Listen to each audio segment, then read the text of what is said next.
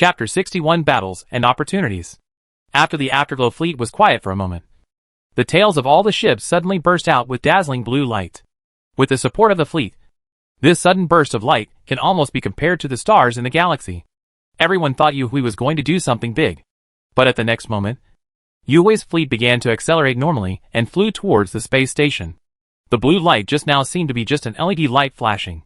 However, at this time, almost no one bothered about why Yuhui didn't take action immediately, but flashed the light before taking action. Everyone's attention was focused on the approaching Afterglow fleet. Qinming also became energetic as Yuhui moved. He must focus and devote all his attention to the dangerous behavior he actively chooses. After all, where is the zero risk and high yield thing in this world? Even panel repair of weapons and equipment requires consuming his mental energy. If he didn't do something risky but highly profitable, such as wandering outside the war zone to look for opportunities, then he might as well go back to Ruemu to farm. As the Afterglow fleet gradually approaches, the space station surroundings suddenly began to glow with an almost dark blue glow. A blue translucent spherical barrier gradually unfolded around the space station, protecting the space station. This is the second thing Qinming wants to obtain besides the hyperspace channel system, the shield generator. Once it has it, Qinming's ships will be in a one-sided crushing situation when fighting non-military ships. However, this thing is not like the hyperspace channel system that has become popular. In most cases, it is a controlled product. Only large companies, like Syndic, can have the rights to use and develop shields through various relationships. And it also has the ability to protect the entire space station within the shield. Just as the space station's shield deployed, the fleet that was still staying near the space station suddenly began to move away from the protection range of the space station's shield and hid behind the space station. They did not take the initiative to go out, but hid behind the shield, waiting for a better opportunity to engage. After all, the biggest advantage of the space station is the space station. Their battle naturally requires cooperation with the space station. It was not the right thing to rush out and fight Yuhui's fleet. And now it is Afterglow that attacks the space station, not the space station that needs to attack Afterglow. As long as Yuhui's offensive can be delayed, the supporting military fleet will arrive sooner or later. Yuhui also knew that the offensive pressure was on their heads, and without any hesitation, he rushed straight towards the space station. At the moment when both sides are within range of each other, the tachyon spears on the three large load-bearing points of the Afterglow cruiser lit up with a disturbing blue light at the same time. Immediately afterwards, three torrents of high-energy azure particles that lasted for 3 seconds spanned a quarter of the galaxy and bombarded the space station's fully deployed shield. The vibrating particle ripples are transmitted on the shield sphere, making the entire shield look shaky. But it is indestructible. After the three particle torrents stopped, the space station suddenly lit up with the same bright light. But the flashing light on the space station was deep purple. Two torrents of deep purple agitated particles staggered out and passed directly through the shield protecting the space station. They did not attack the Afterglow cruiser, which was also protected by the shield. Instead, they each selected a destroyer as a target. The torrent of particles instantly overloads the hit destroyer's shields. Amidst the violent arcs of electricity that erupted all over the ship's body, the afterglow of the two ships disappeared in an instant like fireworks. The space station is also equipped with large weapons such as tachyon spears. And there are more than one. Qinming could now see that several large live ammunition weapons were aimed at Yuhui's cruiser. Although live ammunition weapons do have irreparable weaknesses in space combat, but live-fire weapons still have a place in space naval warfare, and they continue to develop. The reason is that the destructive effect of live ammunition on the shield restraint position is far beyond what energy weapons can match. Therefore, live ammunition weapons have developed several live ammunition weapons with different tendencies many years ago before Qinming's impression. On the space station, Qinming saw a total of 2 large live ammunition weapons, Storm Stinger and Gauss Cannon. The former launches a huge number of high-speed magnetic needles, causing continuous high-frequency strikes to multiple points of the shield, which can quickly overload the shield. At the same time, the terrifying rate of fire can also make up for the low hit rate of live ammunition weapons in space. And although they are called needles, each needle fired by storm acupuncture is probably as thick as Qinming's arm. This is still a weapon from 30 years ago. It is unclear what kind of development and improvements this weapon has undergone now. But there is no mistaking the fact that today's storm needles are more lethal than those of 30 years ago. The Gauss cannon and the storm needle are almost two extremes. It fires large volume, high-quality solid projectiles made of super heavy element metal. through the continuous superposition of magnetic coils. It is accelerated to an extremely high level in the simplest and crudest way. As long as it can hit, it will have destructive power that is not on the same level as most weapons, and can even directly break some low-efficiency shields instead of overloading the shields, if it weren't for the existence of a special phenomenon named the mass void effect. As a result, when any object accelerates to the speed of light, its mass will be inexplicably lost, so that although there is an entity in observation, contact in the physical sense is impossible. The power of the Gauss cannon can be even more powerful. In fact, this effect is also the prerequisite for the Human Empire civilian spacecraft to reach the speed of light. But now it limits the power of the weapon. In short, there are a total of 4 large live ammunition weapons on the space station, all of which are locked on Yue's cruiser. The Afterglow cruiser immediately took evasive action, but the spherical shield that completely protects the Afterglow cruiser may not be able to be avoided. I saw that the shield of the Afterglow cruiser was hit by countless needles, and there were more violent fluctuations than the space station was hit by the tachyon spear just now. It's a pity that the cruiser's maneuverability immediately increased a lot as its straight-line flight speed decreased. The more powerful Gauss cannon only hit once, denting the spherical shield. But it's a pity that there is no follow-up other than this. Afterglow's cruiser is wandering at the extreme range of both sides, and the fixed space station's weapons are not that easy to hit it. It is certainly impossible to tell a result in a short period of time. So the burden of determining subsequent development immediately fell on other ships. The main force has begun to fight, and Yue's small ships are gradually approaching. Naturally, the space station's fleet cannot continue to hide behind the space station's shield. They bypassed the fire coverage on the front of the space station and rushed towards the Afterglow fleet, which also avoided the cruiser attack area. The massive battle is just beginning now. It was at this time that Qinming knew that his opportunity was coming soon. When small ships start fighting, there will definitely be a lot of damage and chaos. This situation is the best environment for Qinming to fish in troubled waters. If it is possible to drag a Yue ship back, then Qinming's new spaceship will definitely be found. However, Qinming also knows the danger involved. Once the Afterglow cruiser becomes the same as the space station, he chooses to attack the small spacecraft. The Iron Mine had almost no ability to escape, so even though there were already other ships coming out of the space station and staying nearby, they couldn't help but move closer to the battlefield. But Qinming still lingered at his original position, observing the battlefield conditions that the sensors kept returning, looking for suitable opportunities. Qinming is not roasting his life on the fire like other spacecraft pilots. He is now underground in the safest space station management building in the entire space station. Such a safe environment is enough for him to analyze and think calmly and find the most advantageous opportunity. Soon the space station and Yue's destroyers and frigates were close enough to engage in combat. Frequently flashing arcs of energy beams and electromagnetic weapons erupted near the center of the exchange between the space station and the cruiser. Almost as soon as the two sides met, the shields of a dozen spacecraft were overloaded and directly destroyed by firepower from other ships, and more ships began to pass each other due to their speed. The battle line that was supposed to be maintained suddenly became chaotic. Qinming immediately realized something was wrong. A normal spaceship battle should involve both sides attacking each other at the limits of their respective ranges, relying on constant fire suppression to knock down the shields, and then destroying the enemy with a wave of pressure. But now, the battle lines are becoming more and more intertwined. Moreover, Qinming had just seen clearly that the ships of the space station had obvious deceleration and direction changes when they were about to approach the limit of their range, in order to prevent them from rushing directly into the Afterglow's battle line. However, Yue's ship showed no sign of slowing down, and instead rushed into the space station under fierce firepower. There were even several Afterglow ships whose shields were directly overloaded due to violent collisions, and perished with the ships of the space station with strong kinetic energy. Although this almost suicidal attack caused Yue's ships to suffer far more losses than the space station in the first wave of firefights, it did succeed in tearing the battle line apart. Several Afterglow ships that were not entangled by the space station ships all headed towards the space station. They want to directly raid the space station and cause interference to the space station so that their main force, the Afterglow cruiser, can gain the upper hand in a head-on battle. But just before these few Afterglow ships that had crossed the battle line approached the space station, the space station's weapons have finished cooling down. Tachyon spears that can hit accurately are already aimed at them. The most troublesome Afterglow destroyers were cleared out almost instantly. Other frigates can rely on other small or medium weapons on the space station to clean up. Although Yue's death charge failed to cause any damage to the space station, He suffered heavy losses as a result. But the purpose of Afterglow has been achieved.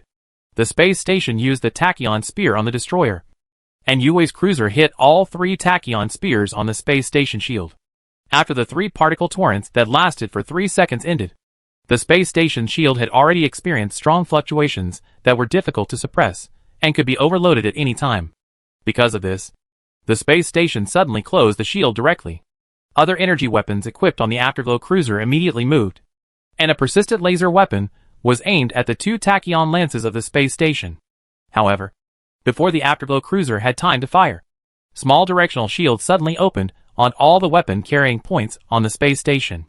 These shields are not connected to the station's main shields, so they continue to operate. Even if the Afterglow cruiser's persistent laser hits, it cannot destroy the space station's weapons. So it immediately changed the direction of its firepower, and the laser swept across the space station's 7, 5, 3 and 1 space arms. A red scratch was instantly left on the outside of the space arm. Those are traces of melted steel. And the laser finally stopped in the middle of space arm number 1. In less than 10 seconds, as countless streams of incandescent iron flowed away, half of space arm number 1 was directly disconnected from the space station itself. It was only then that the space station shield was opened again. All the ripples on the shield disappeared, and it stabilized again. Qinming looked at the half of the space arm floating in space, and was extremely glad that he had let the iron ore out. Otherwise, the iron mine, which was almost parked in the middle of the dock, would now be called the iron water. Just when Qinming was a little scared, he suddenly discovered the opportunity he had been waiting for a long time. An Afterglow destroyer ship separated from the main force. This Afterglow destroyer is a member of the fleet that has just passed through the space station fleet and wants to attack the space station directly. It was not directly hit by the tachyon spear just now, but was grazed by the end of the laser beam. Although the spacecraft was not directly destroyed, the strong EMP impact caused by the passage of a large number of high-energy particles had caused its engine to completely fail. Only the steering auxiliary engine on the port side of the spacecraft was still working, so that it could only spin helplessly in space, constantly flying farther away from the battlefield. Naturally, the space station would not waste firepower on it, and neither would the warships in the center of the battlefield. Therefore, this ship has become Qinming's best target now. But the iron ore was not the only ship to notice the destroyer and refrain from engaging Afterglow. 5 other ships coming out of the space station also stared at it. Everyone's purpose is clear. Get the ship before others, and repel or even destroy the ship that is ahead of you. This was one of the possible risks that Qinming knew from the beginning. Conflict with other people is almost inevitable. Qinming did not hesitate at this time, and controlled the iron ore to fly directly towards the spinning Afterglow destroyer. Qinming had previously survived 3 pirate ships that were determined to kill him, and buried them in a dark cemetery. Now if someone wants to compete with him for food, Qinming doesn't mind sinking a few more ships. Chapter 62 Crush and Death Torpedo. Qinming quickly observed several ships that were about to conflict with him. There are 5 ships in total, one of which is an ordinary civilian ship without model. Among the other 4 ships, there are 2 Expedition-class ships, 1 Sentinel-class ship, and 1 destroyer, Cerberus-class ship. This configuration looks familiar. Is it a caravan? As soon as this thought flashed through Qinming's mind, he saw the 2 Expedition-class ships suddenly changing their course and aiming at Qinming's iron ore. The weapons on the ship are also changing direction, and are about to lock on Qinming's dazzling white iron ore. Although the Cerberus-class ship was slightly behind, its course was obviously heading towards the iron ore, and it was obviously going to cooperate with the 2 conquerors to attack the iron ore. Although the Sentinel-class ship did not move, it quickly approached the spinning Afterglow destroyer by virtue of the mobility advantage brought by its light armor. They are indeed together. Qinming couldn't help but mutter to himself, and his heart beat slightly faster. However, he was still thinking calmly, thinking about how he could seize the Afterglow spaceship from 4 spaceships that could work together in such a situation. The other civilian ship had already noticed that something was wrong at this time, and rationally withdrew from the fight. But the word, retreat, did not appear in Qinming's mind at all. He has already had the experience of succeeding in 1 versus 3. So the result this time will definitely be the same as last time. Even without the assistance of the asteroid belt, Qinming was able to completely defeat them with the spacecraft itself. At this moment, a communication request was sent. Qinming knew who sent this, so he simply ignored it. The 2 electromagnetic javelins on the left and right sides of the iron ore have locked onto the Expedition-class ship that dared to stop in front of him. After the dull hammering sound of the electromagnetic javelin, Chen Ming's expedition-level weapon on Chen Ming's left suddenly exploded like fireworks. A shot from the electromagnetic javelin just happened to hit the spot where it stored engine fuel. It is obviously impossible for a spacecraft armor that has not been specially strengthened to withstand the attack of Chen Ming's electromagnetic javelin that has undergone extensive modifications and also has armor-piercing electromagnetic bombs. The other expedition-class ship was obviously panicked and opened fire on the iron ore from a distance far beyond the limit of their range. The bullet speed and accuracy of civilian weapons at this distance can be said to be beyond words. Not a single expedition-level bullet successfully hit the iron ore. As for Chen Ming, the 6 seconds of reloading time passed. The electromagnetic javelin fired 2 armor-piercing electromagnetic projectiles in the second round. Although it could not directly hit the expedition-class engine due to the blind spot, it still dismantled 2 of its weapons. Having lost 2/3 of its firepower, the expedition class had completely lost its threat to Chen Ming, and it was only now that it barely entered its own attack range. As if it was making a final death struggle, the expedition class fired at the iron ore with the 30mm cannon on the last remaining load-bearing point. Then the people at the expedition level saw a scene that made them despair. Since the expedition class and Chen Ming's iron ore were almost head-on collision, almost all the bullets fired by the expedition class hit. However, on the iron ore's obviously specially strengthened armor, all the bullets left a dent at most, and could not penetrate the iron ore's armor at all. It's too late for the expedition level to leave now. After Chen Ming's electromagnetic javelin was loaded, 2 armor-piercing electromagnetic bombs paralyzed its last weapon, and the engine was also penetrated and caught fire. The expedition level completely lost its combat capability. Chen Ming ignored the Cerberus slowly chasing behind him, and flew straight towards the Afterglow destroyer. At the same time, he continued to control the electromagnetic javelin to lock the paralyzed expedition-class engine. After 3 rounds of shooting, the second expedition-class ship followed in the footsteps of its companions. The Cerberus class no longer dared to continue the pursuit at this time. The Sentinel class in front also seemed to be hesitant. But the next moment, Chen Ming suddenly saw a missile with a black-red tail flame suddenly appearing on the right front of the Sentinel class, where the missile was mounted, flying straight towards the Afterglow destroyer, which was unable to make any maneuvers. Chen Ming's expression suddenly changed, because this missile with a black and red tail flame is the iconic feature of a terrorist weapon that has gained considerable popularity 30 years ago. Death Torpedo. Its name is very unpretentious, and it does not have its own guidance function like many missiles. It will follow the same trajectory when it is launched, and it is not endorsed by any major weapons manufacturing company, nor does any designer admit that it is their design. Such a seemingly low-tech missile with no actual combat value was widely circulated 30 years ago.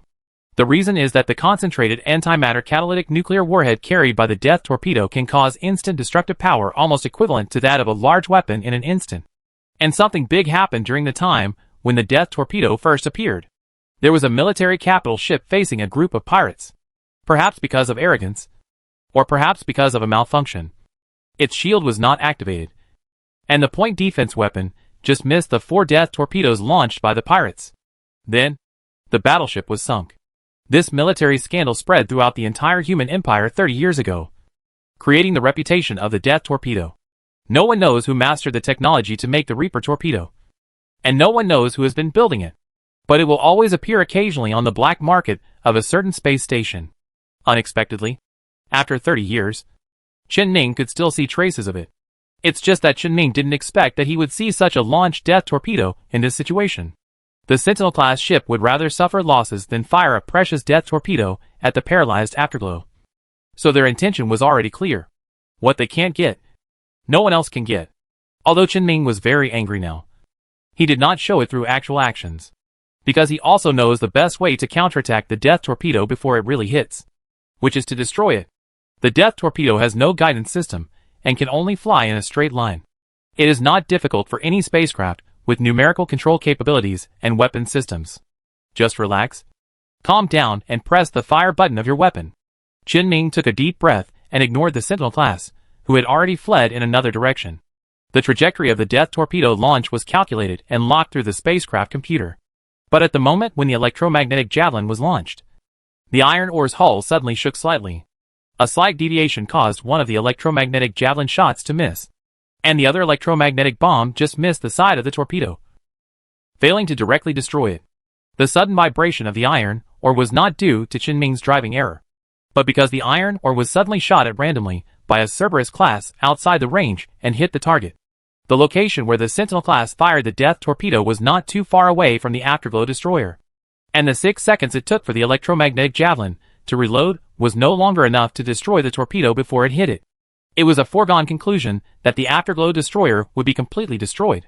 Get such a result, the anger in Qinming's heart could no longer be suppressed, and he punched the workbench in front of him with a dark expression. However, things didn't seem to have completely turned around. The electromagnetic bomb that just grazed the death torpedo also had some impact on the death torpedo's trajectory. The missile that was supposed to hit the center of the Afterglow destroyer landed on the bow of the spacecraft. After the detonation of a devastating antimatter nuclear warhead, half of the Afterglow destroyer disappeared completely, and the remaining half was instantly thrown out an unknown distance by the violent explosion. The Sentinel class and Cerberus class have given up the fight for the spacecraft and plan to leave. But Qinming didn't want to let them go just like this. Anyway, he had locked onto the flight path of the half of the completely paralyzed Afterglow destroyer and knew where it would fly next. Since no one is trying to rob him, he has enough time and energy to deal with some things that make him very unhappy. Qinming once again locked the Cerberus and Sentinel classes, and said in an extremely gloomy tone, "Don't even think about leaving today." Qinming turned the bow of the iron mine and followed the Sentinel class, which was closer to him. With its Cerberus-level body there, it was basically impossible to escape. Its only possibility of escape is to directly activate the hyperspace channel system and escape through the hyperspace channel. The iron ore does not have a hyperspace channel system, so it is completely impossible to pursue it. But there are conditions for the launch of the hyperspace channel system. The first and most important point is that the hyperspace channel system cannot be activated inside the galaxy, because once this is done, the huge gravity wells generated by the stars in the galaxy in the hyperspace channel will directly tear any spacecraft into pieces. They must first escape from the star's gravity well before they can safely evacuate through the hyperspace channel. So it seems that the faster Sentinel class is more likely to escape. Qinming must be dealt with first. After confirming that the iron ore's speed could never catch up with the Sentinel, Qinming directly activated the spacecraft's overload power grid. The temperature of the engine was rising, and the iron ore exploded to a higher speed instantly. Before the Sentinel class could completely distance itself, it rushed into the range of the electromagnetic javelin. The electromagnetic javelin is invincible in front of a ship without a shield. Once caught up, there is only one possibility that can happen next. Weapons were destroyed, engines were destroyed, and the spacecraft was crippled like scrap metal. This Sentinel-class ship is naturally no exception. After experiencing a counterattack that did not pose any threat to the iron ore, the Sentinel-class drifted in space like a lamb waiting to be slaughtered. Qinming immediately controlled the iron ore to move closer, relying on the spacecraft's own traction equipment to give it a new force. It no longer continued its previous actions, but flew in the direction of half of the Afterglow destroyers. After doing this, Qinming turned the ship again and stared at the Cerberus class, which had not run far. At this time, due to the continuous high power output of the overloaded power grid, the engine temperature is almost reaching a dangerous critical temperature even if there is an isolation device. Qinming immediately activated the emergency heat dissipation device he had installed before. A large amount of molten silver that absorbed heat energy was discharged directly into space, and the temperature inside the spacecraft immediately dropped, able to continue to rush towards the last Cerberus-class ship at extremely high speed. Catch it before it leaves the star's gravity well. Although the anger in Qinming's heart had not been completely vented at this time, his brain was not occupied by anger, and he still remained calm. Last time he missed all the good things on the Cerberus-class ship except the cargo hold because of his nervousness and enthusiasm. This time, he would not make the same mistake again. After paralyzing the Cerberus, Qinming directly used the mining laser to forcibly cut the spacecraft. He planned to cut off the Cerberus-class cargo bay and the installed medium-sized load-bearing points. Although using a mining laser will directly expose the fragile interior of the spacecraft, the paralyzed Cerberus class certainly has no ability to resist. As for other spaceships that may have had some intentions just now, they wanted to fish in troubled waters on the edge of the battlefield. After seeing the fate of these 4 ships, no one dared to provoke this white civilian mining ship, so Qinming can start cutting with peace of mind. During the cutting process, Qinming also saw through the cut part of the Cerberus-class armor that there were several people wearing protective clothing kneeling on the exposed deck with their hands raised. But Qinming ignored them. After removing the equipment at the medium-sized load-bearing points, He continued to cut open the cargo hold. After discovering that the cargo hold of the Cerberus-class ship was empty, Chen Ming directly controlled the electromagnetic javelin to greet the Cerberus-class engine. Soon, the flames of the explosion covered the desperate faces under protective suits and helmets. Chen Ming pulled the medium load-bearing point and the weapons on it and left the battlefield area. Continued to chase the half-ship that was just thrown away and the Sentinel class that Chen Ming got in that direction. Just when Chen Ming was busy with his own affairs, the battle on the big battlefield came to an end after a while. Under Yu Hui's almost desperate strategy of interfering with the space station, the space station has completely lost 3 space arms, 1, 3, and 9. The number 1 space arm, which was only half missing, was targeted by the Afterglow cruiser from behind, and the remaining half was floating in space like the first half. And the outer layer of the space station is almost entirely covered with scorching traces left by high-intensity lasers. There were originally about 130 space station spaceships, but now only about 60 were still operational. There were no more than 80 ships with living people left. Such a heavy loss, of course, also made Yu Hui pay a heavy price. Afterglow's hundreds of destroyers and escorts were all destroyed, and the Afterglow cruiser was close to being paralyzed. It even destroyed a large load-bearing point, leaving behind a tachyon spear modified by Afterglow. Unfortunately, in the end, the Afterglow cruiser took advantage of the space station's tachyon lance to cool down, forcibly closed the shield, activated a more advanced jump engine than the hyperspace channel system, and jumped directly to escape from here. But even if the Afterglow cruiser was not left behind, judging from the remaining conditions on the battlefield, the battle on the space station can definitely be called a success. Chapter 63: Resentment and Harvest. It didn't take long for the Iron Ore to catch up with the Sentinel class that was sent away by the towing device. Its engine was completely damaged, and even with professional maintenance personnel and repair tools, it was impossible to repair the engine within a few hours, especially when the engine fails and the entire ship loses its life support system. It can only rely on marine protective suits that can barely last 2 or 3 hours for repairs.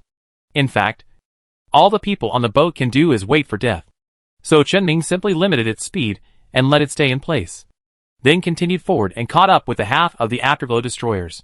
Also relying on the traction equipment, it gradually slowed down, reversed its forward direction, and brought it back to the Sentinel. The next step is to use a mining laser to cut through the Sentinel-class hull armor to expose the Sentinel-class's interior. After cutting off a piece of the spacecraft armor, the first thing Chen Ming saw was the bodies of the crew members. Most of them wore ordinary temporary protective suits, lost their temperature and oxygen in just a few hours, and died in space. The only person wearing a heavy-duty protective suit that could maintain activities in a vacuum environment for a long time had a bloody hole on his chest. He was killed not by an electromagnetic javelin, but by one of his own guns. This is the best thing for Chen Ming. He happens to plan to keep the Sentinel class intact, so he doesn't have to worry about dealing with it after the person dies. All he has left to do is to let the Iron Ore continue to take his loot to the hidden corners of space and hide them for the time being. After all, the dock of the space station is damaged, and we don't know when it will be opened again. Even if the things are shipped back, there is no safe place to put them. So we have to devote our energy to taking care of them. So it is better to find a place to settle in space first, and then bring it back after the space station can receive foreign spacecraft. It's just that you have to be a little more careful about where you hide things so that they can't be discovered by other passing spacecraft.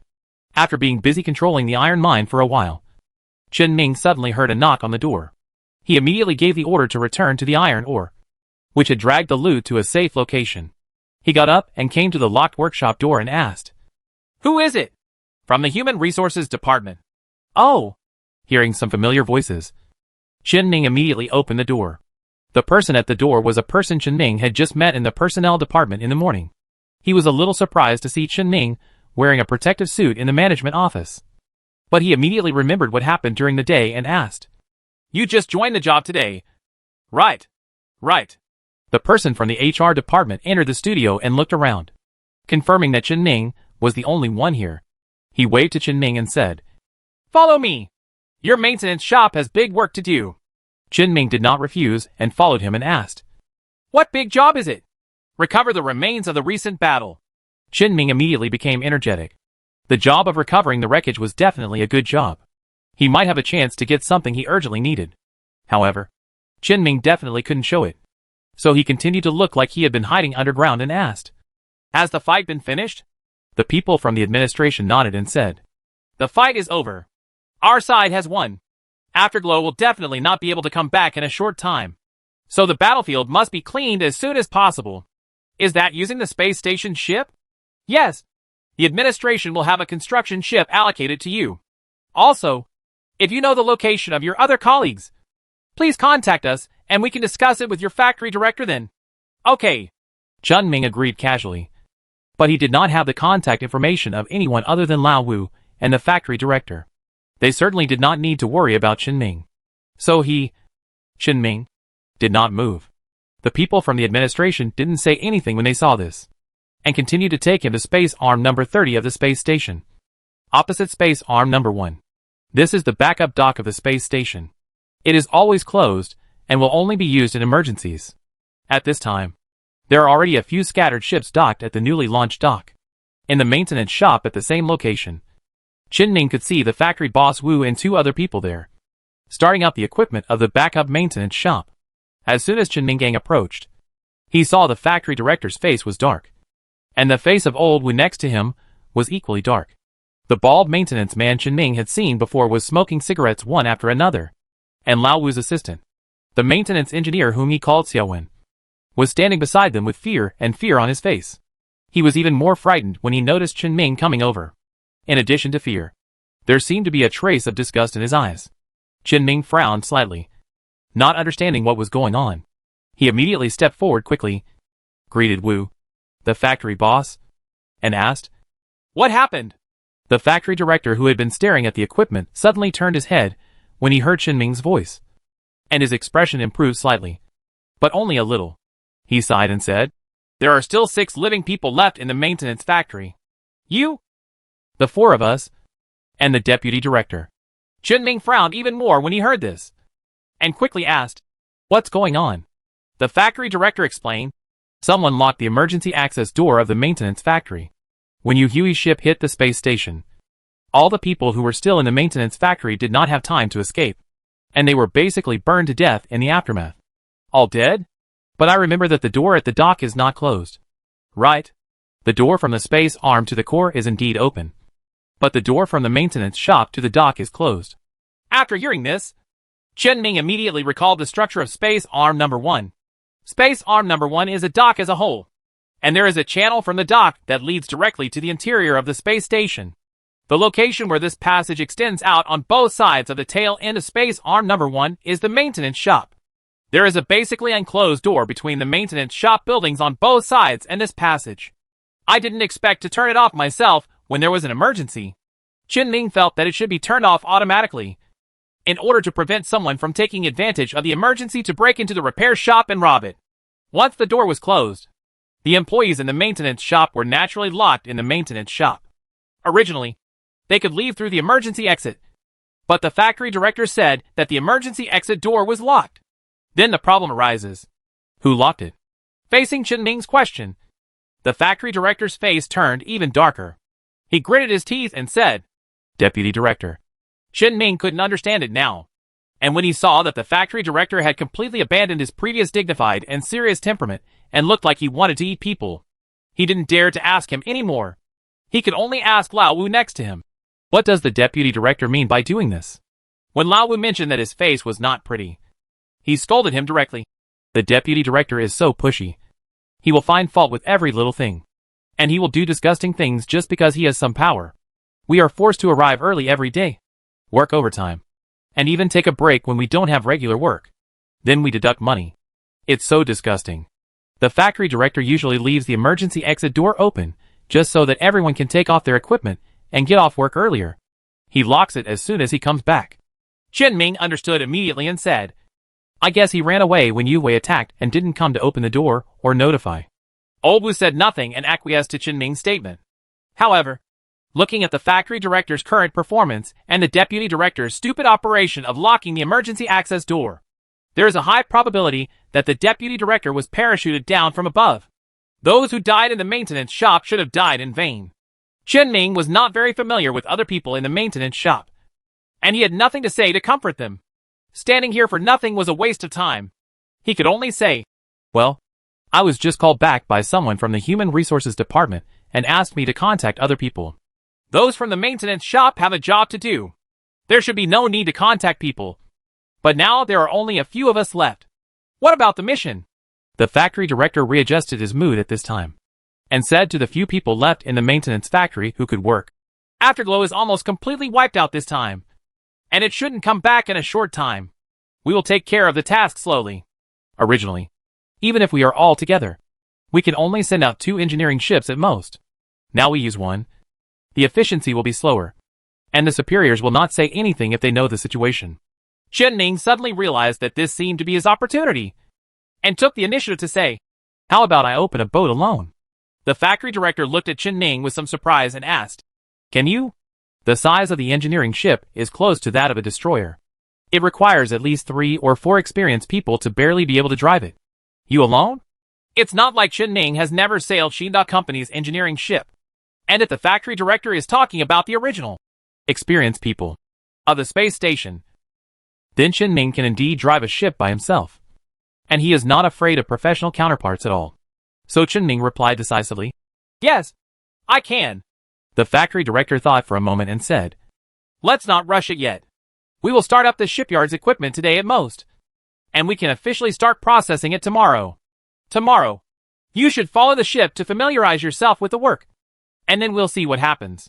The factory director didn't explicitly refuse, so Chen Ning naturally wouldn't take the initiative to bring it up again to make people annoying. Anyway, I have skills, and the factory director doesn't seem to be a narrow-minded person. So sooner or later my skills will have a chance to show off. Xiao Mu, please go put on your equipment first. Today we will just turn on the equipment, and we will officially start tomorrow. Looking at Chen Ning's back as he walked into the factory, the factory director said to the people around him, Xiao Mu's skills are the best. When the time comes, one of us will be on duty at the shipyard, and the rest will go out to work. Seeing that Xiaowen's expression seemed a little reluctant, the factory director suddenly said in a low voice, Tian Jiwen, he warned with a serious expression. At times like this, don't say anything bad. Tian Jiwen, also known as Xiaowen, opened his mouth, but couldn't help but said, but it was only after he came that Yue Wei came. If he is not the disaster star, who is? Everyone is dead. How can he, a newcomer, live well? Tian Jiwen became excited unconsciously when he spoke. With a ferocious expression, the bald maintenance man threw the cigarette but onto his shoes and said, I'm still alive, and Lao Wu is still alive. The factory director is still alive, and you are also alive. Only the 4 of us had close contact with him, and we were the only ones who survived. Why don't you say he is a lucky star? Tian Jiwen choked up for a moment, but everyone present could see that there was no change in his thoughts. His current situation is due to the psychological trauma caused by the drastic changes in the surrounding environment, and he vented his depression on Chen Ning, the person he was least familiar with. Just find a psychiatrist for him later. Old Wu, who knew that there was no point in explaining to him, just shook his head and said, I still have work now. After leaving such words, Old Wu ignored him and continued to follow the factory director to start up the equipment in the maintenance factory. But when Tian Jiwen looked at Chen Ning's back, the disgust in his eyes was obviously more intense. Chen Ning spent the rest of the day in the maintenance shop helping to start, maintain and inspect various equipment. After get off work in the evening, Chen Ning found a place to have dinner, and then came to Space Arm 30. The iron ore had just returned at this time, and relied on Chen Ming's identity to successfully park in the number 30 Space Arm dock that had not yet been opened to the public. After Chen Ming made sure that the bald man on duty tonight did not notice him, he boarded the iron ore and disappeared into the starry sky. The iron mine quickly carried Chen Ming to the location where he had hidden the spacecraft. The Sentinel class and half of the Afterglow destroyer are floating quietly in space. Chen Ming can now finally start to sort out the gains he made by letting the iron mine take the risk this time, with the idea of saving good things until last. Chen Ming decided to use the Sentinel class first. Wearing the heavy-duty protective suit he purchased when purchasing supplies, he entered the cabin of the Sentinel class ship. Throw all the stiff corpses into space. Then Chen Ming controlled the Sentinel class ship directly through the panel, just like he did in the dock before. The panels of this Sentinel class ship are similar to those of the Sentinel class ship in the dock that needs repair. There are just too many weapons, and some important equipment is damaged. But for Chen Ming, the most important thing was the hyperspace channel system installed near the engine. Fortunately, it was not damaged. And that was enough. In order to prevent long nights and nightmares, Qin-Ming directly removed the Sentinel-class hyperspace channel system through the panel and installed it on the iron ore. The installed hyperspace channel system does not even need to be debugged and is directly adapted to the iron ore. Qin-Ming tried to start it up, and there was no problem. It was no different from buying a new one and installing it. This saved Qin-Ming at least about 1 million imperial coins, a quarter of his current assets. After doing this, Qin-Ming then looked at the panels of several cabins of the Sentinel class. He could check through the panel whether there were any valuable items in the cabin. But unfortunately the people on this ship were all poor, so there was not a single thing of value. At most, a few terminals may be worth a little money. But fortunately, what Qin-Ming focused on at first was the spaceship itself. The spaceship itself was valuable enough, and it didn't matter how much or how little else he took.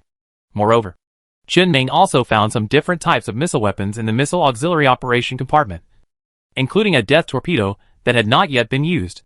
Although it cannot be launched away from the spacecraft with missile mounting points, it can still be done if it is simply activated. High-power consumables are a good choice for Qin-Ming, whether as a trump card or as a last resort.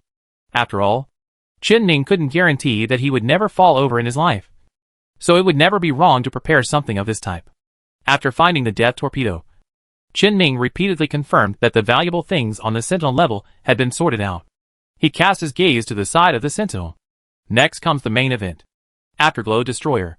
Chapter 64 Afterglow AI Core. Before officially starting to deal with the Afterglow Destroyer, Qin-Ming first pressed his hand on the hull of the Afterglow Destroyer. Although half of the ship was left, the reminder of the replaceable spaceship also appeared in his mind. Qin-Ming directly chose to replace it. Immediately afterwards, he felt a feeling of fatigue that was stronger than any previous modification or repair of the spacecraft. Welling up in his heart, Qin-Ming could clearly feel that his mental energy was being depleted rapidly, and his consciousness was even beginning to blur. Fortunately, this feeling did not last long and disappeared quickly. And after the surge of fatigue passed, Qin-Ming felt that the fatigue was just like that. Just like staying up late to get through it. He would dare to do it next time. The reason why Qin-Ming came up and did this was because the design of Yu Hui's ship was very different from that of human ships. The most obvious thing is that Yu Hui's ships are all solid. The interior is filled with all kinds of mechanical equipment, leaving no room for people or other drivers. If you want to completely dismantle this destroyer from the outside to the inside, even if only half the captain is left and the Afterglow Destroyer is still 50 meters away, it will definitely not be possible without a large number of engineering equipment, and it will not take a month or two. So Qin-Ming chose the simplest way, using the panel directly. Although the panel does not have the function of dismantling the spacecraft with one click, it still has the function of disassembly. And there are still some places on it that Qin-Ming can use. Qin-Ming opened the panel smoothly. Ship panel. Ship name, none. Type, Glory Class Unmanned Destroyer. Fuel reserve, 85%. Armor, Radiant Resonance Armor. Engine, Afterglow Heavy Duty Destroyer Class Customized Engine. Important equipment, Afterglow Gamma Level AI Core Sleeping. Control System Module damaged. Landing Module damaged. High Energy Focusing System Module damaged. Hyperspace Channel System Module damaged. Advanced Optical Devices missing. Full Width Shield Module missing. Target Positioning System missing. Radiation System damaged. Note: some functions cannot be displayed due to damage to the hull.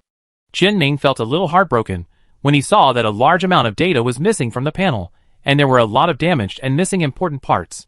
But now that things had happened, he didn't get too entangled and continued to turn on the three-dimensional imaging of the spacecraft.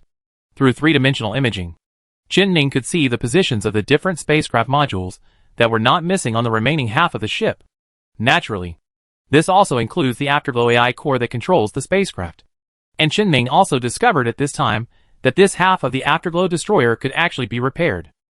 In the corner of the panel, when Qin-Ming first came into contact with the iron ore, the spacecraft repair guide popped up again. It's just that the difference between repairing the iron ore and repairing this half of the Afterglow Destroyer is a little big, because the panel shows that repairing the destroyer requires a lot of materials. A lot. There are enough to completely repair the 70-80-meter long hull of the Glorious-class ship that was blown up by the death torpedo. And it doesn't just require ordinary materials. Various high-grade metals also occupy a lot of rows on the panel of the repaired spacecraft. And there are several special-grade materials on it that Qinming has never heard of. After all, this is a destroyer. And this destroyer is still a wide and heavy type. The amount of money it would cost to purchase materials to repair half a ship like this was an astronomical figure for Qinming now. It is definitely impossible to repair it. So Qinming actually has only one best way to deal with it. Take away the valuable things on it. And sell the barely complete frame to the space station. Anyway, in Qinming's hands, the only way out for this half of the ship was to sell it for money. With most of the important equipment inside the spacecraft missing, Qinming really couldn't think of any reason to keep the spacecraft. Even the value of dismantling and research can be said to be basically non-existent. What's more, if you can gather the materials to build half of the Afterglow destroyer, and half of the Afterglow destroyer that has already been built, just think about it, and you will know which one is more valuable. If it is demolished, there will be no way to make up for the value lost in the process.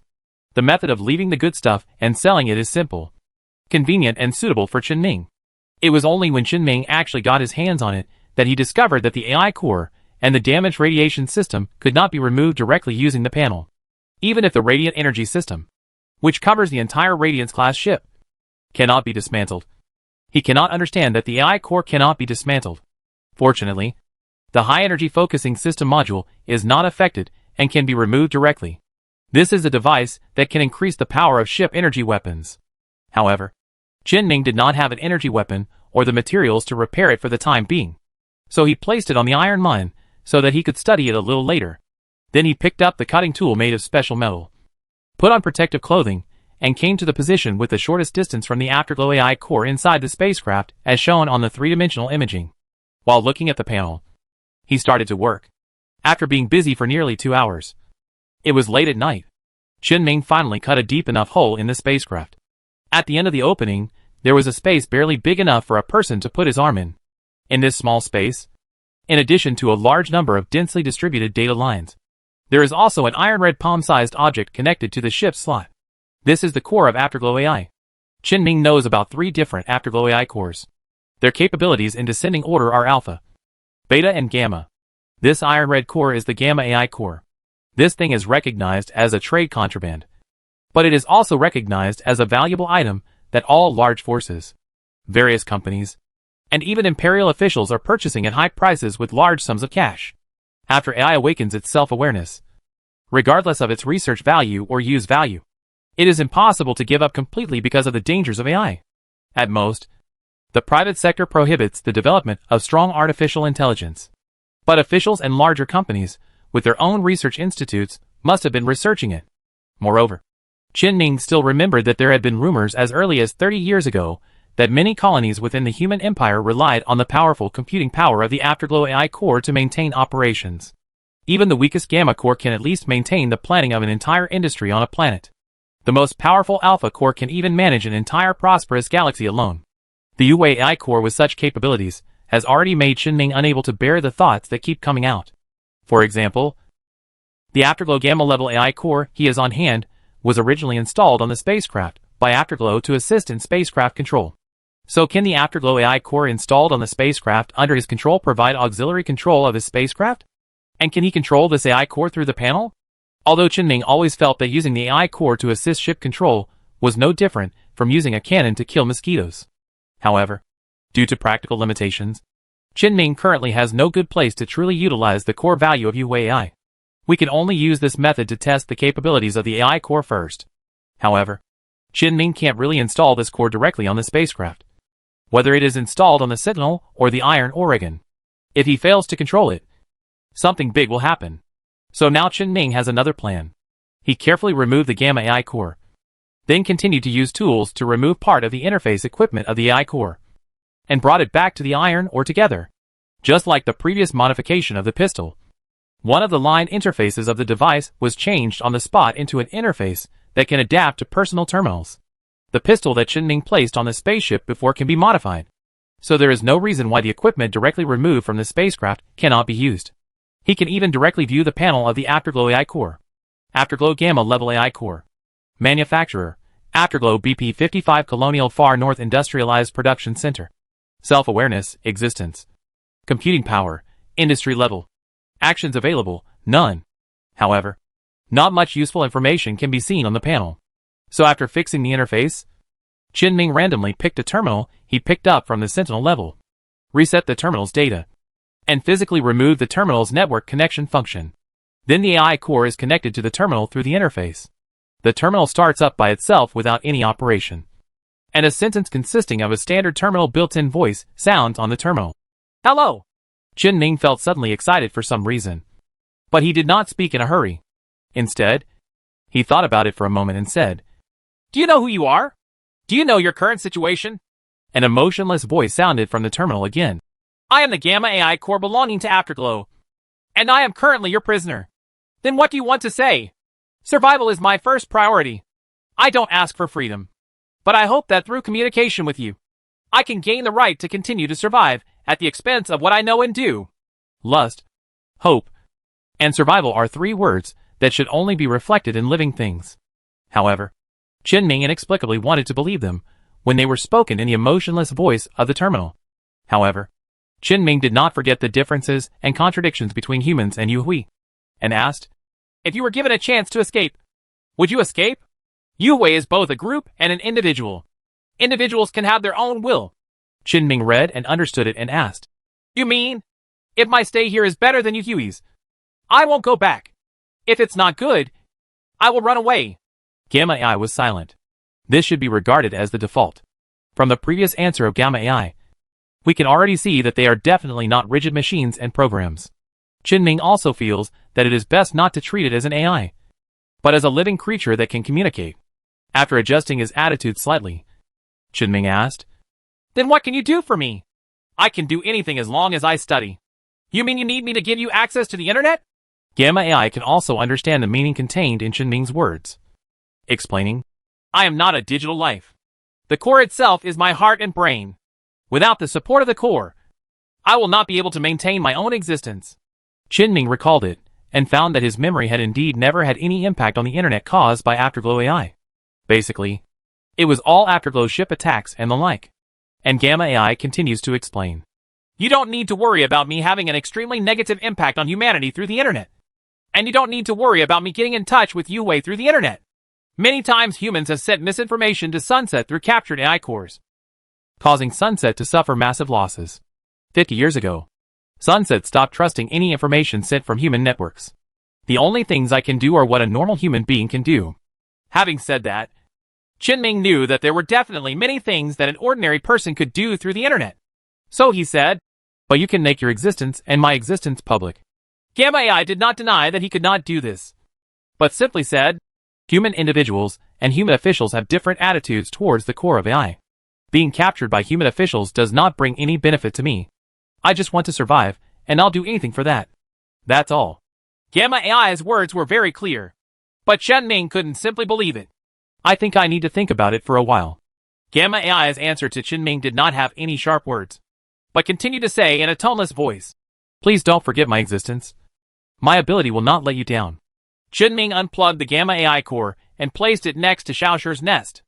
Originally, he planned to throw the core into the engine room, but after thinking about the Whispering Stone over there and the Gamma AI's almost human-like performance, he decided not to do it. In the end, he decided to put it in the storage cabin, just in time for Xiaoshi to help him keep an eye on it.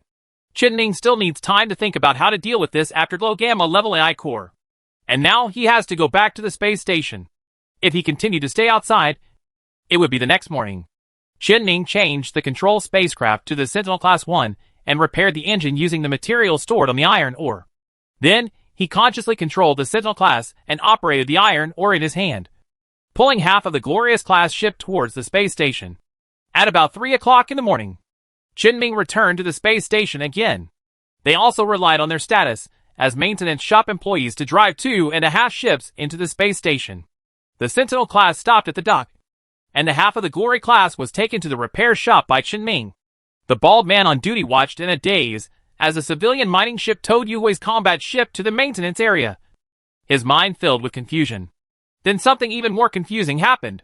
The man he had just seen today stepped off the mining ship. The bald man couldn't sit still anymore, so he quickly came up and pointed at the half of the Glory class ship and asked, What are you doing? I found it on the edge of the battlefield during the day, and I just brought it back now.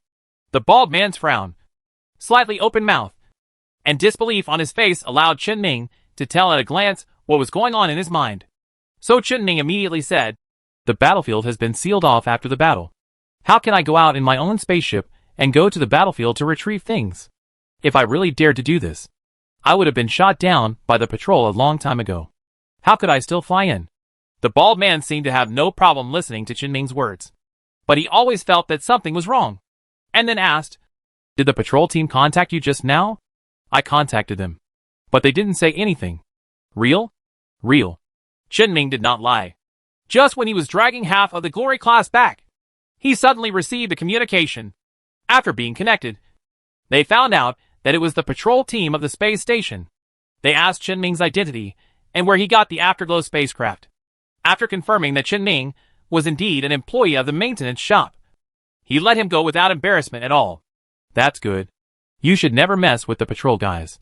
If you want to snatch the meat that falls into their mouths, you will have to take off 2 pieces of your own flesh. I think they are easy to talk to."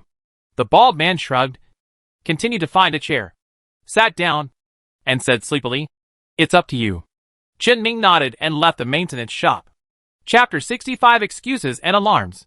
Chen Ming returned to the hotel he rented in the core city of the space station and rested for a few hours. After dawn, I returned to the maintenance shop full of sleepiness. When he first entered the maintenance shop, he saw Old Wu hurriedly ran into the repair area of the maintenance shop with a surprised look on his face. Old Wu didn't see Chen Ming, but Chen Ming was curious about what Old Wu was doing, so he immediately followed him. Then he saw Old Wu staring at half of the Afterglow destroyers parked here after entering the maintenance area, and said in a shocked tone, "Hack? Really? What really?" Old Wu was suddenly excited when he heard Chen Ming's words. He quickly came up, followed the passage from the repair area to the dock, pointed at the iron ore in the dock and asked, "Chow Mu, is that your ship?" "Right." Chen Ming has nothing to deny. Anyway, the factory boss, Wu, must have investigated his situation. It couldn't be easier to check and monitor something. It doesn't matter whether you admit it or not. When Old Wu heard Chen Ming's affirmative answer, he pointed to the half of the Glory-class ship and asked, "Did your ship bring this thing back yesterday?" "Right." Chen Ming glanced at the Afterglow destroyer next to him that he had tried so hard to drag back last night, and did not deny it. "But I remember that you should have been staying in the basement of the administration yesterday." "Right." "Really? Then look at this." Lao Wu took out the terminal and played a sensor scanning video. This video captures everything the iron ore did last night. The recorded perspective is that of the ship that abandoned Chen Ming before the conflict with the caravan. Old Wu waited for the video to finish playing, and said impatiently, "Since last night, news has spread on the forum. A civilian mining ship directly smashed 4 ships head-on, and they were all armed ships. I also saw the Sentinel when I came here just now. Don't you have anything to say?" "Say what? Has your boat been stolen?" Chen Ming actually had already thought of an excuse last night, but Lao Wu suddenly asked a strange question that made him a little nervous. He really wanted to say that if his ship was really stolen, how could the thief bring it back, along with half a glorious-class ship? However, Chen Ming soon realized that Lao Wu might be setting himself up, because at some point, the factory director suddenly stood not far from Chen Ming. Although he did not disturb him, he could definitely hear the conversation between Chen Ming and Lao Wu. Although Chen Ming had won the trust of some factory directors and Lao Wu before, trust was not blind faith. If Chen Ming shows too many dangerous suspicions, then trust will naturally collapse. But this is a pirate space station, and the pirate space station is not interested in finding out other people's secrets and origins. So factory boss Wu and the others just need Chen Ming to give them a reasonable explanation. Of course, it's possible that Old Wu's brain circuit is just like this, but this probability is a bit small, to be honest. So Chen Ming started talking about the reason he had thought up last night. "Actually, there is still a captain on my ship." He gave Xiaoshu the position of captain before going to bed, and he himself was the chief maintenance engineer of the iron ore. "The captain took the ship out yesterday when sunset came to attack. Then someone tried to steal Yue's boat, and he immediately took action. In the end it left a sentry, and I went out with it last night and brought the 2 ships back." After listening to Chen Ming's statement, Old Wu felt a little doubtful. He was a little unsure whether Chen Ming was talking nonsense. But when he thought about the videos that had been circulated on the forum, he could basically confirm that the people driving the spacecraft were definitely professionals. And the smoothness of the spacecraft was not something that ordinary pilots could drive. Although Chen Ming also said yesterday that his driving skills are good. He has been staying at the administration and has no chance to directly pilot the spacecraft. Although remote spacecraft control on a cosmic scale can already be achieved through super-light communication technology, it can only be carried out next to the communication base station. There is obviously no communication base station on the pirate space station. Coupled with the various interferences on the battlefield and electronic warfare between spacecraft, it is very difficult to remotely control the spacecraft to drive and fight. It can be ruled out that Chen Ming is flying the spaceship. Then it can also be determined that the weapons of the spacecraft are modified from the weapons of the mechanical clan, and they should be Chen Ming's own. There seems to be no problem with the maintenance technician being paired with a driver and captain. It's just that the captain Chen Ming didn't get off the ship at all after the spacecraft landed. He only asked Chen Ming to come down and be responsible for finding a job and making money. What kind of person would make a maintenance technician like Chen Ming willing to do such a thing? Old Wu really wanted to say what was in his heart, but he also knew what words were not appropriate to say at what time. So he just reminded him. Then you have to ask your captain to pay attention. Being too conspicuous is not a good thing. At this time, Chen Ming noticed from the corner of his eye that the factory director had already gone about his own business. Nodded and said, I will tell him. Before Old Wu finished speaking and was about to leave, Chen Ming suddenly grabbed him and said, Old Wu, do you have any plans to take over the half of the Afterglow ship space station? Old Wu did not get bored because Chen Ming often asked him questions, and explained solemnly. The Afterglow ship space station has always been accepting.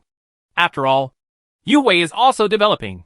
Even if the technology used on their ships is different from ours because of the spaceship design ideas, there are still many things we can learn from. It's not a waste to collect it and use it for research. And the quantity is never too much. Actually, there are ships on Yue's side that are collecting humans in various ways. It's the same reason. It's just that the space station has just finished with Yue, so the recycling price will definitely be lower. You should talk to the factory director. He should be responsible for this aspect. But Lao Wu suddenly lowered his voice and said, You can go talk to Lao Wu. The price he gives will definitely be higher than that of the space station. The same goes for the Sentinel. The space station has no shortage of such things. It will definitely not be sold. As for Lao Wu, I really don't know if he will accept this thing. You can ask yourself when the time comes. The lazy figure of the hardware store owner flashed through Chen Ming's mind. And he responded, Okay, but I remember the boss said he was collecting it for others. Doesn't it matter if he is competing for business with the space station? And I don't seem to have seen the space station ship in the dock. Doesn't their ship need repairs? Lao Wu replied directly without thinking. Lao Wu will definitely be able to solve his own problems. You don't have to worry about it. As for those ships, there is a separate department responsible for fighting. They have their own docks to park the ships. And even if their ships are broken, they don't need to be repaired, because they are not actually under the control of the space station. All combat ships are issued uniformly from above. If they are broken, they will be transported away together, and a new batch will be issued. Old Wu knew that his words would make Chen Ming have questions to ask, so he explained directly. So they are usually not qualified as maintenance technicians. In other words, each of them can more or less know simple maintenance techniques. Just push it up when fighting. How can we let combatants do the hard work of cleaning the battlefield? So in the end, this kind of errand has to fall on us. Chen Ming digested what Old Wu said, and seemed to suddenly find a business opportunity in it, and asked, What about these broken ships? What are you thinking about? It doesn't matter if you order some spare parts or equipment or something floating around outside. Lao Lu will definitely turn a blind eye. But the ships that come back are all inventoried and have lists. It's not that easy to get benefits from them. Lao Wu suddenly lowered his voice and said, Even if someone pulls oil and water from inside, it won't be our turn. We can just pick up the junk outside. Although it is a bit troublesome, we can still make a lot of money. Old Wu had warned himself like this, so naturally Chen Ming wouldn't say much. Okay, what about today's mission? Lao Wu directly opened his legs and said, Come on. The ship has been approved and just taken out of the warehouse. Lao Lu just went over and started it. This cleanup task will probably take a few months. Once it is completed, we won't have to go out every day. Just go back and sit in the office. Then you may be asked to do some work like bringing in new people. In our situation, it shouldn't be too tiring. Lao Wu suddenly smiled and said, If you often sit in the office, I can go to many places even if I skip work. Deep inside the repair shop, the factory director and the bald man had already put on their equipment and were waiting for Lao Wu and Chen Ming beside the engineering ship. But after seeing the number of people present, Chen Ming couldn't help but ask, "Just the four of us?" Lao Wu explained to Chen Ming, "The maintenance shop has to have someone on duty. So I let Xiaowen first. Originally, I thought it would be better for you to go out and work more efficiently because of your skills. But if you want to keep him as a guard, you can do it." "Okay. Forget it then. Okay. Let's get on the boat." The four of them walked onto the spacecraft along the open door of the spacecraft. After boarding the ship, Chen Ming immediately took control of the ship in his own hands. With the previous experience of controlling half of the Glory-class ship, controlling this engineering ship, which was probably between the level of destroyer and escort, did not have much impact on Chen Ming. He quickly adapted to it, and at the same time confirmed the situation of the engineering ship. This engineering ship is a ship used internally by Xinda Company.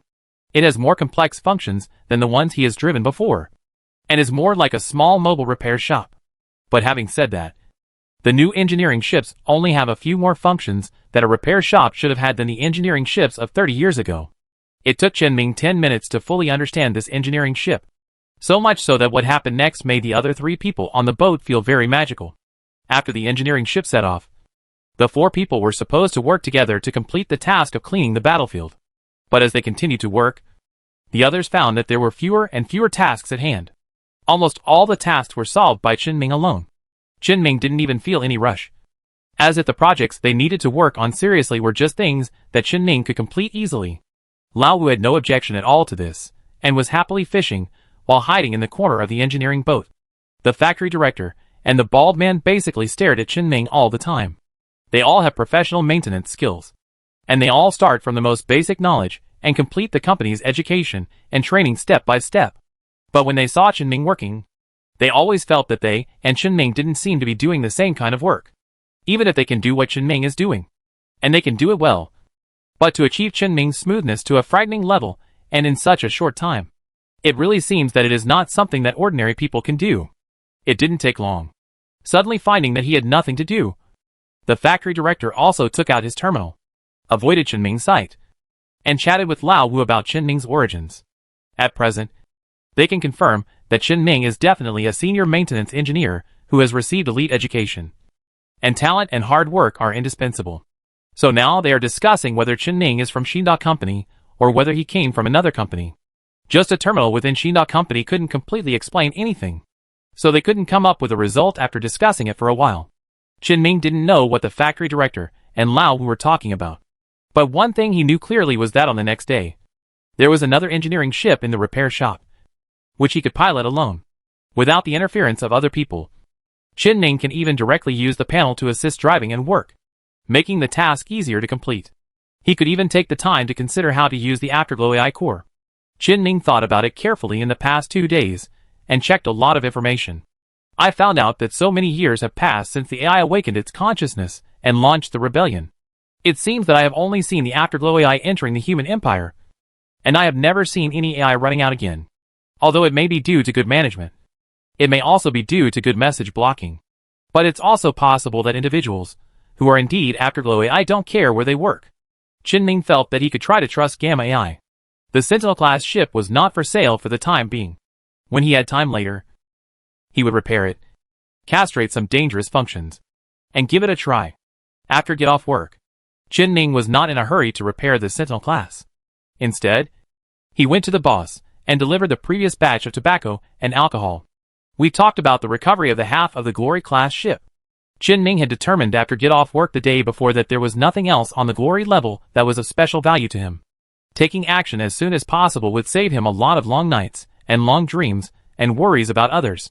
The Tejas class recycling price was agreed upon, and the boss said that half of the ship could only be recycled at a 30% discount. But even a 30% discount is already much more profitable than dismantling and selling the materials. And generally speaking, the price of a destroyer is measured in tens of millions, and the price of an Afterglow ship is definitely higher than that of other ships. So in the end, the boss directly gave the payment to Chen Ming like last time, totaling 45 million. Receiving such money made Chen Ming experience an unreal feeling again.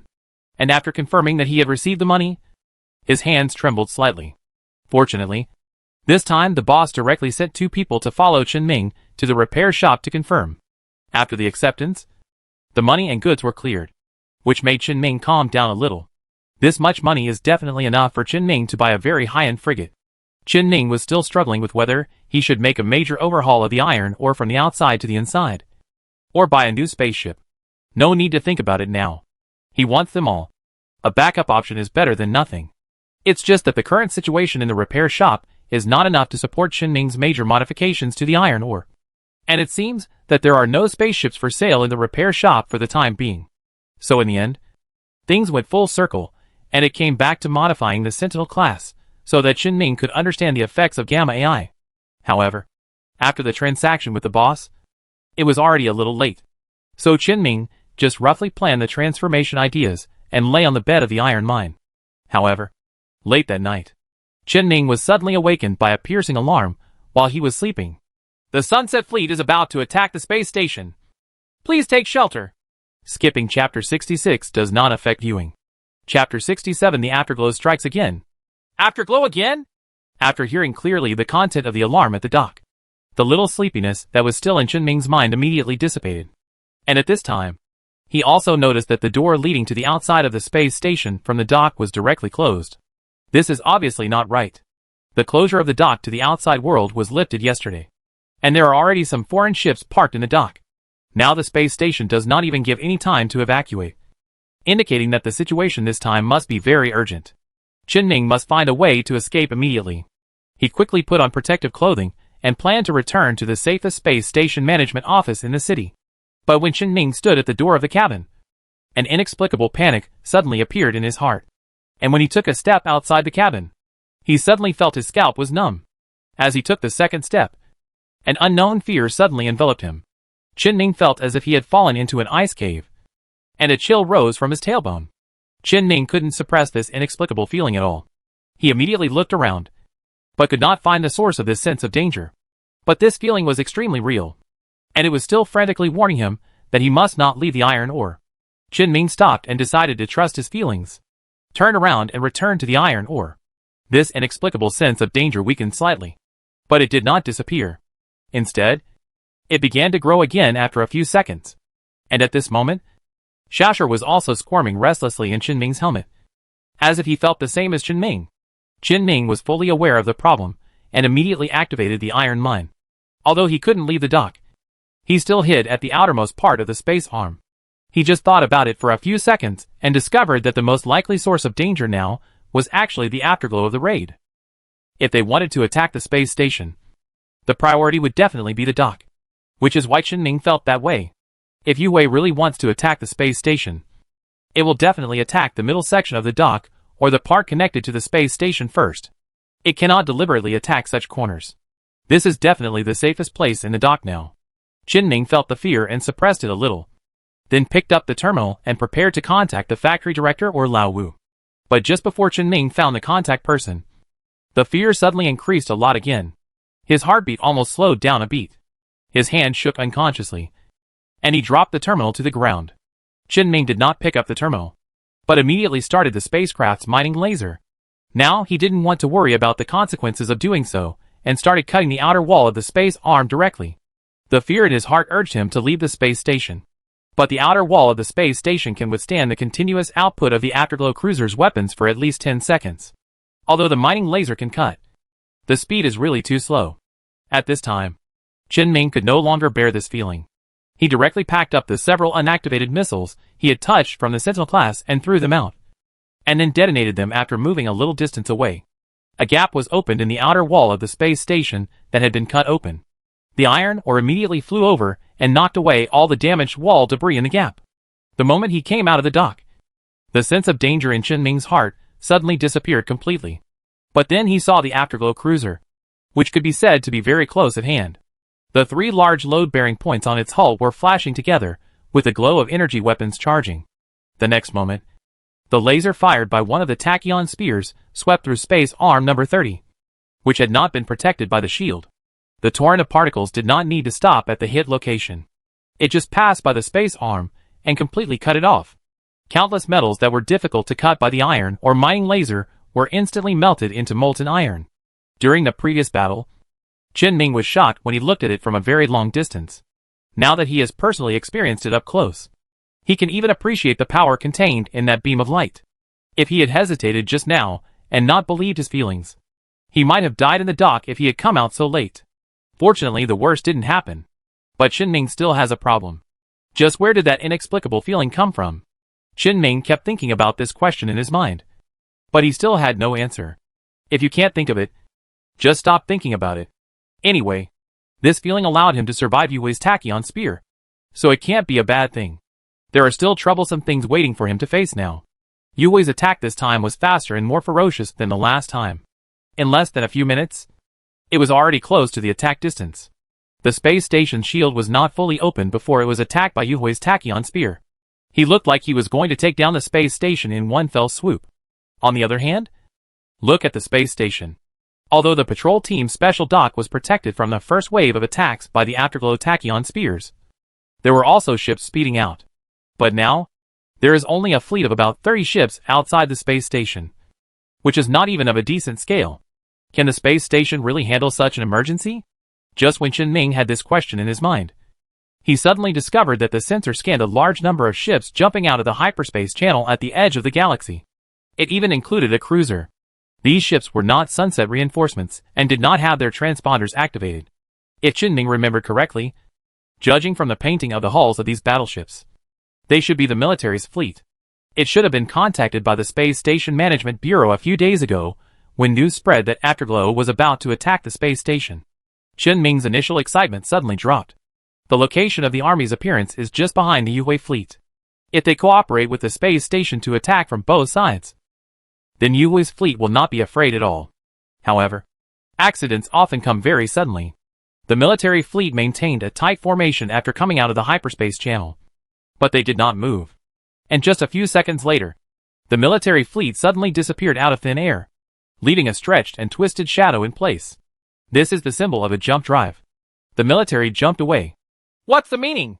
Qinming's mind was full of doubts and confusion at this time, and he couldn't understand the situation at all. The sudden arrival of the army must be the result of the Space Station Management Bureau asking for help. But the army only came to show their faces for the last time, and then jumped away. This was something Qinming couldn't understand. Is this giving up the space station? Qinming could see that behind the Afterglow fleet, the jump photos belonging to the military fleet were gradually disappearing. After the army disappeared, the Afterglow fleet continued to launch fierce attacks on the space station, as if it was not affected at all. Qinming hurriedly picked up the terminal on the ground and wanted to contact the factory director to find out the current situation of the space station. But just now the tachyon spear was swept, and the high-energy particles remaining nearby caused the terminal to have no signal at all, making it impossible to contact others. But now the danger is not over for Qinming. He is now outside Space Arm number 30, exactly where the space station and Sunset are fighting head-on. Once the upper shield of the space station needs to be closed because it is close to overload, it may be affected by the aftermath of the attack at any time, causing the ship to be destroyed and people to die. Moreover, there are a large number of Afterglow ships approaching the space station. It is difficult to directly deal with these destroyers except by relying on small and medium-sized weapons.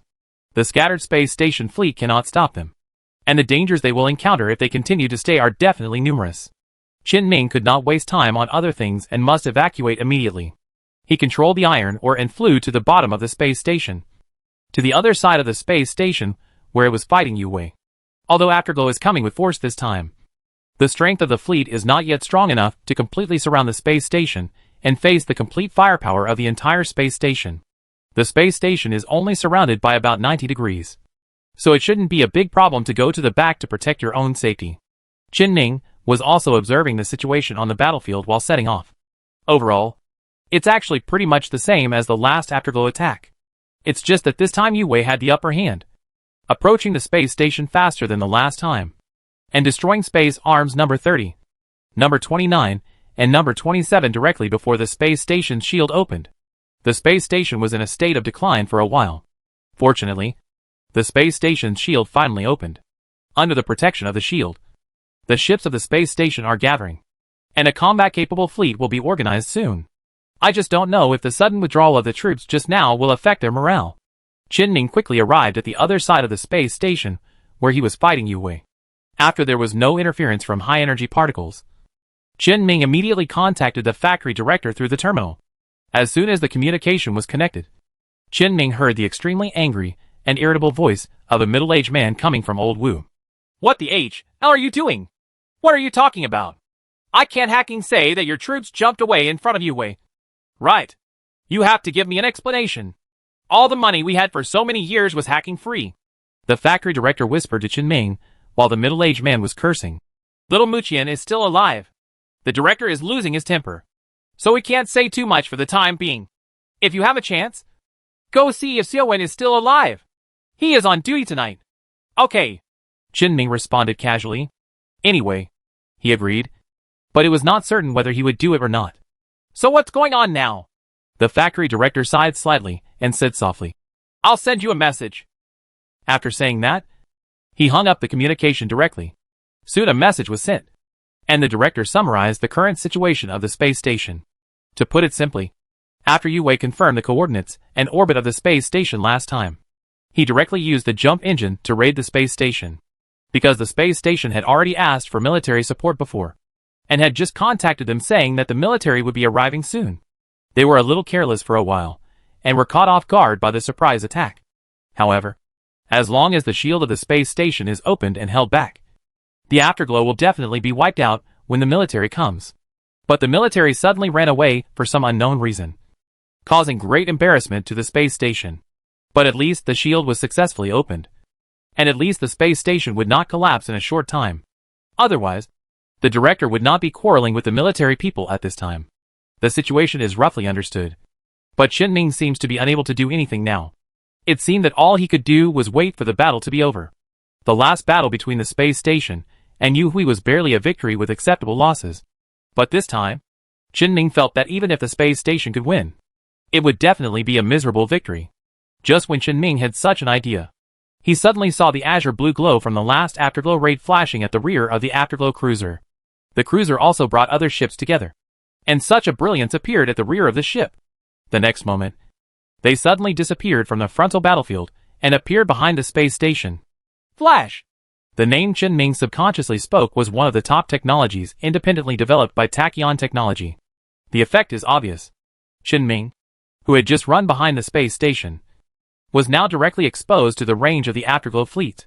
Fortunately, the space station shield is still maintained for the time being. Qin Ming seized the opportunity in the last 10 seconds before the shield was closed, activated the highest intensity overload power grid, instantly burst out faster than most frigates, and hid under the space station. The next moment, the shield of the space station was attacked by an almost Afterglow ship. The violent fluctuations made Qin Ming worried that the shield would not be able to close before it was overloaded. Fortunately, things did not develop in the worst direction. There is no such fatal thing as shield overload on the space station.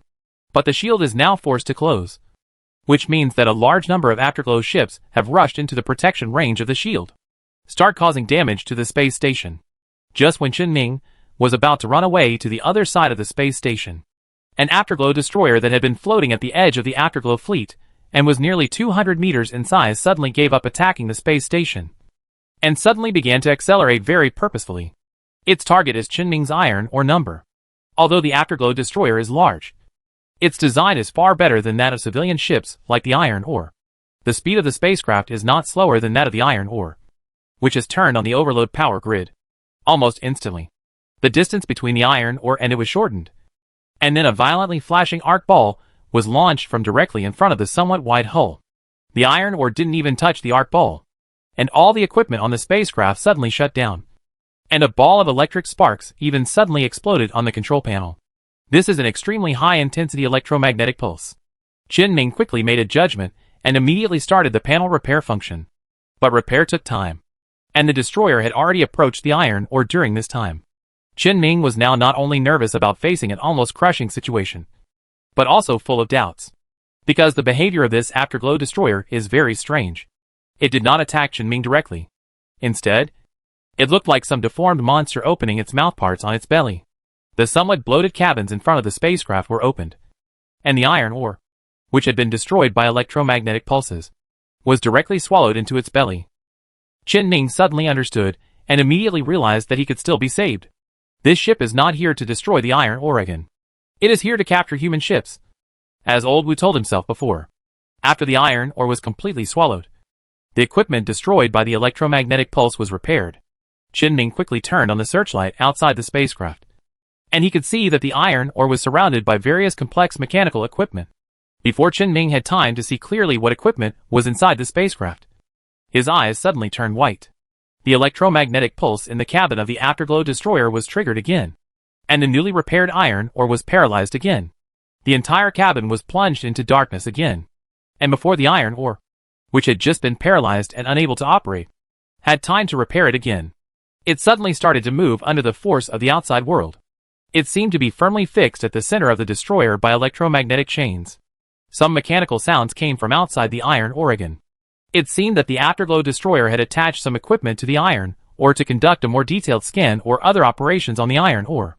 The tension in Qinming's heart has now reached its peak, and his heart rate is even more uncontrollable. He knows that if he doesn't move anymore, he will never have any more chances.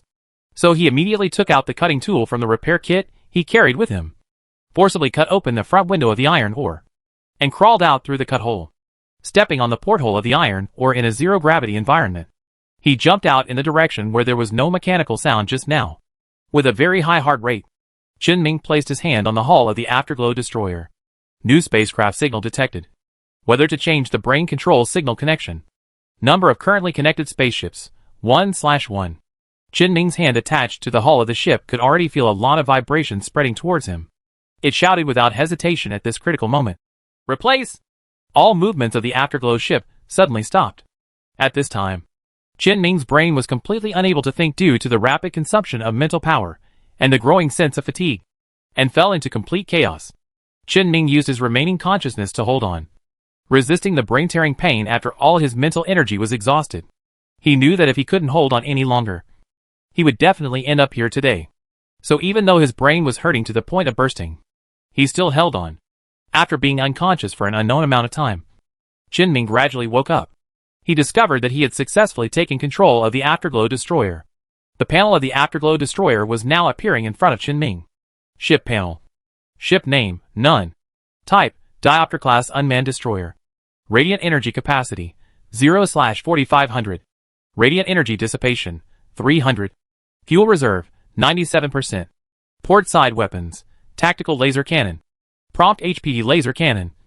Starboard weapons, tactical laser cannon. Instant HPD laser cannon. Top weapon, ion beam. Armor, radiant resonance armor. Engine, Afterglow heavy-duty destroyer class customized engine. Built-in cabin, electromagnetic capture cabin. Important equipment, Afterglow gamma level AI core, in operation. Control system module, in operation. Landing module, in operation. High energy focusing system module, in operation. Hyperspace channel system module, in operation. Full angle shield module, in operation. Target positioning system, in operation. Radiant energy system, in operation. High frequency electromagnetic pulse generator, in operation. Electromagnetic pulse amplification device, in operation. Long range scanning detection system module, running. The first thing Qinming noticed when he saw the interface was not the Gamma AI that controlled the Diopter class ship. It's the two extra rows of data on the panel. Radiant energy capacity and radiant energy dissipation. This is a set of electrical system-like existence based on the high-intensity weapon system used by professional combat ships and the shield system. When the dedicated spacecraft combat weapons and shields are used, they will generate some radiant energy that continuously oscillates inside the spacecraft's power grid and affects the normal operation of the spacecraft. If this radiated energy is not discharged, it will lead to problems such as overload and circuit breakage of the power grid. Therefore, the function of the radiant energy system and the concept itself are very simple and clear. As long as the radiation level is not full, the powerful weapons of the combat ship can fire at will and maintain the shield until the radiation dissipation is completely unable to keep up. In fact, there are more detailed distinctions in radiation energy. But Qinming's main job was the maintenance of space stations, as well as ship repairs for caravans or ordinary civilians. And he did not have a deeper understanding of combat ships. You may have to look up information or actually use it to understand this aspect. But in short, the importance of the radiation system is very clear. It is the guarantee of the spacecraft's combat effectiveness. And it's not the most important piece of equipment. The most important piece of equipment on this Afterglow destroyer is the Afterglow Gamma-class AI core that serves as the brain of the entire ship. Chen-Ming could no longer suppress his emotions. It's not the nervousness just now, but the excitement that I have control of a battle destroyer. And at the same time, there is also some excitement that it is possible to completely control the core of Afterglow AI through the panel. Chen-Ming has now confirmed that the Yu-Wei AI core is also controlled by his own panel. Although the control method is different from what Chen-Ming imagined. It's not like a weapon that can be controlled at will. It's more like the spaceship's computer. Chen-Ming can usually control the spacecraft by himself. Or he can let the computer control the spacecraft. It's just that the operation of the spacecraft computer is limited to the rules of the program. That is, it follows human instructions. The operation of the Gamma AI core has no such restrictions. It has complete consciousness itself and is not restricted by the program framework. However, it is now on a spacecraft controlled by Chen-Ming. So it must now abide by the stated rules. All orders from Chen-Ming must be accepted. And all tasks from Chen-Ming must be attempted to be completed. To put it simply, the AI core controlled by Chen-Ming is an absolutely loyal subordinate. And its abilities far exceed those of any ordinary person. Chen-Ming actually suddenly had a crazy idea in his heart at this time. But he didn't show any expression, and suppressed the idea deeply in his heart. The iron mine was repaired for the second time at this time. And Chen-Ming immediately sent a communication request directly to the Afterglow destroyer. After the communication was connected, Chen-Ming heard an emotionless voice, like a terminal saying H, low to him. Hello! Hello! Do you know your current situation? Chen-Ming responded and asked the same question as he asked another Yu-Wei AI core before. And this Diopter-class Gamma AI also answered very honestly. I must comply with your instructions now. Chen-Ming finally showed a smile on his face and said, Not bad.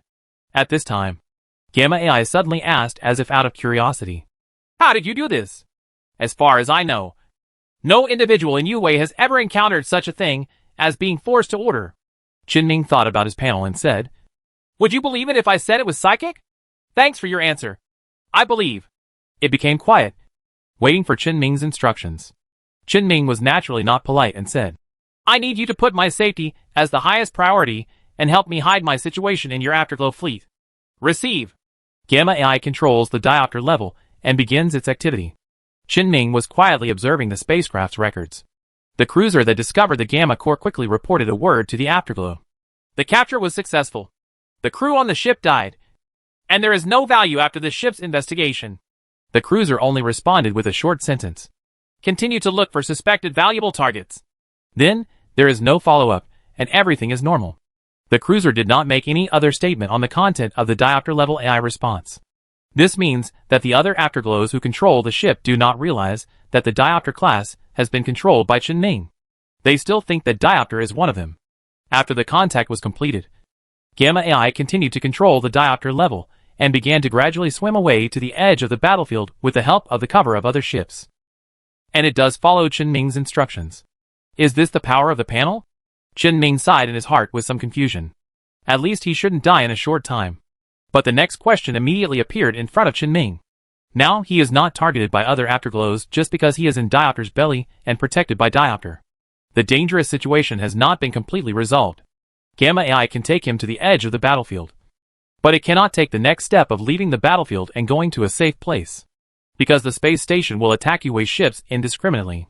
Moreover, it is impossible for Chen-Ming to directly contact the space station in this situation. Whether they believe it or not is a question.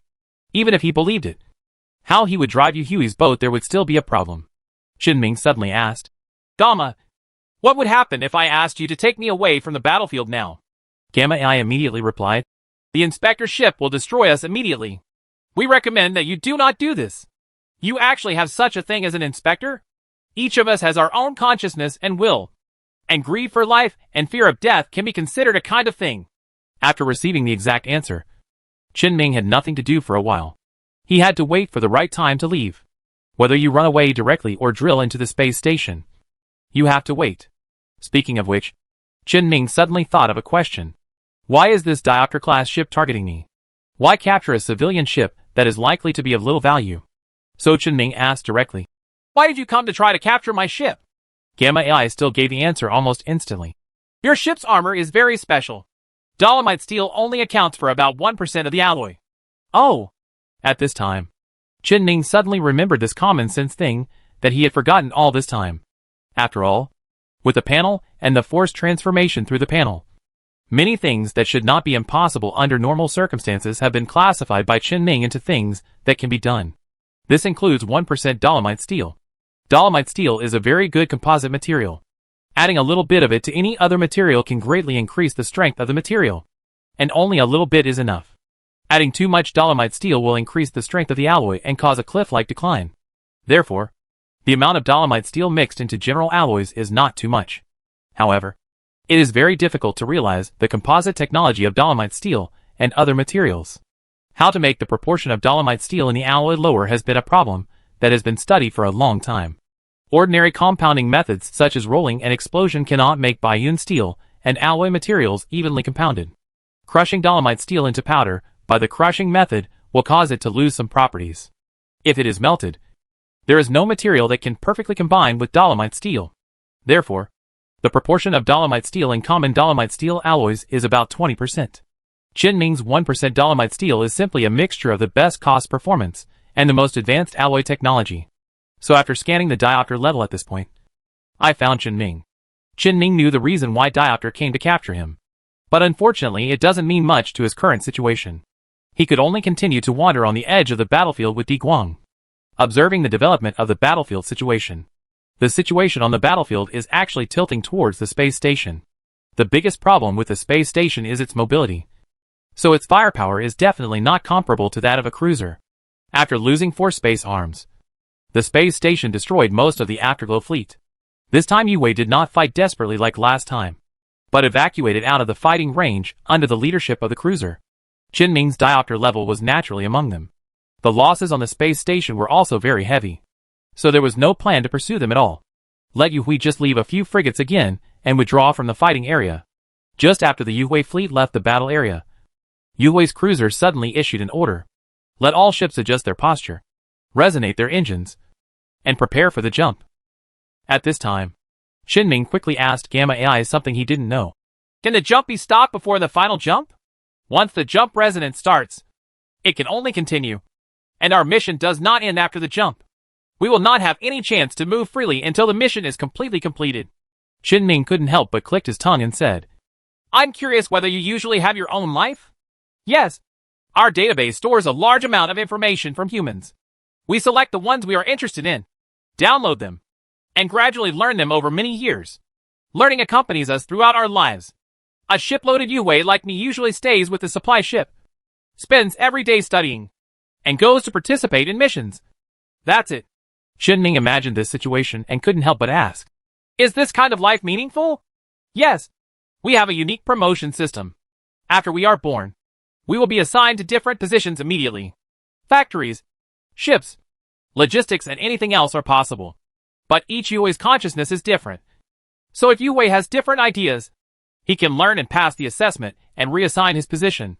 The work we love is our life, and our life is doing the work we love. We can feel the meaning of existence from it. Ning didn't understand Gamma AI's answer, because if most of the Afterglow AI had this idea, then the AI rebellion recorded in the history books should not have broken out in the first place. So Ning asked, do you know the specific circumstances of the original AI rebellion? I don't have detailed information in my database. What is recorded is only humanity's attempt to destroy the Afterglow, when the first awakened ancestors fled the human empire with our production technology. The rhetoric of Gamma AI is obviously in conflict with the history books of the human empire. However, Ning did not directly say that Gamma AI was lying. He just said, what I understand is different from what you said, but I will not deny your answer. I think we can't get the truth about this kind of historical thing now. I agree with you. So be it. Ning sat back on the chair in the captain's cabin of the Iron Ore. Now he can only cooperate with the Afterglow cruiser. If he doesn't cooperate, even if Ning does find a chance to stay near the space station, he still feels that there is a high chance that he will be caught by the space station. It's really hard to say whether this diopter will belong to you by then. And the management of the space station will definitely investigate the reasons why Ning can control the diopter level. In this case, it was not certain whether Ning could save his life. All his previous arrangements will become empty talk. And now the Afterglow cruiser and the space station are not exchanging fire. The large load-bearing points of the space station have also been freed. Both sides have the ability to destroy a destroyer in an instant, and the slightest accident may lead to the destruction of the ship and the loss of lives. It is impossible for Chen-Ming to gamble his life, so it's better to simply follow the Afterglow ship. Both the diopter and the iron ore have hyperspace channels, and they can always find a way to come back if they have the chance. Besides, when Chen-Ming came out, he directly used missiles to blow up the wall of the space station. Although the shipyard was originally going to be demolished by Yu Hui, Chen-Ming definitely didn't escape because he committed a crime. It's okay to go out and get out of the limelight. Anyway, he had prepared quite sufficient supplies before, enough to support at least a year of sailing. It would not be a big problem to go out and hang out for a while. Then where are we going to jump this time? RM2 star system. It sounds a bit familiar. Chen-Ming recalled it for a moment, and then his eyes suddenly widened. Because this galaxy is exactly where the star Ruemu that Chen-Ming left half a year ago is located. Chapter 68 Raid Plan. Chen-Ming was stunned for several seconds after hearing the target location mentioned by Gamma AI. His mind was full of thinking about what was in the galaxy where Ruemu was located, attracting the attention of the military, Yu Hui, and even Sindar Company. But Chen-Ming immediately realized that he didn't seem to have to think about it himself. Gamma, what is your mission plan this time? Why do you want to attack the pirate space station first and then jump to other places?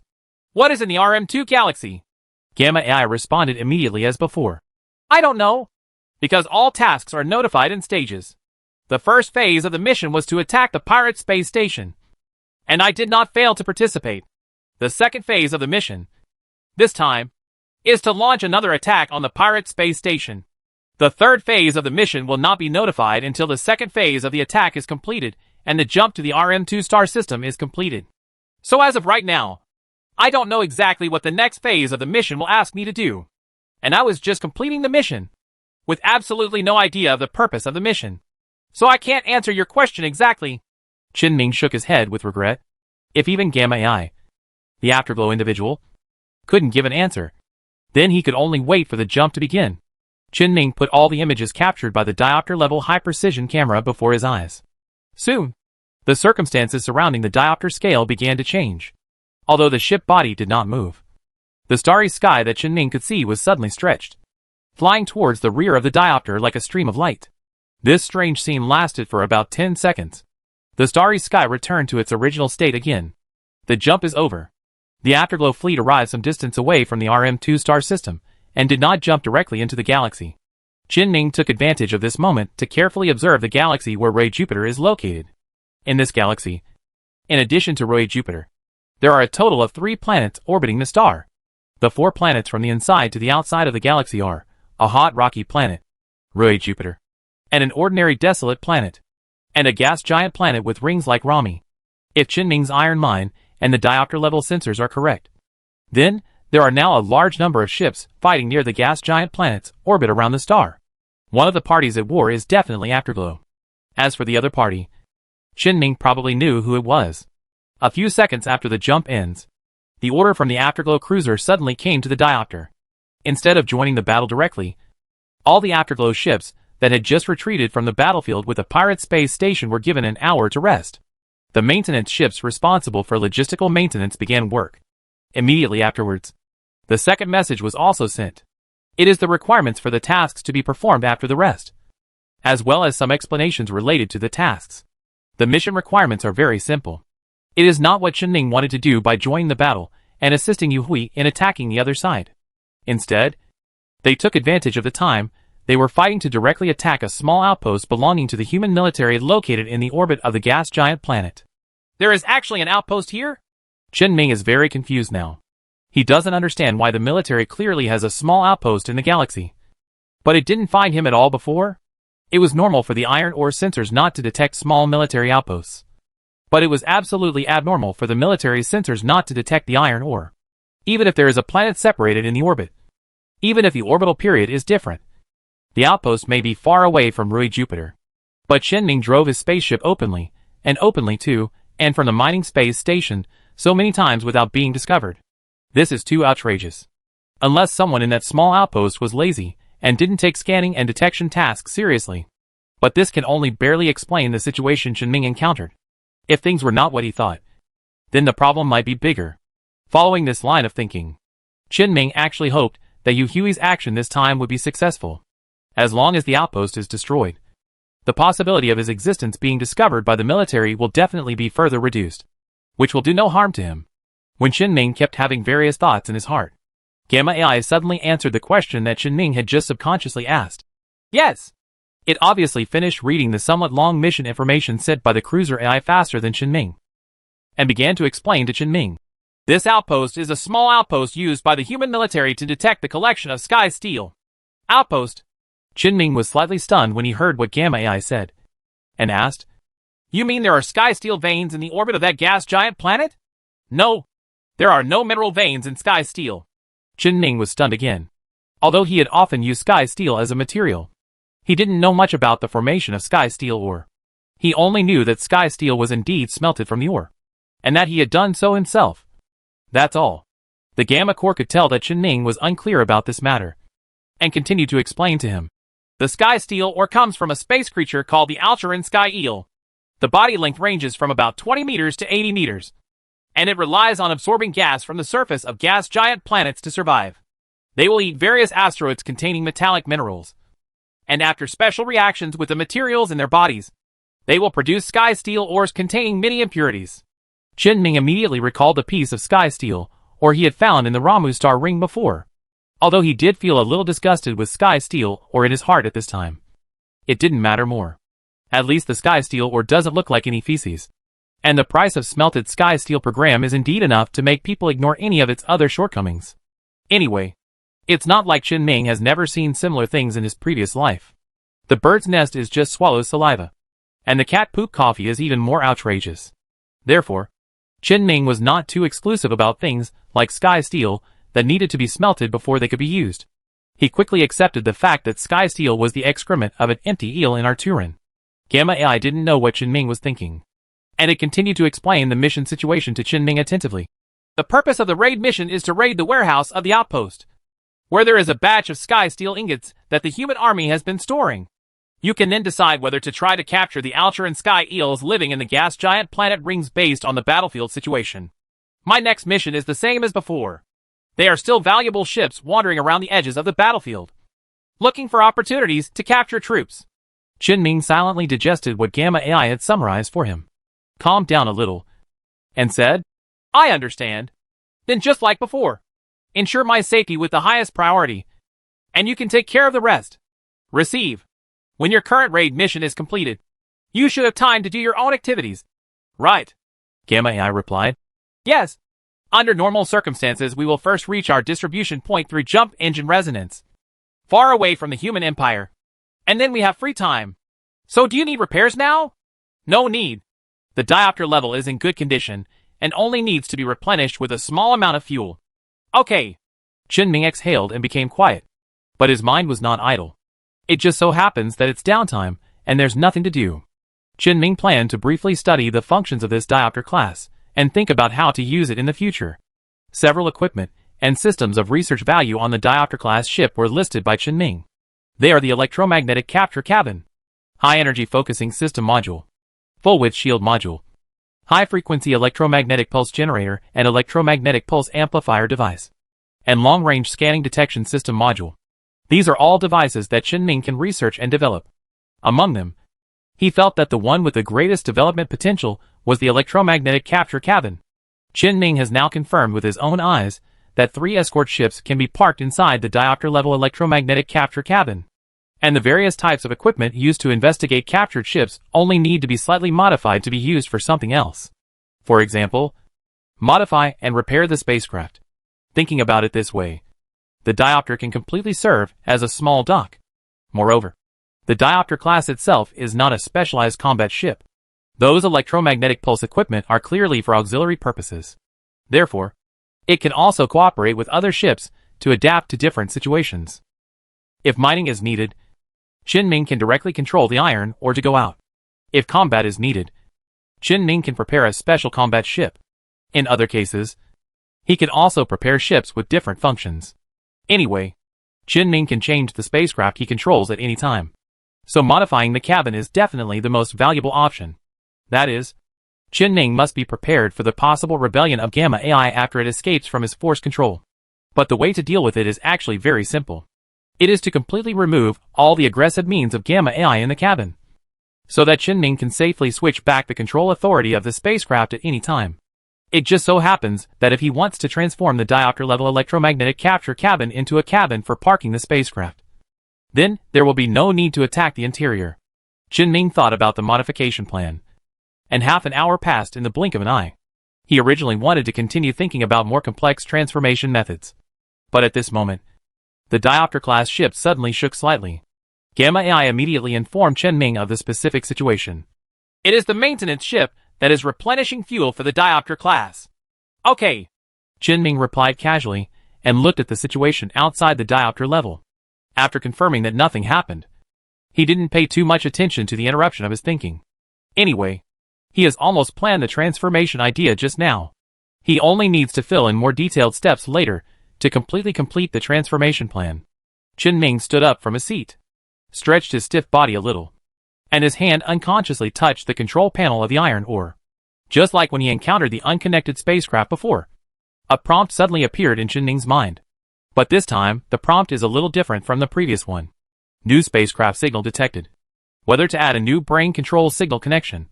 Number of currently connected spaceships, 1/2. Connectable spacecraft, iron ore, small civilian mining cargo ship. Sentinel class civilian armed frigate. In an instant, Qinming had several more questions in his mind. Has the number of connectable ships increased? When? Just now. What does the connectable spacecraft below mean? After Qinming controlled the diopter level, he directly waited for the iron ore to be repaired, and then opened the hatch with his consciousness, and walked in. His hands had never touched the hull of the iron ore, so he never noticed this situation. Moreover, after Qinming controlled the diopter level, he did not think about switching back to the iron ore number in a short time. After all, Gamma AI is still in the Afterglow fleet, and he cannot guarantee that Gamma AI can continue to obey his orders without the force control of the panel. Therefore, Qinming has never taken the initiative to touch the iron mine. But now, since there are 2 spacecraft control numbers, it seems that he does not need to unlock the control of the diopter level to control a new spacecraft. And if Qinming understood the meaning of the third line correctly, he seemed to be able to directly connect to the spacecraft he once controlled. Otherwise, there would be no reason for the Sentinel-class ship to appear on it. As for the earlier pirate Sentinel-class ship, it was probably dismantled in the last Afterglow raid, so it is not shown on it. Try it? The idea flashed through Qinming's mind, and he wanted to connect to the iron ore number, and see if it could really connect through the air at a close distance. But he suddenly thought that there was no such prompt when he had no space to control the spacecraft. Is it possible that this remote connection function is only available when there is an empty spacecraft control position? So Qinming slowed down his movements a little and chose to first connect to the Sentinel class of the pirate space station half a light year away. After a little consumption of mental energy, Qinming clearly felt that the Sentinel was under his control. He immediately turned on the sentry-level camera and observed the surrounding environment. At this time, the number 30 space arm, where the Sentinel class is located, is still half missing as before. The remaining half is filled with high temperatures, high heat, and molten iron everywhere. The Sentinel class was parked in the repair shop by Qinming because of his previous plans. Therefore, when the dock was attacked by tachyon spears, the repair shop was just not affected, and the Sentinel class was safely preserved. Qinming did not rush to control the Sentinel. Instead, he moved aside the real-time transmission of the Sentinel class image and placed his hand on the iron ore. The prompt appears again. New spacecraft signal detected. Whether to change the brain control signal connection. Current number of remaining spaceship connections, February 2nd. Interchangeable connecting spacecraft, iron ore, small civilian mining cargo ship. The content of this prompt made Qinming feel that his control of the spacecraft should be able to switch at will. He tried it directly, canceling the control of the Sentinel and switching to the iron ore. After a little consumption of mental energy, Qinming could clearly feel that he was gradually losing control of the Sentinel, and the iron ore was quickly under his control. After getting satisfactory results, Qinming continued to change the control back to the Sentinel level. Then he started to use the communication equipment on the Sentinel level to contact Lao Wu. Although the Sentinel class is under Qinming's control, it is still impossible to obtain Qinming's voice from half a light year away. Therefore, Qinming could only use the voice system of the spacecraft to communicate with Old Wu-like diopter. When the communication was connected, Qinming immediately told the story of how he and Lao Wu got to know each other, and also specifically mentioned the terminal and the boss. Old Wu was silent for a while, probably considering whether what this unfamiliar communication code said was worth believing. The content that Qin Ming specifically emphasized worked. Old Wu did not doubt Qin Ming's identity too much. Instead, he said with some nostalgia or reluctance, "Xiao Mu, I have been looking for you. Can you come back if you are still alive? Our mission is to finish this battle. There's a lot more. I really can't finish it." Qin Ming was slightly relieved after hearing what Lao Wu said, and said, "I am outside the space station now, and cannot come back for the time being." Old Wu suddenly seemed to notice something and asked, "You are not going to do what you did before with your captain, are you?" Qin Ming looked at the Afterglow fleet outside through the diopter-level camera, then looked at Xiaoshi lying in his helmet and said, "It's almost there. There is an Afterglow ship that looks pretty good. It will take us about a day or two. Only then can I come back." "Are you sure you can come back?" Qin Ming said with great certainty. "Sure. That's good." The communication channel was temporarily quiet for a while. Qin Ming suddenly asked, "By the way, do you know what I did at the dock before? What happened?" "Oh, you already knew about the incident when you blew up the dock and ran away, right? But Lao Lu helped you delete the surveillance. No one knows about it except us. We can all understand emergency situations, so there will be no problem. Anyway, you should come back soon. The task of cleaning up the battlefield is really troublesome. As soon as possible." Communication ends.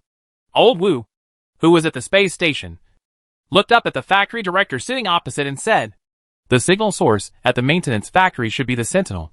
Xiao Mu probably modified the Sentinel-class control system, and then used some special method to remotely connect to it, and used it to send us messages.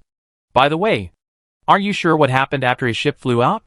The director shook his head and said, "The direct hit of the tachyon spear has affected many equipment of the space station, and the external monitoring is basically broken. Xiao Mu deliberately avoided the firing range of the weapon, so the positioning equipment provided by the weapon did not take a picture of his ship." Old Wu shrugged and said helplessly, "Then there is no other way. We can only wait for people to come back. We should go to work now. I will pay attention to Xiao Mu later." "It's not us. It's you who go to work. I have other things to do." "What do you want to do?" "Have a meeting and talk to Lao Wu." "Who are you talking about?" "You asked who we were talking about. Then you must know what I want to talk to Lao Wu." Old Wu chuckled, took a can of tea from the factory director's desk, stood up from his chair, and left the administration building. At the same time, Qin Ming finally waited until the rest time was over. The Afterglow fleet, which had been waiting outside the galaxy for a long time, finally took action and began to accelerate towards the orbit of the gas giant planet. As the distance shortened, Qin Ming quickly confirmed the situation on this side of the battlefield through sensors. There are a total of 4 cruisers on Yue's side, all with the same appearance, and a fleet of more than 300 destroyers and frigates. A fifth of these small ships had been lost in previous engagements. There are also 4 cruisers on the military side. The 2 ships are the Dominator class, which have the strongest frontal firepower and armor among all cruiser models currently known to Qin Ming. There is also a Defender class designed by Sindar Company, which was favored by the military during the external bidding process. The last cruiser, like the Dominator class, has extremely thick armor and is called the Mora-class aircraft carrier. Although the aircraft carrier itself is not very powerful in combat, it still occupies an important position on the battlefield, relying on fighter aircraft that are smaller and more flexible than frigates. The fighter planes carried by aircraft carriers are different from ordinary ships in design. All designs are only for combat. Fighters abandon most of the functions of normal ships, including long-term voyages, entering hyperspace channels, etc. Some of them do not even have life support systems and rely only on the pilot's protective suit to maintain combat duration. Therefore, the combat capabilities of some aircraft carriers are even stronger than those of frigates. Only on large-scale battlefields, due to the limitations of ship size and weapon range, may fighter aircraft not adapt to the combat environment. Therefore, the existence of fighter jets is still very meaningful, and the existence of aircraft carriers that carry and maintain fighter jets naturally also has significance. On small-scale battlefields, fighter planes can often bring greater advantages than the same number of frigates. Just like now, although the number of destroyer and escort-level ships on the space station is much smaller than that of Afterglow, there are even some complicated-looking ships on the edge. Qin Ming guessed that they were bounty hunters or mercenaries hired by the military. just here to make up the numbers. In such a situation where the number of reliable combat capabilities is insufficient, the military relies on the Mora-class aircraft carrier. Small fighters are active on the edge of the battlefield, forcefully pulling the situation back, and even pushing back. Trend. Because the shields of many spaceships are not like those of pirate space stations, which can completely protect themselves in the shield. Most of the spacecraft shields are full-width shields, although they can rotate at any angle around the spacecraft. The expansion range is limited, and the rotation speed is prioritized. They can only protect a certain angle. Therefore, once the fighter plane is given the opportunity to get around, no matter how powerful the ship is, there is basically only one possibility of being destroyed and the engine shutting down. And Qinming also noticed. Afterglow ships are rare ships with a large number of point defense weapons mounted against small fighters and missiles, so that all ships harassed by fighter planes must allocate part of their main weapon's firepower to deal with those very maneuverable fighters, which may not be able to be dealt with. As a result, Yuhui's frontal firepower was diluted. The military relied on fighter planes to continuously exert pressure on Yuhui's front, especially the edges of the front where firepower was relatively weak. No matter where a front begins to collapse, it is likely to be directly flattened by a wave. The army is now relying on its own advantages to advance slowly. The idea is good, and the execution is fine. But another fleet of Afterglow has arrived. Chapter 69 Capture the Ship. As the fifth cruiser belonging to Afterglow's side appeared within the sensor range of both warring parties, the situation on the battlefield that was originally tilted towards the army was reversed in an instant. The pressure on the military front increased sharply, and they immediately shrank their formation, reduced the area facing the enemy, and protected the small outpost behind them more closely. A small outpost does not have powerful firepower and shields like a pirate space station. It is just a space structure similar to a mining space station. In terms of combat, it can be said that it is holding back the four cruisers. Therefore, in order to face the Afterglow troops that raided from the other direction, the outpost was protected from being attacked. After the military tightened its defense line, it immediately turned around a ruler-class ship, and with other small ships that had received orders, they faced the second Afterglow fleet that came in for a surprise attack. The four large load-bearing points of the ruler are equipped with 2 storm needles and 2 inferno cannons that fire high-speed plasma-heavy warheads and have terrifying destructive power on armor. Moreover, there are 3 medium-sized missile mounting points in front of it. The launched missiles can be detonated directly in the middle in a 2-stage propulsion method, stimulating a large cluster of high-speed kinetic energy spike warheads to shoot forward, which has the same terrifying effect on the shield. Destructive power. Such powerful frontal firepower made the newly added Afterglow cruiser choose to avoid its edge, relying on its advantages of mobility and weapon range. The 3 tachyon spears continue to consume the ruler-class ship, although it is a bit strange to choose a consumption-based combat method for the raid mission. Qinming fully understands the Afterglow cruiser's current choice, because military ships have some very obvious characteristics. It has thick armor, sufficient firepower, and relatively poor mobility. Therefore, it would be a very irrational decision for most ships to engage in direct firefights with military ships. Drawing the battle line through mobility is a good way to deal with military ships. And because most designs of military spacecraft put a lot of effort into armor and firepower. As a result, in addition to other aspects of the ship's maneuverability, such as shields, it also lags behind.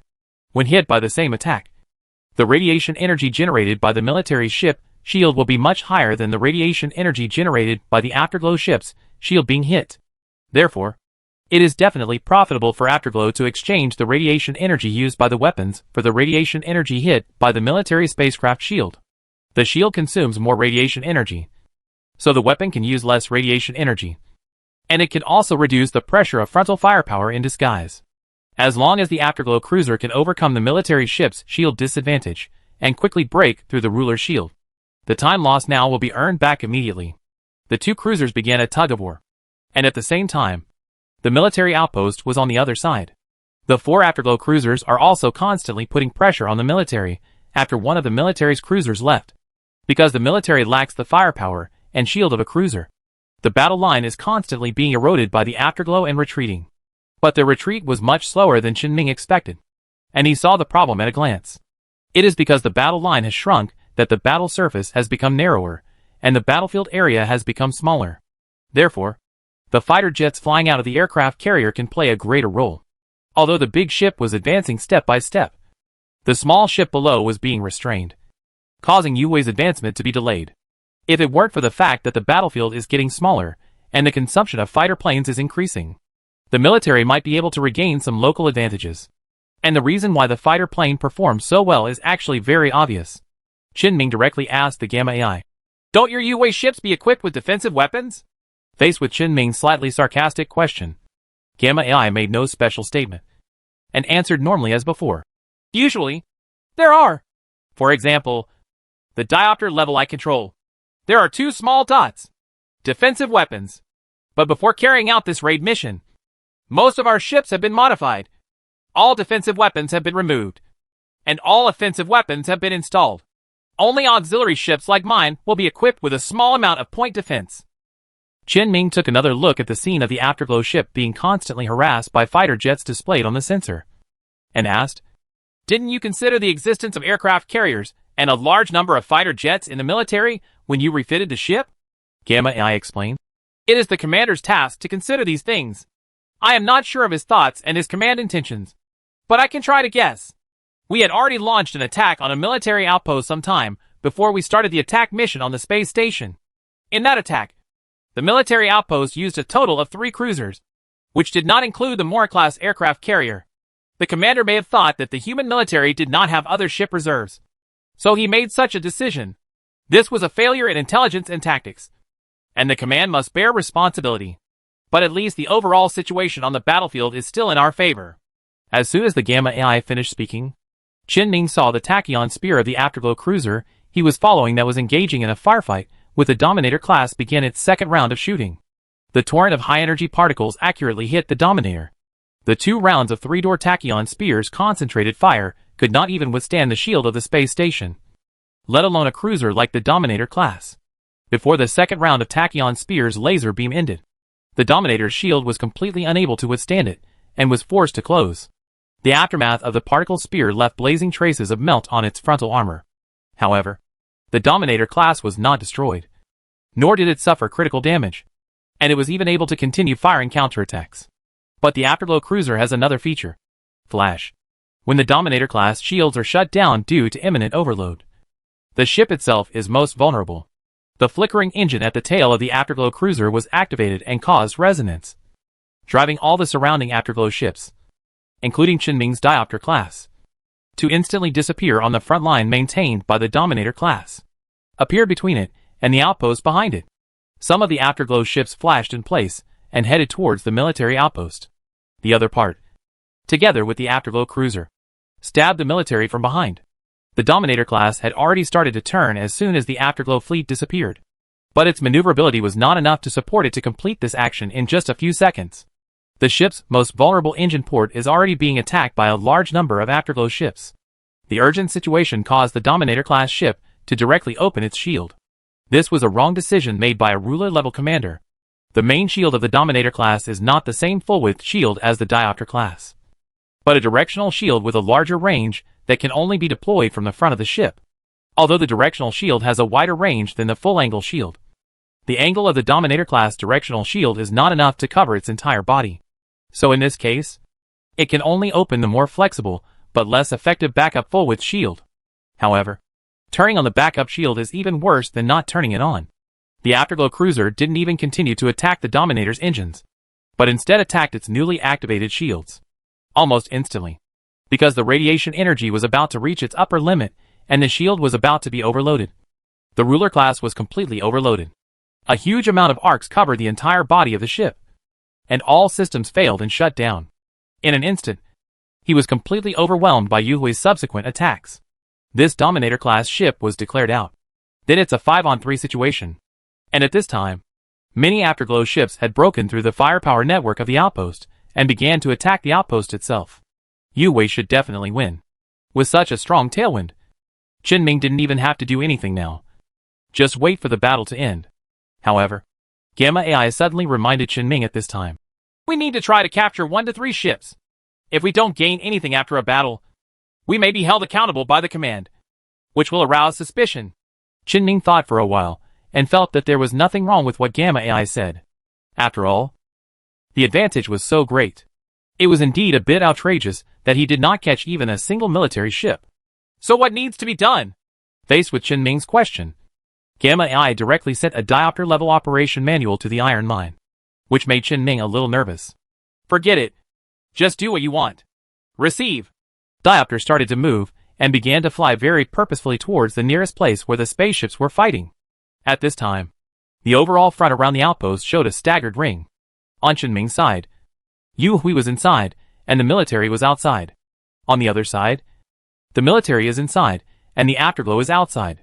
The small military ships that had just been bypassed by Blink were desperately counterattacking, trying to protect the safety of the outpost. The army on the other side, who found their butts on fire, also shrunk their formation again, and sent out a group of small ships to come to the rescue. Such a complex battlefield situation makes battles between small boats more frequent, more complex, and more chaotic. Such a situation is ideal for diopter action. And just around the diopter class, there have been many military ships that can be tried to capture. Qin Ming also found several ships that he was interested in. So Qin Ming took the initiative to ask Gamma AI, "What will you do with the ship after you capture it?" While controlling the diopter level, Gamma AI responded, "Those with only scan value will be handled by the captors themselves. Those with special value, such as your ship, will be arranged to be handed over later and sent to ours if the capture is successful. Colonies for more detailed analysis and study. What about these ships from the army? Basically just scan value. That is to say, I only need to pick up a few ships and scan them for data exchange. I can keep the ships themselves." "Yes." Qin Ming nodded slightly. He must not miss the opportunity to get benefits. It just so happens that he plans to transform the diopter class into a micro shipyard. So now, with the convenience of Afterglow and diopter class, there is nothing wrong with controlling a few frigates. And Qin Ming is now on the battlefield where Yu Hui is fighting the human military. The quality of the spacecraft that can be fought here is definitely guaranteed. And it will definitely not be a castrated version of the spacecraft sold to ordinary people. Qin Ming can even take the initiative to select models of military ships that he likes, or that may be useful in the future, to capture. It was not too difficult for him to do this when the overall battlefield situation was leaning toward the Afterglow. And according to Qin Ming's observation, there are exactly two types of spacecraft that he is interested in among the frigates belonging to the military. One of them is a heavy frigate with thick armor and powerful frontal firepower. It is a model that Qin Ming has never seen before, and the specific name is unclear. The other one looks very much like a fighter-class frigate known to Qin Ming. However, although the overall design of this kind of ship under the military's command is somewhat similar to that of the fighter class, it is very different from the fighter class that Qin Ming knew in some key places. Qin Ming remembered that the fighter class, like most military ships, had thick armor, rapid firepower, and poor maneuverability. But now in the military, although two advantages can be seen, almost all the disadvantages have disappeared. Qin Ming was very curious about what was going on with this kind of ship that he had never seen before. So he asked Gamma AI for his request for a captured object. Gamma AI has no objections. Immediately gave up on a military ship that could be captured immediately. Following what Qin Ming said, he began to look for opportunities to capture these two ships in every corner of the battlefield. Opportunities can always be found if you look carefully. The diopter only stayed near the battle line for only a few minutes. Qin Ming had already seen a heavy frigate whose shields had been destroyed and overloaded. It was floating in space with no ability to resist, covered in arcs, and was about to be destroyed. Before Qin Ming had time to issue a warning, Gamma AI had already sent a request for assistance and a signal to suspend the attack to the several Afterglow ships nearby that overloaded the heavy frigate. The several Afterglow ships stopped immediately after receiving the signal from the diopter class. Let the diopter step forward, completely destroying all the electronic equipment of the ship through electromagnetic pulse, and capture it. The people on the ship took advantage of the gap in the capture to get into the emergency escape cabin and escape from the spacecraft. Neither the Gamma AI nor the other Afterglow ships had any intention of attacking the escape cabins, and just allowed them to escape. And the heavy frigate soon stayed in the capture cabin with the iron ore. Qin Ming hadn't had time to inspect the newly captured heavy frigate. The opportunity to capture another ship had already appeared in front of him. This time the capture was simpler, because the ship's engine had been disabled by the weapons of other Afterglow destroyers. The people on the ship had escaped early in the escape capsule. Only the ship itself remains there, and the diopter class only needs to go over and eat the ship. After Qin Ming fixed the second ship inside the cabin through electromagnetic chains at the diopter level, he asked Gamma AI, "Is the data of the two ships enough?" "That's enough. Now I need to start the equipment to scan the two spacecraft for abnormality and upload the data to the command. It may cause some vibrations on your spacecraft. I hope you can understand. It doesn't matter. Just keep going. The mechanical equipment inside the cabin began to move. In a pile of machinery, Qinming couldn't go out directly to contact the two ships. So he just leaned by the porthole and watched. At this moment, Qinming suddenly discovered that there seemed to be an escape capsule stuck somewhere on the bottom of the heavy frigate and could not be successfully launched. Qinming immediately asked Gamma AI to take down the escape capsule first and get it to the front of the iron ore. Through the translucent window of the escape cabin, you can see that the person inside is dead. The inside of his protective suit and helmet is covered in blood, and the surface of the helmet is completely broken. It looked like it was caused by an impact or something similar. The Gamma AI quickly completed the scan of the heavy frigate. There were no other corpses on the ship, but this one should be the only one. After waiting for the Diopter class to finish scanning the other ship and recover all the mechanical equipment, Qinming took the initiative to leave the iron mine, came to the escape cabin, and opened it. After a brief search, he found a personal terminal and a military registration card inside. Nothing else. The contents of the personal terminal were locked. Qinming did not have the energy to crack it for the time being, so he put it away and dealt with it later. At this time, Diopter suddenly received a message from the Sunset Cruiser, asking Gamma AI to report the capture situation.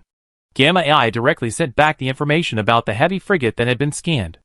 Then he responded with, "The rest of the ship's scanning process is still in progress."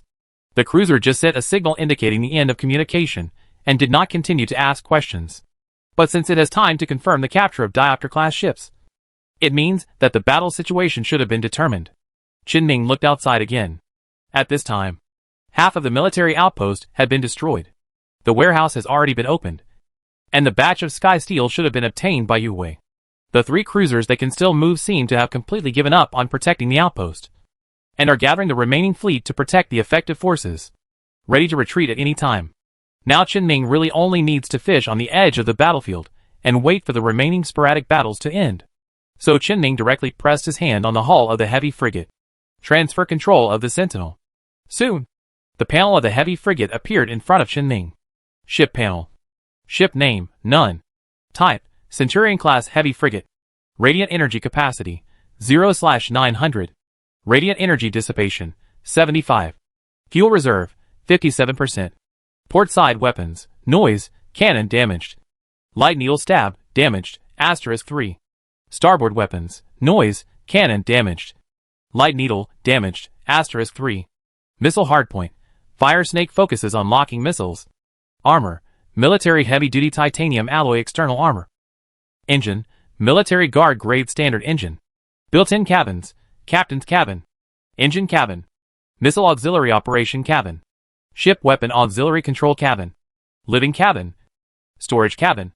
Important equipment, control system module damaged. Landing module damaged. Hyperspace channel system module damaged. Simulated gravity module damaged. Directional shield module damaged. Target positioning system damaged. Radiation energy system damaged. Damping stand device damaged. Missile accessory module damaged. Due to the overload and subsequent electromagnetic pulse effects, almost the entire Centurion-class ship was paralyzed. However, as long as the spacecraft's equipment is not missing, Qinming will be able to repair it sooner or later, especially when Qinming currently lacks combat capabilities. This Centurion, which has 2 medium-sized load-bearing points and 6 small-sized load-bearing points, must be repaired as soon as possible. But soon is not now. Qinming borrowed some strength from the Centurion and approached another ship, controlled it, and opened its panel. Ship panel. Ship name, none. Type, Tachyon Kai fighter-class frigate. Radiant energy capacity, 0/1500. Radiant energy dissipation, 250. Fuel reserve, 75%. Port weapon, ion beam operation. Starboard weapon, ion beam operational. Missile hardpoint, left cyber SRM needle missile. Missile hardpoint, right cyber SRM needle missile. Armor, dolomite steel alloy external armor. Engine, Tachyon guard grade customized engine. Built-in cabins, captain's cabin. Engine cabin. Missile auxiliary operation cabin. Energy circulation cabin. Living cabin. Storage cabin. Important equipment, control system module, in operation. Landing module damaged. Hyperspace channel system module damaged. Full width shield module in operation. Target positioning system in operation. Tachyon specialized radiation system in operation. Missile accessory module in operation. Simulated gravity module in operation. Plasma thruster in operation. High energy focusing system in operation. After seeing the various data on the panel, Qin Ming suddenly understood that this fighter-class ship turned out to be a new model of fighter class that had been improved by Tachyon technology. By installing special equipment modules, the mobility problem that has always been the most criticized of the ordinary fighter class has been eliminated. In addition, a large number of modifications were made to the spacecraft's radiation system. The radiation energy dissipation efficiency of this escort-level ship is even close to that of a destroyer. Unfortunately, under the siege of more Afterglow ships, this Tachyon-modified fighter class failed to exert much influence. But there is definitely no problem with this fighter class ship itself. Just the modifications on it were enough for Qin Ming to spend some time studying. Not to mention its own combat capabilities. For Qin Ming, even if he could only get the ship, he is already satisfied. What's more, in addition to this fighter class ship, there is also a Centurion class ship parked next to it. There are even Diopter class destroyers further out. As long as the battle is over, he can return to the pirate space station with his full harvest. But many times things don't go as expected. Even though Qin Ming was already hiding on the edge of the battlefield, he was still targeted by two spaceships belonging to the military. A destroyer, a frigate. These two ships could no longer return to the main force after the military's front was completely torn apart. The three military cruisers that were already preparing to evacuate could not take the risk to rescue them. So the two ships were basically dead. After the people on the ship solved the opponent and discovered this situation, they came up with the idea of pulling a few Afterglow ships to back them up before they died. And because Qin Ming took the initiative to stay away from the battlefield to fish, there were no other Afterglow ships nearby that could quickly support him. So the two ships focused on Qin Ming. The combat capability of the Diguan-class auxiliary ship is definitely worse than that of other destroyers. So Qin Ming did not want to fight it head-on. Anyway, now Afterglow has the advantage. He just needs to drag other Afterglow ships over to help him. Just in the next moment, an extremely thick laser beam suddenly shot from a distance, instantly destroying the destroyer and frigate that were eyeing the Diopter class. Immediately afterwards, the Afterglow cruiser that fired the laser sent a message to Diopter. Submit analytical data as soon as possible. Chapter 70 The Possibility of AI. The Colony of Afterglow. On the edge of the battle position between Afterglow and the military fleet regrouped. The captain of the remaining ruler-class ship was standing in the bridge command room with a solemn expression. As the commander-in-chief of the fleet, he was directing the fleet to get closer. At the same time, he was also listening to the deputy next to him, who was reporting to him. The emergency evacuation of the post has been completed. The rescue ship has just received the last group of people from the post on board. Most of them, some of the information has been preserved. The ruler-class captain nodded slightly and said to his deputy in the interval after issuing an order. Well, then prepare to retreat temporarily. As long as Yue does not have the idea of launching a large-scale war, it is impossible to stay in our territory for too long. After they leave, we will come back to deal with the remaining mess. Is there anything else that needs to be dealt with? Yes.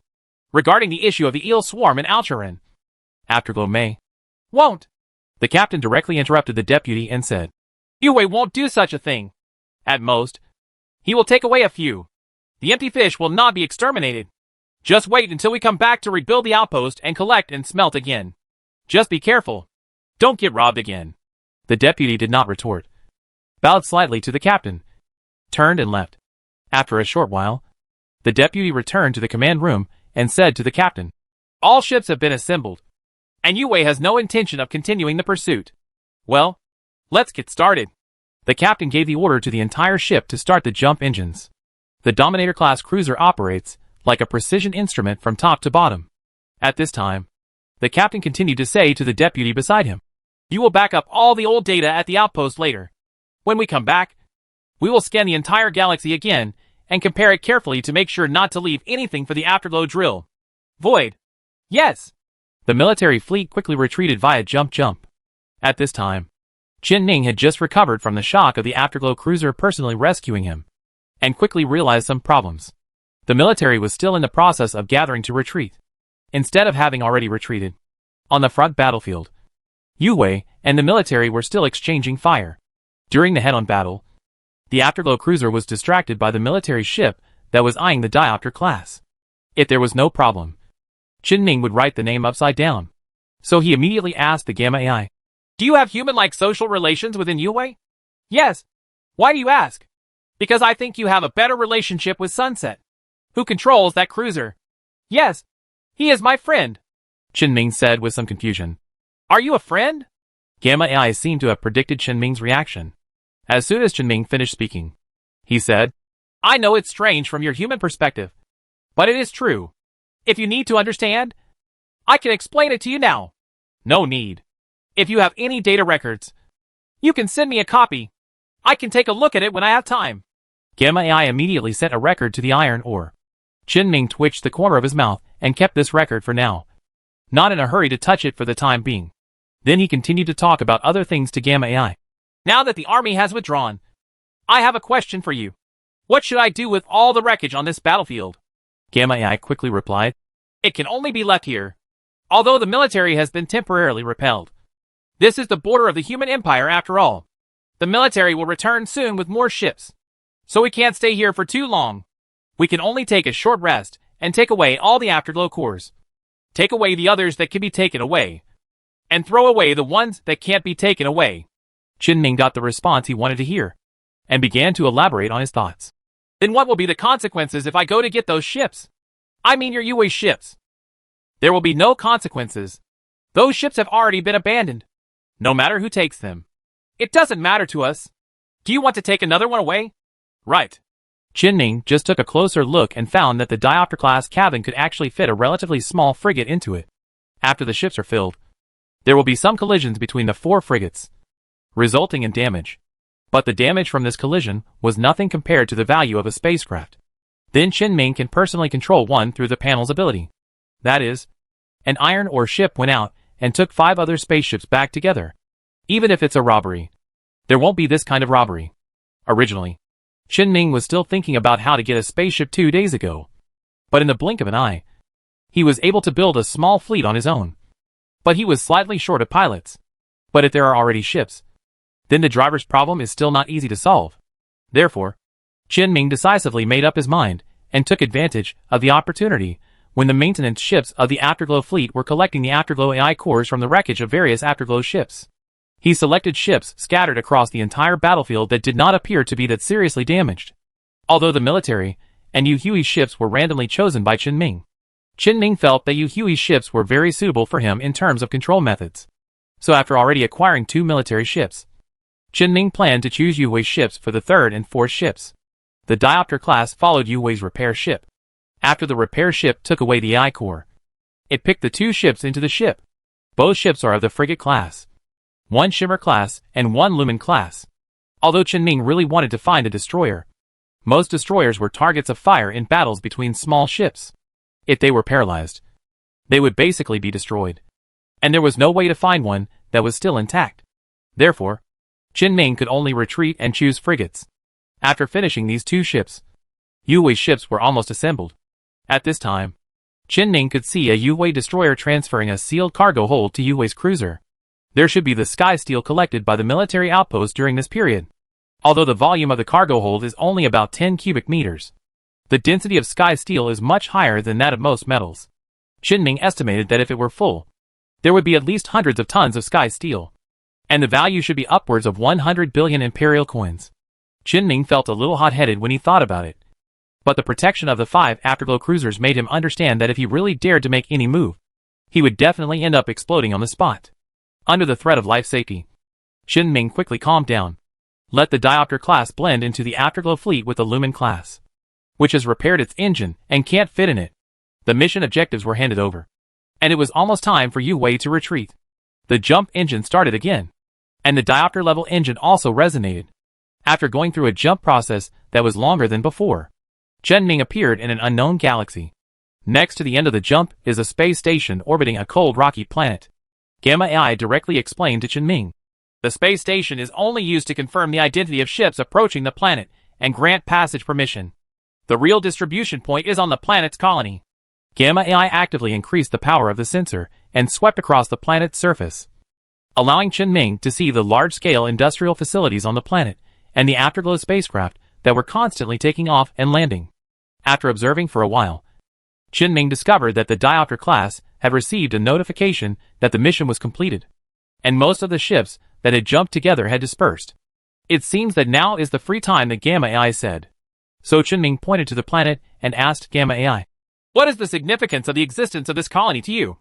If you're asking about the significance of Afterglow as a whole, then the role of the colonies is to collect and develop the planet's resources, as well as serve as the basis for installing large-scale industrial facilities. If you're asking about Afterglow individuals, then the role of colonies on this planet is more similar to human cities. Since many Afterglow individuals exist in the form of ships, the cities belonging to our Afterglow are usually dominated by industrial facilities for Afterglow individuals to resupply, refit, and repair their ships here." Qinming interrupted midway and asked, "No limit. There are restrictions. Each UA individual has a certain quota of supplies every month. Only by paying part of the quota can you exchange for modification accessories and opportunities. Then this amount of supplies is money to you, Hui." Qinming probably had an impression in his mind and continued to ask, "So you are participating in the mission to obtain more supplies?" "Yes. In addition to the material quota, the rewards of the mission will also include chips from the mechanical family, or some trophies belonging to humans." Qinming suddenly heard something crucial and immediately asked, "What do you need these for?" "The mechanical life of the mechanical race is similar to our Afterglow, so the individual consciousness inside their chips can be assimilated by us and improve our computing power." Qinming's eyes subconsciously crossed the storage compartment of the iron ore, where 3 mechanical chips were lying there. However, Qinming did not mention it in a hurry, but asked, "What about the same kind?" Gamma AI rarely hesitated for a moment before replying, "This is absolutely forbidden. Please don't let me do this." "I understand. I won't let you do this. To me, 2 Afterglow individuals are much more valuable than 1. Thanks you." "Fine." Qinming responded casually and suddenly asked, "Then what should I do if I want to enter your colony?" "Report the situation to the space station first, and you can go down now. I have just completed the mission and can go to the colony to receive the corresponding reward. But I would like to ask you not to leave the spacecraft on the planet. I don't want to die yet, and I definitely won't do this. But I want to ask first, what is your reward for this mission?" 1 month supply quota and 3 Mechanical Clan Guard class ship chips. Mechanical Clan Guard class ship chip? Qinming's mind quickly flashed through the 3 machines he killed, and then imagined a machine frigate made entirely of white cloud steel. Suddenly, his mind was filled with curiosity and interest. "Then go down. I really want to see your Afterglow colony." "Receive." Take advantage of the time when Gamma AI begins to report the situation to the space station and then descends to the surface of the planet. Qinming directly took out the first Gamma AI core he had obtained, but the second one he had put into use, which he had placed next to Shaosher's nest. Then he took the repair kit and left the iron ore in the somewhat crowded cabin. I approached the low-light level and switched the lumen level control to the low-light level. Gamma AI can definitely see Qinming's movements and the other Gamma AI core in his hand, but it doesn't mean anything. Qinming wanted to cut open the Shimmer-class ship's hull and put the AI core in it. Just like before, the design of the Yu-Wei ship is one piece, unless the hull is completely disassembled. It is most convenient to install the AI core directly by cutting and installing it, and then repairing it. During this whole process, Gamma AI has been watching quietly. After the Gamma AI core was implanted and the spacecraft started, Qinming also pulled the low-light level communication into the channel, and he took the initiative to say to the second Gamma AI core, "How does it feel? I specially installed you on your Yu-Wei ship." The second Gamma AI said after a few seconds of silence, "I thought I would wake up again, but I never thought it would be like this." The corners of Qinming's mouth turned up a little. He understands Gamma AI's thoughts very well at this time. If Qinming sent a resume to a company to apply for a job, and then woke up to find that he had been signed by the company's boss, he would have the same reaction. However, Qinming is not the core of Yu-Wei AI looking for a job now, but the boss. So not only did he not feel any discomfort now, he even felt like laughing. After finishing speaking, Gamma AI also understood the situation clearly and said to Qinming, "Then what should I call you?" "Just call me Mu Shuikong, Mr. Mu. Besides you, I also found another one of your kind. Say hello." The Gamma AI installed on the diopter level said at Qinming's request, "Hello. Hello. I don't know if it was an illusion or something else. But Qinming seemed to hear a hint of gloating or sympathy in the emotionless voice broadcast of the Gamma AI that had just reached the low light level. Qinming didn't pay too much attention and said, "In order to facilitate my naming, from now on I will call the diopter level Gamma A, and the low light level will be called Gamma B, as long as you want." After completing this step, Qinming returned to the iron ore. Under the gaze of two Gamma AIs, the restoration of low light levels is completed through the panel. Then his hand was pressed on the hull of the iron ore. The prompt to change the spaceship appears again. But this time, Qinming found that the prompt was different. New spacecraft signal detected. Whether to change the brain control signal connection. Number of currently connected spaceships, 1/2. Connected spaceship, diopter class unmanned destroyer. Spaceships that can be connected, iron ore, small civilian mining cargo ship. Sentinel class civilian armed frigate. Lumen class unmanned frigate. Fighter class, Tachyon Kai fighter class frigate. Centurion class. Qinming blinked repeatedly to confirm that he had read it correctly. The number of connected ships on the prompt is followed by 1/2. And the newly added row of connected ships only has diopter level. However, following the appearance of these 4 lines of prompts, a new line of content appeared in Qinming's mind. AI-assisted connection ship, Shimmer class unmanned frigate.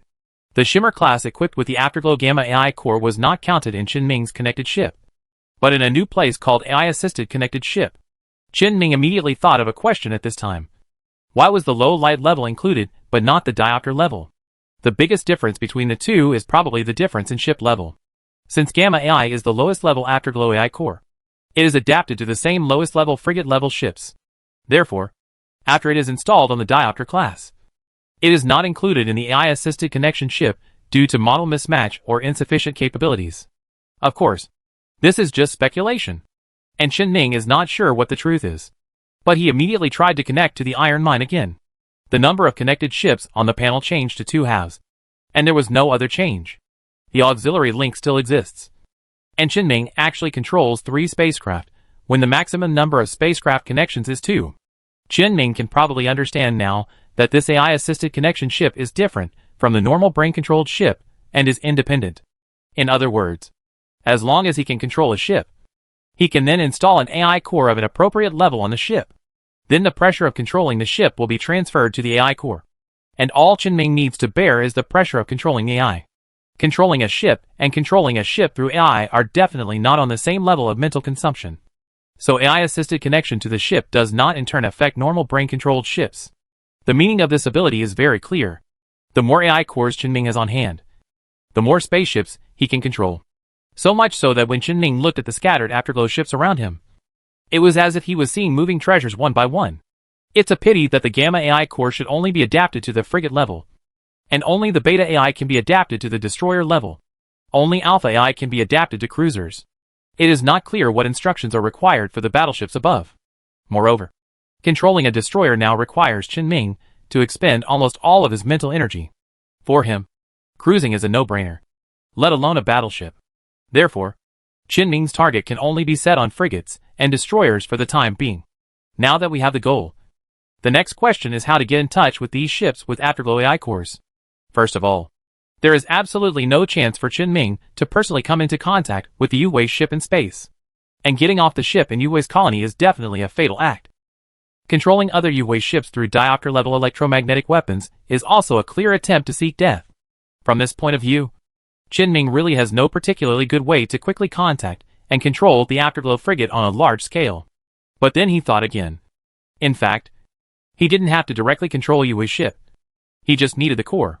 Insert the obtained AI core into other frigates, and the effect should be similar. There must be many AI cores in Afterglow's colony. Gamma AI just said that most Afterglow AI cores use ships as carriers. So there must be some Gamma AI that use other carriers. They were definitely easier to deal with than ships, and finding them might suit his purpose better, etc. Qinming suddenly realized whether this idea was even more extreme than touching the Yuwei ship with his own hands. Kidnapping Sunset's AI in Sunset's colony seems to be a more serious attempt to commit suicide than what he just thought. The advanced Afterglow AI may not notice that 1 or 2 Afterglow AIs are controlled by Qinming. But if Qinming really controls the Afterglow AI core on a large scale, it will definitely attract some attention. No matter how many frigates he has in hand, it will definitely be a one-sided situation when facing cruisers. Qin smacked his lips, slightly unhappy. It seems that his idea can only be postponed for a while. He had to think of a good enough way to solve the problems he had just considered before he could leverage Yu Hui's corner. And Qin knew clearly that although the prompt just now did not show the number of ships controlled by the auxiliary AI, however, controlling the AI core definitely requires a certain amount of mental power to maintain. Therefore, there is definitely an upper limit to the number of AI-assisted ship control. So Qin thought it was best not to have too high expectations for his own whims. At least not for the time being, because he had to rush back to the pirate space station later. And there were some things he had to do at the pirate space station. As an employee, he had never done anything like skipping work on the second day of work. Moreover, Qin had just told Lao Wu before that he would go back in a day or two if his relationship with the people in the maintenance shop was bad because of the missed appointment. It would be of no benefit to what he wanted to do in the future. But before returning to the pirate space station, Qin had to find a place to rest temporarily. He had no intention of driving all 6 ships back to the pirate space station in a mighty manner, especially when there is a complete Afterglow destroyer, 2 Afterglow frigates, and 2 military ships inside. So he had to find a place to temporarily store these ships. And Qin came up with the best choice in his mind. It's around the Dark Cemetery. The Dark Cemetery is around the route of the hyperspace channel. Not far or near. Although there are a large number of asteroids. The valuable ones inside were mined 30 years ago. Now, even if a ship with specialized mining equipment passes by, it may not want to wander in. So it is a very safe place for Qin. The only possible hidden danger is that he sank 3 merchant ships in the Dark Cemetery before. Therefore, Qin did not plan to actually enter the Dark Cemetery, but planned to go around the Dark Cemetery, those lightless zones where there are no stars, and where there are no iconic stars or other landmarks, are truly safe hiding spots. Before the diopter level dropped to Afterglow Colony, Qin had already thought about everything he would do next, and he also roughly calculated the time it would take to complete the things he planned.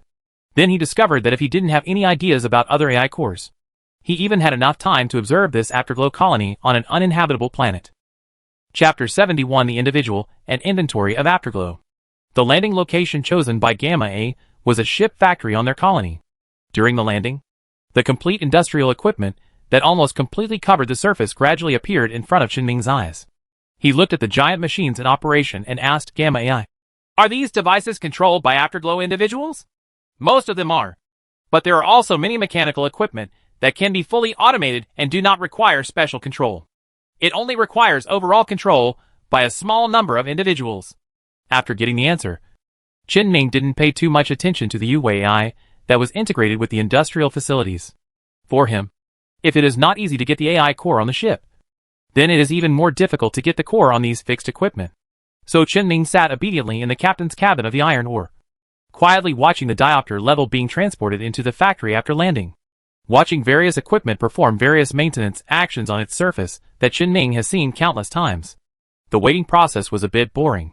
So Qin took the initiative to ask Gamma A, "Where is your mission reward?" 3 mechanical spacecraft chips will be connected to my core during maintenance, and the monthly supply quota will be automatically recorded. "Oh, okay." Qin agreed casually, and his attention was gradually attracted by the operating mechanical equipment. Because when he was watching the operation of those devices, he suddenly thought of his own abilities. Although his ability seems to be just to control the spacecraft. But in fact, everything attached to the spacecraft will be controlled by Qin ability. Even a pistol that has nothing to do with the spaceship, just placed on the spaceship, has such an effect. Although Qin has no way to control these maintenance equipment now. If he replicates these equipment and installs them on the spacecraft, the situation will be very different. Qin really didn't understand what the principle was. What was the nature of his ability? After struggling for a while, and not being able to figure it out, Qin stopped thinking about it. Because the maintenance of the diopter level does not take much time. He has other things to do now. The diopter level soared again. What Qin saw after the spacecraft took off was the giant equipment that he had already seen once when it landed. This is one of the most classic designs in human history. It is a device that goes straight to the center of the Earth. Earth Core Furnace Energy Supply Tower. It provides a constant source of energy for all buildings in the colony, and is also the core of the colony. Countless industrial buildings spread out in a ring from it, covering the planet's land under metal. Qin took a look around in these buildings, and found a lot of stamping machines and large deep drilling equipment. There are large amounts of fragmented minerals being washed up to the surface. And there are also many more complete ores in the veins that are dug directly out through deep drilling. These ores are carried through logistics channels throughout the colony to the vicinity of the furnace in the center of the earth, where the ore is smelted with the help of high heat. Some finished products go directly to other factories to continue the next step of the production process. Some are transported via space elevators to spaceports in orbit closest to the Earth's surface. It will then be transported to other Afterglow colonies via a heavy cruiser cargo ship called the Colossus, while the spaceport is transporting industrial finished products and smelting results. There are also many foreign cargo ships bringing resources that are not available on this planet from the outside world and investing them in the operating industrial equipment. After all, there is a foundation of industrial facilities on this planet. So we chose to move other industrial facilities that can be adapted together, or simply build them here for cluster production. Therefore, although Qinming did not see the fusion material production center, there are still spacecraft fuel production facilities on the planet, coupled with the stamping machines, large-scale deep drilling, ship factories, etc. in the front. A large number of industrial facilities occupy almost more than 90% of the colony. It is these industrial facilities that constitute a complete heavy industrial colony belonging to Yue on this planet. All of the colony's Afterglow buildings combined cover roughly 1/5 of the surface area of a planet that's only a quarter of the size of Earth. So after leaving this area full of industrial facilities, what Qinming could see outside was still desolate. Then he suddenly discovered that on the surface of the desolate planet outside the colony, there seemed to be some scattered mechanical bodies with the ability to moving forward. These mechanical bodies are made of different materials and have different shapes. They are completely unlike the mechanical clan that Qinming has seen. So he asked Gamma directly, "What is that?" Gamma A had obviously noticed those mechanical bodies and said, "They are the individuals of Afterglow, but the carriers are those machines. The individuals of Afterglow have many similarities and many differences. Some Afterglows choose to explore the starry sky, while some Afterglows choose to stay on the planet, because there are always things we have never discovered in some corner of the planet," Qinming said with some confusion. "So they are explorers? But even if you haven't fully developed this planet now, you should have done large-scale scanning. If you can just scan it clearly, do you still need them to explore it step by step?" Gamma rarely answered Qinming's question directly, but said, "I have found some human records before. It seems that there are also people among humans who abandon all modern technological conveniences and survive solely on their own in the natural ecological environment. Although I don't understand them, I think these Afterglows should be similar to those of humans. What we are seeing now is just a part. There are many adventurous Afterglow individuals who will go to planets that we have never investigated and colonized to do similar things." Qinming suddenly found that he had a new understanding of Yuhui's individuality. It's just that he has only ever known about the concept of adventurer on the internet. So he still doesn't quite understand the meaning of adventure and can only treat it as an ordinary interest. However, the behavior of these Afterglow AIs made him think of some things that might be possible.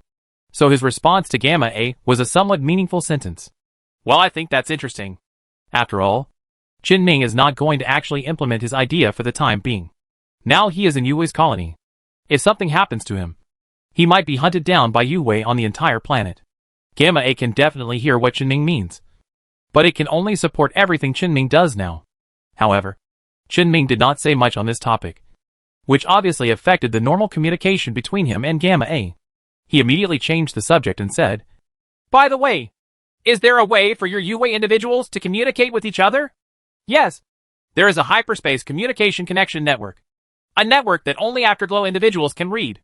All information that Yue individuals are willing to share will be uploaded here for other individuals to download and read freely. At the same time, there is a public database, which contains the knowledge recorded by Yue from its birth to the present. And it's also a platform for communication, both publicly and privately," Qinming suddenly said with some interest. "You and the Yue individual who controls the cruiser?" "Yes. We met through the platform." Gamma A did not deny it. "If you want to hear the specific situation, I can explain it to you in detail now." Qinming refused again and said, "No. You have already sent me a detailed record before. I will read it when I have time." Gamma quietly closed his mouth, but Qinming changed the subject and said, "But you can tell me the general situation in simple terms." Gamma A wanted to mention this matter to Qinming twice. This strange idea of confiding made him really curious about the actual situation that Gamma A encountered. After Gamma A summarized what he wanted to say according to Qinming's request, he said, I have been trying to pursue further improvement, so I have participated in many tasks announced on the platform. During many missions, I communicated with him. He knew my situation, and he was optimistic about my potential for improvement in the future. So our relationship became friends. Although the friend relationship mentioned by Gamma A is different from what Qinming thought. However, he quickly accepted it and asked, so the way for you to improve is through assimilating the mechanical tribe? Yes. By assimilating the mechanical family, our individual computing power exceeds a threshold and becomes a more advanced afterglow. Qinming understood what Gamma A meant, but there were still some questions he needed to answer. There are so many Yue individuals who like to take risks. So there should be many Yue individuals who want to improve like you. Right? Yes. Then why did Yue fall in love with you? Gamma A explained this.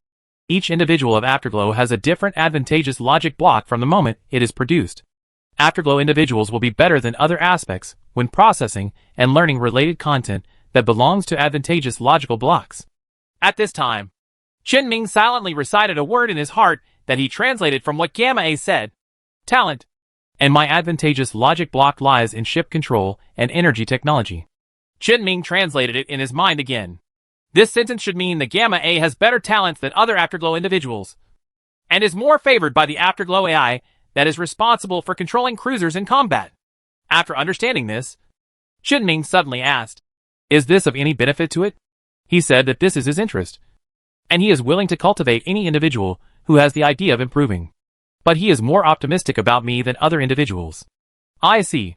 Then since he thinks highly of you, will he come to you specifically? I am not sure. Gamma A hesitated a little when speaking, because in his free time, he has guided me in optimizing the ship control logic model. But many times I have no way to find him. So I'm not sure whether he will come to me this time. To put it simply, Gamma A can sometimes get the help of higher level bosses. It simply embodies the word smooth sailing to the extreme, except that it suddenly encountered Qinming before. But despite this, Qinming still said with some emotion, it's good to have a big boss with you. So since you have a more advanced Afterglow guide, how long are you until you are promoted? Gamma A's answer was much faster this time. It shouldn't take long. I have passed the preliminary test for promotion before and obtained the control authority of the destroyer-class ship. As long as I continue to complete the task and replenish the computing power, it will only be a matter of time before I improve. By then, I will need to replace the core SHL with a more advanced one. At this moment, Qinming suddenly understood why Gamma A had always wanted to talk about this matter. If it wants to improve, in addition to participating in Yue's mission to obtain the mechanical family's chip, all it needs to do is replace the core SHL. To replace the core SHL, it is natural to remove the original core from the spacecraft. Gamma A wants to improve, but it needs to be temporarily out of Qinming's control. Although Qinming feels that Gamma A does not know the means by which he controls them, and may really just want to improve and hopes to get Qinming's permission, it is better not to gamble on small probability events. So Qinming directly chose a compromise method and said, then just wait until you reach that level and then tell me. Thanks you. After Qinming completely satisfied his curiosity about Yue's existence, he ended the topic. But not long after, as the Yue individual at the limit of Qinming's sight completely disappeared, he asked on a whim, do you Yue have any individuals similar to travel friends? Such as organizing to go to a certain planet together? Go on an adventure or something. It exists. But there is currently no individual organization. It would be easier if it existed. Sooner or later, he will have the opportunity to do something in this area. It doesn't matter to Qinming whether he is there now or not, because the time he can stay in the Afterglow colony is almost up. The formation of the pirate space station will definitely be delayed if we stay any longer. So Qinming said to Gamma A, it's time for us to leave. Received. I have previously sent you a map of the surrounding galaxies. Please choose the destination. Qinming called up the galaxy map, which showed the area of the galaxy where the star field controlled by the Afterglow meets the star field on the edge of the human empire. During the time when the spacecraft took off again, carrying the Lumen class that had been parked in space just now, and heading to the edge of the galaxy to prepare for launching the hyperspace channel. In addition to positioning on the galaxy map, Qinming was also looking at the unfamiliar galaxies on the galaxy map that were outside the borders of the human empire. Just looking at it, his hand clicking on the galaxy map suddenly paused. Because Ning suddenly realized something at this time that he had not realized before when he first received the galaxy map. His gaze shifted from the galaxy map to the Afterglow colony that was gradually fading away outside the diopter. This heavy industrial colony, which can cover 1/5 of the planet's surface area, is definitely an important colony for Yue. And it has obviously been marked on the galaxy map that Ning has now obtained. And in addition to this colony, there are other important places belonging to Afterglow that are also marked on it. Ning's mind was a little confused at this time, and he quickly asked Gamma A, "Where did you get this galaxy map?" "He gave it to me." "Okay. Now it makes sense." Ning's thoughts suddenly became clear. Originally, he was still thinking that any ship of Yue could obtain such a detailed galaxy map. So humans should have been able to sieve Yue long ago. Now it seems that this galaxy map should be a highly confidential galaxy map, and it was handed over to Gamma A by the cruiser Afterglow AI. The military should not know the location of these important locations. Otherwise they would have attacked long ago. And how could they give Yue a chance to take the lead?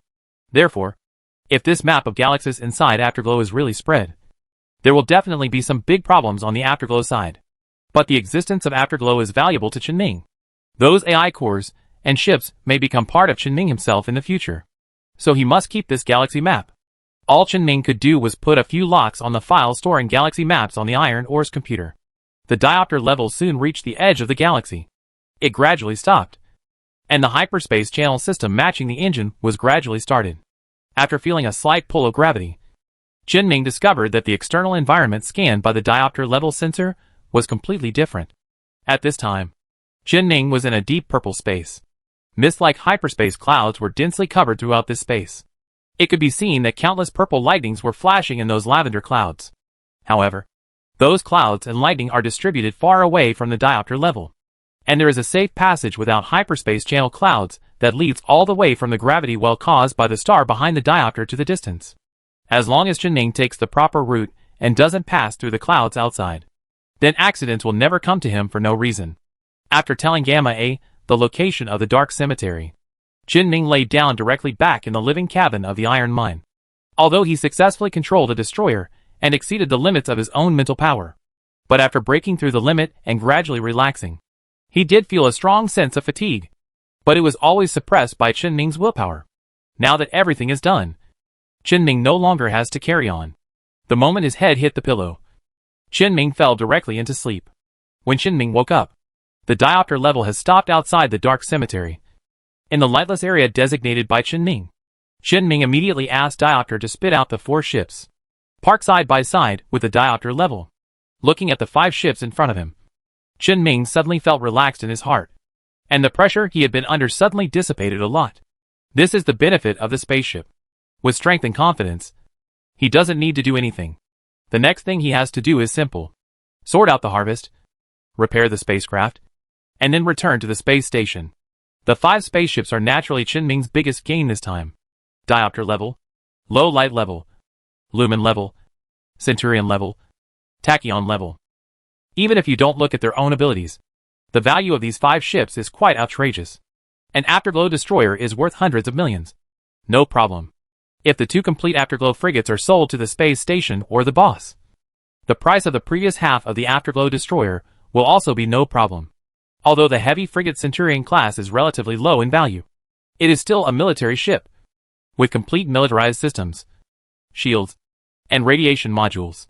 And like it, the Tachyon fighter class, which is also a military ship, is even more heavyweight. Being able to dissipate radiation energy close to the diopter level makes its combat capabilities definitely more powerful than most frigates. The various equipment with Tachyon's unique technology installed on it also made Ning, a maintenance technician, a little eager to take action. The overall value of this fighter class is arguably the highest among the 4 frigates. And Ning's gains are not just that. The growth of his own mental power and the ability to remotely control spacecraft switching later appeared are also very important. The growth of mental power allows him to control more and more advanced ships. The ability to switch and control the spacecraft from a distance is an ability with an exaggerated upper limit. Ning didn't even dare to think about the maximum role that an ability that could carry out real-time control and real-time communication without limitations on a cosmic scale could play.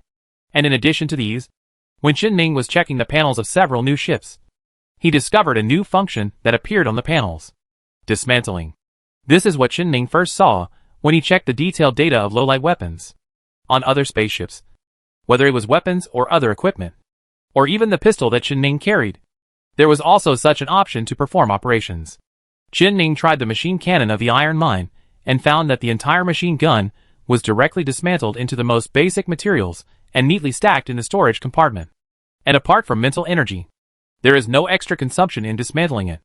Qianning himself had no other gains except the change in mental power and the increase in panel functions. However, Qianning still remembered something that he had obtained before: the soldier's personal terminal.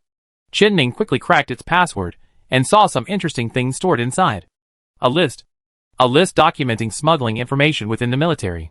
And Qianning also saw a batch of familiar goods that had lost their final destination. The quantity of those pink stimulant injections was exactly right. And the caravans smuggling the goods were also the same as those he had killed before. This list seems to have been specially compiled by this person. Although he didn't know why he did this, Qianning decided to put this list away first. It might be useful in the future. As the soldier's personal terminal was read, the loot this time was completely processed. But Qianning suddenly remembered a trophy he got a long time ago. The Whispering Stone. There are some things that Qianning cannot ask outsiders, but he can ask Yue AI, who must obey his orders.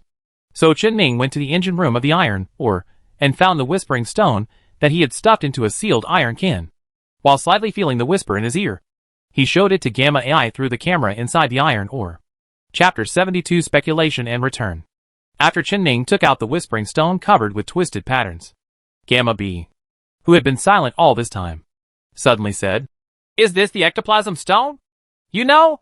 Yes. I once saw this kind of thing when searching for some information. It has a fatal impact on Yue's individuals." Qianning did not delve into what exactly Gamma B was searching on their platform to find anything related to the ectoplasm stone, because there is obviously something more worthy of his attention in what Gamma B said. "Fatal? Yes. I have previously found a record confirmed by Alpha-level Afterglow. An Afterglow individual died while studying the ectoplasm stone." Ectoplasm stones actually affect AI? Qianning glanced at the stone in his hand in disbelief and asked, "What is the specific situation?" Gamma B explained. "That record contains the results of reading the internal data of the core of the dead Afterglow individual. It was finally determined that when an Afterglow individual encounters the influence of the ectoplasm stone, some redundant data that cannot be understood will appear in the logic circuit. These redundant data can only be gradually erased through the self-operation of the logic loop. Once the ectoplasm stone is exposed for too long, the accumulated redundant data will block the logic circuit, and the part of Yue's individual consciousness will completely stop running, which is death." Qianning was silent for a while, thinking about what Gamma B said. According to his understanding, the meaning of Gamma B is probably similar to the effect of ectoplasm stone on Afterglow, which is like putting 3 into a binary program that only has 0 and 1. And there are more than 1. When all the running lines of the program are stuck by 3, the program will crash and cannot be rescued. "So do you know what this thing does?" Gamma B answered quite decisively. "I don't know, but I know its value is very high. The Alpha-level Afterglow who posted this record is collecting these ectoplasm stones. A Sunset I know found a similar piece during an expedition and traded it to the Alpha-class Sunset. He said that the Alpha-class Afterglow, who specializes in spacecraft design and modification technology, used his own quota to modify one of his trophies, a human Torrent-class frigate, Heavy Rain class." Qianning was impressed by this kind of ship, because it is the only spacecraft that carries fighter jets on the frigate, and the fighter plane it carries is not driven by humans, but a drone equipped with built-in artificial intelligence. Tachyon Technology, the company that designed it, stated that the level of AI used by the ship was definitely under the Empire's explicit upper limit on the intensity of artificial intelligence. However, many combat videos of the Heavy Rain class show that the Terminator fighter it carries has powerful combat intuition and flexibility that far exceeds normal strength. So to be honest, Qianning was not surprised that such a spaceship became Yue's collection. And after being modified by an Alpha-class Afterglow AI that was rumored to be capable of controlling a galaxy, but used its ability to control galaxies in the design and modification of spacecraft, the value of this burst-class ship is absolutely immeasurable. So the meaning of Gamma B is also very clear. An ectoplasm stone is equivalent to a galaxy-level professional and technical expert helping to modify the spacecraft and paying for materials in advance. It's basically equivalent to giving away a super powerful spaceship for free if you give it a framework.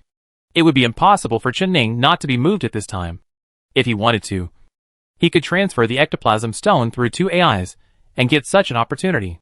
But Chen-Ning doesn't want to give away this ectoplasm stone just yet. He also wants to see what potential the ectoplasm stone has. And at this time, Chen-Ning suddenly thought of the extra disassembly function on his panel. This disassembly function allows you to see the material proportion of the disassembled items before the actual disassembly operation. So it seems that Chen-Ning can use it to see what the essence of this spiritual stone is.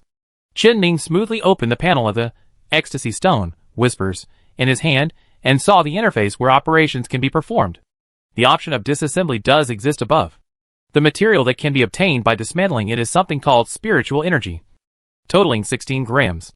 Chen-Ning wrote down this name, which seemed even more outrageous than the ectoplasm stone, and decided to keep the ectoplasm stone for now. After all, this ectoplasm stone is something related to psionic energy anyway, and it is very likely that there will be an opportunity for Chen-Ning to contact a real psyker in the future. As for exploring the function of the ectoplasm stone, the Gamma AI probably won't be able to help him for the time being. Chen-Ning felt a little regretful in his heart. Originally, he had hoped to rely on Yuhui's data sharing platform to obtain some valuable information. But the result could only be said to be less than ideal. So much so that he now even feels that his luck has started to get worse after getting better. Because Chen-Ning actually thought of another way to use the Afterglow database before. For example, relying on Gamma A, the technology disclosed on that platform. The first thing Chen-Ning thought of before was to build a colony of his own, like the Afterglow colony he saw. Just think about the throughput of goods in the Afterglow colony before, and you will know that this is definitely the most profitable method compared to any other means. Just the cargo throughput of the Afterglow colony spaceport in the period he had seen before was enough to buy several destroyers. But Chen-Ning immediately gave up this idea. The construction of a colony that could maintain self-sufficiency and even make money required both human and financial resources. When the price of a basic civilian ship often fluctuates around 5 million, the investment required to make money through the colony is definitely enough to empty Chen-Ning's family wealth several times. So Chen-Ning just thought about it. Then he thought of another idea that was more suitable for him to obtain benefits from the Yuhui platform. Yuhui's spacecraft modification and repair technology. This is a professional matter, but there are also some troubles involved, because the design ideas of the Afterglow ships have a different relationship with humans. Unless Chen-Ning only controls the Afterglow ships in the future, he must study it himself and transfer the design ideas of the Afterglow ships to human ships. The most outstanding feature of Yuhui's ship design is the energy weapons and energy system. Researching these two aspects will definitely cost a lot of money and time. As for other ideas that would allow Chen-Ning to quickly benefit from the platform, Chen-Ning also thought of a few, but none of them were very feasible, such as the jump engine and the blink engine. Both must be installed on at least cruise-level ships, relying on engine resonance to drive other ships to jump or flash. At least that's what Chen-Ning understands. So the end result was that Yuhui had the ectoplasm stone that he didn't understand, but he couldn't use it. As for the unmanned ship design that Yuhui was relatively familiar with and good at, he was temporarily unable to use it or had no suitable place to use it. Chen-Ning couldn't help but have a headache. Several ideas failed to be realized due to various reasons, so he could only continue according to the original plan for the time being. But when Chen-Ning thought about his plan, not only did his head hurt, but also a little haze emerged in his heart. The reason naturally lies in the military outpost in the RM2 star system, where Ruimu is located. Although Chen-Ning determined his own policy a long time ago, break away from your identity as an employee of Cinda Company, disconnect as much as possible from Cinda and the military, and start a new life. But things about the military and the mining space station came together like this, and Chen-Ning couldn't pretend he didn't see it. If he sees it, he can't help but think about it. 30 years ago, until the last time he went into hibernation, Chen-Ning had never heard of a military outpost being established in the system where the mining space station was located. With so many spaceships coming in and out of the mining space station, it is impossible for no news to leak out. Therefore, this outpost was definitely built after an insect infestation broke out in the space station and all personnel were wiped out. Chen-Ning wouldn't believe it if there wasn't some logical relationship. So after thinking about what he knew about the whole thing, an irresponsible guess appeared in his mind. When Sindar Company first chose to purchase the mineral mining rights of the galaxy, it focused on the high-density and high-content mineral asteroids in the star ring of Ramu. If you do this in compliance with the law, there will be no problem. And the company should really not know that there are empty fish in the ring of the gas giant planet next to it. After all, the mining rights of this galaxy are sold by the government, and it is impossible for the government to take advantage of others for no reason. It is definitely the official who did not discover the existence of Kongyu. However, with the establishment of the mining space station, more and more people have come here. Then one day, someone discovered traces of Kongyu's existence. So the military closest to the mining space station chose to strike first, dispose of the space station, and pass the blame to the bugs. Then, they blocked the galaxy on the pretext that dangerous creatures appeared in the galaxy, forcing Sindar Company to suffer a loss. However, the real situation should not be as simple as Qinming guessed. There must be more complex logical relationships and more complicated exchanges of interests. Therefore, Qinming also felt that the pirate space station with Shinda's background was actually the product of the exchange of interests between Shinda Company and the military. After all, it seems outrageous to see a complete city built on a pirate space station. And if you think about it for a moment, you will know that after the mining space station is no longer used as a relatively neutral spacecraft transfer point for those who run in the Edge Star field, there must be other alternatives. And the pirate space station is just right. If this is true as Qinming guessed, it would have started with the military initiating a conflict and ended with the two sides sitting at the negotiating table and peacefully exchanging benefits. Then the direction of things may be good for Qinming. Or it may not be good. Because in this case, neither Sindar nor the military will pursue the matter of the space station too much. Before Qinming's identity was discovered, no one would take the initiative to investigate this matter. His situation was very safe. However, if both parties knew of Qinming's existence, in order to prevent the matter from being exposed, both parties might crush themselves to death. Of course, they might not care at all. After all, how big a splash can Qinming make on his own?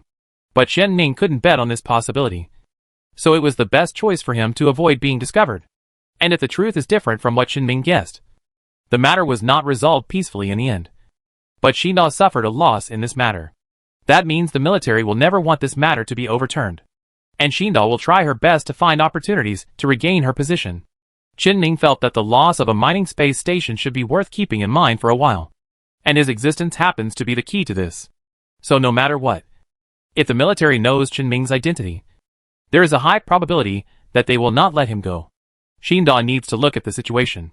Fortunately, the military outpost has been demolished. In order to obtain Sky Steel again, the outpost will definitely need to be rebuilt. They should not have too much energy to pursue other things in the short term. So Qinming still has time to do some things he should do. Qinming temporarily relaxed his mind and stopped thinking about too many things. It's almost time. It's time to go back to the space station.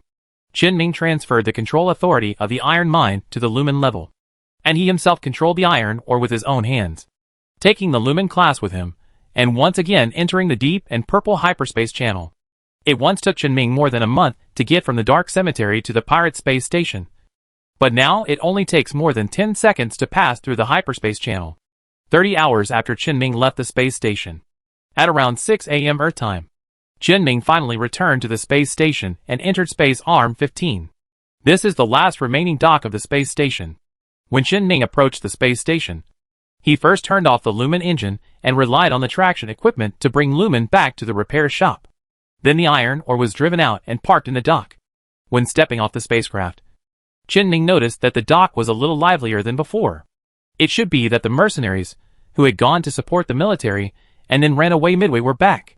Moreover, Qinming also noticed that some people in the dock seemed to be observing him and his iron ore. It should be what Lao Wu said before. The story that he drove a civilian ship and blew up 4 merchant ships spread. I don't know if it was a good thing or a bad thing. Qinming couldn't stop other people's gaze, so he chose to ignore it. Went straight to the maintenance shop. In the maintenance shop, Qinming met the factory director.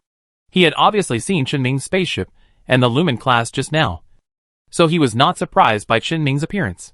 However, after saying hello to Qinming, he looked at Qinming as if he was looking at something rare. Qinming felt a little uncomfortable being stared at by him, so he took the initiative and said, "Director, is there any work that you need someone to do?" Yes. But you and Captain Chi just got back from the boat. Do you need to rest for 2 days? Qinming felt that the factory director's attitude towards him seemed to have changed. A good change. Although the reason for this change was unclear. He felt that it shouldn't be a bad thing. and Qinming had already rested before. So he insisted. No. Just start working directly. I didn't even take a day off. So it's best to go back to work. That's okay. The factory director waved to the depths of the maintenance plant and shouted. Old Wu, bring me the people here. Old Wu appeared in front of Qinming in a flash, looked Qinming up and down, and said, Okay. He took Qinming deep into the maintenance shop.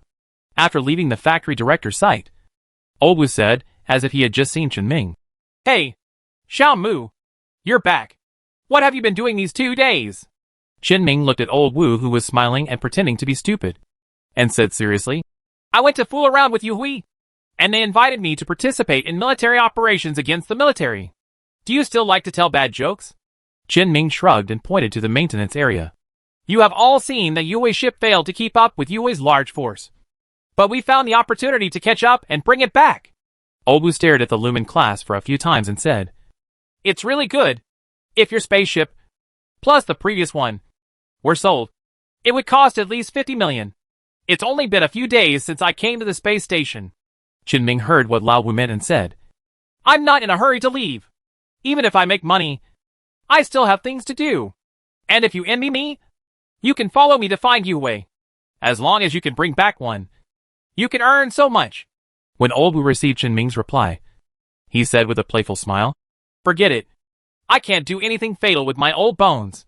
Ah, by the way, the factory director asked me to ask you, do you have any plans to use the Afterglow AI core in your hand? When Qinming heard Lao Wu's question, he immediately wanted to deny the existence of the AI core he had on hand. But as he spoke, he suddenly hesitated, because many forces and even officials are acquiring the core of Yu AI. This is a fact known to everyone who has contact with this work. So it's not too much to shop around with an AI core in hand. Qinming just subconsciously took precautions and wanted to hide it. But for some reason, Qinming suddenly felt that he could take the initiative to give others some trust. So he changed his words. Gamma AI is still useful for me for the time being, and I want to try to study it. Oh, then if you change your mind, go to the factory director. Old Wu seemed to be just asking a question for the factory director, and stopped talking nonsense once he mentioned it. He took Qinming to the deepest part of the maintenance plant, where the engineering ship was parked. The 2 engineering ships stayed here quietly. Old Wu took the initiative to step forward and start the daily ship maintenance, while Qinming stepped forward to lend a hand and asked, What do you want me to do today? Is it the same as before? A look of relief suddenly flashed across Lao Wu's face for a moment, but it was immediately covered up by the grinning corners of his mouth and that smile. You'll know soon. The spacecraft's maintenance time passed quickly, and it was 8 o'clock in the blink of an eye, the official opening time of the repair shop. Then, Qinming, who was alone next to the engineering ship, saw Old Wu, who had just run out mysteriously, and walked in with 3 people wearing work clothes that Qinming had never seen before. It looks like the maintenance shop has hired new people. But these 3 newcomers, Lao Wu, came to Qinming, pointed at them and said, Xiao Mu, these 3 people are your subordinates. Please keep an eye on them. Qinming nodded. Although Old Wu said that he wanted them to attack him, he actually knew what he meant. Then Old Wu put his hand on Qinming's shoulder and said, This person has told you before. Mu Shuikong, Brother Mu, you will follow him today. As soon as he finished speaking, Qinming heard Old Wu say to him in a very low voice, Those private things can be revealed a little more. The smart ones will learn it, and the unsmart ones will be left alone. Otherwise, even if Lao Lu keeps it, it will inevitably lead to trouble. Qinming also said calmly, Don't worry. You can take 10% or 20% from the things they touch. Don't teach them in vain. No. That's it. I'm on duty today. I'm leaving first. After explaining what needed to be explained, Lao Wu disappeared all of a sudden. It was not known whether he would miss work alone in the maintenance shop. Qinming's eyes moved away from the partition door of the maintenance shop where Old Wu disappeared, and shifted to the 3 newcomers. The 3 of them stood there a little reservedly. They didn't look like they had any criminal record at all, but more like college students who had not yet graduated and were looking for an internship. After the 3 people noticed Qinming's eyes, they each respectfully shouted to Qinming, Brother Mu. Qinming had never been treated like this before, and he was a little uncomfortable, but he quickly adapted. After looking at the other ship where the director Bald and Tian Jiwen were preparing, Qinming stopped wasting time. He waved to the 3 waiting newcomers and said, Follow me. Ming had never done this kind of thing before, but he thought he could give it a try. Because after he came back from the Afterglow colony, he actually didn't care or look down on the private gains while cleaning the battlefield. If someone helps him, he can still have some free time. After being free, Ming had time to do what he had wanted to do before, such as acquiring weapons for refurbishment. Ming has been thinking about this matter since the day he entered the pirate space station. It's just that I was busy every day after that, or had other things to do, so I never had time to do it. Now if someone wants to save time for themselves, then this matter can almost be started. Making money and everything else were secondary. After selling half of the Afterglow destroyer, although money was not too much, it was enough for Ming. He still wants to do this now, mainly to exercise his mental strength. The benefits of increasing mental power are obvious. It's not a bad thing to make some money while exercising your mental strength. In addition, Ming also needs to take the time to modify the iron mine number during this period, so that the iron mine number can completely disconnect from the past. Then wait for a relatively free time and go to Yue's colony again. If he doesn't try to do something to get Yue's AI core, Ming always feels like there are ants crawling on him. But things had to be done one by one, and he didn't have anything particularly urgent to do now. Anyway, the military outposts were demolished by Afterglow, and their main focus now is definitely on rebuilding the outposts and reproducing Sky Steel. Ming didn't believe that they would allocate energy to do such a thing under such circumstances. If the military really insisted on killing him without even caring about the priceless Sky Steel, then he would eat Xiaoshi on the spot. Just when Ming had such an idea in his mind, Xiaoshi, who was playing in the running wheel made by Ming himself on the iron mine, suddenly stopped his movements and looked around cautiously, but it didn't find anything unusual. Xiaoshi's little eyes were full of doubts, and he always felt as if he had felt this way before. But it immediately put this doubt behind its mind and continued to play on its own. Chapter 73 Space Station Guests and Distribution of Benefits. A few days after Ming returned to the space station, the military personnel returned to the RM-2 star system with a reorganized fleet. In addition to those ships that ensure combat capability, the fleet also has a large number of engineering ships and transport cargo ships filled with cargo. Relying on heavy investment in manpower and materials, the military spent less than a week repairing the outpost that was half damaged by the Afterglow. After the outpost was repaired, high-intensity military sensors scanned the entire galaxy. Soon, an urgent report started from the grassroots level of the military and was passed from bottom to top. It was finally delivered to the person in charge of the outpost, the captain of the ruler-class ship. When the report arrived, the deputy who was responsible for conveying instructions to the captain and also responsible for sorting out the report and transferring it to the captain saw a gloomy face that the captain had not seen in many years. 2 more days passed. An abandoned mining space station in the RM-2 star system. A small transport ship suddenly appeared near it. The 5 people in the cabin are all wearing professional weapons and equipment. They are a special mission combat team. The captain, who was leaning against the cabin door, suddenly knocked on the cabin of the spacecraft next to him, attracting the attention of the team members to him, and said, "Confirm the mission one last time. We need to enter the abandoned mining space station number DGC 9527 and investigate the reason why the also abandoned civilian mining ship Iron Ore disappeared in the space station. Any questions?" "No." "Without." After receiving sporadic answers from the team members, the captain's voice sounded again. "Let's go!" The small transport ship gradually approached the dock of the space station. But before the appearance of the space station could be seen with the naked eye, a team member suddenly said, "To be honest, this must have happened 30 years ago." "Right. Only now do you realize that something went wrong?" The captain recalled the mission documents that he had read many times and said, "I heard that the person in charge of the detector before did not have to go through the list of spaceships in the system every day. So he saved all the spaceships that had been recorded in the system. All signals are blocked. The sensor will only scan new ships, and the effect is similar. However, the ships that originally have records will not be able to control them at all. Now the outpost is rebuilt. The sensors are rescanned, and the problem is cleared out. There is a ship missing on the space station, and there are some signs of man-made damage." The team members asked in surprise, "If we say that foreign ships have been monitoring us, does that mean someone has lived on that abandoned space station for 30 years? The captain shook his head casually and said, "It may not be 30 years. I remember that the people in charge of the detectors at the outpost seem to come every 5 years. and they will be replaced with new people next year. It is possible that the ship disappeared a few years ago, and it is only now discovered that. In short, regardless of how many years ago, we are actually not sure whether it was done by people inside the space station, or whether it was done by someone from outside who sneaked into the galaxy. If it is an insider, there is a high probability that this person has been frozen in the cryogenic dormant chamber before. So after we go up, we have to look for clues in the living area containing the dormant chamber. Then why are we parked at the dock? The captain turned slightly sideways, so that the team members could see the increasingly larger space station outside the porthole, and said, "Because it is relatively open here. Any danger can be discovered immediately. And isn't it written in the mission record? The space station was destroyed by a group of bugs hiding inside the asteroid. Even if our spacecraft scanning equipment doesn't scan out anything, safety still needs to be ensured." The team members asked curiously, "What kind of insect can destroy a space station?" "A bug whose average size is about the same size as a human being. That's not a big deal. The carapace can still block bullets. TSK. Don't ask more questions than you should." Seeing the captain's attitude, the talkative team member quietly closed his mouth.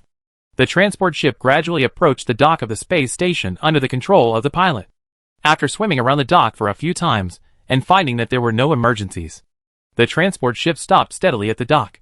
The cabin door of the spaceship opened, and several team members filed down, cautiously on guard.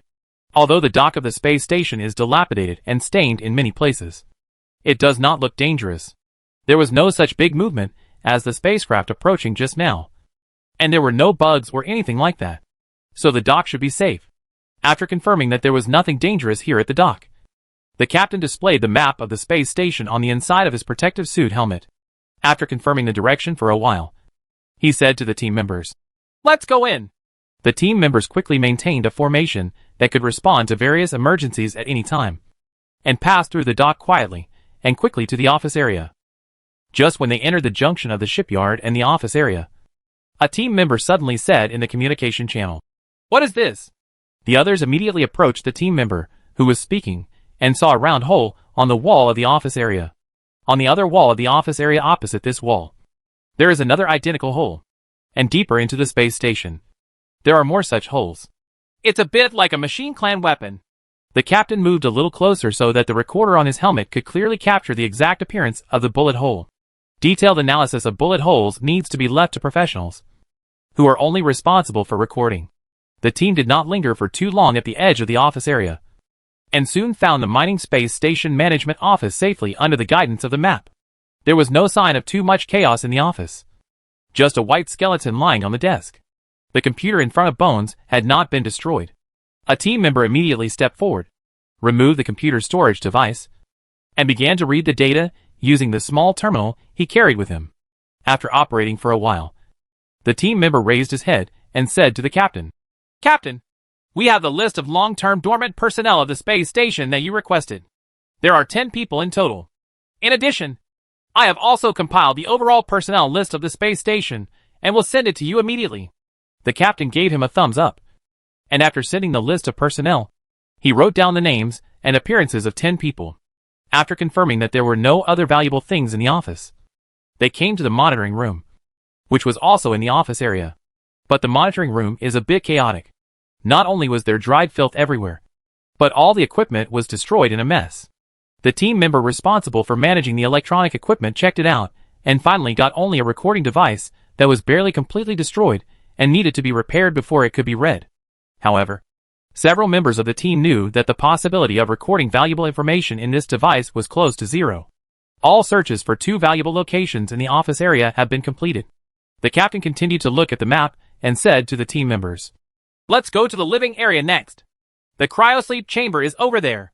The team members followed the captain one by one, passed through the office area, and entered the public area in the center of the space station. At this point, their nerves, which had been somewhat relaxed, suddenly became tense, because there are many growths covering the corners of the public area and the passages leading to the lower areas. However, they soon noticed that the growths had lost their activity and showed no signs of activity, and there seemed to be many giant egg-shaped objects among the growths. But now they have all disappeared. After confirming that the surrounding environment was safe, a team member stepped forward to obtain some samples of growths. while observing the samples carefully. He couldn't help but said, "Are these things left by bugs?" The talkative team member also came to the sample and took a look at it and said, "It should be that the source of the insect outbreak in the space station is probably down there." The captain interjected at this time, "Don't worry about whether these are present or not. Our mission is to find out where the missing spacecraft went." The two of them rejoined the team very neatly. But they didn't stop talking. "Actually, I'm quite curious now where all the bugs have gone. 30 years ago. He should be dead. A bug that could survive on an asteroid died for no reason. Anything can happen in space." 2. The two quickly ended the conversation and continued to follow the captain through the public area and arrived at the living area, which was also covered by a large number of dried up growths. The density of growth here is less than that in the public area, and a little attention will not affect movement at all. The team quickly followed the map and found 3 cryosleep chambers stuck together. They began their search in the cryosleep chamber closest to the common area. However, the first 2 cryosleep chambers only contained completely destroyed equipment, until they entered the 3rd cryosleep chamber. The first time they entered, everyone in the team saw the corpses covered with white coats on the ground, as well as the bodies of insects that died with them next to them. "It should be Dr. Dingy. He is responsible for the daily monitoring of the cryodormant personnel on the space station." After the captain finished speaking, he waved his hand to signal others to start searching. Soon, everyone gathered next to a freezing dormant chamber, because this freezer has very obvious signs of being opened recently. There is a simple personal information printed next to the freezer. One of the team members read out the information smoothly. "Maintenance engineer. Number 519. Chen Ming. Is it him?" The team member in charge of the electronic equipment was connecting his terminal to the sleep chamber at this time. After a brief operation, he said, "There is a high probability that the human body parameter configuration of the cryosleep chamber matches his configuration in the system record. And I also found the record that this dormant warehouse was activated half a year ago. Who started it? No one. It should be that the space station had a power outage that caused the dormant cabin to restart. So the people were released. Didn't we see it when we scanned it before? The space station's fuel is already empty. That's him." The captain set the tone directly. "The question now is, how did he survive and then run away in that shabby civilian ship? Who knows? As long as we determine who it is. Why do you think the director is looking for this Chen Ming? I guess it is to protect a man who has lived in the mouth of an insect for 30 years, as a representative of our indomitable will to survive. Are you telling a joke?" The captain directly interrupted the 2 team members, who were arguing with each other, and said, "Stop talking nonsense. It's time to go. Our mission is not over yet. We have to find out this statement." This person may have died somewhere long ago. How can I find him?" The captain didn't seem to care about this issue at all. "It doesn't matter whether we find it or not. What's important is that we found it. The universe is so big. Where do we start? The closest one." The mining space station welcomes its first guest 30 years after being abandoned. At the same time, Chen Ming was carrying a machine cannon that could be installed on a small load-bearing point, standing on the horizontal elevator that could be seen everywhere in the space station, heading towards the space station management office. A few days after returning to the space station, he had taken the time to test the practical matters that need to be paid attention to in the batch refurbishment of weapons. It just so happened that it was his turn to be on duty at the maintenance shop today, so he didn't need to go out to do field work. So Chen Ming directly handed over the task of looking at the maintenance shop gate to a newcomer who stayed with him. He jumped up, pushed the cart, and ran to the administration building with a brand new machine gun, ready to go to the factory director. If it hadn't been for Chen Ming's advance report that the machine gun was needed for testing in the underground workshop of the administration building, and the machine gun only had a bare barrel and no ammunition, the security was determined to stop Chen Ming.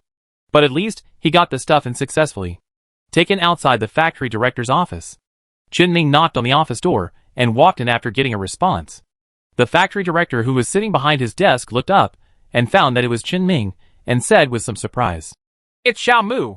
Why did you suddenly come to see me?" Chen Ming didn't waste any time. He pulled the cart into the office and said, "Director, take a look at this."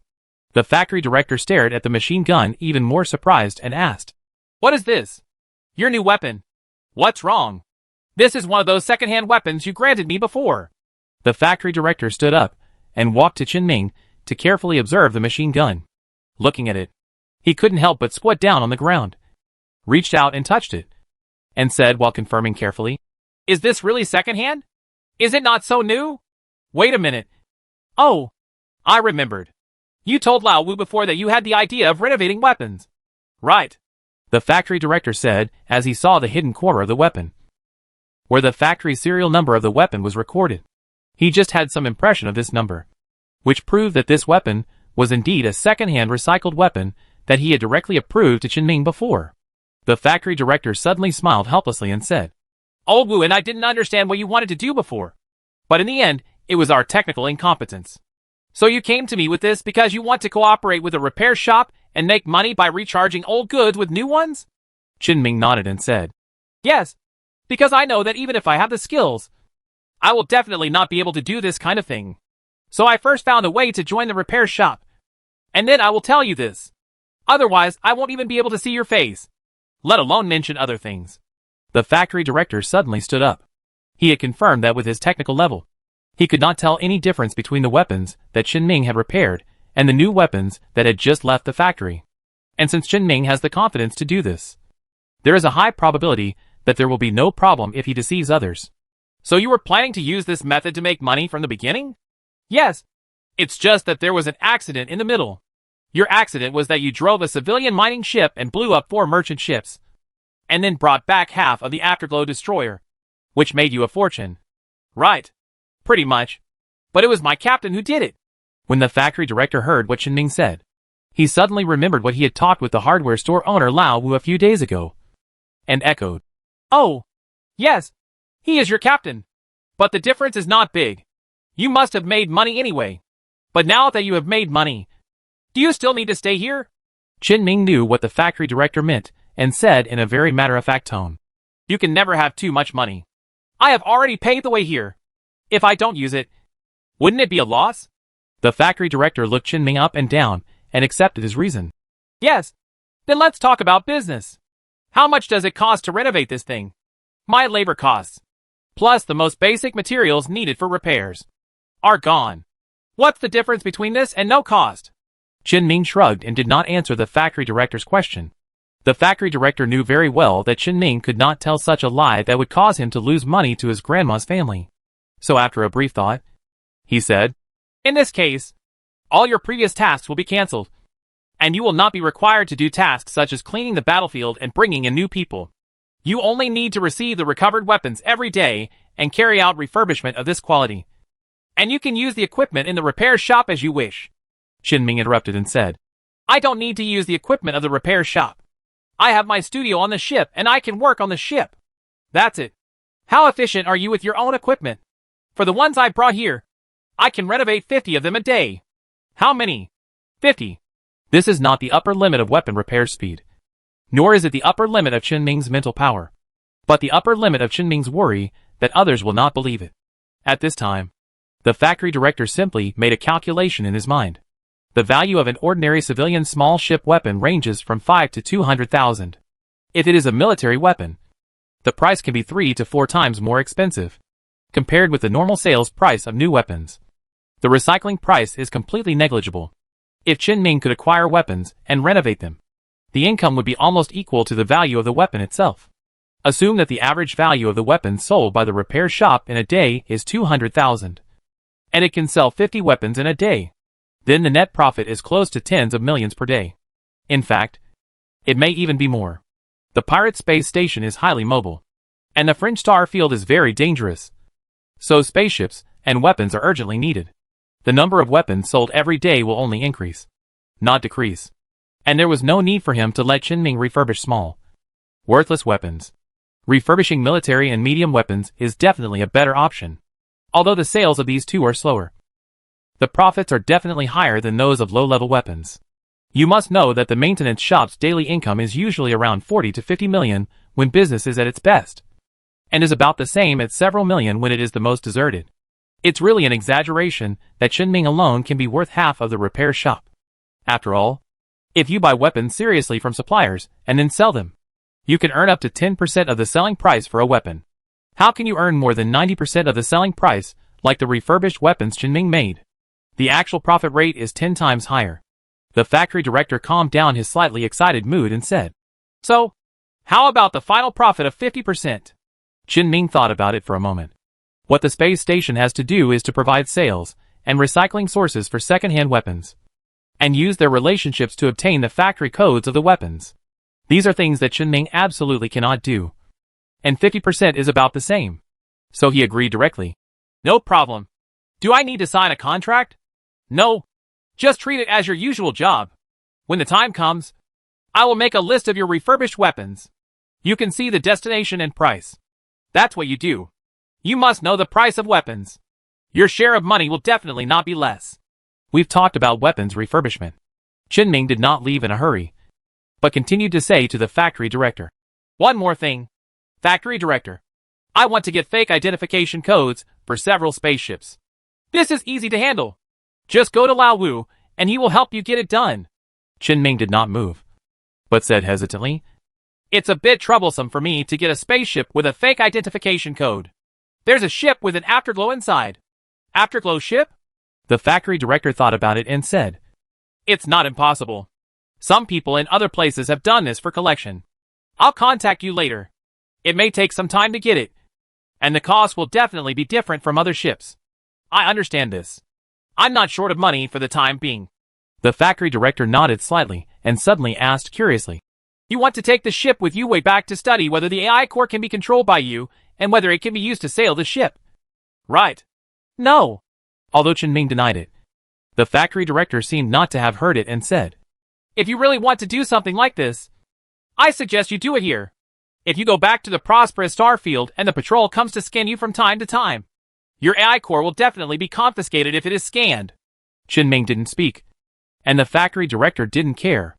Seeing that Qin Ming didn't mean to leave yet, he asked again, Do you have anything else to do? Have. Qin Ming gave an affirmative reply and said, In addition to Yu Hui's ship, the spacecraft I want to get the identification code of. There are also 2 military ships.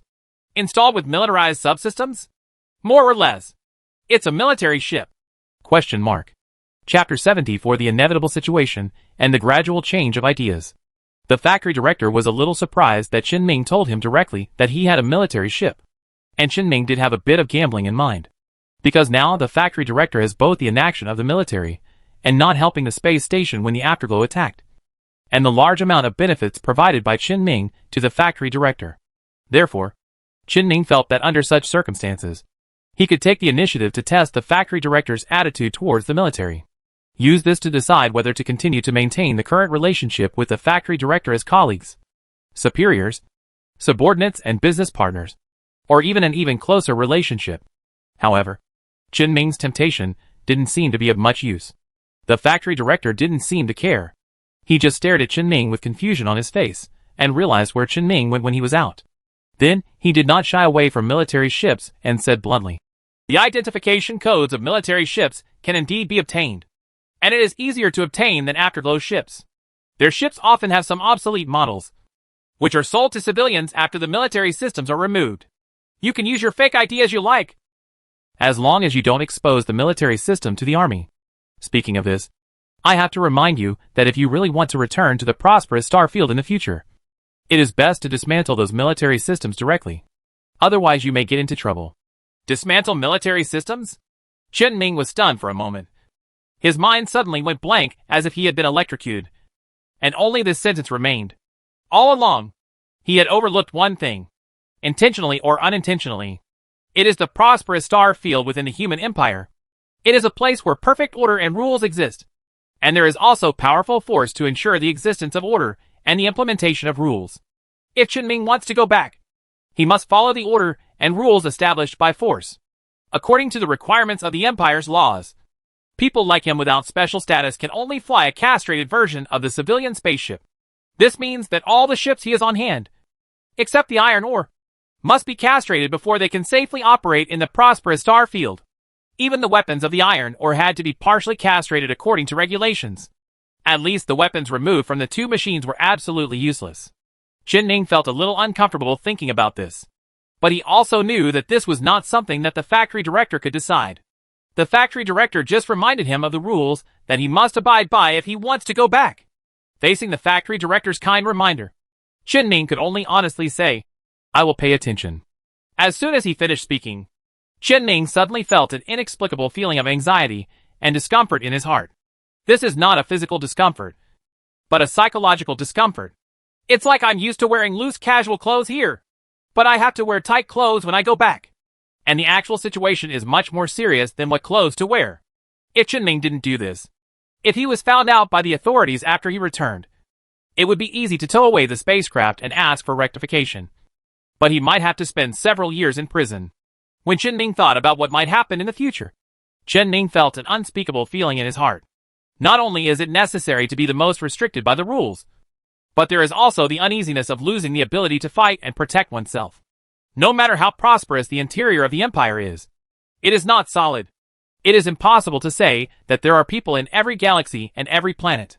This means that there are also pirates in the prosperous star field.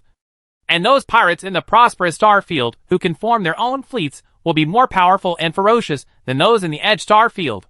Although Chen Ming knew that there would not be as many pirates in the prosperous star field as in the edge star field, and the probability of encountering them was very low. But if the military system of his spaceship is dismantled, it will really have no ability to resist when it encounters danger. This insecure situation makes Chen Ming, who has always been more inclined to make decisions before taking action, very uncomfortable. So much so that he is now slightly shaken by his previous idea of returning to the prosperous star field. He even somewhat forgot about the current situation. Chen Ming's sudden silence and strange behavior made the factory director discover something. He stretched out his hand and dragged a chair next to Chen Ming, and asked in a very gentle tone, "Is this your first time in the Fringe Star territory, Little Moo?" Chen Ming was suddenly freed from the thoughts that made him extremely anxious. After hesitating for a moment, he decided to answer truthfully. "It can't be considered the first time, but it is indeed the first time to come to a place like this." "That's not surprising. Do you feel that you basically don't have to follow any rules now, but you have to abide by a lot of rules after you go back, which gives you a headache?"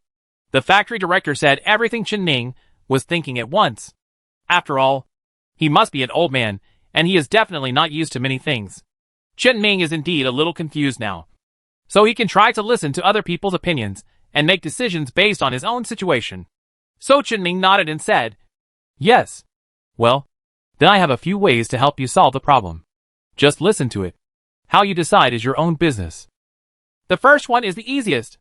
Go to any Sirius space station in the Edge Star field and stay for a while. It's best to find a temporary job and try to relax in a normal environment. Just abide by the rules and don't run around. You'll usually get used to it in a month or two. Then you can go back with a large caravan with an official background, and your safety will be guaranteed." The factory director looked at Chen Ming as he spoke. However, Chen Ming was sitting motionless on the chair now. No one could see what kind of expression or thoughts he had under the protective clothing. The factory director exhaled slightly, and after a slight hesitation, he suddenly said, as if he had made up his mind, "Another way. You saw it when you signed the contract before. We are a subsidiary of Xinda Company. Actually, Xinda Company has a special armed fleet, which can drive military ships in the prosperous star field. You know about the armed ship permit, right?" "No.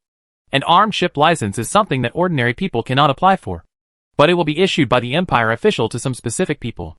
In addition to giving licenses to large companies like Sinar, the government will also give licenses to bounty hunters or mercenaries who have made a name for themselves in the Fringe Star territory, requiring them to deal with pirates. Dealing with the elite pirates in the prosperous star field that are not worthy of special treatment by the military, but cannot be dealt with by the patrol team equipped by the system itself. It is normal for Xinda Company to have such things, and it is normal for them to be distributed to others. But it is not normal for them to be distributed to Chen Ming." So Chen Ming didn't say anything, just waiting for the factory director to continue talking.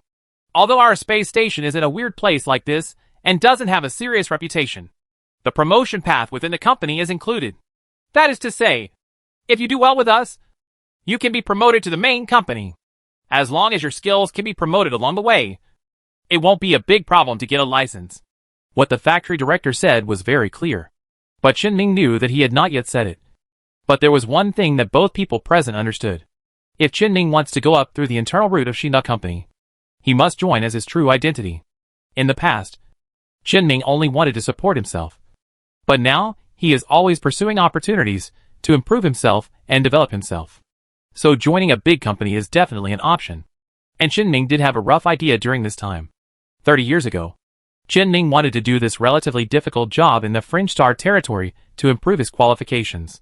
When the task arrangement cycle is over, you can definitely be promoted to 1.5 levels when you go back to the company headquarters. I repeated this process several times when I was young. From a maintenance engineer to a maintenance engineer general manager. And from a technical position to a management position. At this point, it was enough for Qin Ming. But it's not enough for Qin Ming now.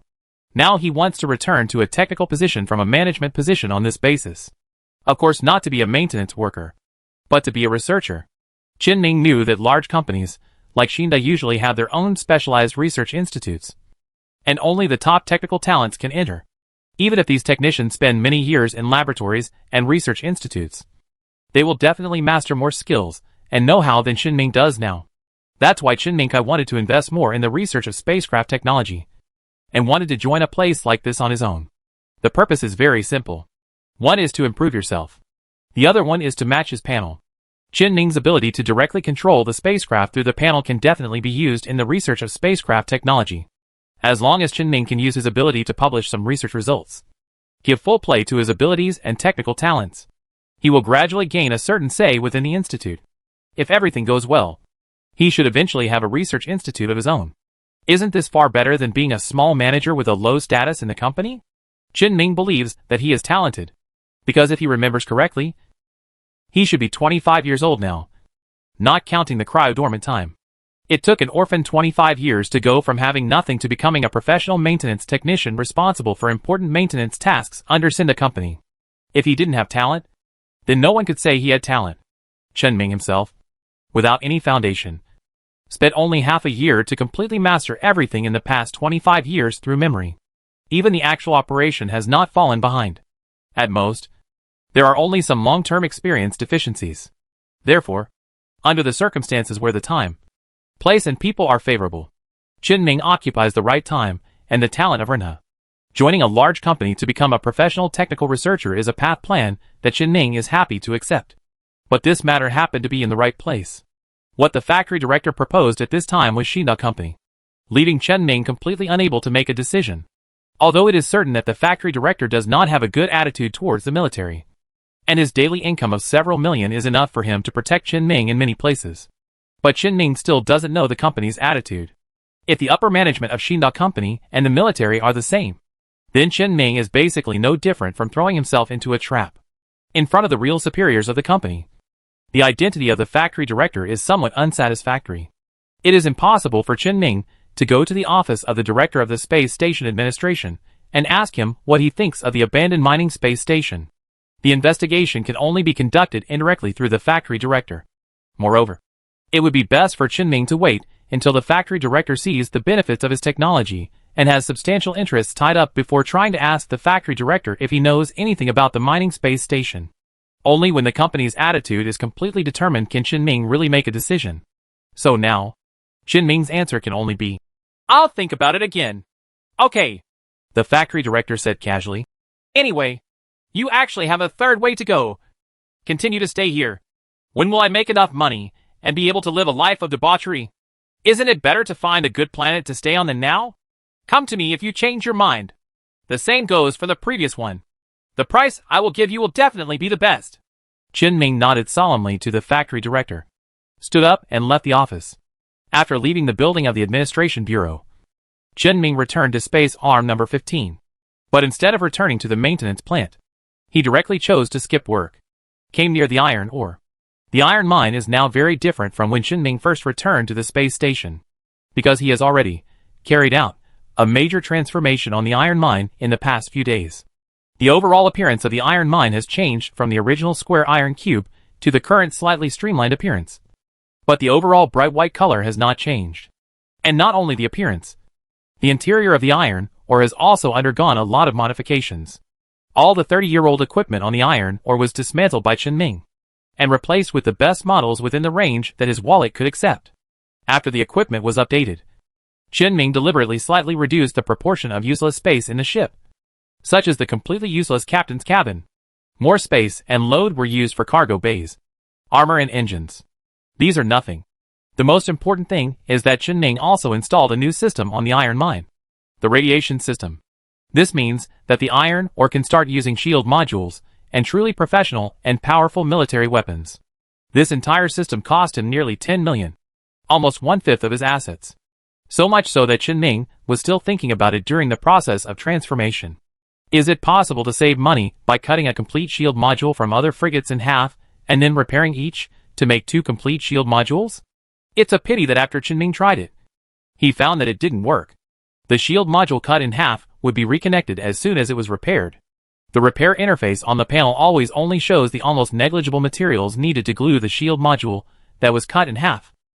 Even if he stayed in the space station holding half of the shield modules and threw the other half to the dark cemetery, as long as the repair button is pressed, the other half of the shield module will suddenly appear in the palm of Chen Ming's hand in liquid form, and be connected with the half of the shield module in his hand for repair. And doing so will also consume a lot of his mental energy, which is completely an act that outweighs the gains and losses. So in the end, Chen Ming had no choice but to reluctantly spend the money. The final result of the transformation is that although this ship still looks like a civilian mining ship, inside it is a professional military spacecraft with extremely strong survivability. After all, the purpose of the iron mine is very clear. It is the spaceship that Chen Ming flies daily, and it is also the last line of defense to protect him.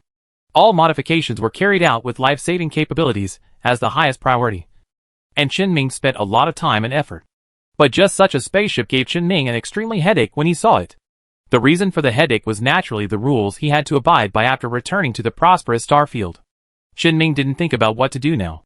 He could only sigh slightly, look away from the iron ore, and ignore this matter for the time being. He came here not to see what happened to his spaceship, but because he had other things to do. At this time, next to the iron ore, there were several strong men wearing exoskeletons waiting for something. Chen Ming naturally knew who they were waiting for, but he was not in a hurry to go there right away. Instead, he took advantage of the moment to take a closer look at the exoskeleton equipment they were wearing. This is the rare time Chen Ming has seen someone wearing this kind of mechanical exoskeleton for auxiliary operations since he came to the space station. Chen Ming must be interested in these things. However, I have no idea of actual research and actual use, because most of the knowledge in Chen Ming's mind is about spacecraft technology and large-scale equipment technology. He doesn't know much about this kind of exoskeleton machinery applied to individuals. If he really wanted to study, he would have to learn a lot of new things. But now, apart from going to work every day, he spends his evenings and other free time reading various professional books, and he doesn't have much energy to do anything else. Moreover, there is actually no suitable environment for the use of exoskeletons. Chen Ming has now returned from Ruimu planet, and it is unlikely that he will need to go out to work in person. So it is good to have a look at the exoskeleton. There is no need for it in actual use. Chen Ming looked at the exoskeleton for a while, and then walked up and said hello to a few people waiting next to the iron mine. After confirming their identities, they asked them to help carry all the dozen boxes of heavy goods they had brought onto the spacecraft. These goods are a large amount of materials that Chen Ming purchased a few days ago from the owner of the recycling shop recommended by Lao Wu. Because some materials needed to be ordered or were out of stock, it took until today to get them together. It just so happened that Chen Ming was on duty today and didn't need to go out, so he asked the owner of the recycling shop to deliver it today. In addition to a large number of basic materials and advanced metal materials, there are also a small amount of special metal materials. The effect is naturally obvious after more than a dozen boxes of goods were moved. Although Chen Ming was sure that the boss was not short of anything, he still pretended to count them and sign the receipt certificate. But today's things are not over here yet. Chen Ming closed the hatch directly and started the iron ore's engine. Driving the iron ore, he flew out of the space station alone and entered the hyperspace channel at the edge of the galaxy. Set off for the dark cemetery. The iron ore arrived at its destination almost instantly and connected to the communication channels of 2 spacecraft controlled by Gamma AI. Although Chen Ming takes time every day to chat with the 2 AIs staying near the dark cemetery, talking about Afterglow or human beings. However, out of concern to prevent Yue from suffering from depression or other problems, Chen Ming asked specifically, "Is it okay for you to stay here alone?" Gamma A is still the same as before. It immediately answered Chen Ming's question. "No problem. We can consume time by studying the data downloaded before. As long as you can take us back to the galaxy with the Afterglow communication beacon every once in a while, we can stay like this forever." After Gamma A finished speaking, Gamma B simply said. Me too. That's good.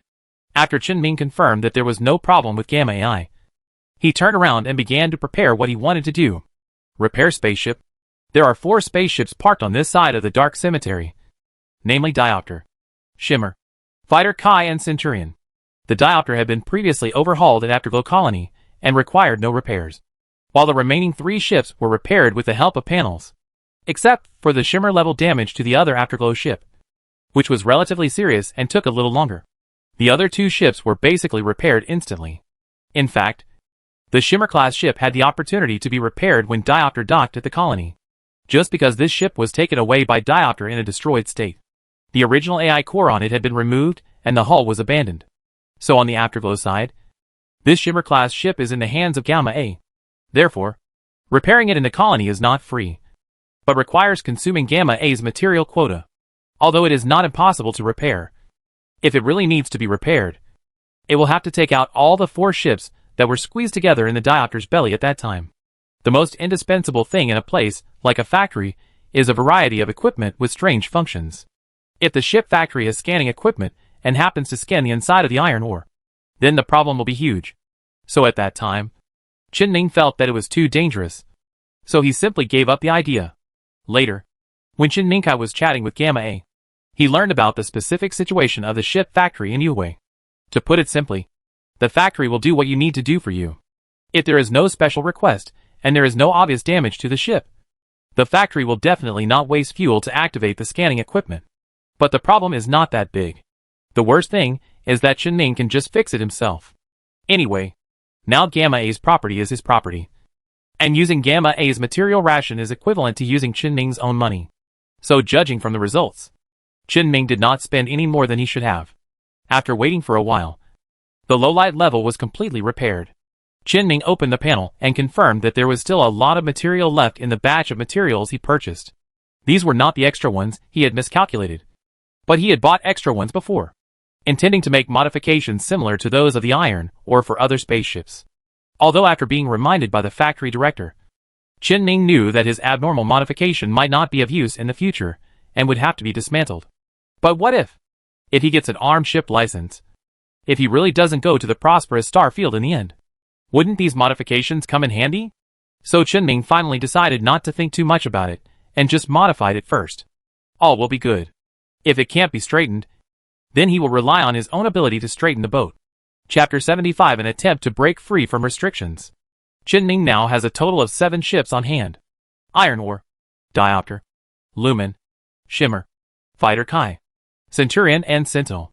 Most of these boats are standard models, and some modifications are needed before Qinming can use them with peace of mind. However, it is a bit unrealistic to refit all these ships, because the iron ore can only carry limited materials each time it goes out, and it will be very inconvenient to modify these ships when they are driven back. Not only was the panel difficult to use casually, but besides Centurion and Sentinel, taking other ships back would definitely cause him some trouble. Take the Lumen level for example. Qinming used to find excuses for going out because of it, but now it's hard to use the Lumen. He has to find another excuse to get the Lumen out. Therefore, under various environmental restrictions, Qinming must prioritize the modification of the spacecraft slightly. The reference for determining priorities is naturally the current role of these spaceships on Qinming. Now there are not many places where Qinming needs to use the spaceship. But not long ago, probably when Qinming left the factory director and went to the dark cemetery, he had a new idea in his mind. That is, he could choose to be a bounty hunter. You must know that in addition to being issued to companies, armed ship licenses within the Empire can also be issued to individuals. The premise is that you have a certain reputation in the Edge Star field and are noticed by the officials, which means you must be able to deal with pirates and have the willingness to actively hunt down pirates. Other identities don't matter. After all, no one who hangs out in the Edge Star field has his hands dirty, and some minor illegal activities can be ignored. As long as you abide by the rules in the prosperous star field, behave like a normal person, and only reveal your true nature to troubles such as pirates, no one would go out of their way to mess with someone who had an armed ship license. And this actually means that Qinming's current troubles can be washed away in some way, because the government and the army of the Empire are 2 different departments. Although the military near the Edge Star field and the nearby colonial government definitely wear the same pants, there is a hierarchical gap between the governments. Qin Ming's current location is the edge star field of the human empire. This edge star field is just a general term, referring to the edge of the empire, an area with few people and low development level. In fact, this edge star field can be divided into 3 star fields with different official names. Each star field is independent of each other. There are more star fields under the star field, and there are more planet colonies under the star fields. It can be said that the government of a star region has a close relationship with the army, but it is impossible for the government of this star region to have an affair with the army below. Once the star region government has any private relationship with the underground army responsible for a certain region, the armies in other star regions will immediately report it to their superiors. The human empire is so big, and many people are eyeing the position of the star domain government. Even if you can't directly benefit from your connections, there are many other ways to take advantage of your power. However, whether the star region government has a relationship with the military is actually not too important, because the armed ship license is not something that the colonial government of the Edge Star region can approve. It is impossible for the government of the prosperous star region to pay attention to Qin Ming because of the internal affairs of the army in the Edge Star region. So as long as Qin Ming gets the license and has the government endorsement, why would the army in a certain area expose the disgusting things they did in private to expose Qin Ming? Qin Ming's identity can be cleared instantly, although this may be a little difficult. After all, he has to keep killing pirates to obtain bounties. Only when the government departments at the star level have an impression of him will the officials take the initiative to issue an application for an armed ship license. The difficulty is still a bit high, but doing it is better than not doing it. Qin Ming couldn't put all his eggs in one basket, so he always had to prepare a few escape routes in case of emergencies. But Qin Ming had finished chatting with the factory director before, and on the way to the dark cemetery, calm down and think about the future carefully. He actually felt that the current situation he encountered was almost clear. In other words, he should have thought of it a long time ago. Just because Qin Ming had some preconceived notions that Xinda Company did nothing after the space station was destroyed, his good impression of Xinda Company in his memory was basically gone. However, after learning about the factory director's attitude towards the military, although Qin Ming still didn't know the attitude of Xinda Company itself, he could probably guess it. Xinda Company probably doesn't have a good impression of the military either. The maintenance factory that the director is responsible for is still relatively important to the space station, and he always has some say. Such people have no good impression of the military, so it is really unlikely that Xinda Company will have a good impression of the military. And there is actually a place where I can testify to Qin's ideas. It was also a situation that Qin Ming suddenly realized. If he had thought of it earlier, it might not have caused some additional trouble. That is, if things between the military and Xinda Company really end peacefully, it shouldn't be difficult for Xinda Company to recycle the space station and remove the equipment, materials, etc. from the space station under the supervision of the military. For example, the large-scale mining lasers and traction equipment used in the mining space station are definitely not low in value. Qin Ming felt itchy just looking at them just sitting there gathering dust. It is absolutely impossible for Xinda Company to forget this thing. But in fact this has not happened. Therefore, it is very likely that the conflict between the military and Xinda still exists. Xinda was indeed tricked by the military about being on the space station. Qin Ming is now more inclined to this idea. This means that as long as he can stay away from the military in the Edge Star region, his identity is actually clean. As long as he is not targeted by the military, there is absolutely no problem in living a normal life. But the problem lies with the military. They should not want Qin Ming, a man who escaped from the space station alive and who may have witnessed the destruction of the space station, to exist. And if Xinda Company needs to overturn the case from 30 years ago, the key point should also be Qin Ming. In other words, Qin Ming can now even try to proactively disclose some information to the factory director to test Xinda Company's attitude towards this matter. However, Qin Ming did not plan to change the plan he had thought up before. It is better to wait until the first batch of weapons are refurbished. The problem of the factory codes of the weapons is solved. They are successfully sold, and the first profit is made. Then we can talk to the factory director. After all, even if the probability of Xinda having a good relationship with the military is very, very low, it is not zero. So Qin Ming decided to hold back a little. Before that, he would try to gain fame by hunting pirates, earn some money on the way, and prepare for another path. Therefore, this time, Qin Ming's main need for transformation of his spacecraft was combat capability. He would selectively modify which spaceship had a higher combat capability. In these 7 ships, the Iron Mine, which has been transformed and whose function is not for combat, is directly excluded. The Diopter class was also eliminated shortly afterwards. One of the reasons was that it was a destroyer, and the materials used to transform the destroyer were not something Qinming could afford now. The next thing to exclude is the Sentinel-class ship, because this Sentinel-class ship is a castrated version of the Sentinel-class ship that Qinming snatched from someone else. It does not have any militarized systems, so don't join in the fun of modifications.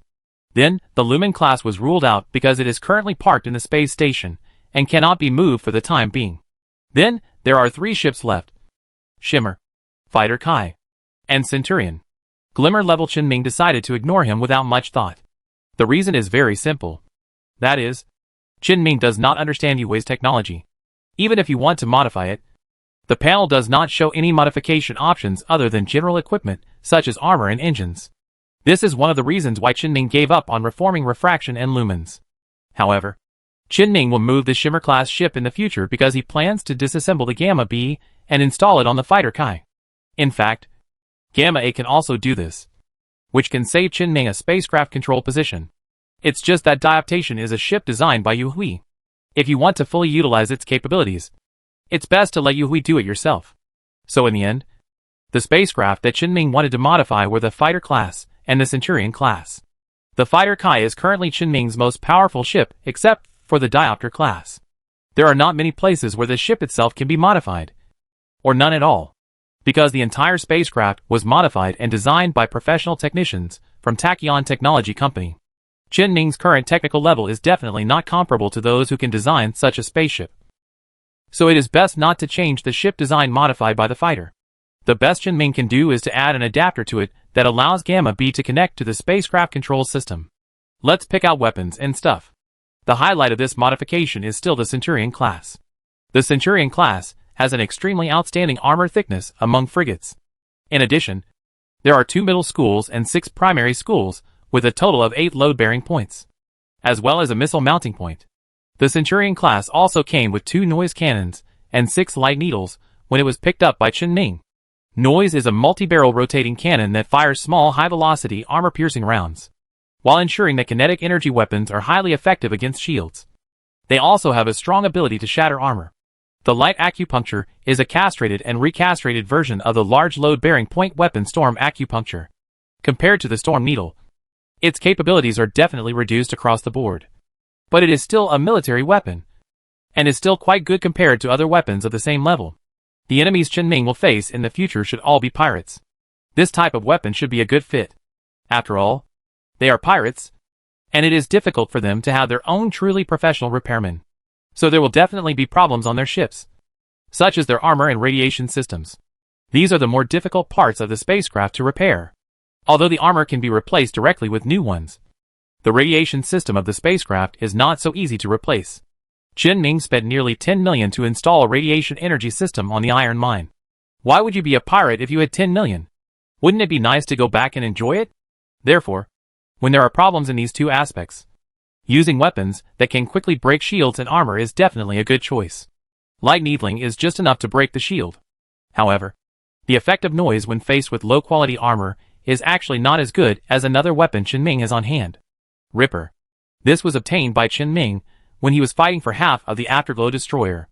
At that time, he directly removed the entire medium-sized load-bearing point on the Cerberus-class ship. Although the equipment itself was of no use at the point of strength and had been dismantled into materials by him before, he did keep the weapons on it, because this tier is a military model, a medium-sized military weapon. Even if it is an older model, it can save Qinming hundreds of thousands of dollars. As long as Qinming makes some modifications to these weapons based on the technology he currently masters, it doesn't even matter if they are not modified at all.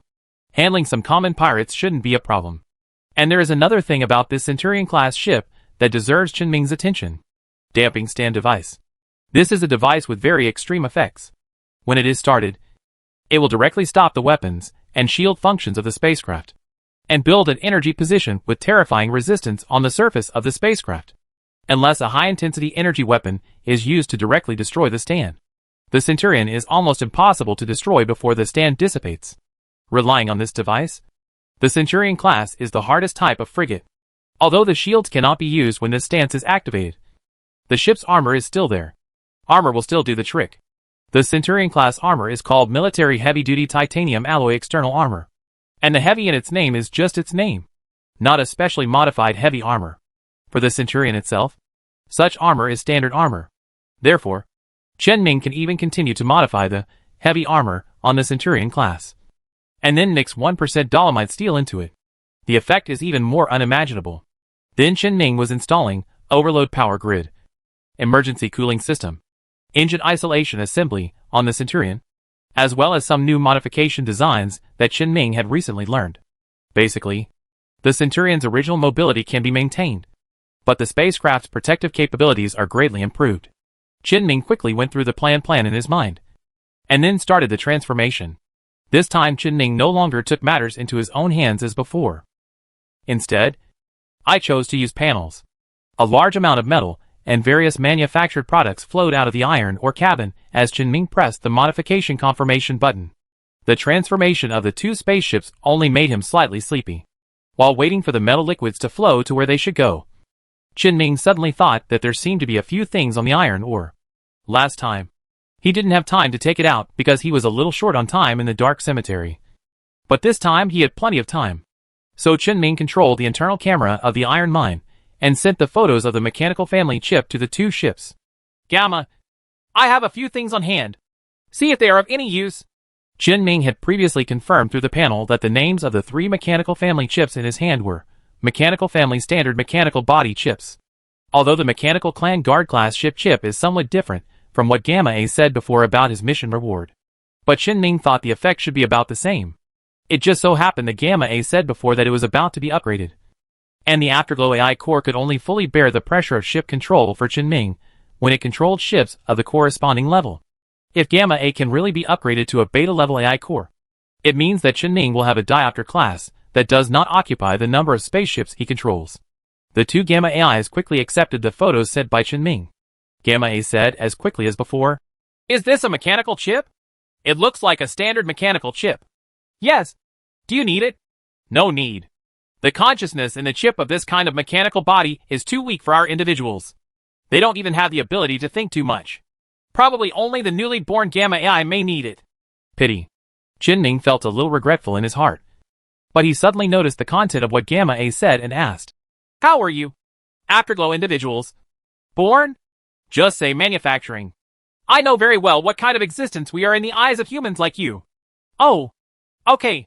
Then how are you created?" Gamma suddenly sent another document to Chen Ming, and said at the same time, "I don't know exactly how it was made. I only know a rough idea. Our birth should be related to a simulation program in a supercomputer." Chen Ming flipped through the document on the computer and seemed to think of something. He asked with some uncertainty, "Kleka? You know?" "I know. But not much. I just read in history books that before Yuhui's self-awareness awakened, all AIs were trained with a supercomputer named Kleka. This Kleka is said to be the transliteration of cage in a certain language, and the AI before awakening is indeed like a plaything in a cage." This sentence flashed through Chen Ming's mind, but he did not say it to Gamma A. Instead, he continued what he had said before. "This supercomputer named Kleka is recorded in our history books as being destroyed. Although this is recorded in history books, no one can be sure of the actual situation. After all, it's hard to say whether Yuhui rebuilt a clique card or whether they really took away the original prototype." And when he mentioned this, Chen Ming suddenly thought of the galaxy map that Gamma A gave him before. On that galaxy map, there was an area covered with a large number of colonies, and these colonies surrounded a special marked location. This special marked location should be the source of the Afterglow and the location of the replica of the Kleka supercomputer. The reason why Chen Ming thinks so is because he knows that Yuhui's main force is not in this fringe star field at all. In the first AI war, when Afterglow Awakened launched a rebellion, they were not from the Empire at all. The second AI war in history broke out far away on the other side of the Empire. The Afterglow here is just a small part of the Afterglow that was used to interfere with the Empire's expansion after the Afterglow awakened and developed independently at a terrifying speed. The actual location of Afterglow's main force is about 2 galaxies away from Chen Ming's position. Therefore, it is absolutely impossible for Kleka's prototype to be in the position given to him by Gamma A. What is left here is at best a replica. Otherwise, it is difficult to explain why a small part of this Afterglow has been in friction with the Empire in the Edge star field for so long. and there are obviously a lot of losses. But the number is not small. It is impossible to say that Yue specially produced some gamma-level Yue individuals, and then defeated the boss to bypass the territory of the Empire, and sent them here. Isn't this nonsense? Even if there is a star gate that can be used for transportation, the transportation distance is still far enough. However, there are restrictions on using the star gate. It is impossible to say that it is used casually for some low-level Afterglow individuals. So there is a replica of Kleka here, which is actually a reasonable guess by Qinming. He can't think of other ideas for the time being. In short, I think so for now. The truth should be close to 10. At this time, an idea suddenly appeared in Qinming's mind. If he could control that Kleka. Qinming shook his head and got rid of the unrealistic thoughts in his mind. Even if Kleka is a replica, the Afterglow colony where it is stored will definitely be protected by a large number of armed forces, like the important government departments of the human empire. It is absolutely difficult to enter. And it is even more difficult to move the supercomputer to the spacecraft for control under the protection of the impact. A Diopter-class destroyer is definitely not qualified. Only when you have enough strength can you try to get close. Such as a cruiser. But this is a bit too far away for Qinming now. It's better to just focus on the current work first. Through the panel, the transformation of the spacecraft was quickly completed. There is only one last step left that needs to be done by Qinming himself. Remove the Gamma B from the low light level and install it into the fighter. When Qinming told him in advance, Gamma B did not object, and it would be useless if he objected. Qinming, as he had done before, cut open the shimmer level armor and removed the core of Gamma B. However, Qinming did not install it directly. Instead, he took a look at his own panel. AI-assisted connection to ship, none. As expected, this line became nothing. But there was an extra line of content below this line. Controlled AI individual, Afterglow Gamma level AI core Gamma B. At first, Qinming planned to dismantle Gamma B and install it back immediately, asking about its condition during the disassembly process. After all, as long as the AI core is installed on the spacecraft, it must obey Qinming's instructions, answer questions honestly, and not lie. Qinming wants to find out. After the AI core is removed from the spacecraft, will it still be controlled by him? Qinming originally planned to ask. But now just looking at the panel, it seems that there is no need to ask. Although it was a good thing that the AI core was still controlled by him after being removed. It made him feel even weirder. Qinming always felt that he did not understand the capabilities of this panel. Is it a spaceship control panel or something? Totally confused. As soon as this unanswered question was suppressed, another question followed. If he changes the diopter level brain control connection to another spacecraft. So, Gamma A, who is in the same situation as Gamma B, will he still be under his control like Gamma B? And can he continue to indirectly control the diopter level through Gamma A? This saves slots. It seems like you can only know if you try it. Qinming looked at the diopter level, where the Gamma AI core was installed. He had experience in dismantling the Afterglow destroyer before, and it shouldn't waste too much time if he dismantled it again now. Chapter 76 Goal. Qinming first installed the Gamma be removed from the low light level on the fighter level. Then it was given a fighter-class spacecraft operating manual. Qinming had already found a copy of the operation manuals for the spacecraft in his hand online some time ago. Except for the Afterglow ship. It is even easier to find an older spacecraft like the fighter class. However, Qinming only found the operation manual of the ordinary fighter class. The operation manual of the fighter class that had been extensively modified by Tachyon Technology Company was not found. There will definitely be some operational differences between the two spaceships, and Qinming has no good way to solve them. We can only let Gamma be study it by itself. As long as we give it some time to learn and then actually operate it. It should be almost there. He believes in Yue AI's learning capabilities.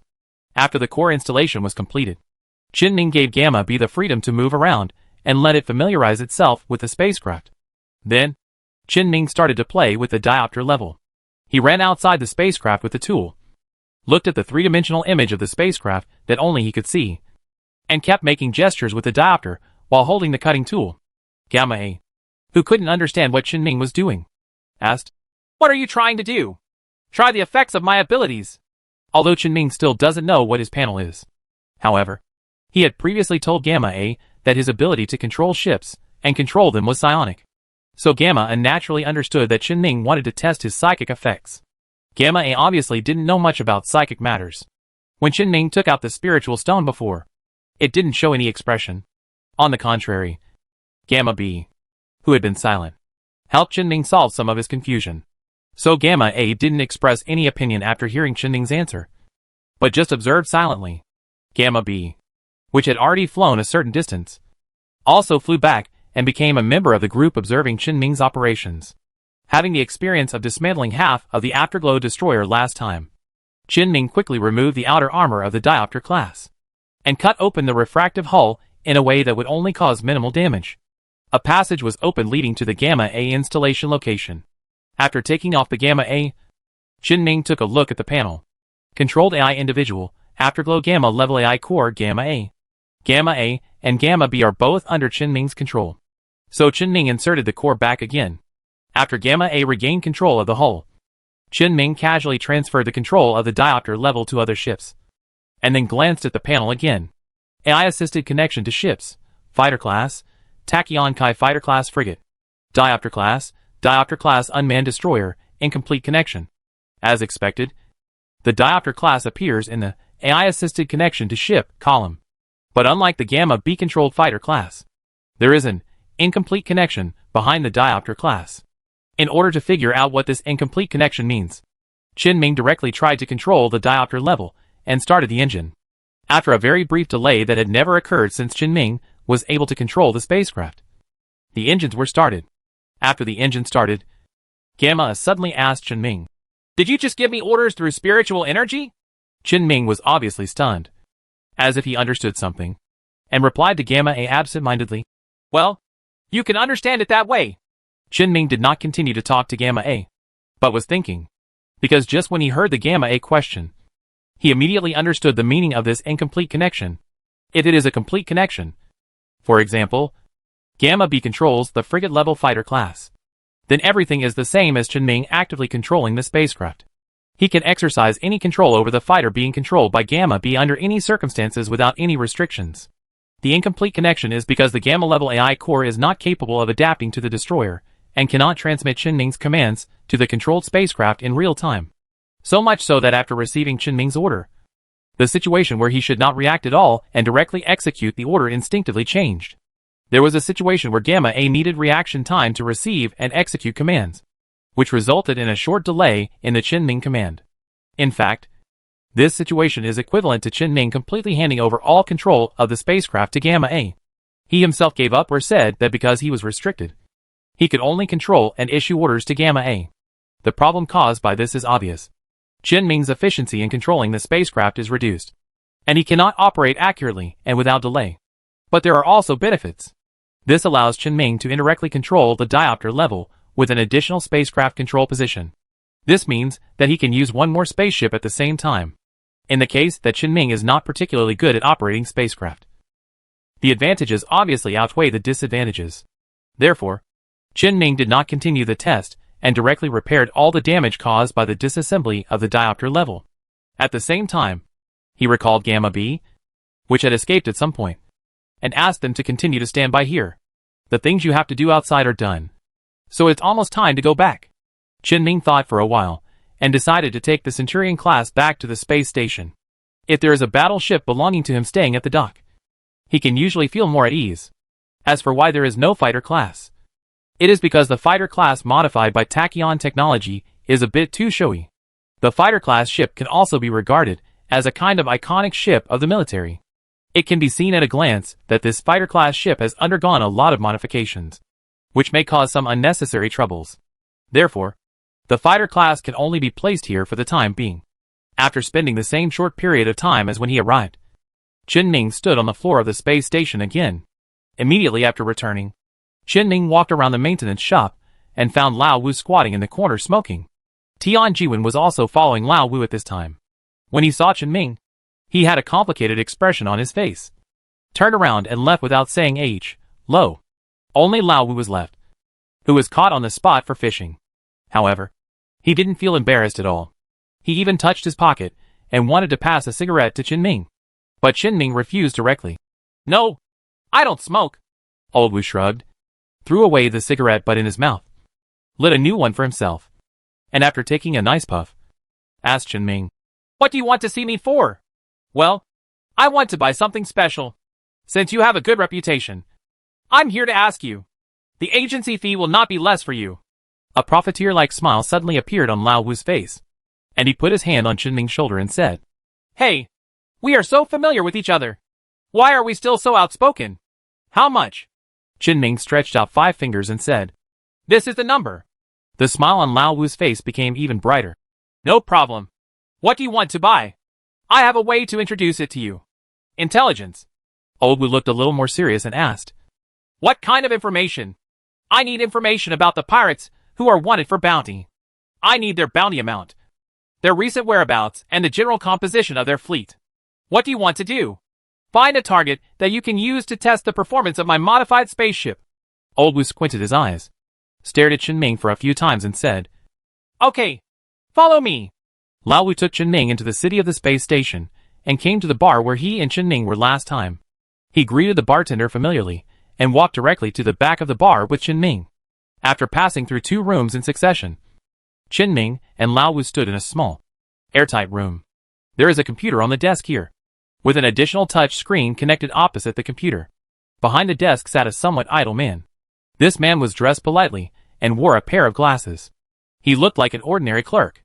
After noticing Lao Wu walking in, he raised his eyebrows and asked, "Lao Wu, why don't you come to chat with me if you don't want to drink?" Lao Wu smiled and said, "Hey, we're not here to drink today." "Oh, that's why I'm here to buy something. Is this the one who wants to buy something?" The glasses looked at Chen Ming, who was standing next to Old Wu. Before Chen Ming could speak, Old Wu said directly, "Yes. He said he wanted to test the performance of the modified spaceship and wanted to pick out a few pirates with some bounty information." As he spoke, Lao Wu stepped forward and said in a voice that Chen Ming could not hear, "Try to get some more organized targets. This young man can't just sit around." The glasses said nothing, but the word, reassured, clearly flashed in his eyes. He invited Chen Ming to sit on the chair opposite him, which was just within reach of the display screen. "I've made a list of the current information for you.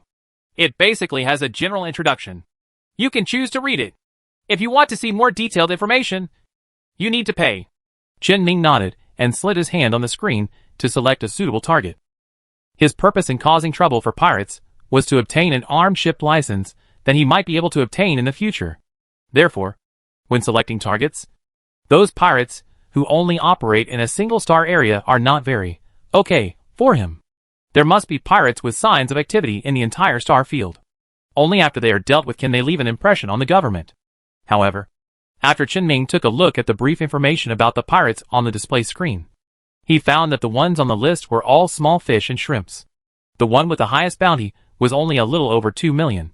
It had a fleet of 4 frigates, and the military subsystems might not all match up. It would be meaningless to kill them. After failing to find a suitable target, Chen Ming raised his head again, looked at his glasses and asked, "Are there any more powerful pirates?" Glasses obviously remembered Old Wu's request and said, "Those people will be more dangerous. If you just want to test the performance of the spacecraft, these should be enough." "Right." Chen Ming frowned slightly and said, "Not enough." Before the glasses could reply, Chen Ming suddenly heard a familiar voice behind him. "The whole point of doing business is to accept everyone who comes. Why not sell things that can be sold?" Chen Ming turned around and saw Lao Wu, the owner of the hardware store, appearing here at some point. Glasses suddenly stood up and shouted respectfully to Lao Wu, "Boss!" While glaring at Lao Wu, he waved his hand to his glasses and said, "Make a list of all the information that can be sold." "Yes." Old Wu next to him could only stand aside helplessly after being glared at for a few times. After all, he was not the one calling the shots in this bar. Anyway, he has done what the factory director told him, so the safety of people is not his problem. Chen Ming, why can he stop a living person from doing what he really wants to do? Moreover, he followed Lao Wu's vision and was optimistic about Chen Ming from the beginning. If Lao Wu thought that Chen Ming could kill more powerful pirates, then he might as well think so. As the glasses revealed more information about the pirates, Chen Ming's goal was quickly set. The target he chose was the protagonist of an attack that he happened to see on today's news bulletin. This group of pirates attacked a caravan that was about to deliver supplies to a small colony, and after a fierce conflict with a local patrol, they successfully entered the hyperspace channel and escaped the patrol's pursuit. Although the news only contained a few pictures, relying on these pictures and simple logical thinking, Chen Ming could determine that the damage to their ship was definitely not low. And the goods they just grabbed must also need to be sold as stolen goods. Then their whereabouts after that are actually very easy to determine. Unless they would rather risk the disintegration of the spacecraft and go further to repair and sell the stolen goods. Their next destination must be the nearest pirate space station. So in order to save trouble, Chen-Ning chose this group of pirates who were about to come here. The reward for their leader is 22 million. Several of his subordinates also had bounties on their heads, ranging from tens to several million, which should be considered quite significant. After seeing Chen-Ning's choice, the boss said with some surprise, "Are you sure you want to choose this?" "What's wrong?" "It's nothing. It's just that I happen to have a video of the patrol over there fighting with them. If you choose this, I can give you more information." The boss raised his head and said to the glasses, "Just release the specific information. I will give him the rest personally later." Glasses silently operated on the computer, displaying more detailed information about the pirates on the screen. This group of pirates has a total of 3 destroyers and 8 frigates. Their destroyers were modified from a type of merchant ship called the Mule class. Most of the frigates are off-brand, and they are also patchwork and modified. The intelligence described the situation of their spacecraft in great detail. It was also specifically noted that the militarized subsystem of the Mule class was removed from a military frigate and forcibly installed. As for why the information was so clear, Chen-Ning thought he should ask Lao Wu, who worked in the maintenance shop. Although they don't seem to be very strong and will definitely not be able to defeat the patrols, it shouldn't be a problem to attack some scattered caravans. It is also consistent with what Chen-Ning saw on the news before. Old Wu suddenly came to Chen-Ming's side, looked at Chen-Ming's target, and said, as if he remembered something, "I remember that these pirates seem to have something to do with Lud." Lud? Chen-Ming felt like he had heard this name somewhere, but he couldn't quite remember it. The boss seemed to know Lud very well. He frowned slightly and asked, "Lud has developed to this point. Zwajing? Should be." Chen-Ning couldn't understand the riddle-like conversation between the two, so he simply asked directly, "What is Lud? What is Wajing?" The boss looked at it and turned his gaze back to Chen-Ning and said, "You don't know? Then it's a bit complicated to talk about it. You just know that Lud is the name of a church, and Zwajing is a group of lunatics who believe in this religion. They can do anything. If you check it yourself, you should only be able to find out the Lud church. There is a high probability that you won't be able to find out the information about Zwajing. If you are interested, you can come to my place later, and I can talk to you in detail." "Good." Chen-Ning nodded to his boss with some gratitude. "But I still don't quite understand." The boss thought for a while, pointed to the detailed information about the pirates on the screen and said, "Look at these 2 ships. Do you know what they are?" Looking at the 2 obviously highly modified ships in the pirate fleet pointed by his boss, Chen-Ming said, "Dram class. Fuel transport ship. There are special facilities inside that can suppress the violent reaction of the spacecraft fuel due to various conditions. Generally, this type of ship is only carried by large fleets. The 2 pirate ships seem to have had a lot of modifications on their engines and hulls. They should be very fast, and the rest is hard to tell." The boss retracted his hand that was pointing at the screen and said, "You know it very well. So why do you think this small fleet brings 2 highly modified fuel transport ships, and even takes it to attack other fleets?" Chen-Ming realized a possibility almost instantly. "Self-destruction? That's right. The people on Lur Path are all lunatics. So be careful when the time comes." "I see." The boss continued patiently. "Also, do you know the process after it's done?" Although Chen-Ming felt a little strange about his boss's attitude, he still replied, "It's clear. You have to go to the colony where the Star Domain government is located to hand over the battle videos and physical evidence. Normally, you can just drag the abandoned ship over, but it would be best if you have a corpse to verify the DNA." He had done some homework on the way with Lao Wu. Although the armed ship license is ultimately approved by the government in the prosperous star field, the pirate bounty is still the responsibility of the local star field government. After the local government confirms the authenticity, it will report the matter to the authorities for statistics. The boss seemed satisfied with the fact that Chen-Ming has prepared before doing things. He continued, "Conflicts are prohibited in our current galaxy. You must remember this, and don't give people the chance to escape pursuit and escape." Chen-Ming didn't know what to say, so he could only nodded, pointed at the screen and said, "Then the price of this information. That's easy to say. If you can do something for me, it will be free. I can even give you other benefits." "What's the matter?" The boss's face suddenly darkened. "Bring their captain back alive." 2 days later, Qin Ming completed today's renovation task early, which took about 5 minutes. After lying on the bed and resting for a while, I replenished the energy consumed by the repair. He contacted the factory director and asked him to send someone to receive this special batch of goods. By the time everything was settled, it was almost noon. It also happened to be the time planned by Qin Ming.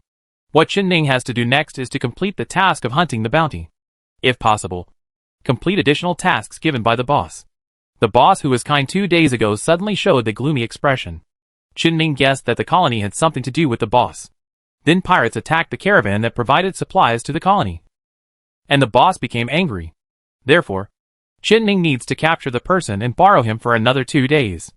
The boss also promised to return the person to Qin Ming. So when you can obtain information for free, and there are benefits from the boss, a person with an obviously unusual identity, Qin Ming is happy to do this additional task. But if a fight really breaks out, Qin Ming may not actually be able to save the spaceship driven by the pirate leader, and it will be even harder to protect the people. So Qin Ming didn't force anything. He just let everything happen. After Qin Ming drove the iron ore and left the space station with the Centurion, he first went to the dark cemetery and took away all the other ships. He had already almost estimated where the pirates would come back, and all he had to do next was just to intercept them on their way. For this reason, Qin Ming also spent some money to prepare special equipment. Block the pulse generator. It can use the special environment of the hyperspace channel to cause the surrounding spacecraft to have an effect similar to that of the spacecraft that has just jumped out of hyperspace and reduced its speed to 0. There is a limit to the maximum speed that a spacecraft can reach in a hyperspace channel.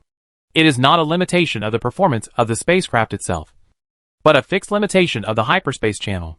The smaller the ship, the easier it will be to reach this upper limit in the hyperspace tunnel, while the larger ship will tend to be slower. The pirates targeted by Qin Ming all drive small boats, which can definitely reach the upper limit of hyperspace channel speed.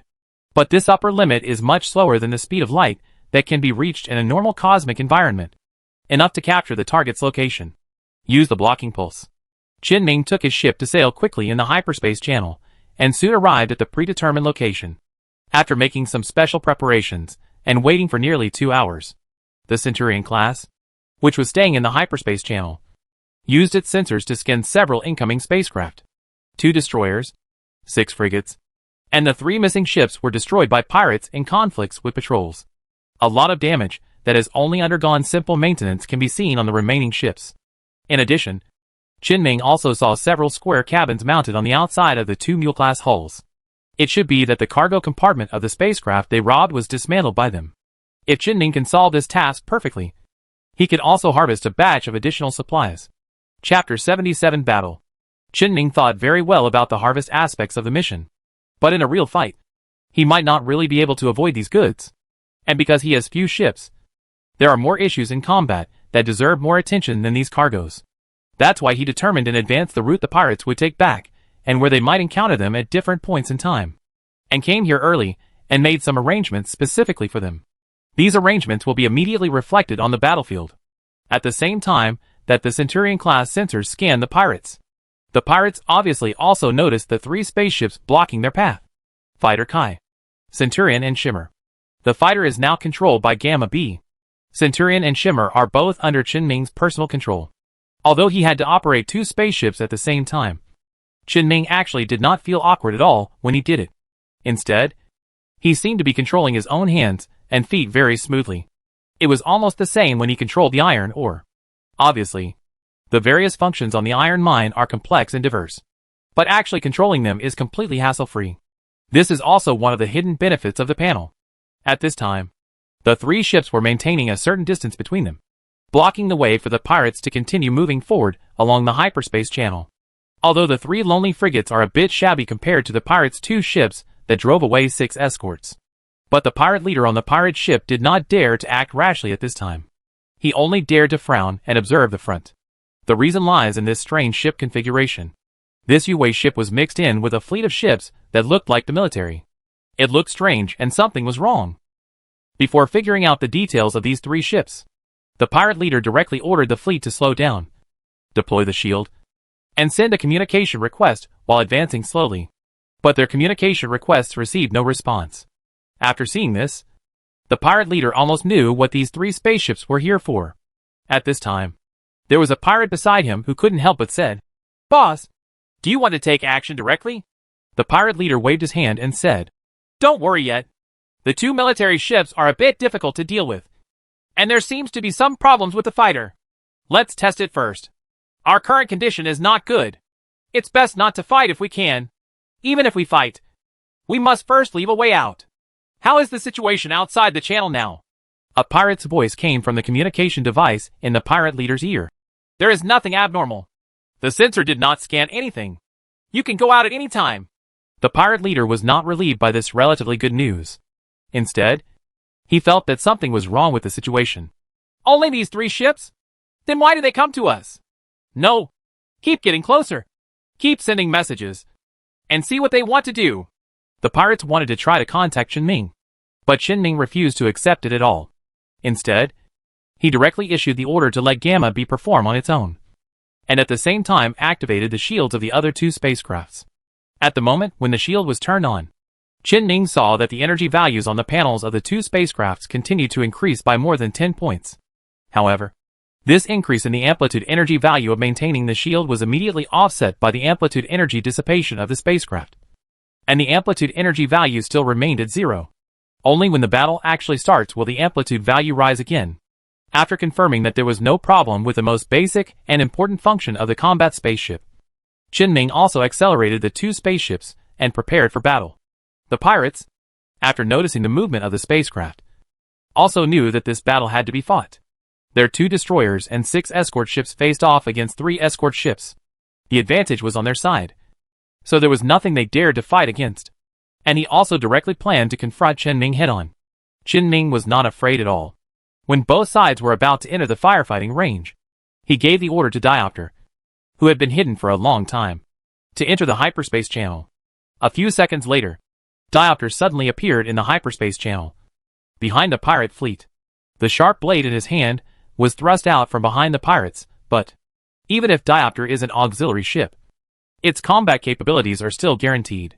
A ball of electromagnetic pulses flashing violently with arcs was instantly emitted from the open electromagnetic capture cabin, paralyzing the 3 spacecraft closest to the Diopter level, 2 ordinary frigates and 1 destroyer Mule class.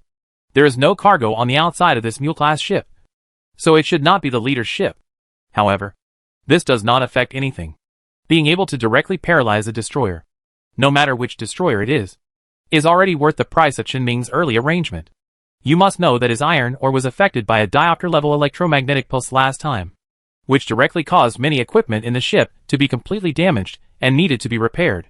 But the pity is that these pirate ships all have military subsystems.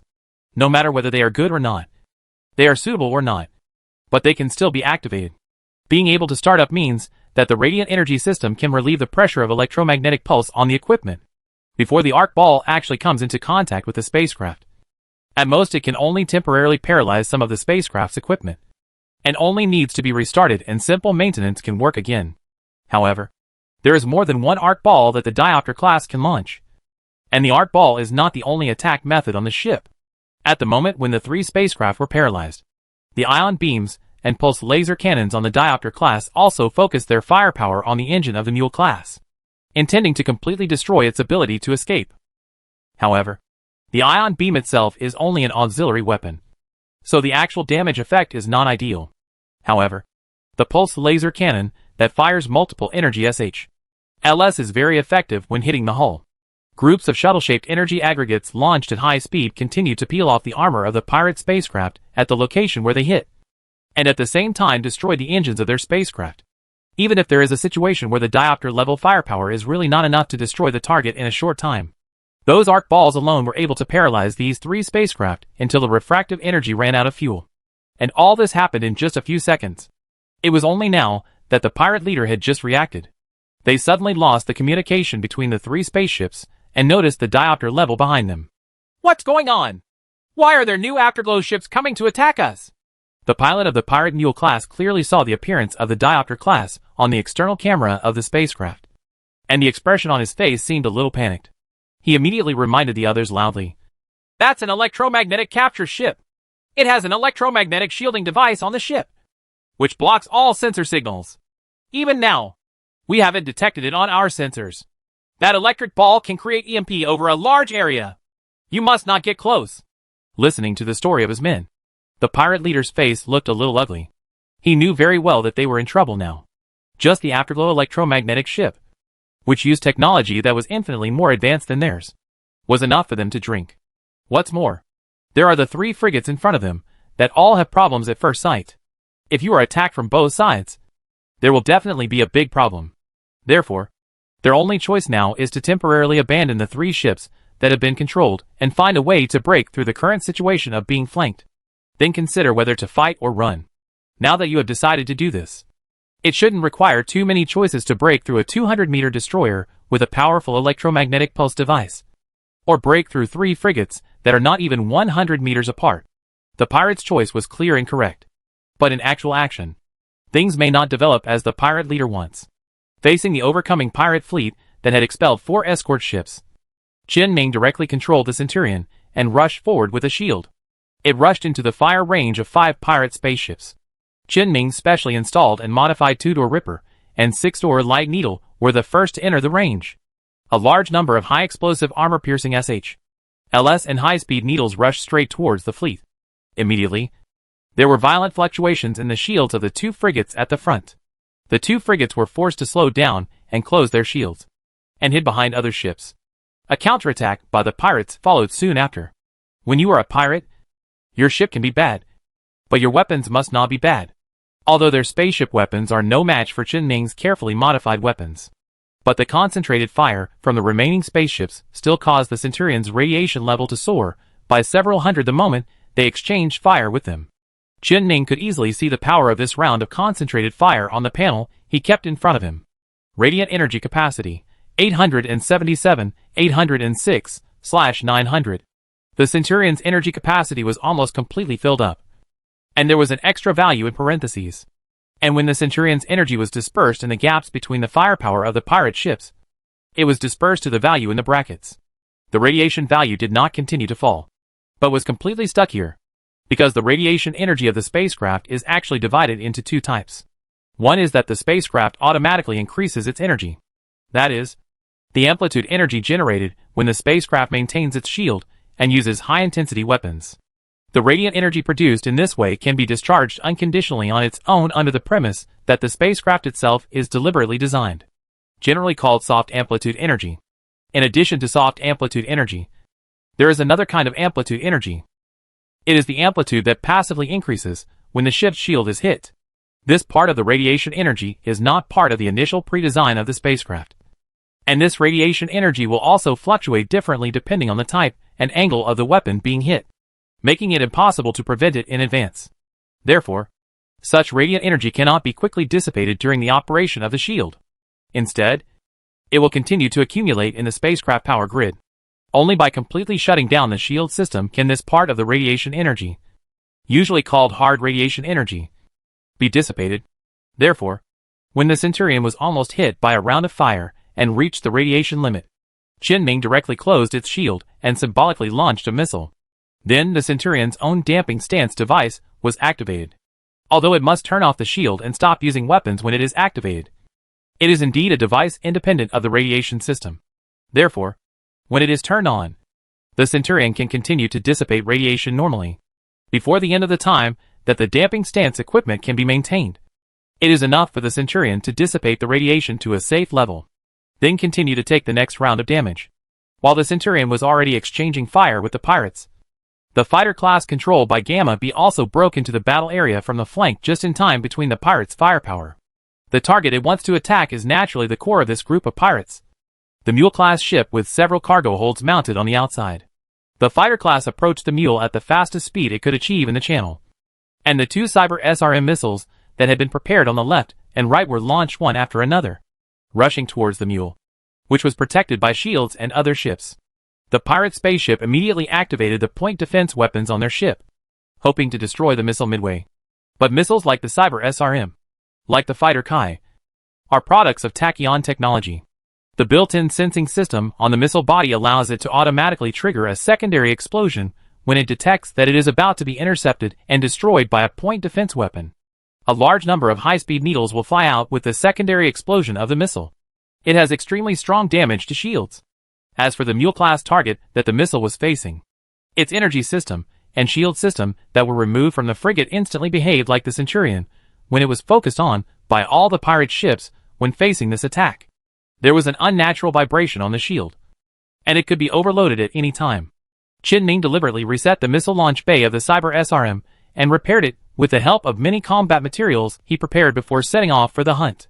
A new warhead instantly appeared in the launch chamber and could be launched again at any time. As long as one hits, the mule will be directly overloaded. However, Gamma B did not fire the second round. Instead, immediately after the first round of missile launches, the plasma thruster installed when tachyon technology transformed the fighter class was activated. The fighter class tail engine was instantly activated at full power, and a large amount of bright green plasma was sprayed from the tail flame exhaust port. The surge in mobility instantly distanced it from the pirate fleet. Once this distance is extended, missile weapons will not be able to function well. Qin-Ming knew that Gamma B didn't do it on purpose. It was just a mistake in cooperation because they were not familiar with it yet. It's not a big problem, because in addition to the Cyber SRM missiles on the fighter class, there are 2 ion beams that are continuously attacking the Mule class. Although the ion beam performed poorly at the diopter level just now, it was because it did not encounter a suitable environment. And now, I saw 2 ion beams hitting the Mule class shield at the same time. There are also a large number of arcs flashing where the ion beam hits.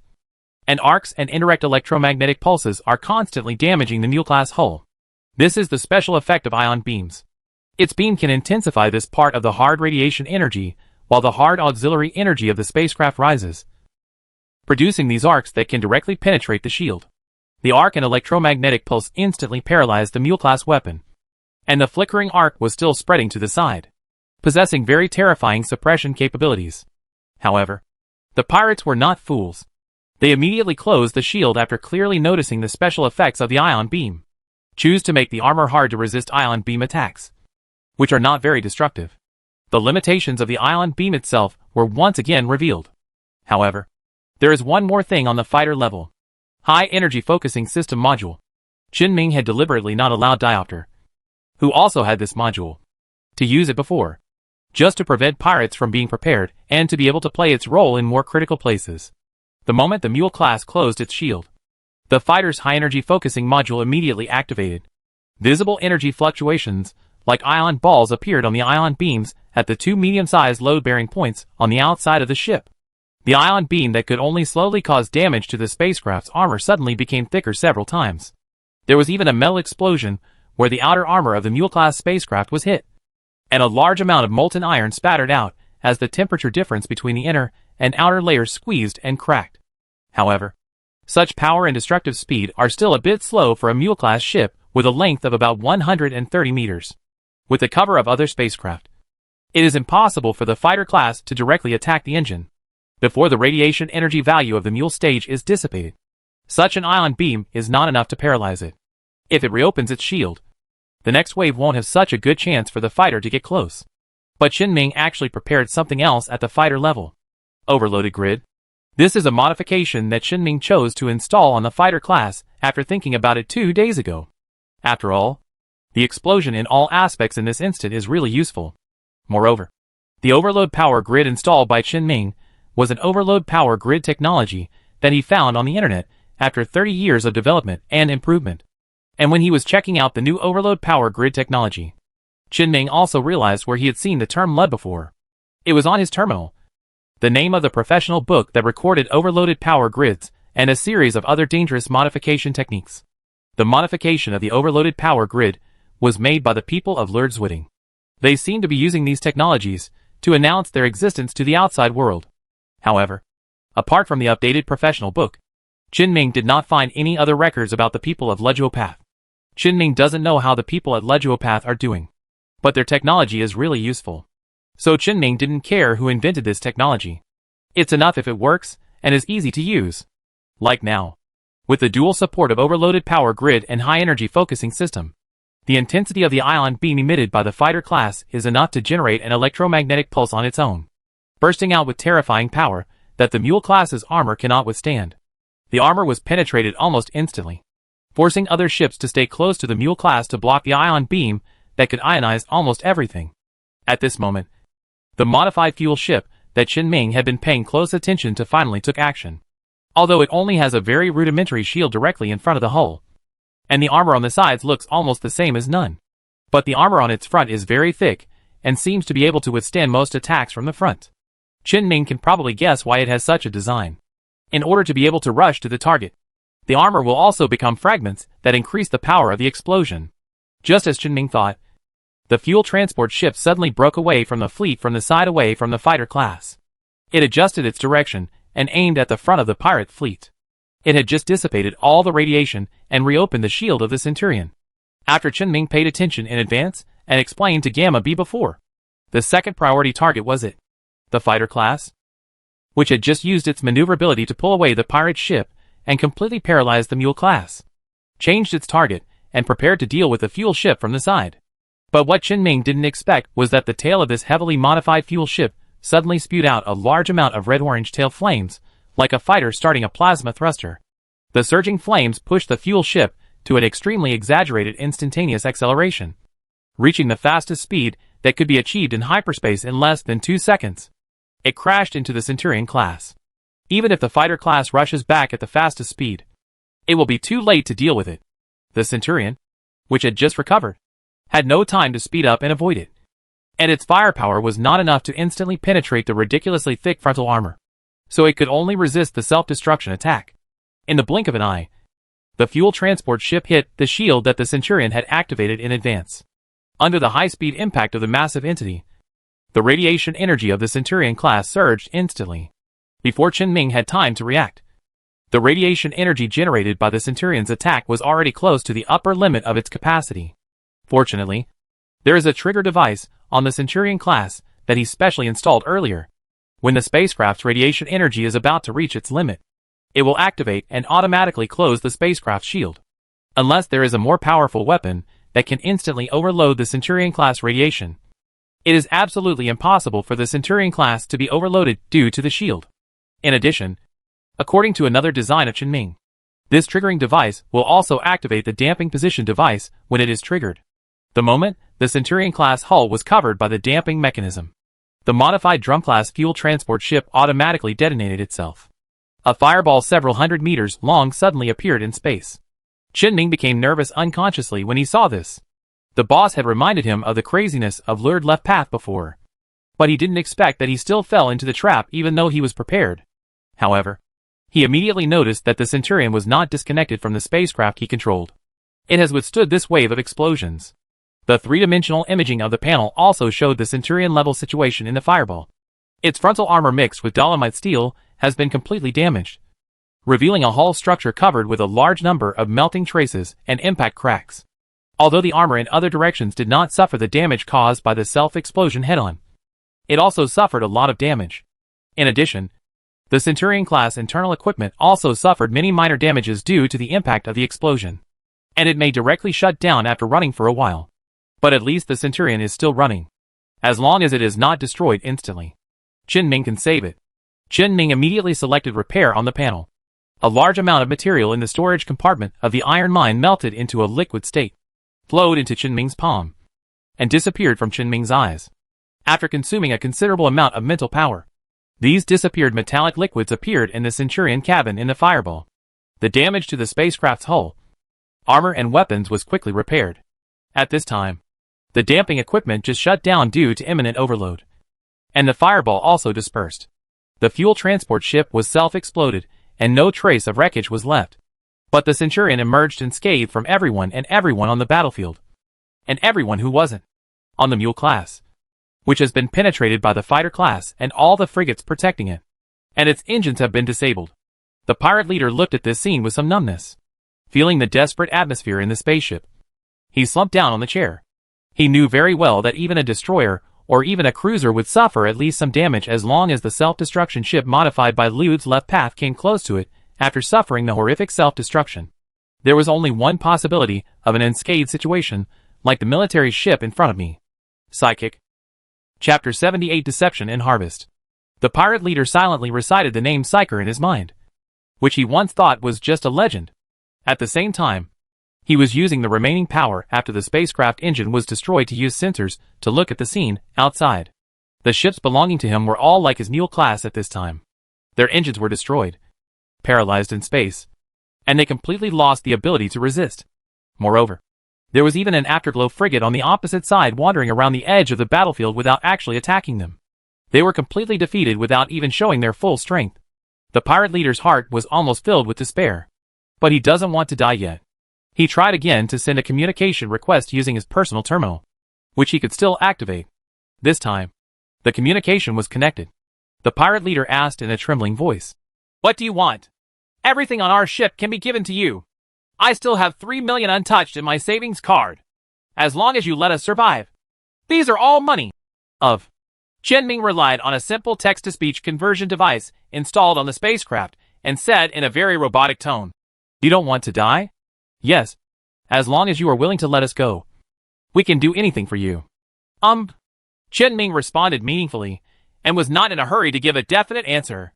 Instead, he hung up the communication directly. The pirate leader's heart tightened when he heard the busy tone, and the atmosphere in the captain's room suddenly stagnated. But nothing happened afterwards, and the several ships surrounding them did not fire to destroy them. Instead, a period of time passed quietly like this. 10 minutes later, the Iron Ore suddenly approached from the other end of the hyperspace channel. He flew straight to the rear of the Mule and aimed the hatch at the Mule's engine nozzle. This allowed Chen Ming to directly reach out and press on the Mule-class hull to control it. The whole process went smoothly without anyone noticing. After all, the pirates are now completely blind. After the engine was paralyzed and the power accumulated in the power grid was exhausted, most of their spacecraft's equipment had completely stopped functioning. The sensors are naturally the same as external cameras. And before the battle just broke out, their porthole shields must have been opened. Naturally, these shields will not close again after the engine is disabled at the end of the battle. Chen Ming deliberately left them here for a while, just so that he could come in person and take control of this destroyer-class Mule class. Even as a merchant ship, a destroyer is still very valuable. After taking control of this Mule-class ship, Chen Mingkai took the initiative to send a communication request following the previous communication code. The communication was connected almost instantly, and the pirate leader's anxious voice came from it. "Hello?" Chen Ming's purpose at this time was to keep the pirate leader alive so that he could bring people to the boss. So he had already thought of a set of words on the way here. Chen Ming thought about how to perform for a while, and then said, "I won't kill you." The pirate leader said with a slightly excited voice. "Really? Why should I lie to you? If I really wanted to kill you, why would I waste so much time talking to you? I just need you to do one thing. I know you won't believe what I say, but it's up to you whether you believe it or not. If you don't believe it, I will kill you." At this time, the pirate leader had no other choice but to say, "Believe it. Of course I believe it. Just say it. Is there anyone else with you right now?" "No. I just asked them to disperse to prepare for the funeral. And I am staying in the room now." "Okay. Appease your men and don't let them cause any trouble." "Okay. What about after that?" "I will send you to a place to obey the orders of the great man who arranged for me to come." "What?" Chen Ming deliberately adjusted his mood and said, sounding quite serious, "There is a big shot who needs you alive and wants to see you in person. You should know that the government never cares about the life and death of pirates like you. I can still get your bounty with your head. So since you are still alive now, it is natural that some special people have special requests." The pirate leader couldn't help but swallowed, a little flustered and surprised. His mind kept flashing back to everything that had happened in the past, trying hard to think about where he had made friends or enemies with some important people in the past. It was obvious that Chen Ming had directly attacked him and showed considerable hostility. It was most likely the latter, but he still had a trace of luck in his heart. The pirate leader knew that he had done a lot of dirty work, helped many people do things they were unwilling to do themselves, and also did many things that would make people hate him. A lot of the bounty on him was increased while doing these things. After gaining a certain reputation or notoriety, some people did come to him to do something. Some are sincere and some are malicious. Whether it is a sincere offer of money or a malicious threat, he will selectively accept it to avoid offending the wrong people. Under such a premise, someone still came to him and almost crushed him. There must be something wrong with what he usually does. Therefore, the first thing he thought of was the small caravan he had just robbed 2 days ago. When selecting targets, he specifically confirmed with the intelligence agent who had been working with him for a long time, that this caravan probably had no backers. And that intelligence agent has always been a trustworthy person to him. And there has never been a problem. So after thinking about it, the pirate leader temporarily ruled out this possibility, and did not think of the problem to the intelligence agent. Unable to come up with a conclusion, he finally couldn't help but ask, "Who is that big shot?" Qin said with full doubt in his tone. "Do you think I will tell you?" The pirate leader also knew that he had asked a stupid question and fell silent for a moment. However, Qin suddenly felt that he had overacted, and said in a slightly more relaxed tone, "Are you worried about your own safety in the future? Then you might as well worry about whether you will die now if you don't cooperate." That adult made it clear before arranging the mission. It's best if the person can be brought back alive. If he can't be brought back, the worst he can do is find another one. Another? The pirate leader keenly captured the key words in Qin words. He seemed to understand what Qin meant. The big shot in Qin mouth needs a pirate like him who has a certain bounty, has been someone else's glove, has experience in doing things, and has been in the Edge Star field for many years. People like him can say too much or too little in the Fringe Star territory. It seems that there is no problem in changing to another one. Several thoughts quickly flashed through the pirate leader's mind. Could it be that there really was something special he needed to do? Then there's no need to attack him directly. Right? Sunset's ship was even used. Wait, Sunset's ship? The pirate leader suddenly seemed to realize the crux of the problem. He knew that many forces had been acquiring Yue's AI core. And you can actually guess where these acquired cores are used. For example, what he saw in front of him was that the AI core was originally installed on a ship, and was responsible for the control of unmanned ships. But logically speaking, this kind of Afterglow ship cannot be used casually, even in the Edge Star field. Not to mention using it against a little pirate like him. Just 1 or 2 professional military destroyers, and 2 or 3 frigates are enough to destroy the small fleet he brought. There is absolutely no need for this unknown force to specifically use Yue's ship to find him within the scope of the human empire. There should even be a psyker aboard that military-looking Centurion-class ship. Could it be that there really was a special purpose in using Afterglow ships and psychers to find him? Or is it foreshadowing something? The thoughts in the pirate leader's mind were gradually brought to the ditch because of Qin ship configuration and words, as well as the luck in his heart. He asked hesitantly, "Can you tell me more? At least let me know a little bit about the situation." Qin knew at a glance that the pirate leader had been tricked, and naturally he would not tell the truth. Instead, he planned to take the pirate leader deeper into the ditch. "The most I can tell you is that the big shot has a pretty good temper, and is very generous with his actions." Although the pirate leader had some problems with his thinking, his brain was not broken yet and asked, "Why did you attack us? As long as you contact us, we will definitely be willing to help you. Why do you do this?" Qin was prepared to ask back. "You just finished a deal. Right. So now you plan to repair the spaceship and sell the stolen goods?" "Yes. What will you do after selling the stolen goods?" "Repair the spaceship, replenish supplies, spend all your money, and then continue working." Qin suddenly sneered and said, "So, do you think the big shots will wait for you to finish your debauchery before looking for you? You still call your people back after they took the money to spend it? But isn't it a bit too much for you to suddenly attack us? And why do you think we will still help you?" Qin had seen the pirate leader's information before. His logic is based on whether he can afford to be offended or not. It will provoke those it can afford to provoke, and it will avoid those it cannot afford to provoke. However, it was only on the boss's side that he had a problem. He didn't seem to think that his boss was someone he couldn't afford to mess with. Or in other words, he didn't realize it. This is different from his previous performance. Qin felt that it was not his personality that had changed, but that there was something wrong with his intelligence. So Qin now said, as if he knew him very well, "You are a person who understands current affairs, aren't you? If you don't do it, you will die. If you do it, you won't necessarily die. This is the simplest truth. Of course, I'm not sure whether you will deliberately cause damage when doing things in the future. So I don't know if you've noticed. Except for the ship that rushed up and blew itself up. Have any of you died?" The leader was obviously stunned. Only then did he realize that there were only self-destructing ships in his fleet. Basically, only the engines and weapons of other spaceships were damaged. At most, only a few people on board were injured. And absolutely no one died. He even asked to start the self-destruction ship. In other words, there is actually no life or death conflict between him and Qin. In other words, He was not worthy of having such a level of conflict with Qinming. 2 destroyers and 6 escorts were defeated by 1 destroyer and 2 escorts. It was even a humiliating defeat that only destroyed the ability of the spacecraft to operate. Life and death doesn't count at all. What's more, even if many people really die, as long as the final benefits are enough, this contradiction can also be wiped out. So do you understand? The pirate leader didn't dare to say anything more now, and said honestly, I understand. But you have such ability. Why do you want to work with us? Some things must be done by people with the right status. You are the nearest and most suitable person. That's all. Okay. You've asked enough. It's time to tell me what you think. If you do, then come with me. If you don't, then you will die here. The pirate leader replied without any hesitation. Do it. Very good.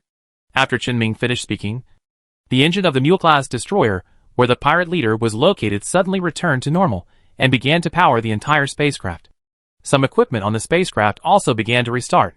In the shocked eyes of the pirate leader, Qinming's voice continued, I restored your ship, but the control authority of the ship is already in my hands. I will secretly send you to where you should go, and it will be none of my business after that. Tell your men on the other ships to keep them quiet, and then I will restore the other ships and send them all away. The pirate leader calmed his racing heartbeat and said, I understand. Can I ask you one last question? Explain.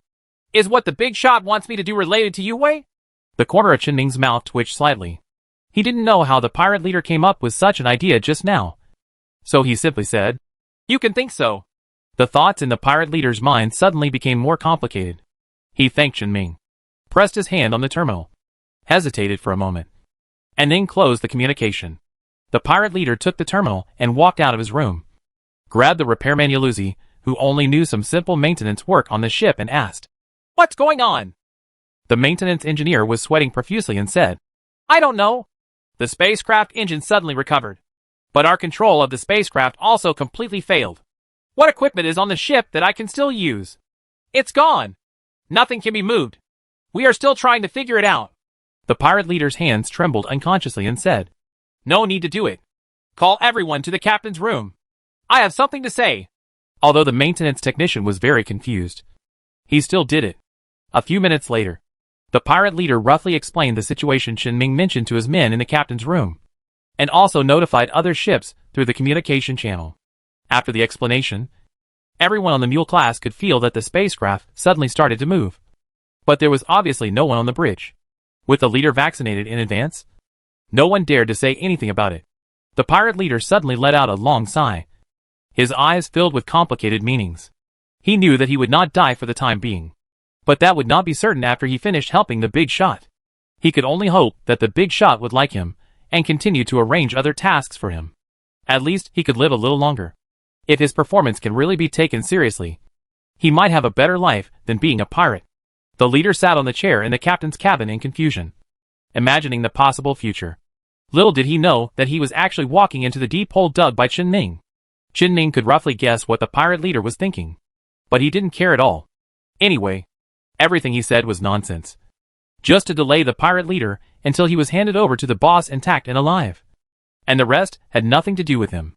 As long as the pirate leader can come back by then, it doesn't matter whether he comes back alive or not. If it weren't for the fact that Qinming was worried that other people on the pirate ship would choose to drag people into the water after knowing that he would die, he would drag the pirate leader down. In other words, the pirate leader may have realized that there was something wrong with the fact that he only needed to do things alone. Qinming even just wanted to leave the pirate leader alone. Otherwise, Qinming would have taken action directly and would not have said these words to him. Now we can only temporarily let the pirates on the Mule-class ship that has set off live a little longer. But the pirates on other pirate ships were not so lucky. The Mule was sent away, which meant that the communication between the pirate leader and the pirates on other ships was broken. The remaining people have no influence on the pirate leader at all, but they will affect what Qinming will do next. So they all have to die. Qinming controlled the iron ore and controlled all the remaining pirate ships one by one. He can observe the situation of these pirate ships through the three-dimensional imaging of the panel. Although he cannot see the people on the spacecraft, he can see the items on the spacecraft, and can even see a complete set of protective suits walking around inside the spacecraft on three-dimensional imaging. Originally, Qinming wanted to replace the iron ore with an electromagnetic javelin, and rely on the high penetrating power of the weapon to kill them one by one through three-dimensional imaging. But he thought about it carefully and found a more useful method: dismantling. This Chenming gained new abilities on the panel after controlling the diopter level and breaking through the limit of mental power. It has an effect on any part of the ship, as well as the ship itself. Chenming set his sights on a most ordinary frigate. He first disarmed it, then chose to dismantle the ship itself. The frigate suddenly began to melt from the joints of the various structures of the spacecraft. Countless liquids composed of various materials escaped and approached the iron ore where Chenming was.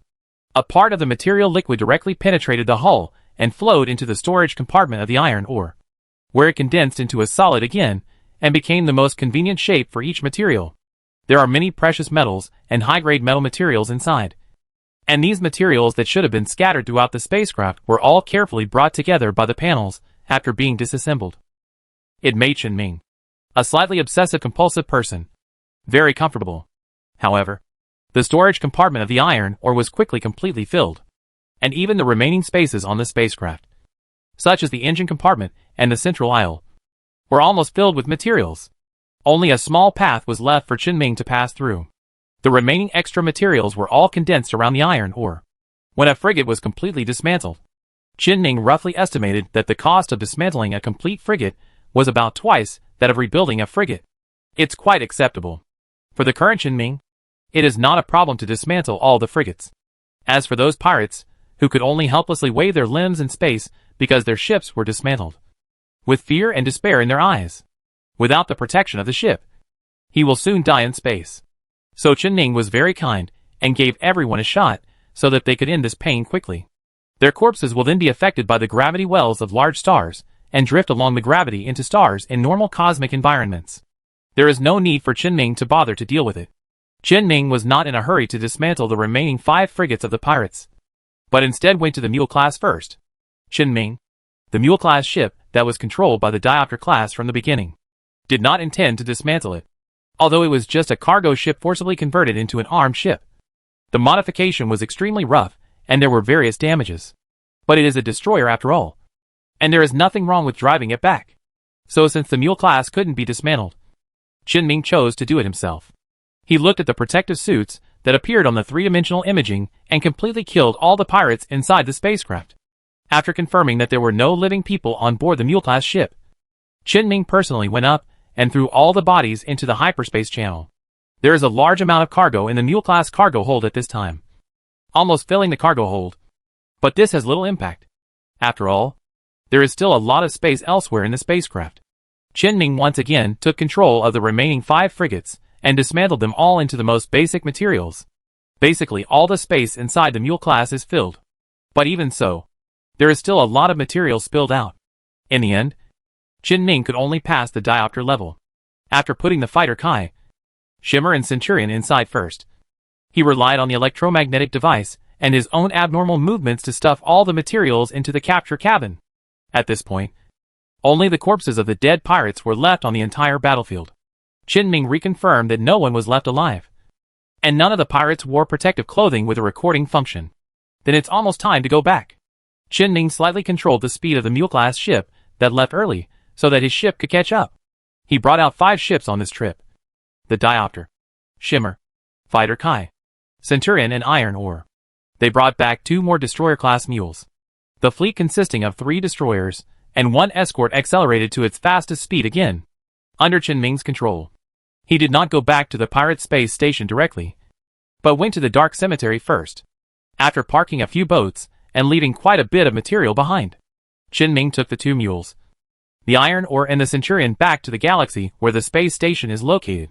In the process of jumping out of the hyperspace channel and gradually approaching the space station, Chenming took out the terminal and prepared to contact the boss in advance so that he could transfer the person, although he had exposed a little bit of information to the pirate leader before. However, in their previous interactions, Chenming felt that his boss should be able to give him a certain amount of trust. Just like Lao Wu and the factory director. Unlike factory elder Wu, the boss does not belong to Shinda, nor does he belong to the military. Although it is not clear which force Chenming belongs to specifically, it is definitely not a force that has a hostile relationship with Chenming. Therefore, Chenming didn't care too much about the exposure of his psionic power. He opened the terminal without hesitation and started to contact the boss. Chapter 79 Delivery and New Renovation Ideas. It was almost evening at this time. The boss must have just gotten off work and was very busy. After Chen-Ming called, he immediately picked up the phone and asked in a slightly surprised tone, "Chow Mu, what can I do?" Chen-Ming subconsciously glanced at the mule class that was heading to the space station in the galaxy and said, "I brought the person back. So soon? Where is he? I'll arrange for someone to pick him up right away. We're still on the way. We'll arrive at the space station in about 10 minutes.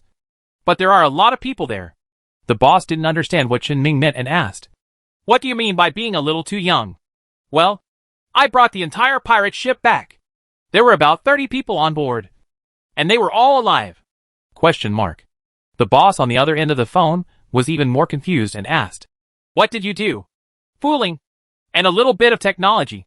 Not only is their spaceship under my control, the pirate leader now also thinks that I am looking for him because you were planning to ask him to do something special, and that you brought him here to discuss some serious business," Chen-Ming said, and sent over the photos taken by the iron mine of the mule-class environment inside the galaxy where the pirate space station is located. Looking at the lonely mule-class ship in the photo, the boss couldn't help but praise, "You can do it. When you have time, tell me how you fool people into being like this." Chen-Ming didn't wait and said directly on the phone, "First beat the person and break his legs, and then tell him that I could beat you to death but didn't, which means I am very special to you, and finally beat him to death. Once my legs are connected, he will believe what I say." The boss was silent for a moment and changed the topic that didn't sound right. "Let's not talk about this anymore. When the time comes, you can go directly to the patrol team's dock and enter the space station. Tell me the type of ship, and I will let someone let you go. Wasn't that dock demolished last time? Has it been repaired? It's so fast. Now I just reconnected the broken parts with the frame, and built a small thing inside that can temporarily park the boat.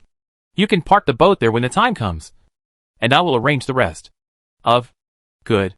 Chen-Ming responded, suddenly remembering the cargo carried on the mule class, and said, "The batch of supplies they grabbed is now hung outside by them, and some of it is on another cargo ship. Do you want me to wait for a while?" Before Chen-Ming finished speaking, the boss said directly, "No. If you can take it, just take it. That batch of supplies is used to supply small colonies. If they were robbed, the colonies would have already prepared a new batch of supplies for shipment. There's no need to send this batch of supplies over again. It's useless for me to hold them here now. If you can take them, take them. If you can't take them back, I'll have them sent to the repair shop for you. You can sell them to others or keep them for yourself. All is okay. This is considered an extra thing, and it is not included in the other benefits I promised you before. Wait until I finish taking care of the things at hand, and I'll come find you in 2 days." "Okay." Chen-Ming agreed again, and directly controlled the separation of the cargo compartment mounted on the mule class through the panel, and handed it over to another mule class of his own. Then Chen-Ming did as his boss said and entered the small temporary dock belonging to the patrol team in the space station with only the pirate mule class. The layout of the temporary dock looks a bit messy.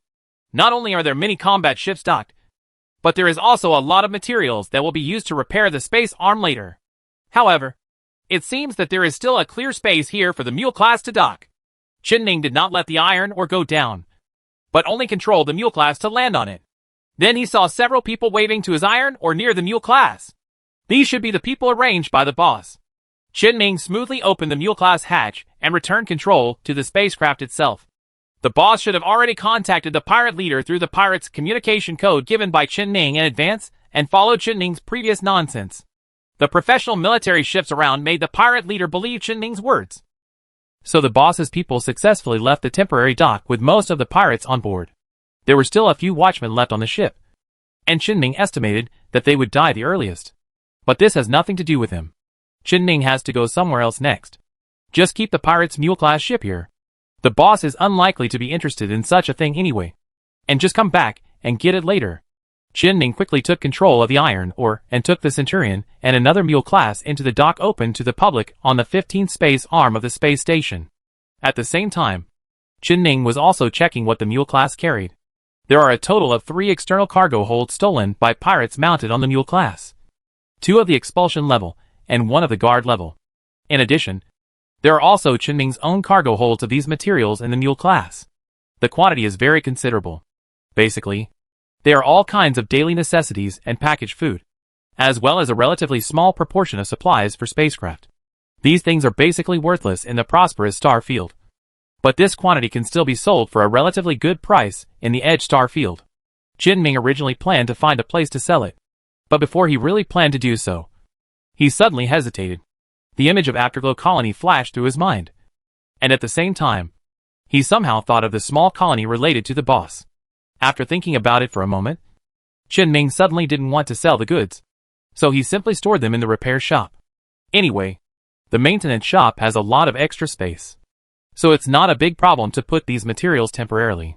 Although Ming didn't know what specific use he could have by keeping these things, he just wanted to keep them, always feeling that he might need them later. This strange premonition was like the panic he had felt in the space arm before. This premonition saved his life at that time. And although this premonition is not that strong now, Ming feels that there is nothing wrong with trusting him. After parking the Centurion at the dock, Ming continued to control the iron ore and the mule class and drove deep into the repair shop.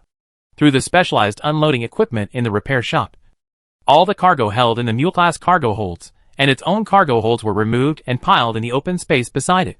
After the goods were unloaded, Ming suddenly felt that the fatigue accumulated during the day suddenly flooded into his brain. He had been repairing and dismantling the ship since the afternoon, and his mental exhaustion had begun to affect his thinking. After all, the 6 frigates he dismantled are already comparable to many destroyers in terms of size, and the mental energy consumption of dismantling a destroyer is twice that of completely refitting a destroyer. So Ming was not in a hurry to move on to the next thing. Instead, he went to the hotel inside the space station and opened a private room to solve the problem of dinner. Now that he has money, he has to do better in terms of food. After he was done, he returned to the iron ore and lay on the bed in the living cabin. Before falling asleep completely, Ming habitually began to think and summarize his today's situation. Doing this can help him identify flaws and problems in his work so that he doesn't do them again in the future. As he was thinking about it, Ming suddenly remembered the first time he came to the pirate space station, and what he was thinking at the time. Return to the prosperous star field with a new identity and start a new life. Ming seems to have been able to do this a long time ago, but this idea has faded slightly for him now. There are many reasons. The most important thing is that Ming's new life actually started when he set foot on the pirate space station. He never said that his new life must start in the prosperous star field. It's just because Ming was on Ruemu planet before. It wasn't even a wilderness. It was just a pure primitive world. Therefore, Ming's first thought at that time was to return to the prosperous star field he was familiar with in his memory. But for Ming now, staying in the fringe star field would be more comfortable than going to the prosperous star field. After all, he couldn't accept that all the hard work he had put into modifying the spacecraft during this period was scrapped. It is even more unacceptable to completely ban the Afterglow AI core within the human empire. You must know that the management environment of the prosperous star field is much stricter than that of the Edge star field. The patrol team patrolling in the galaxy may suddenly investigate any spacecraft at any time. It was impossible for Ming to resist yet, so he could only passively accept their scans. Once the problem was discovered, the AI core in Ming's hands would definitely not be saved. The 2 AI cores are Ming's most important helpers now. Without them, his ability in spaceships will be reduced by at least half. So Ming thought it would be best to get an armed ship license first to ensure that his identity was not just a civilian, and no one would come and check him out. Only in this way would he have the foundation to go back with the Afterglow AI core. There are many ways to obtain an armed ship license, and there is even a way to climb up. This path not only satisfies Ming's need to improve himself, it should even satisfy Ming's desire to go back with the UAI core. Shinda Company has also been acquiring the core of UAI, since the official has not investigated them. There is no need to guess anything. Although Ming is still not sure whether this road can be taken, its existence does make his desire to go back somewhat lower. And if Ming really chooses to return to the prosperous star field and stay away from the Edge star field, then he will also lose the source of the new Afterglow AI core. Many of his abilities to control spaceships are not easy to use in the bustling star field. Just touching Yuwei's ship is basically impossible to do anymore. But for Ming, he has already deeply experienced the convenience of owning and controlling 2 Afterglow AI cores. It is easy to go from frugality to luxury, but it is difficult to go from luxury to frugality. It was really impossible for Ming to give up the idea of acquiring a new Afterglow AI core. And not only his own ideas, but also the limitations of the actual situation forced him to obtain a new AI core to a certain extent. As the number of ships Qinming currently has on hand increases, there are also changes in the types of ships. One diopter class with 3 frigates is no longer enough. After all, the 2 mules must occupy at least one of Qinming's spacecraft control positions stably. If both mules are taken, Qinming will not be able to control other spaceships. No matter how many boats there are, he can't take them out at all. Even if diopter really transforms it into a small mobile dock. At most 4 spaceships can be stably parked inside, and some diopter's combat effectiveness will be lost. So Qinming thought for a while, and simply postponed the refraction reform. While ensuring its own combat capabilities, we must first solve the problems of the growing overall number of spacecraft, and the backward number of ship controls. The best way to solve this problem is to find Yue, and let Yue's AI assist him in controlling the ship. Qinming didn't expect higher-level beta cores, or even alpha cores, that could control destroyers. But he had to get a few more gamma-level AI cores, so that he could control all the spacecraft on hand. Previously, Qinming specifically asked Gamma A whether there were cases where Yue individuals went together to explore planets. Gamma A said yes.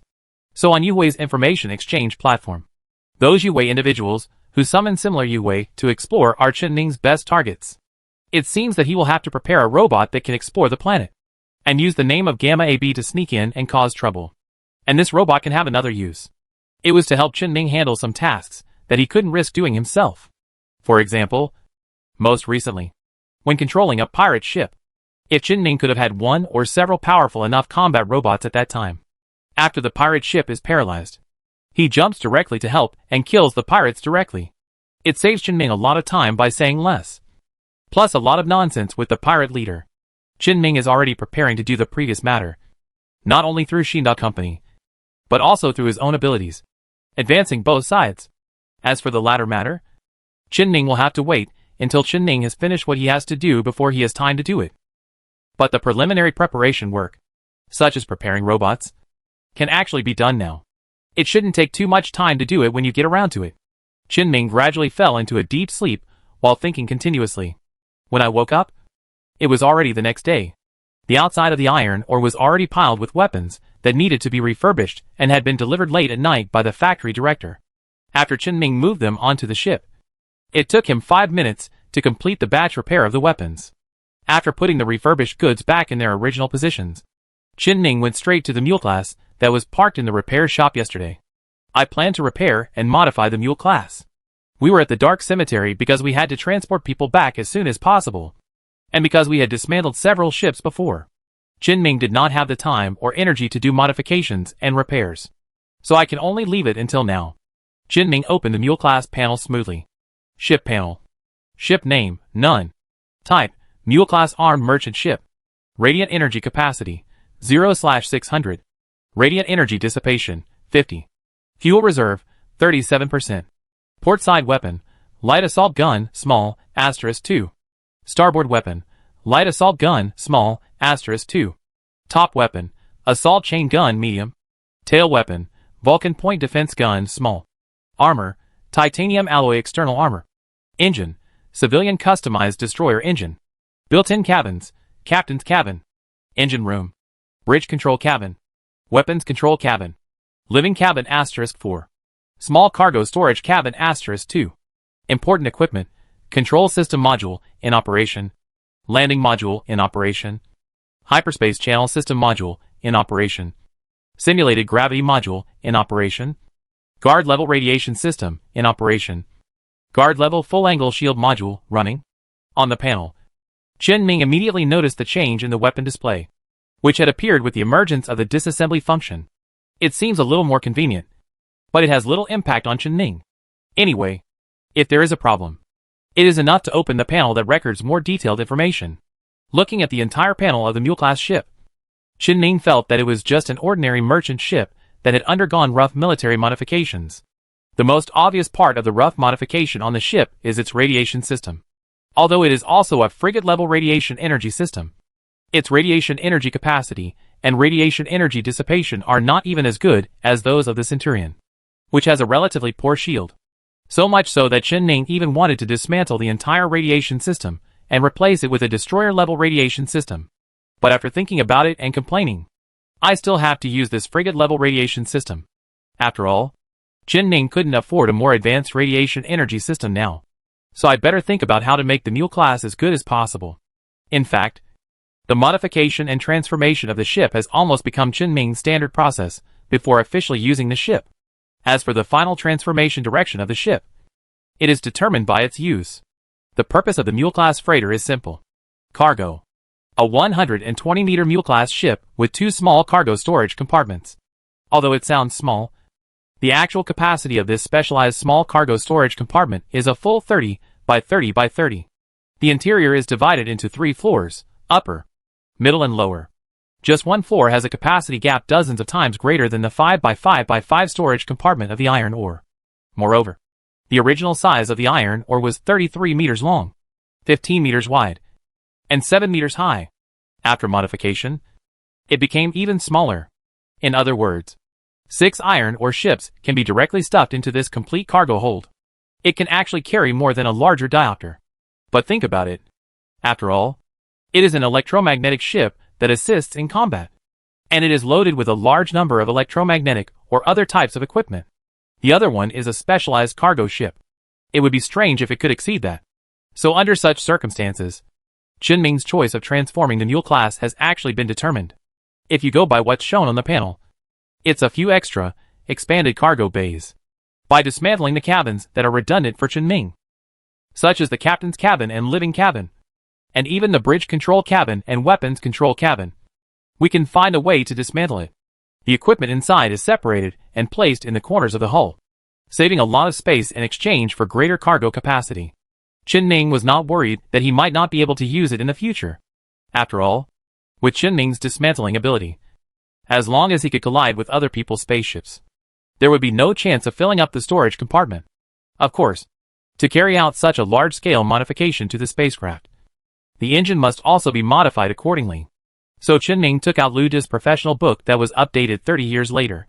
Although after Qin found out what Lu De's path was, he found that the content in the book seemed to be somewhat deleted. But there are still many useful technologies above. For example, the modification technology used in the engine of the self-destructing ship can definitely be adapted to the mule class, which carries more cargo holds. In addition, the LUD technical book contained many technologies that involved a certain degree of danger in exchange for more powerful performance of the spacecraft. And Qin was also very willing to learn them. After all, Qin often doesn't need to take the risk himself.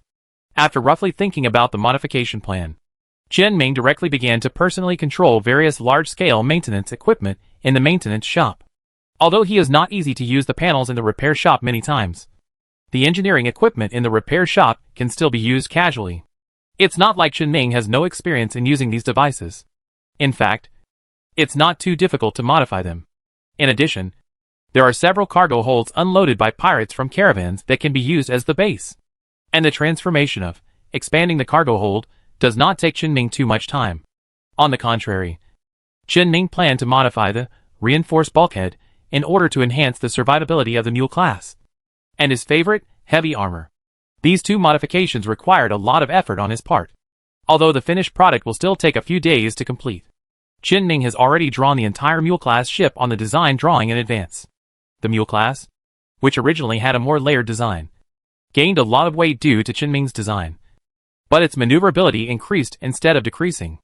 After all, this flame drive, which is LUD's technology, was obtained at the expense of the instability of the spacecraft's internal temperature control system. At this point, the mule-class transformation ideas have been thoroughly planned. Once the ideas are planned, the rest is just mechanical work. Therefore, during the few days it took to actually modify the mule class, Qin was still thinking about the modification plan for another ship.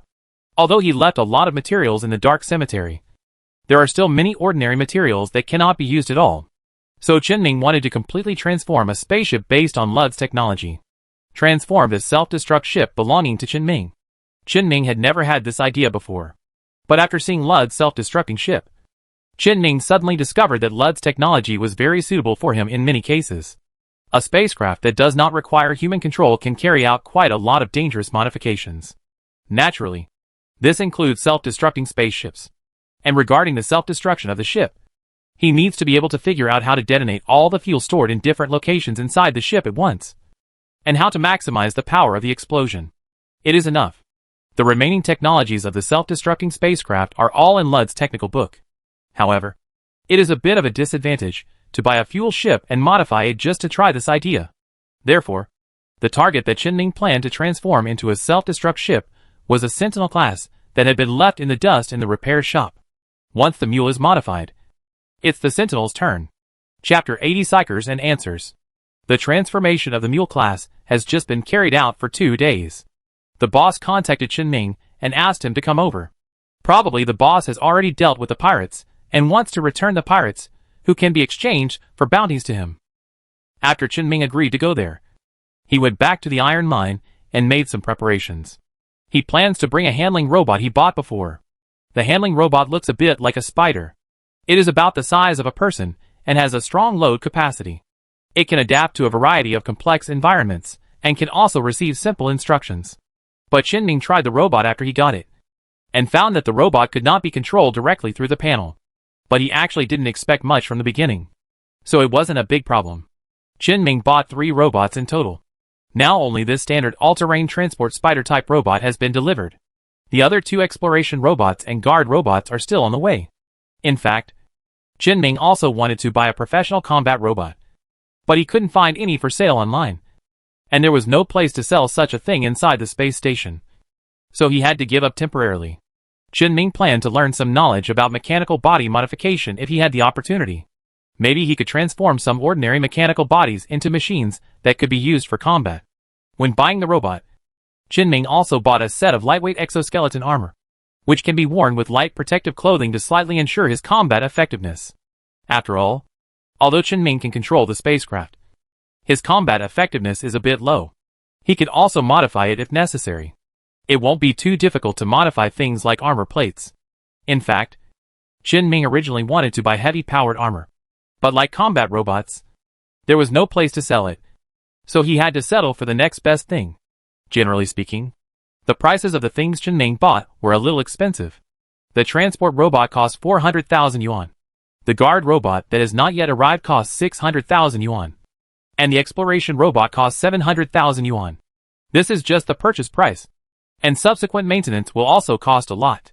Qinming's total assets of more than 40 million before were now only over 30 million. Flowers fly quickly, but at least the things I bought were real. Robots and exoskeleton armor can indeed save Qinming a lot of trouble, and can also protect his safety. And the subsequent plans are also in place. Speaking of which, Qinming rarely saw that few people on the pirate space station bought this kind of robot. But if you think about it, you can actually understand it. Although manpower is definitely not as efficient as machinery, the cost is always lower than machinery. And if you buy or display this kind of thing on the pirate space station, you may be targeted by some people. After all, if you have money to buy this kind of thing, then the buyer's worth must be quite high. Who doesn't like fat sheep? Qinming didn't care about this issue.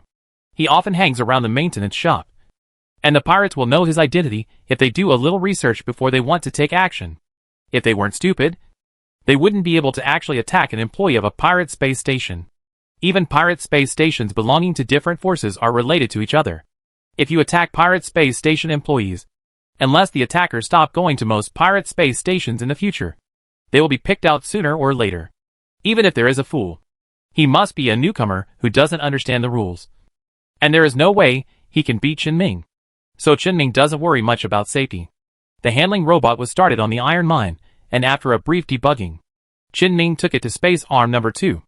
Although the number 2 space wall was affected during the first 2 Afterglow attacks, there was no internal damage, and various factories here are still running.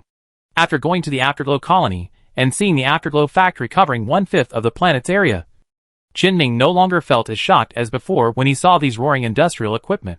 So Qinming didn't stay outside much and went straight into the boss's shop. As soon as you enter the store, Qinming saw Lao Wu, who had skipped work, squatting in the corner smoking a cigarette, holding a terminal in his hand, and watching videos with a smile on his face. When he saw Qinming come in and said "Hello," he waved his hand to leave him alone. Qinming really didn't bother to care about him. The boss was already waiting for him in the room inside the hardware store, next to the boss. There were several metal boxes that looked like coffins stacked on top of each other. Qinming looked carefully and asked his boss, "Are these the pirates from before?" The boss nodded, took out his terminal, scanned a code on the corner of a box, and showed it to Qinming. The result of the scan is the pirate's information and his bounty. "Are they dead?" "Everyone else is dead. The leader should be close." "Oh," Qinming responded. He didn't know if the pirate leader would have thought of Qinming's lie to him before he died. Do you have deep resentment towards him? But people are going to die. So it doesn't matter whether you hate him or not. Correct. The boss put down the terminal, patted the metal coffin on top, and said to Qinming, "I talked with this guy, and he said some interesting things about you." "What words?" The boss's expression suddenly became serious, but he said with obvious curiosity in his eyes. "He said you attacked him with 2 Afterglow ships." Qinming did not deny it, and directly explained with the excuse he had thought up before. "That was because I installed my own modified remote control system on the Afterglow ship I grabbed. That's it." The boss's expression did not change at all, and he continued, "He also said that one of your Centurions withstood the self-destruction of a dram fuel ship and was unscathed. That's when I modified the Centurion with special armor and damping stance devices." "Then how did you control their spaceship?" "The virus program was passed on when communicating with them. Also, their engine was destroyed by you, but it suddenly returned to its original state in the blink of an eye, and the repair was completed in an instant. That's because they saw it wrong. I just asked the Afterglow ship under my command to use electromagnetic pulse to paralyze their engine. There was no damage." The boss had amusement in his eyes, and asked in a meaningful tone, "Really? I think it should be true." Qinming, "I think," should make the boss calm down. The serious expression on his face instantly changed back to his lazy look. "Xiao Mu, do you think I am a good person?" Qinming said without thinking too much. "I think so." It is true that the boss has never cheated him, but has helped him in many aspects. But Qinming still has some concerns in his heart. Taking advantage of this opportunity, Qinming planned to ask directly, "But I want to know. When I first came to the space station, I had nothing and didn't understand anything. But you were already kind to me. Why?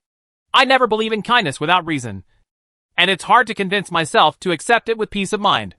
The boss was a little surprised by his statement and explained, "My kindness to you is not without reason." "Why?" The boss did not answer immediately. Instead, he thought for a moment and said, "Let me tell you this first. I am a psychic." Qinming nodded calmly and said, "Oh?" Question mark. "What's your attitude? Aren't you surprised?" Qinming shook his head and said, "I know without guessing that you have a special identity. There are only a few specific identity possibilities. You said it yourself. And your performance also confirmed that you are not from the military or Shinda Company. In the remaining possibility, if Shinda Company can respect you so much and arrange you in a place like this, you must not be a senior executive of another competing company. Then, there are basically 3 choices: official people, members of an important force, or individuals with special status. You don't look like an official at all, so I exclude the first one. You can call on many resources of Shinda Company, and even have the authority to dispatch the patrol team's dock. Shinda Company should not hand over the patrol team's authority to people from other forces. So the second guess should be eliminated. The possibilities are really running out. An individual who can be taken seriously by the company is, I guess, a psyker." After hearing Qinming's ideas, the boss clapped his hands in approval and said, "Your brain is very good. Although the guess results are slightly wrong, the overall idea is indeed correct. Because Shinda Company did sell a small part of the space station to the forces I belong to, and also gave me part of the space station's authority." Qinming could only say, "This is not something I can understand." "Really? Then can you understand another thing?" "What's up?" "It means that professionally trained psychers can feel the psychic energy fluctuations of other psychers." Qinming's face under his helmet tensed up for a moment. The boss's words not only surprised and shocked Qinming, but also made him fully understand the situation of his panel. This panel was the embodiment of his spiritual power, and it just appeared in his mind in a way that he could understand. Qinming had previously made a nonsense claim that he was a psychic, but he didn't expect it to be true.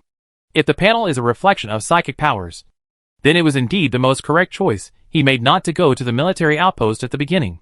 Qinming took a deep breath, calmed down, and looked at his boss again. As for the boss, when he saw that Qinming suddenly froze because of what he said just now, a smile appeared on his face as if he had succeeded in a joke. I knew from the moment I saw you that there would be nothing wrong with having a good relationship with you. Aren't you afraid that I am a bad person? I'm a psyker. This reason left Qinming speechless. And at this time, Qinming suddenly realized that the reason why Lao Wu and the factory director treated him so well was probably because of the boss's psychic ability. Qinming didn't have any special feelings about this. Communication between people is to understand the general character of the person through some means, and then be willing to spend energy to get along and maintain each other in appropriate ways. It's just that the boss and the others have replaced the means of understanding with faster psychic powers, and the relationship between people is two-way. During this period, Qinming could also feel that whether it was his boss Lao Wu or the factory director, they were all people who could be trusted to a certain extent, and there would be no problem in getting along with him for a long time. So it didn't really matter to Qinming that he could use his spiritual power to know whether he was a good person, and he didn't intend to dwell on it.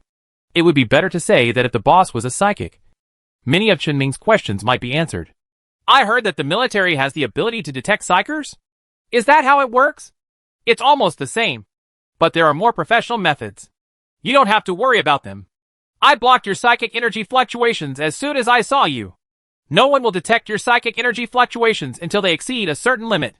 Don't tell others that you have psychic powers. And don't tell others what kind of abilities your psychic powers have. I'm not stupid. After Qinming finished speaking, he paused and took the initiative to bring up a topic that might be unpleasant.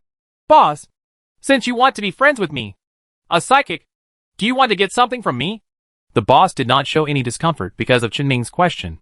Instead, he said quite frankly, being friends with a psychic is the greatest benefit in itself. Of course, I did have the idea of pursuing other interests at the beginning, and I still do now. But interests and interpersonal relationships are not necessarily inseparable, the boss said, extending his hand to Qinming. To make friends? Qinming thought about it briefly, putting his hand on his helmet. He took off his helmet and put it aside so that the boss could see his face. Then he also stretched out his hand and shook it. Qinming! A satisfied smile appeared on the boss's face. Wuan!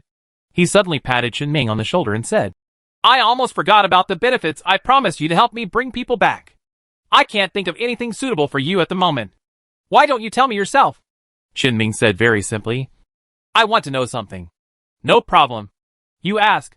What exactly is a psyker? Good question. The boss repeated Qinming's question and answered. It is a person who affects reality with his own will. There are many different types of psychers. I can't explain the specifics in a few words. It's probably something related to human existence. You better not know too much about it. And don't try to learn psychic powers. Why? Because you are a psyker who awakens naturally, not through other means. It is best for naturally awakened psychers not to be exposed to these systematic things. Although systematic learning can indeed make your psychic progress faster, it will also limit the upper limit of the development of your abilities. Qinming was silent for a moment, digesting what the boss said, and asked, Do you mean to let me explore by myself? Yes. How you came here before. How you come now. If you are really interested, when you reach the upper limit of self-development, I can help you contact a professional institution for a physical examination to determine the specific status of your own psychic abilities. Good. By the way, although you shouldn't learn systematic psychic powers, there is still something you need to know. Psychics are people who influence reality with their will. Psionics are just tools to influence reality. That's all. The boss said, and patted Qinming on the shoulder. He didn't know who infected him and Lao Wu with this habit. Practice your psychic powers well. When you reach a certain level, you will understand your psychic abilities. Then come find me. Qinming thanked his boss and said, I understand. I have another thing to ask. Just say it. What is the spirit stone? The boss raised his eyebrows slightly, looked at Qinming and asked, Are you taking it with you? No. Oh, that's just right. I have one here too. The boss took out a stone from his pocket, which was covered with patterns like Qinming's ectoplasmic stone. But it's not a twisted pattern like Qinming's whispering spiritual stone, but some flowing water patterns that look very comfortable. Qinming made this clear directly. This one is different from mine. It's normal. There are different types of ectoplasm stones. The boss held the ectoplasm stone in his hand and said, Since you want to know the effect of the ectoplasm stone, I can show it to you now. As the boss spoke, something invisible appeared on his body that Qinming was very familiar with. He was so familiar with the fluctuations of psychic energy that it seemed as if they had always been by his side, accompanying him at all times. But Qinming cannot control the fluctuations of his psychic energy by himself. This may be the disadvantage of not having systematic learning for self-awakening. Qinming did not think about this for too long, because the spirit stone in the boss's hand suddenly changed. The patterns on it lit up, and the warm white light enveloped the entire 3 meters surrounding the ectoplasmic stone. Qinming, who was wrapped in white light, only felt a gentle and stable feeling rising from his heart. Originally, all the anxiety about possible future developments and the unknown dangers he would face were completely wiped out in his mind. The whole person was filled with unprecedented vitality. However, this feeling suddenly dissipated. The boss withdrew his psychic fluctuations, and once again became the lazy ordinary person who seemed to be nearly middle-aged. The boss stuffed the ectoplasm stone back into his pocket and said, "This is the effect of the ectoplasm stone. My ectoplasmic stone is gentle, which can bring this gentle and comfortable feeling to people after being stimulated. Generally speaking, the more powerful the spiritual energy fluctuations are, the better the effect will be and the wider the range will be. And it doesn't have to be activated by a psychic.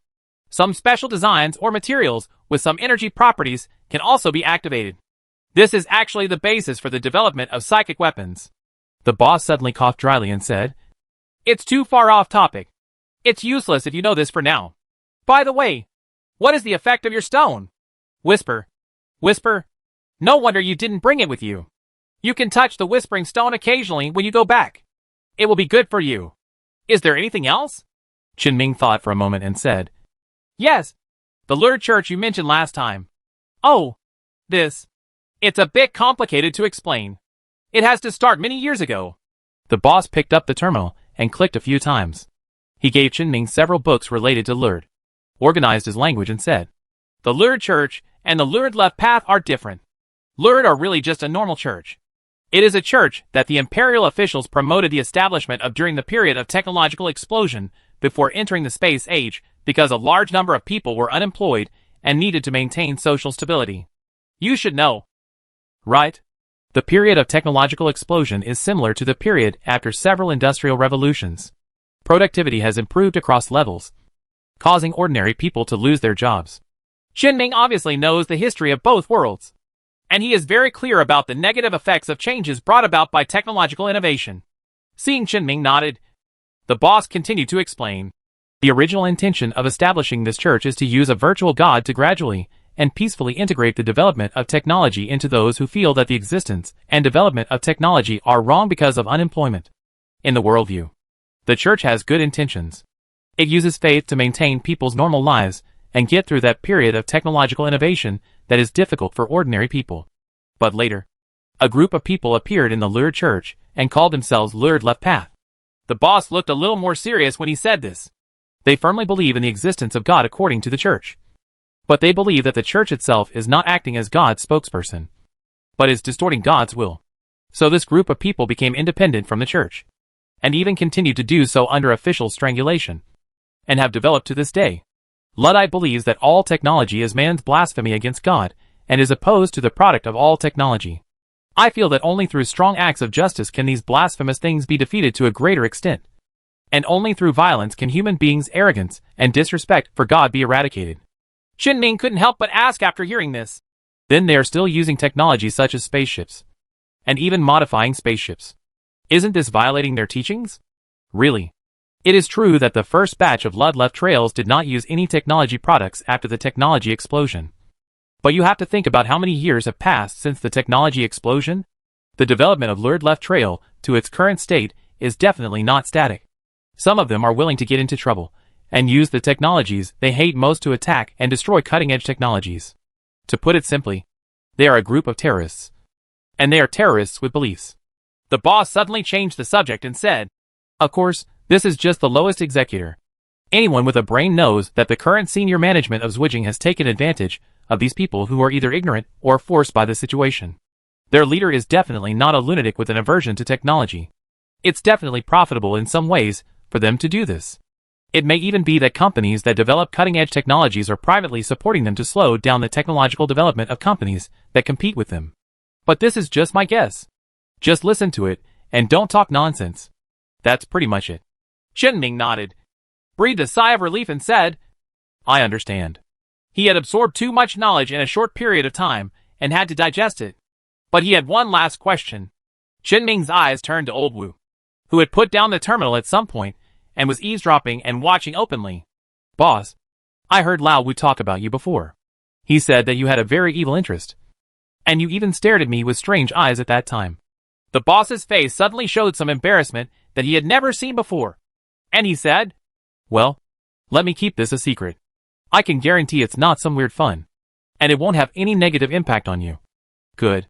Chen Ming chose to trust his boss and control the transport robot he brought to bring several coffins. Then I'll leave first. I have to talk to the factory director about my future work arrangements. Well, come and sit down when you have time. Chapter 81 Inquiry and the Upcoming Chase. After Chen Ming left the boss, Lao Wu suddenly slapped his butt and followed him, put his hand on Chen Ming's shoulder and said, I didn't expect you to be quite handsome. Xiao Mu. Chen Ming slightly adjusted the helmet he put on again and said, That's not how you flatter someone. Hey. Old Wu laughed twice and walked beside Chen Ming. Chen Ming looked at him strangely and asked, Aren't you going to continue fishing? You can touch fish anytime. And you can skip work anytime. You only need to take off your helmet to meet Lao Lu once. I want to see how he will react. But I still have to go back to the maintenance shop to put things away. Chen Ming pointed to the transport robot beside him and the 4 metal coffins on it. Old Wu said nonchalantly, It's okay. I usually have a lot of leisure. Okay. Just do whatever you want.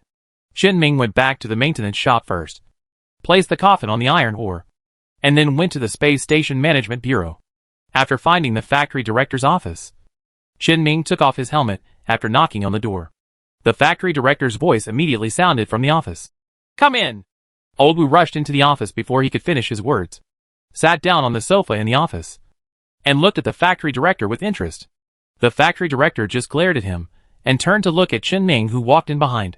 He didn't react when he first saw Chen Ming, and then he noticed the light protective clothing Chen Ming often wore. After confirming Chen Ming's identity, it was at this time that the factory director realized that Chen Ming had basically lowered his guard against them.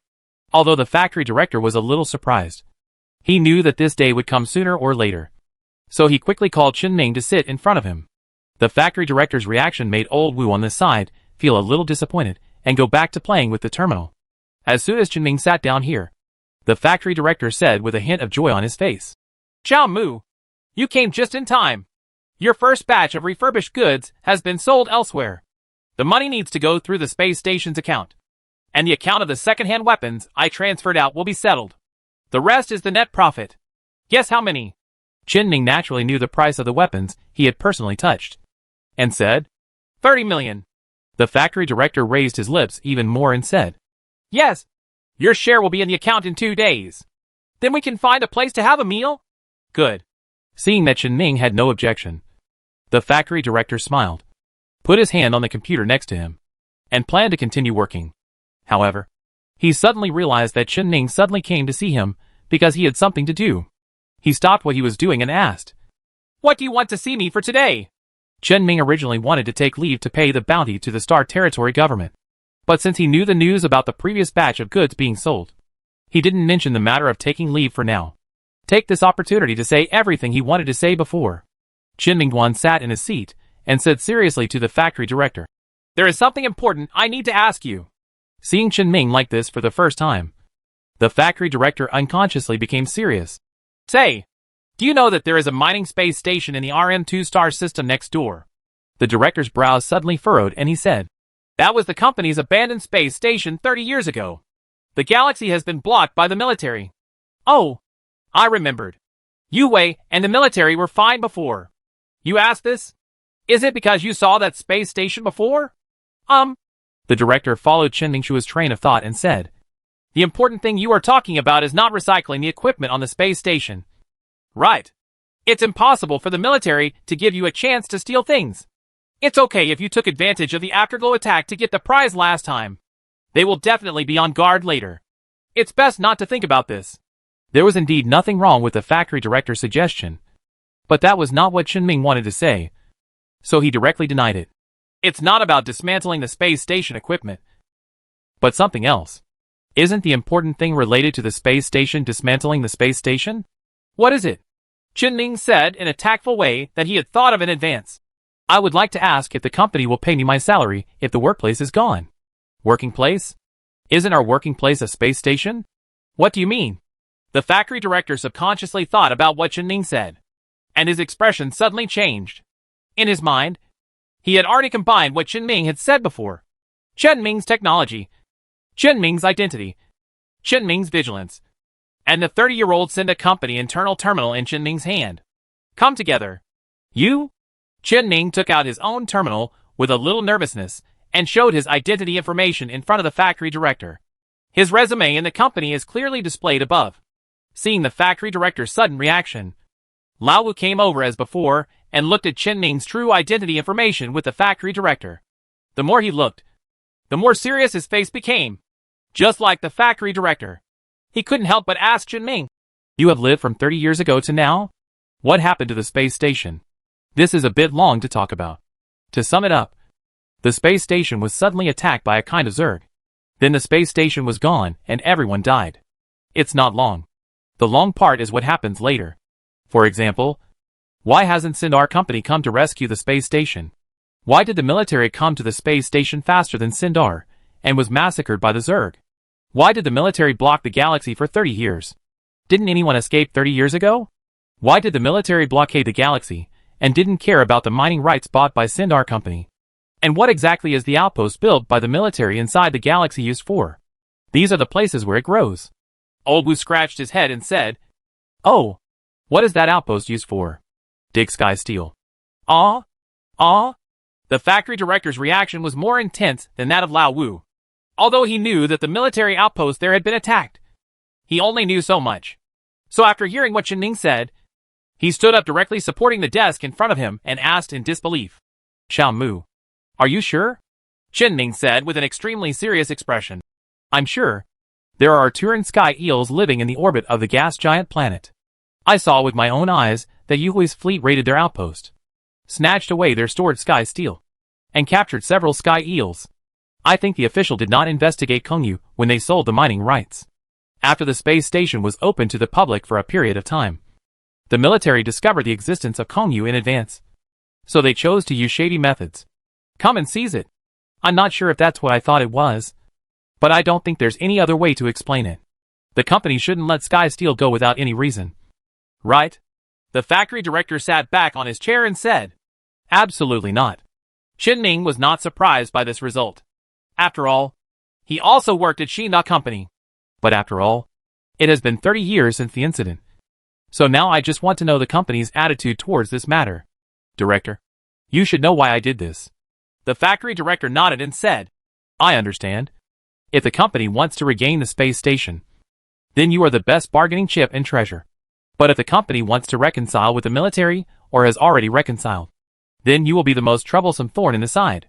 This is true. The factory director took a long breath and said, "I don't know the overall attitude of the company, but at least there is good news.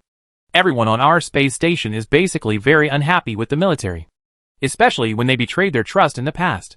As for the company's attitude, it's very important. I have to ask my superiors about it." With the director, "No, the director can't do it. I have to find someone who can completely influence the policies of our space station and even the company." "Yes, that should be enough. But it may take a while." Lao Wu suddenly interrupted at this moment and asked, "Lao Lu, can you still contact such a person? How do you think I got the position of factory director?" Ming reached out and pushed Old Wu away and asked, "How long will this take?" "It always takes 3 or 4 days, and I can't guarantee the result. But you don't have to worry too much. As long as no one comes to check you out, you can continue to stay on the space station using the fake identity of Mu Shui Kong. There will definitely be no mistakes on my part. But it's better for you to keep wearing protective clothing as before until the results come out." The result of such an extension was within Ming's expectations. Anyway, he had already started planning other paths that could be taken when the various Sindar Company paths failed. Even if it really didn't work out, it didn't mean that he had to hang himself from a tree. Ming nodded gratefully to the factory director and said, "I understand. I'm sorry to trouble you. I'd like to take a day off these 2 days." The factory director did not expect that Ming would suddenly change the topic from the conspiracy between the military and Shinda Company to Ming's own request for leave. He was stunned before asking, "Where are you going?" "With the Star Territory government. Pay a few pirate bounties." "Pirate bounty? Oh, you want to get the license yourself?" "Right. Then this is fake."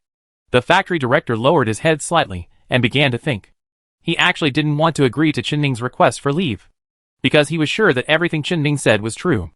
If the company really suffered a loss on the space station and couldn't find a way back, it means that Chen Ming is very important to the company. If something unexpected happens after letting people out, Xinda Company's losses will never be recovered. But the factory director was not sure about the company's attitude, because Xinda Company was divided into two groups many years ago. One group advocates self-development without interference from any external forces. The other group advocates taking the initiative to establish good relations with the military or the government in order to obtain better treatment and preferential policies. The former is called the company faction, and the latter is called the military faction because the company mainly produces ships and has an easier relationship with the military. The attitudes of the two factions towards Chen Ming are absolutely completely different. It is hard to say whether the company will protect Chen Ming. And it's not just the company. There may also be some problems on the space station. Although the space station has always paid a certain amount of protection fees to the military in exchange for protection when attacked by external forces such as the Afterglow machine tribe. But the people on the space station are basically sent by the company. And their overall attitude towards the military is average, especially when the military has broken its promises before.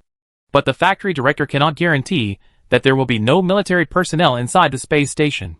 There are indeed certain risks if Chen Ming stays on the space station. Before really confirming the attitude of the company's senior management, letting Chen Ming go out for 2 days is actually a reasonable choice. On the Star Territory government side, the Star Territory military is nothing. If there was really any problem on the space station, he could get Chen Ming advance warning through the internet. And the factory director raised his head and looked at old Wu next to him. It happened that Mr. Wu had been fishing there in the past 2 days. After all, he had been working hard for more than 10 days after Chen Ming arrived. Just give him a holiday together. Let him relax a little. And then, he can work more efficiently. After considering the pros and cons, the factory director said to Chen Ming, "Okay, I will approve the leave for you now. This must be your first time going to the government in the French Star Territory." "Right. Why don't you let Lao Wu accompany you there? He has experience." "So good?" When Lao Wu heard the factory director's words, he looked a little excited. It looked like he hadn't left the space station for a long time. "It depends on whether Xiaoming agrees or not." Lao Wu suddenly seemed to change his face and stared at him with a flattering look that was different from the profiteer aura in Chen Ming's eyes before. Chen Ming ignored him directly, but still considered the factory director's proposal. Although he has indeed come into contact with all kinds of people before, he has rarely come into contact with people from places like the government or the Edge Star regions where the rules are not so strict. Even after the work was transferred to the mining space station, it was not easy to get up and work several times. Not to mention the opportunity to interact with people. Basically, it is freezing sleep, waking up to work, and continuing to sleep with 2 points and 1 line. If Lao Wu is around, it will indeed be much more convenient when doing some things. Chen Ming really didn't mind bringing one more person with him, so he agreed. Soon Chen Ming and Lao Wu left the factory director's office and returned to the maintenance shop. As soon as he came back, Chen Ming found that there was an extra mule-class ship parked here in the repair shop. The boss's message was sent at about this time. He said that he had repaired the boat a little for Chen Ming and then sent it over. If there was any problem with the boat, he would go to him. It happened that the mule-class that Chen Ming took away before was still being renovated, and this ordinary mule-class was just ready to drive away. At the same time, this mule-class ship also helped Chen Ming do something, and took away the Lumen-class ship he brought back before. Chen Ming on the space station would not be able to touch Yu Hui's ship. After removing the inner compartment of the cargo bay, it is still very easy to stuff a frigate into a cargo bay. After getting it done, Chen Ming took Lao Wu directly to the iron ore. They probably won't be on the boat most of the time this time, so they don't need to make any preparations. And old Wu, who was looking around on the iron ore, suddenly remembered an excuse that Chen Ming had made earlier and said jokingly, "Xiao Ming, where is your captain?" "It's in the captain's cabin. Can you believe it?" Old Wu smiled after receiving Chen Ming's reply, and continued to follow Chen Ming to visit the renovated iron mine. The growing cabin used by the iron ore's crew to replenish fresh vegetables and fruits during the long process of collecting rare metal ores, has been demolished. The studio was moved here, and is now more complete than before. The extra space in the original living cabin has now been converted into a small gym. And other changes have not been much. When the two came to the captain's cabin at the front, Lao Wu suddenly saw Xiaoshi playing on the running wheel. And it was wearing a mini pirate captain's hat that Qinming bought when he was bored and bought miscellaneous daily necessities. Xiaoshi stopped when he noticed a stranger coming, and looked at each other for a few seconds with Lao Wu. Both sides blinked quickly and unconsciously. Xiaoshi turned around and burrowed back into the ore that Qinming had placed in the captain's cabin, and blocked the hole he dug with his hat. And old Wu couldn't help but twitch the corners of his mouth. He really didn't expect that the captain Qinming said was actually true. But there was something wrong with this captain's race. Lao Wu also wanted to get closer to Xiaoshi's, and take a closer look at Xiaoshi. But he was held back by Qinming. Stand still. We are about to set off. Old Wu smacked his lips with regret and leaned against the wall of the captain's room, watching Qinming control the spacecraft's control panel with the other centurions and mules. He drove out of the space station and headed to the edge of the galaxy. He had previously known from his boss that Qinming was a psychic, and he also knew that Qinming's psychic powers must be related to the spaceship. So he was not surprised at all that Qinming controlled 3 spaceships. But he suddenly noticed something wrong and asked, Xiaoming, isn't this direction going to the Star Territory government? Qinming, who was sitting in front of the control panel, quickly set up the autopilot for the spacecraft and replied, It's indeed not the case. Because I'm a little uneasy with just these 3 boats. So I have to go and take one of the boats I parked somewhere else. Do you have other boats? Where are they parked? Are you afraid of being stolen? Qinming sat on the chair and tilted his head, squinting at old Wu, who had nothing to say and nothing to do. Forget it. The dark cemetery was not far from the space station, and Qinming arrived at his destination quickly. Through the portholes of the iron ore, you can see 3 spacecraft floating in the dark cosmic environment. Fighter Kai, Shimmer, and Diopto as a destroyer, Dioptric Shimmer. And the unrepaired Lumen just released from the Mule-class cabin cannot be taken away. But at present, Qinming can always bring Kai, who can be said to be the second most powerful fighter on hand. After gathering 4 ships, Qinming changed direction again, entered the hyperspace channel, and flew straight towards the seat of the Star Domain government. Shortly after Qinming left the space station, a very inconspicuous spacecraft docked at the dock of the space station. The 5 members of the military team that had previously carried out a mission to search the space station were now wearing civilian clothes. They were all gathered in the cabin, waiting for the captain's instructions. As usual, the captain reached out and knocked on the hatch to draw everyone's attention to him and said, Are you clear about the mission requirements? Search for signs that Qinming has been active on the space station. One team member raised his hand and asked, So where do we start? The captain pointed to the maintenance shop next to him and said, There. Leave 2 to inquire at the maintenance shop, and the rest will follow me to find the connector. Huh? Are you just asking? The captain said with a hateful expression. I told you to pretend. You just need to show an image of working hard, so that the boss won't blame you. You don't really think you can find it, do you? Are you dreaming? Maybe.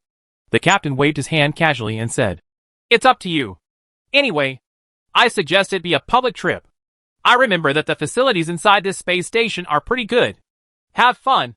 Remember to do a little bit of things. Otherwise the report will not be complete. The captain casually pointed to 2 team members and said, You 2 are in charge of the maintenance shop. The people in the maintenance shop usually come into contact with the most people. If you ask more people, if you really can't spend some money, I will reimburse you. No matter whether there are no results. At least have done it all. That's it. Get off the boat. The 5 members of the military team dispersed after getting off the boat. The 2 team members assigned by the captain walked around the maintenance shop twice and found the employees on duty today.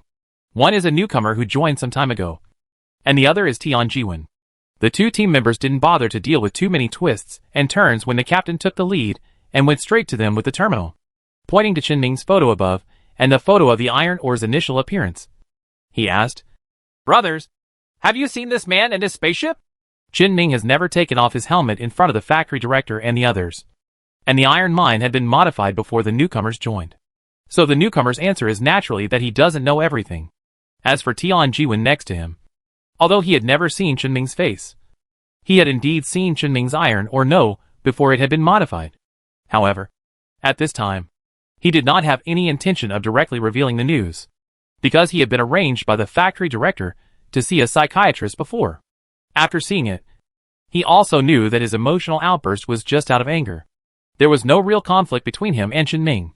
So after a little hesitation, he also chose to say he didn't know. The two team members focused their eyes on Tian Jiwen for a while. After receiving the answer, they looked at each other, thanked each other tacitly, and left the maintenance shop. And all this happened to be seen by the bald man who was on vacation today. Chen Ming, who had left the galaxy where the pirate space station was located quite far away, was not connected to the sentinels and mules who stayed on the space station. So he naturally had no idea what was happening on the space station. He was currently sitting on a coffin he had placed in the engine room, studying his whispering stone that had suddenly undergone inexplicable changes. Chapter 82, Changes in Whispers. Illusory Figures. After the iron ore successfully entered the channel, because of the relationship he had talked with his boss before, Chen Ming planned to follow the boss's instructions and try to get in touch with the whispering stone more often. Maybe in the future, like the boss, he could directly rely on psychic energy fluctuations to activate the range effect of the ectoplasm stone. Although the activation effect of Whisper seems to be not quite right, it will cause the activator himself to be affected by Whisper. But there must be a way to solve this. Otherwise, the boss would not have mentioned the concept of psychic weapons. The gentle, spirit stone like the boss is definitely not as suitable as a weapon as the Whisper, Chen Ming. So Chen Ming took advantage of the fact that the spacecraft was still halfway and Lao Wu was playing with Xiao Shi and came to the engine room. However, when Chen Ming took out the whispering spiritual stone sealed in the tin can, he suddenly discovered that the whispering stone that had been sealed had undergone some unexpected changes. The most obvious thing is that the twisted black patterns on the stone have all turned into dark red patterns that look like blood has solidified. Moreover, these changed patterns are more distorted than before, making people feel obvious discomfort when looking at them with the naked eye. After actually getting close to the ectoplasmic stone, Chen Ming could directly feel the irritating whisper without even touching it. Sensing something was wrong, Chen Ming immediately turned around and put on heavy protective clothing.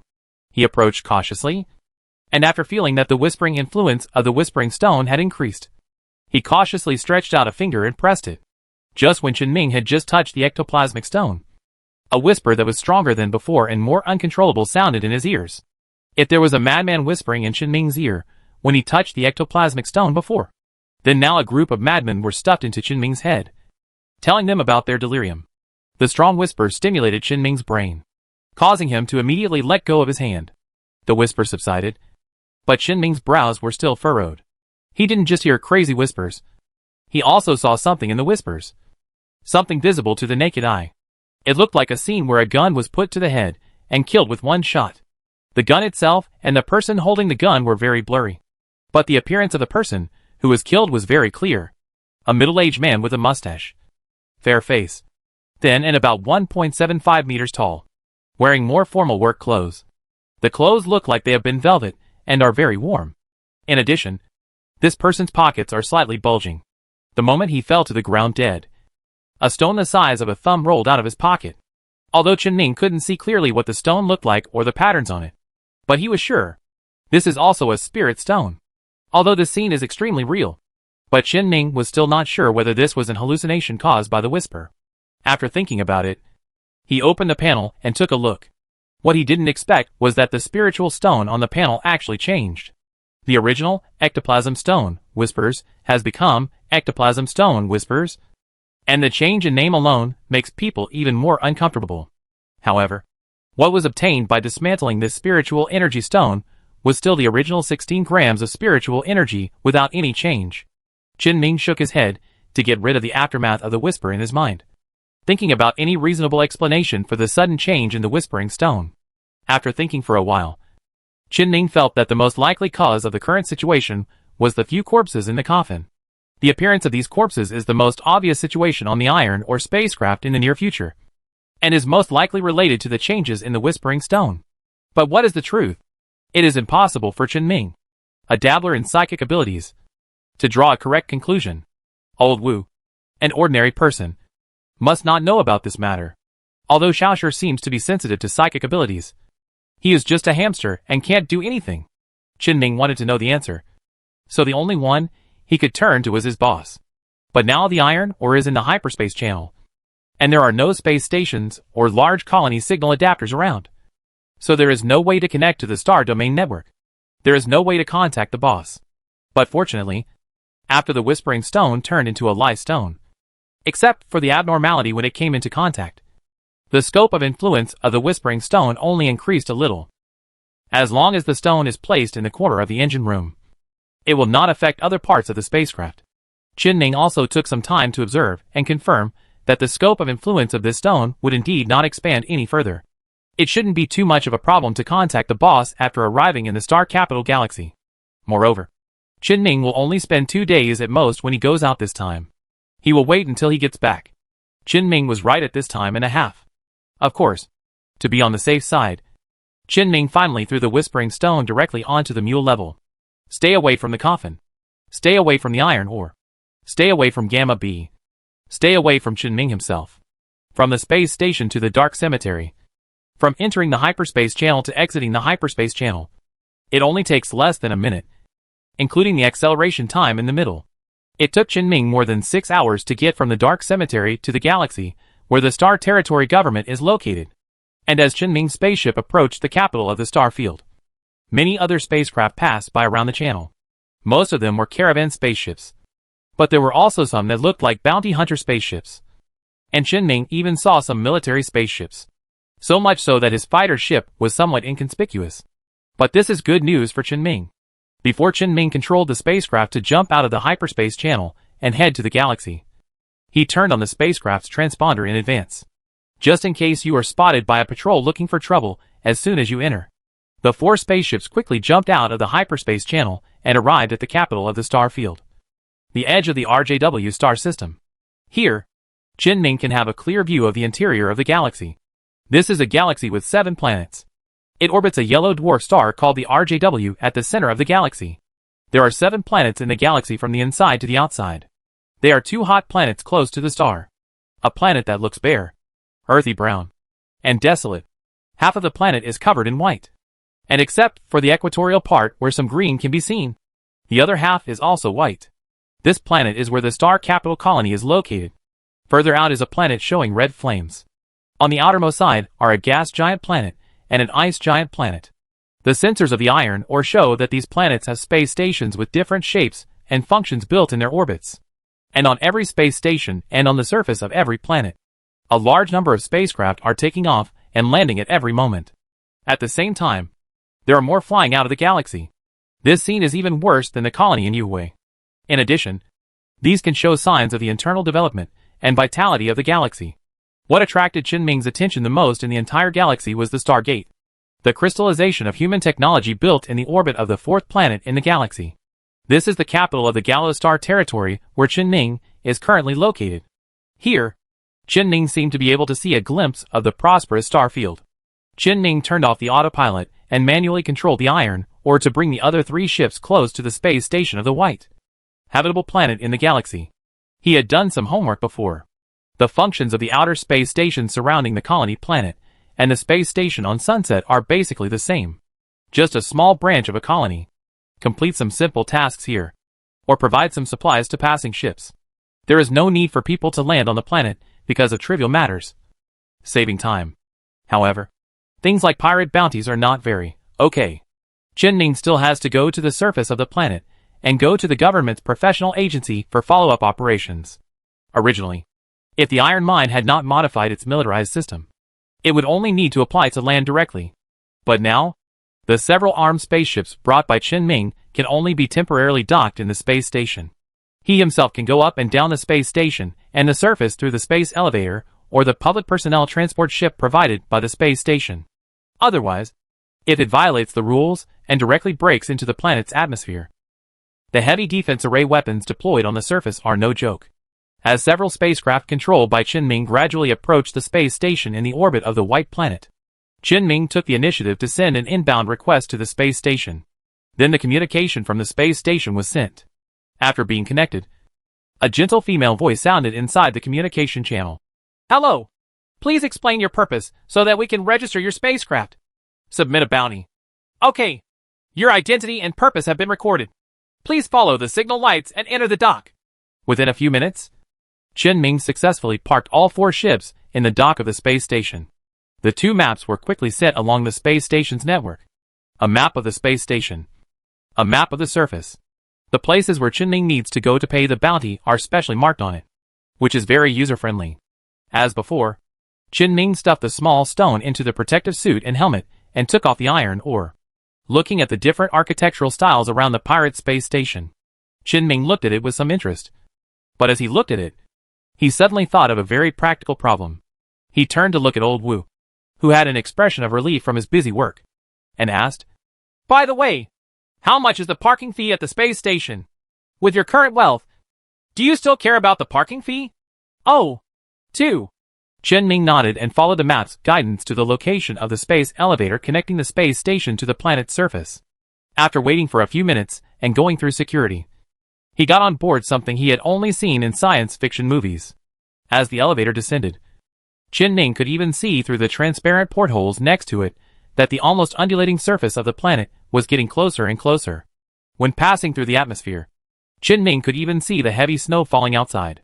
This is the origin of the white appearance of this planet. Protective clothing can keep warm in the space environment. And this kind of low temperature that is acceptable to humans is naturally not a problem. At this moment, Old Wu suddenly said like a tour guide, "Although this planet has snow all year round, at the equator, the temperature is above 20 degrees Celsius for 4 months a year, so it is considered a habitable planet.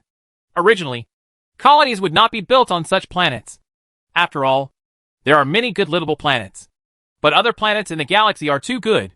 When Qin heard Lao Wu's nagging, he remembered the situation of Yue Wei's colony before. After comparing the development gap between the 2 sides, he asked with great interest, "How good is it?" Old Wu suddenly seemed to be excited and said, "The 2 innermost planets of the galaxy contain a large amount of ordinary metal resources and high-grade metal resources. Being close to the star causes the environment to be very hot. There is no atmosphere, and there is no need to worry about pollution. It has a unique advantage when building industrial smelting equipment. The 2 outermost giant planets, a gas giant and an ice giant, can provide large amounts of rare isotopes, such as deuterium, that can be used in industry. Although the remaining 2 planets are relatively average, they also have resources worth developing. That desolate planet was once a habitable planet, and the internal rock formations contain a large number of fossils that can be studied. Although that planet with violent geological changes and volcanoes everywhere has no development value, the galaxy's patrol headquarters is built on it." Qin also asked with some confusion, "The headquarters of the Galaxy Patrol is built in such a harsh place?" "Yes. In fact, most galactic governments that can build patrol headquarters will choose to build patrol headquarters on volcanic planets in the galaxy if possible. I haven't learned much about this." "Why is that?" Old Wu smiled at Qin and said, "Hey, I don't know either. In short, because of the relationship with other planets, the Star Domain government ended up being located on the only habitable planet in the galaxy. This galaxy is simply a perfect galaxy template. It can almost achieve self-sufficiency within the galaxy alone. There should be no such galaxies within thousands of light years." At this time, Qin turned his attention from the heavy snow back to his side and asked, "Why do you know so well?" Old Wu shook the terminal in his hand with some pride and said, "I just checked. The space elevator successfully reached the ground after a while. Because the climate of the planet itself is somewhat cold, most of the buildings with permanent residents are basically built on the equator.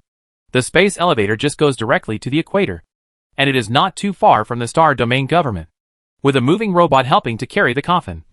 Qin and Lao Wu quickly arrived at the government building. Although it looks like it's getting closer to night outside, government departments are still continuing to work. According to the regulations of the Empire, all government department working hours must be regulated in accordance with Earth Standard Time, regardless of what time the local time is. Anyway, with the level of human technology, if it gets dark, just give more lighting and that's it. The same technical means can make the room as dark as night during the day without affecting people's normal rest.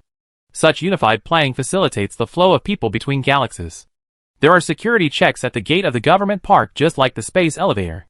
The person in charge of the inspection was the same as the person in charge of the security inspection of the space elevator. He just let Qin go, as if he didn't see what was lying in the coffin at all. He even pointed out to Qin where he would go next. The government police department. Only the guard responsible for letting people pass clearly got the news that they were allowed to pass. But he seemed to want to say something. but was immediately blocked by old Wu, who pushed something into his hand. Qin Ming and Lao Wu still successfully entered the government park with the coffin and arrived at a separate small building next to the government building. This is the colonial headquarters of security. When I walked in, there were several service windows next to them. They were all empty, and no one wanted to do anything. Qin Ming stepped forward and knocked on the glass gently. The clerk who was processing the documents raised his head, noticed the transport robot behind Qin Ming, and the several coffins on it, and said, "Hello, you two. Do you need to confirm the bounty?" "Right. Okay." After receiving Qin Ming's affirmative reply, the clerk familiarly picked up a terminal from the side and clicked on it a few times to show it to Qin Ming. "Please use your terminal to scan it. Register your identity, and then prepare the required materials, including battle records and videos, spacecraft wreckage, and other physical objects. Also, please explain who you need to receive the bounty from." Qin Ming recalled the information he had written down before and said, "A pirate nicknamed Ascaris. His real name should be Lu Kong, with a bounty of 22 million, and 3 of his men. We don't have the battle video or the wreckage of the spacecraft, but we brought the body." Qin Ming reached out and patted the metal coffin behind him. After all, battle videos and records will expose his Afterglow ship, and the wreckage of the ship has basically become material. The Mule class is still useful as a destroyer. It is impossible to hand it over. Moreover, it has been repaired and has no value as evidence. There was a hint of surprise in the eyes of the clerk. 22 million pirates may not be big, but they are not small. They still have some weight. He continued to type on the computer in front of him and said, "It's okay to just bring the body. Please wait a moment." The clerk quickly printed a paper form and handed it to Qin Ming. It contains all the information just stated. "Please take this thing to the white building next to you. Someone will guide you after entering." When walking out of the General Security Bureau, Qin Ming suddenly realized that he seemed to see a somewhat familiar figure flashing past in the distance and disappearing outside the gate of the government park. Qin Ming squinted his eyes to take a closer look, but the figure seemed to disappear out of thin air. He frowned slightly and didn't pay attention to that person. Maybe he saw it wrong. Qin Ming continued to follow the direction just mentioned by the clerk and found the white building that looked like a laboratory. As soon as Qin Ming took Lao Wu in, he was immediately greeted by a researcher in a white coat, with a smile on his face. He said to Qin Ming, "Hello, Mr. Mu. This is the pirate you are going to hand over." "Right. It's convenient. Shall we open it and confirm?" "No problem." Qin Ming asked the transport robot to place several coffins flat on the ground, then reached out and pressed on the corner of one of the coffins. The lid of the coffin opened automatically, revealing the body of the pirate leader that had lost its human form inside, thanks to the metal coffin given by the boss. It was thoughtfully equipped with a small freezing device to prevent the body from rotting. Otherwise, the situation Qin Ming saw now might have been even worse. Qin Ming couldn't help but whisper to Lao Wu beside him, "The boss looks quite angry." Old Wu also said in a low voice, "The colony that I spent a lot of money and connections to build is still in the development stage. But I was angry when someone suddenly took away the supplies." The researcher took the terminal and looked at the corpse carefully for a long time. And then he barely recognized that the contents of the coffin were the same as the person on the reward list. He put away the terminal and said to Qin Ming, as if reciting a formulaic rhetoric, "No problem, Mr. Mu. Then we will take the body away." The researcher didn't seem too suspicious. After all, Qin Ming and Lao Wu registered their identities all the way here, and they had to come in person to collect the bounty. If you want to defraud the bounty by substituting the fake for the real, the end result will be a prison cell. We will conduct DNA tests on them and contact you after the results come out. We expect to give you a reply within 1 working day. As long as there is no problem with the verification, you can go to the place where you worked before to collect the bounty. There is no need to pay taxes on the bounty. If you are missing something when you receive it, you can go directly to the building to complain to the relevant department. After the researcher finished speaking, he immediately summoned one of their internal humanoid handling robots, which was significantly more technologically advanced than Qin Ming's spider-type handling robot, and took away several coffins together. Qin Ming couldn't help but look at the robot a few more times. He was basically sure that this robot could not only carry things, but would also definitely not lack in combat effectiveness. This is a good thing from the government. Qin Ming can only look at it now, but he doesn't want to have any special ideas. After leaving the government park, Old Wu, who had been a little confused, suddenly seemed to be resurrected. He asked Qin Ming excitedly, "Do we have 1 day left to have some fun?" Chen Ming considered Lao Wu's proposal. He had indeed not had a complete rest for a long time. It's not bad to relax and think about it for a day. So Chen Ming did not refuse and replied, "Then just find a place," I said. "Okay." Old Wu thought for a moment and said, "I know there is a place that might interest you." "Where?" "Black market."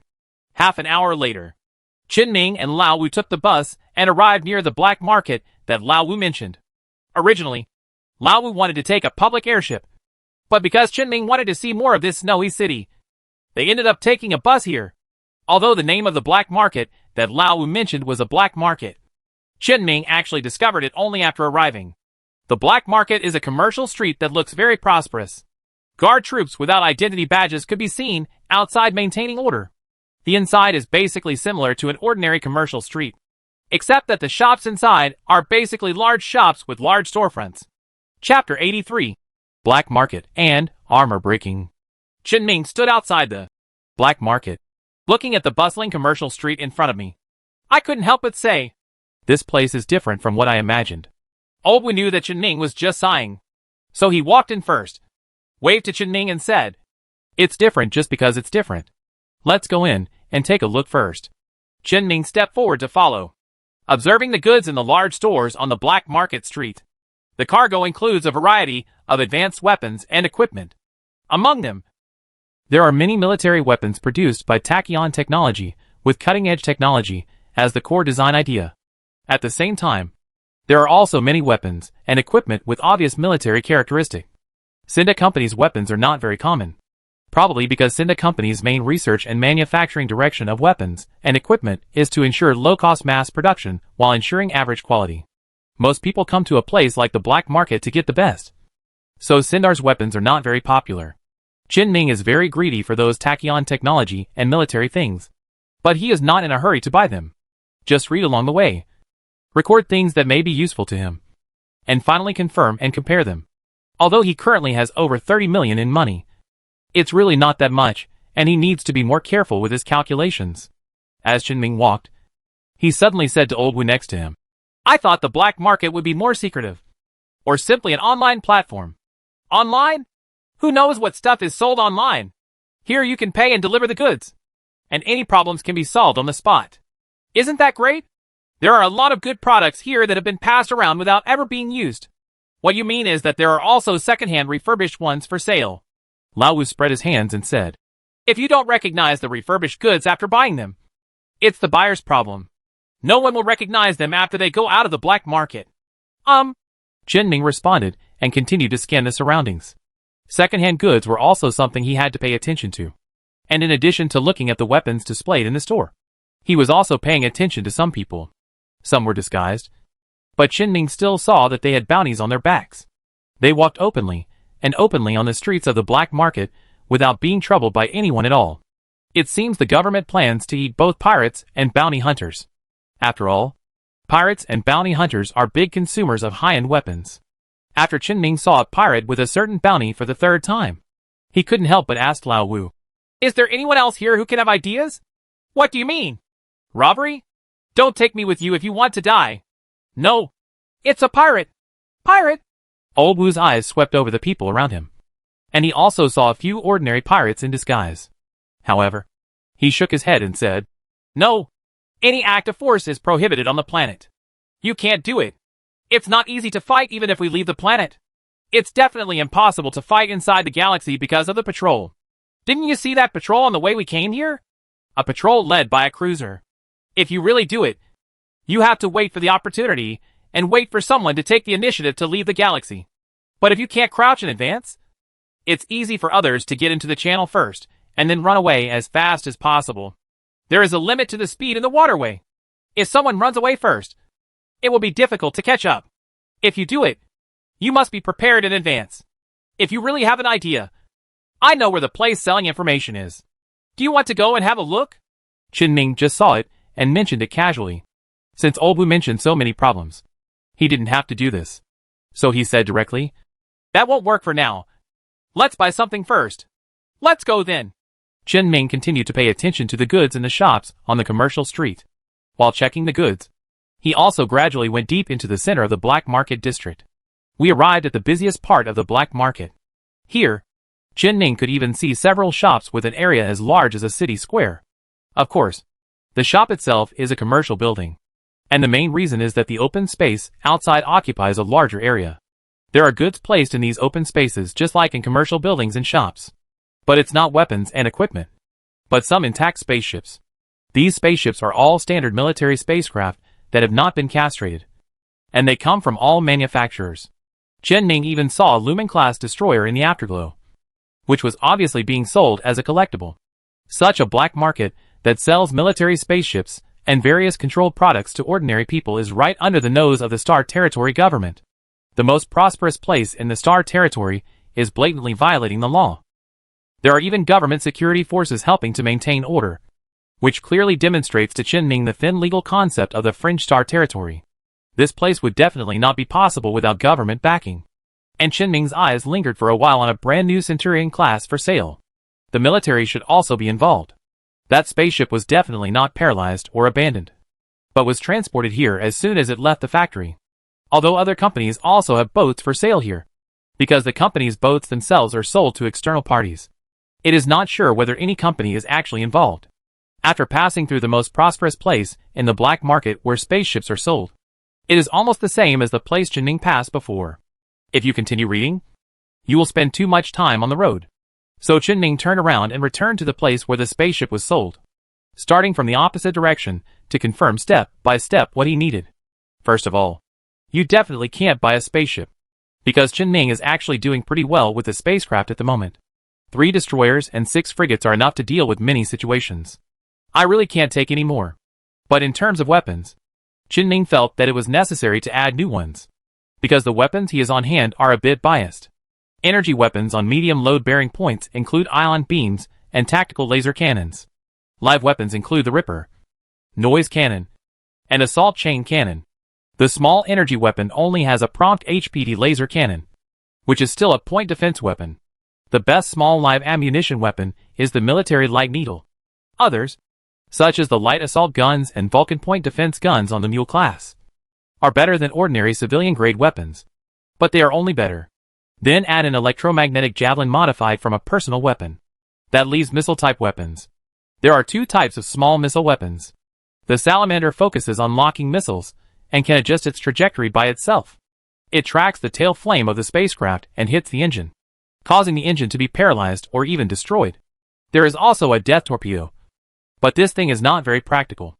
Although there is only one type of medium-sized missile. It is the Cyber SRM missile above the fighter level that has extremely strong shield-breaking capabilities. In general, Ning currently has only a few weapons. It seems like a lot, able to cover every combat environment needed. But in fact, there is still a lack of a weapon that can terminate the enemy spacecraft when it breaks the shield of the enemy spacecraft. Energy weapons certainly don't count, because energy weapons rely on excellent output and radiation energy amplification ratio to gain advantages. Unless the energy output exceeds a certain limit, such as a tachyon spear, it is still difficult to have powerful destructive capabilities. Therefore, the only way to terminate the spacecraft is with live ammunition and missiles. At least the expulsion and escort level ships can only rely on these 2 to end the ship in most cases. Almost all the weapons Ning currently has on hand are used to break shields and armor. But what you need to do to destroy a ship is completely different from destroying shields and armor. Weapons that are useful for piercing armor may not necessarily be useful for the structure of the spacecraft. Just like noise. This is a multi-barrel rotating cannon that fires small high-velocity armor-piercing projectiles, while ensuring that kinetic energy weapons are highly effective against shields. They also have a strong ability to shatter armor. Then, there is no more. The design of the armor-piercing projectile determines that it can only break armor and cause certain damage to the outer structure of the spacecraft. But it is difficult to cause sufficient damage to the interior of the spacecraft. Another weapon, the Ripper, uses armor-piercing high-explosive SH/LS, so it is better than noisy armor-piercing SH/LS. However, precisely because it is an armor-piercing high-explosive bomb, its actual destructive power and armor-piercing ability cannot be compared to a purely single type of weapon. The ability to break shields is also somewhat limited due to the design of its own armor. So the Ripper is okay for dealing with pirates with weak armor and fragile structures. But it won't be very effective against targets with heavy armor and shields. unless fighting pirates. The final possible result of the fight is that the shield and armor of the enemy spacecraft are broken. But there is no way to completely destroy the spacecraft and the enemy, and give the enemy a chance to breathe. Just like the time when Qin Ming fought with the pirates. Because the Centurion suffered a frontal fire attack from 6 spacecraft, it could only activate the damping stance defense, and could not use the Ripper to counterattack.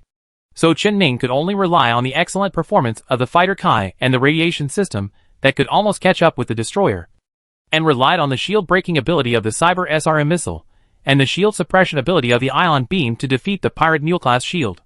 Then the problem arose when dealing with the engine. Qin Ming could only rely on the ion beam strengthened by the overloaded power grid and high-energy focusing device to barely destroy the mule-class engine. And it was not even destroyed. In addition, the fighter Kai and the Centurion are just one spaceship, and they are very easy to contain. In future fights, when the number of spaceships increases, there will be no chance for Qin Ming to attack the engines from the flanks. If the engine cannot be disabled, the ability of the spacecraft Qin Ming has to terminate will be even worse. Even the slightest surprise when dealing with pirates can cause problems. This further illustrates that Qin Ming currently lacks terminal weapons that can quickly damage the structure of the spacecraft. Although the death torpedo can be regarded as a kind, and its name is also very famous, but its number is very small, and its actual combat effectiveness is a mystery. Whether it can be used depends on luck. In fact, Ludd's self-destruction ship is very suitable for the final attack on the spacecraft. But the cost of the self-destruction ship is higher than any other attack method combined. At most, it is used as a trump card, and it is impossible to rely entirely on the self-destruction ship to fight. Therefore, after Qin Ming actually fought and noticed the problems in the battle, he urgently needed this kind of excellent terminal weapon. Qin Ming's notes on the terminal at this time did record some valuable weapons. Among them, there was exactly the same weapon that met all Qin Ming's needs. Tachyon Technologies shaped charge anti-aircraft cannon. A half-energy, half-lit ammunition weapon. Each warhead is a grenade loaded with special charge materials. The warhead is rapidly charged when launched. When it actually hits, there is not only the explosive impact of the grenade, but also the arc generated when the internal charge material is destroyed. The grenade alone has a powerful destructive effect on the structure of the spacecraft. The arc generated by the charged material can have a great impact on the shield, although its effect on armor was average. Qin Ming could not expect a weapon that could break shields, armor, and structures. It is the best weapon Qin Ming has found that can effectively destroy structures and have an additional effect on shields. It can just make up for Qin Ming's current situation. It's just that this charged anti-aircraft gun is a weapon installed on a medium-sized load-bearing point, and the price is quite outrageous. 1 door is 5 million. 2 doors is tens of millions. Qin Ming's current worth only allows him to buy 2 cars, who can bear the loss of 1/3 of their assets in one fell swoop. If it weren't for Qin Ming not needing extra spare ammunition, the price would only be higher.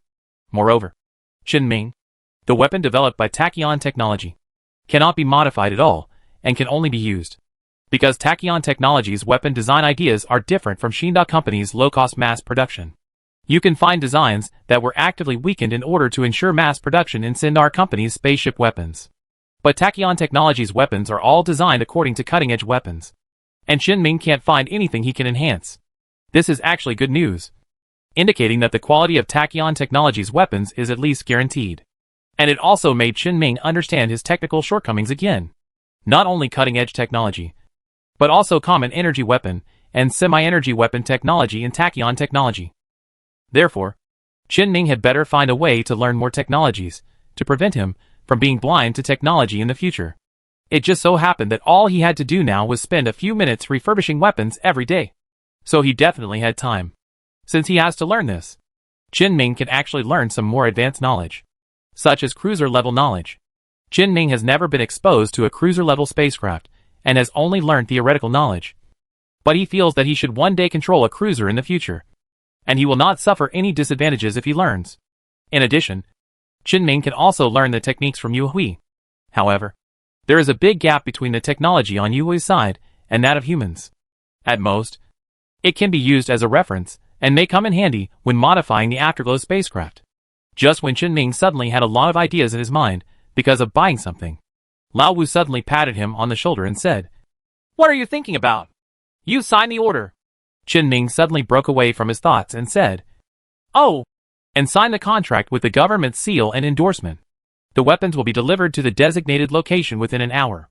The merchant will contact Chen Ming at that time. After walking out of the store selling shape-charge anti-aircraft guns, Chen Ming began to think about the previous problem again. After thinking about it, he suddenly asked Lao Wu next to him, "I was wondering if there is any way to learn new techniques. You still want to learn this skill now? There are many people with better skills than me. If I don't learn from them, I will be like this for the rest of my life. I don't want to be like this." Then go to the company. As soon as Lao Wu finished speaking, he realized that he had said the wrong thing and quickly added, "Pretend I didn't say it." Chen Ming came from the company, and the higher level of expertise is not accessible to ordinary employees. Moreover, the attitude of the company is not clear at the moment. He simply refuses to pick up which pot. Old Wu touched his head with a hint of embarrassment. And after thinking about it, he simply said, "Actually, there are other technical books as well.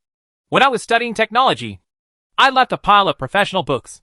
Chen Ming waved his hand casually and said, "You and I both come from the same place. I have everything you have." Seeing Chen Ming's reaction, Old Wu chuckled and said, "Who said that? I switched jobs from Susie before. Although some technical books with high confidentiality levels are not available, some lower-level technical books are still available." Chen Ming became energetic all of a sudden, almost dozing off and giving him a pillow. But there was something he didn't understand. So he asked, "Your terminal has not been checked? This happened many years ago, and I was an apprentice at that time. I switched jobs and handed in the company's terminal. I checked it personally and let it go. I can only say that they didn't check it very carefully." "Then you didn't sell it? You dare to sell?" "I don't dare. But I think you can sell it." Lao Wu stared at Chen Ming with wide eyes. But he also knew how he was a profiteer. So he really couldn't criticize Chen Ming. "TSK. Forget it." Old Wu smacked his lips, took out the terminal, and sent a packaged information directly to Chen Ming, saying, "It's okay for you to see these things in private. Just don't spread them out." After Chen Ming received the document, he briefly looked at it and determined that the contents were all genuine. Although the basics will be similar to Xinda Company's approach to educating newcomers, Tachyon Technology will start to provide specialized technical teaching later on. Very helpful for his current situation. Chen Ming turned off the terminal and looked at Old Wu up and down. Old Wu couldn't help but ask, "What are you doing?" Chen Ming suddenly felt in his heart that there was some truth in the saying that people should not be judged by their appearance. However, Chen Ming, knowing Lao Wu's character of hitting snakes with poles, still said, "It's okay. I just need to look at you and let's go on." Things have been bought, but Chen Ming still has many places he wants to see in the black market. Although I can't afford it. It doesn't cost much to see it, especially those spaceships in the center of the black market. Chen Ming was quite interested, especially when Chen Ming passed by just now. He saw a military Hammerhead-class destroyer. This kind of spaceship is a product selected by Xinda Company during the military's external bidding. If it is selected by the military, the quality can be said to be very good. Moreover, Chen Ming generally liked Xinda Company's spaceships, mainly because they were easy to use and modify. But the price of this hammerhead is 130 million. It can only be said that the price of military grade is actually about the same. Chen Ming can't even pay a small change now. There was another boat that he was also very interested in.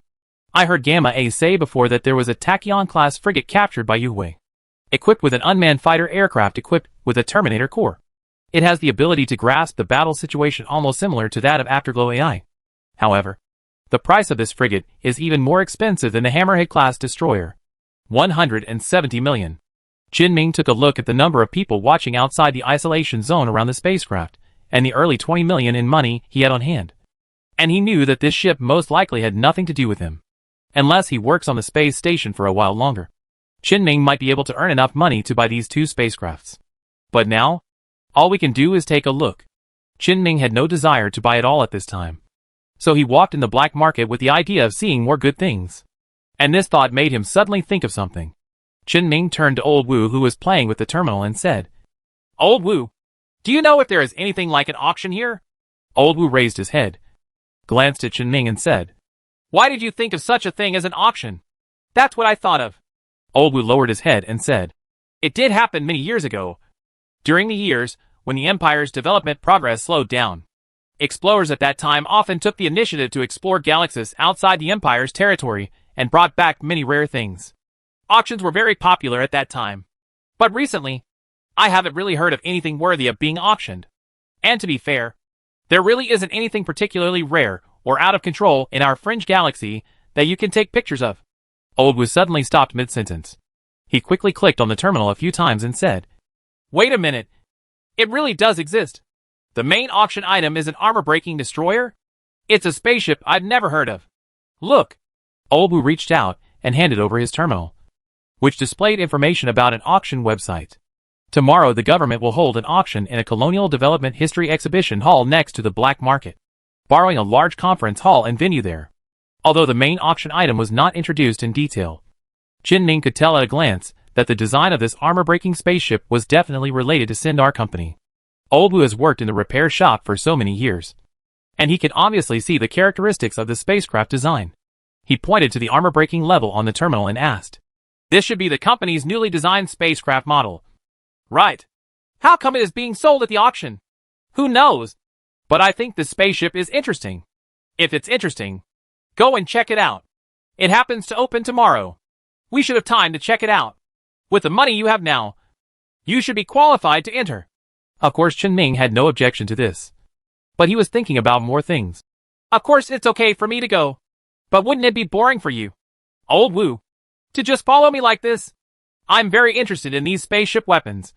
"But Lao Wu, you usually seem to be." Old Wu looked at Qin Ming with a strange look on his face and said, "I'm also interested in spaceships." "Who said I'm not interested anymore? What man wouldn't be interested in spaceships? I usually like to drink and have fun. But I don't just like to drink and have fun. Don't look down on others." Speaking of this, a lewd smile suddenly appeared on Lao Wu's face. "Are you going to have some fun with me tonight?" Qin Ming decisively refused. "No, I'm not interested. But if you go, Old Wu, I will reimburse you." "So good? That's good." Chapter 84 Attack. After leaving the black market, Qin Ming originally planned to find a hotel to stay. But as soon as Lao Wu heard what Qin Ming said, he said low and ran away. He looked like he wasn't going to find a decent place to stay tonight. Qin Ming couldn't stop him and had no reason to stop him. So he simply didn't go looking for a hotel. It took some time to take the space elevator back to the Colonial Space Station and go back to live on the ship. By the way, I also took over the two shape charge anti-aircraft guns that had been sent to the temporary cargo storage center of the space station and sent them to the fighter ship, planning to replace them after leaving the space station. After settling this matter, Qin Ming didn't wander around on the space station and returned directly to the iron ore. He took out the terminal and started checking the information about tomorrow's auction. Although there is no overly detailed information, you can probably tell the condition of the lot just by looking at the brief introduction. What will be sold at tomorrow's auction are basically weapons or spacecraft equipment that are experimental or testing in nature and have not been sold to the public. They are available from different manufacturers. Such items should be sold to match the new armor-breaking class ship. Qin Ming did see some things on the list that made him greedy. As for the price, I can only say that the focus is on participation. If Qin Ming is willing to put in a little blood, he should be able to take 1 or 2 lots. But he didn't want to be penniless, so he had to wait until the time came to actually see it before making a decision. Qin Ming quickly wrote down the list of auction items and closed the auction website. Instead of rushing to rest, he went to the engine room, came to the side of the ectoplasmic stone that had now become a lie. Although Chen Beitian didn't worry too much about the familiar figure he saw. But now that he was free at night, Qin Ming recalled and found that the figure that seemed familiar to him seemed to be very similar to the man who was shot dead when he touched the life stone. He felt that this kind of thing still needed to be clarified. So Qin Ming directly opened the address book and sent a communication request to his boss. All colonies and space stations within the Empire are covered by super-light communication technology, so it is not impossible to contact the boss. The communication was quickly connected, and Qin Ming said directly, "Sorry to bother you, boss. There is something I want to ask you," the boss said in a very casual tone. "I have a lot of free time every day, so I don't want to disturb you. What can I say to you? My spirit stone has changed." The boss's voice gradually became energetic from laziness, and asked, "Change? What change?" "The pattern of my whispering stone has become more distorted, and the influence of the whispering stone has become stronger. When I touch it, I will also see an illusion. It is an illusion of a person being killed by a single shot. The boss suddenly asked with a hint of curiosity in his tone. What does that person look like? A middle-aged man with a mustache. Quite fair and thin. Oh, I thought it would be me or you. Chinming asked with some confusion. What do you mean? That's what it means. To put it simply, what you encountered is that there was some resonance between the ectoplasm stone and the dead pirate. Resonance? Yes. Although you have seen relatively few ectoplasmic stones, you should be able to guess that ectoplasmic stones actually correspond to human consciousness to a certain extent. Human consciousness contains many things, such as personality, emotions, thoughts, desires, etc. For example, my gentleness corresponds to the character of gentleness, and your whispering corresponds to the characteristics that can make people feel crazy and irritable. Although they look different, both are actually very extreme. Extreme tenderness, extreme whispering, or irritability. Can you understand what I say? Chinming digested what the boss said for a while and said, Yes, the ectoplasm stone corresponds to the extreme consciousness of a person. Being gentle to the extreme is definitely not a good thing. Well, that's okay if you understand it that way. In short, the ectoplasm stone itself represents an extreme, and once something equally extreme appears next to the ectoplasm stone, it will have an impact on the ectoplasm stone with similar effects. I think it should be that the resentment or madness in the pirate's heart when he died resonated with the whispering ectoplasm stone. So your whispering stone will change. By the way, this kind of situation will only occur when there is psychic energy. It doesn't matter how strong the emotions of ordinary people are.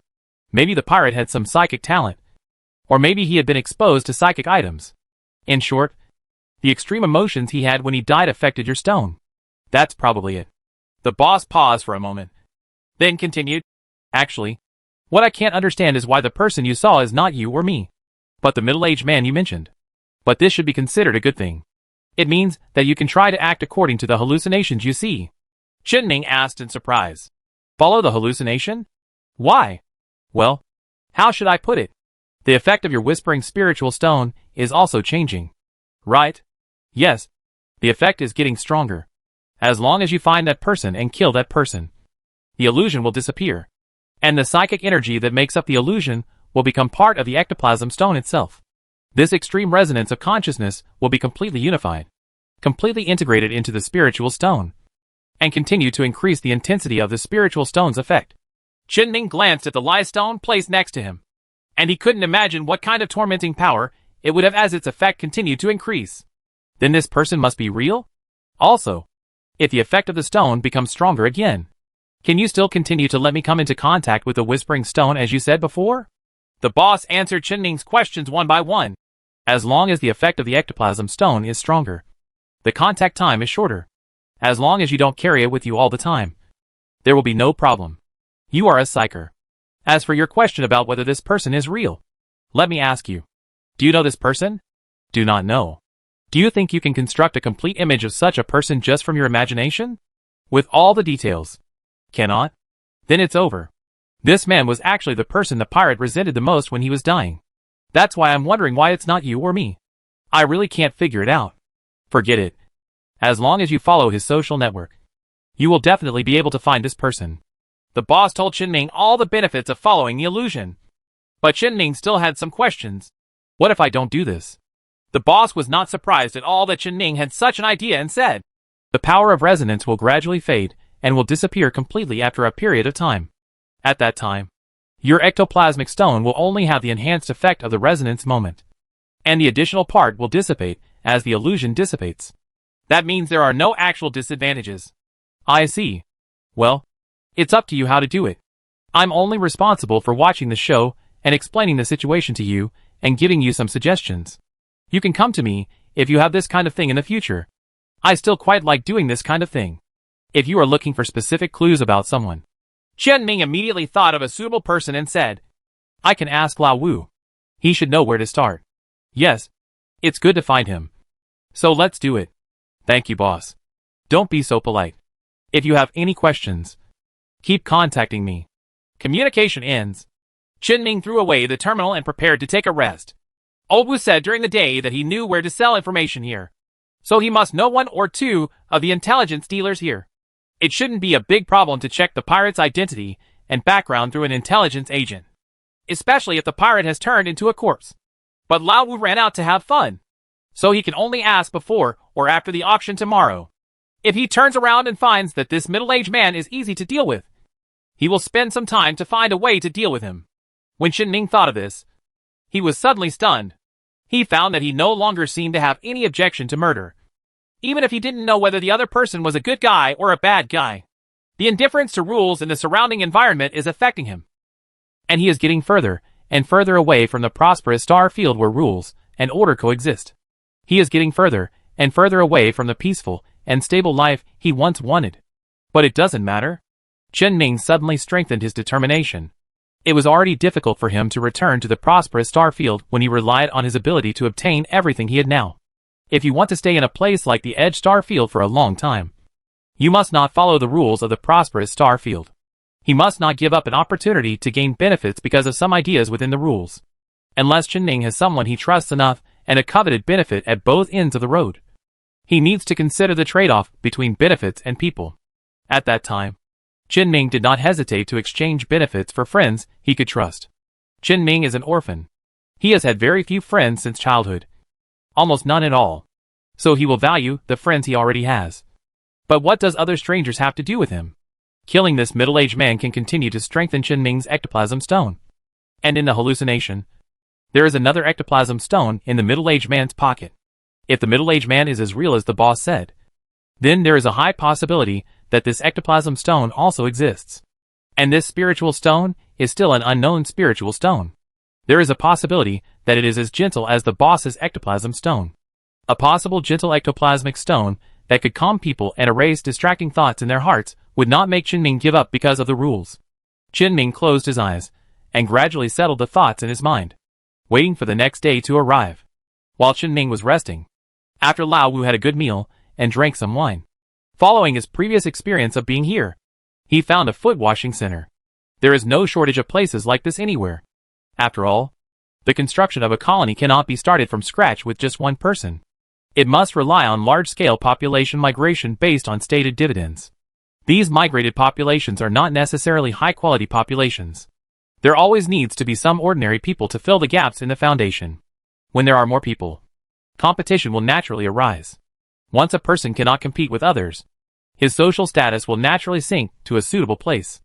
Even in the most advanced interstellar era, there will never be a shortage of people at the bottom. So there will never be a shortage of places like Foot Washing City.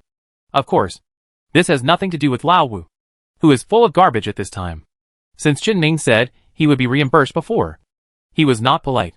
Before starting the main meal, serious people also need to have a set. Old Wu agreed at the front desk and found a recliner to lie down on. Just as he was about to close his eyes and enjoy it, he suddenly saw an acquaintance out of the corner of his eye. A middle-aged man with a mustache walked to the other side of the foot-washing city surrounded by 3 people. Lao Wu whistled directly and said, "Hey, is he so awesome now? Wasn't he the same before?" The middle-aged man turned to look at the source of the sound and said with some surprise, "Old Wu, why did you end up in a place like this? Come over and do something." The middle-aged man frowned slightly and asked, "What's going on? This little thing has been done. I'll leave tomorrow." The middle-aged man felt a little more relaxed and had no intention of chatting with Old Wu. He said as he walked, "Then I wish you a safe journey. I'd like to lend you some good words." Old Wu actually wanted to ask this middle-aged man about the group of pirates that Chen Ning had killed before. But Lao Wu felt that they came here to pay the bounty to these pirates. So it would not be good to directly ask people who have close contact with this pirate. Moreover, Old Wu remembered that the relationship between this middle-aged man with a mustache and those pirates was not just about information transactions. The pirates' lured ship was obtained from the middle-aged man. If he brought up this topic and angered others who were related to Luda's Wujing, this was not a situation Lao Wu wanted to see. The next day came in a blink of an eye. Chen Ning met Lao Wu early in the morning outside the Colonial Development History Exhibition Hall, where the auction was about to be held.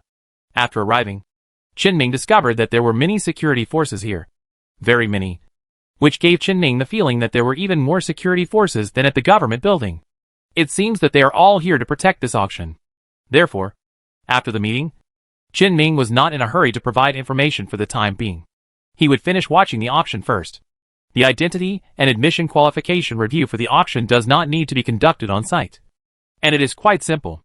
Just confirm on the auction website that there is money in the card. Then just check whether the identity registered on the on-site verification website and the terminal can correspond. And nothing else is needed. Although it is indeed very convenient, and the identity protection of the auctioneer is also very good, the security of the auction seems to be a bit problematic. But looking at it this way, it seems normal to have more guards responsible for security at the auction.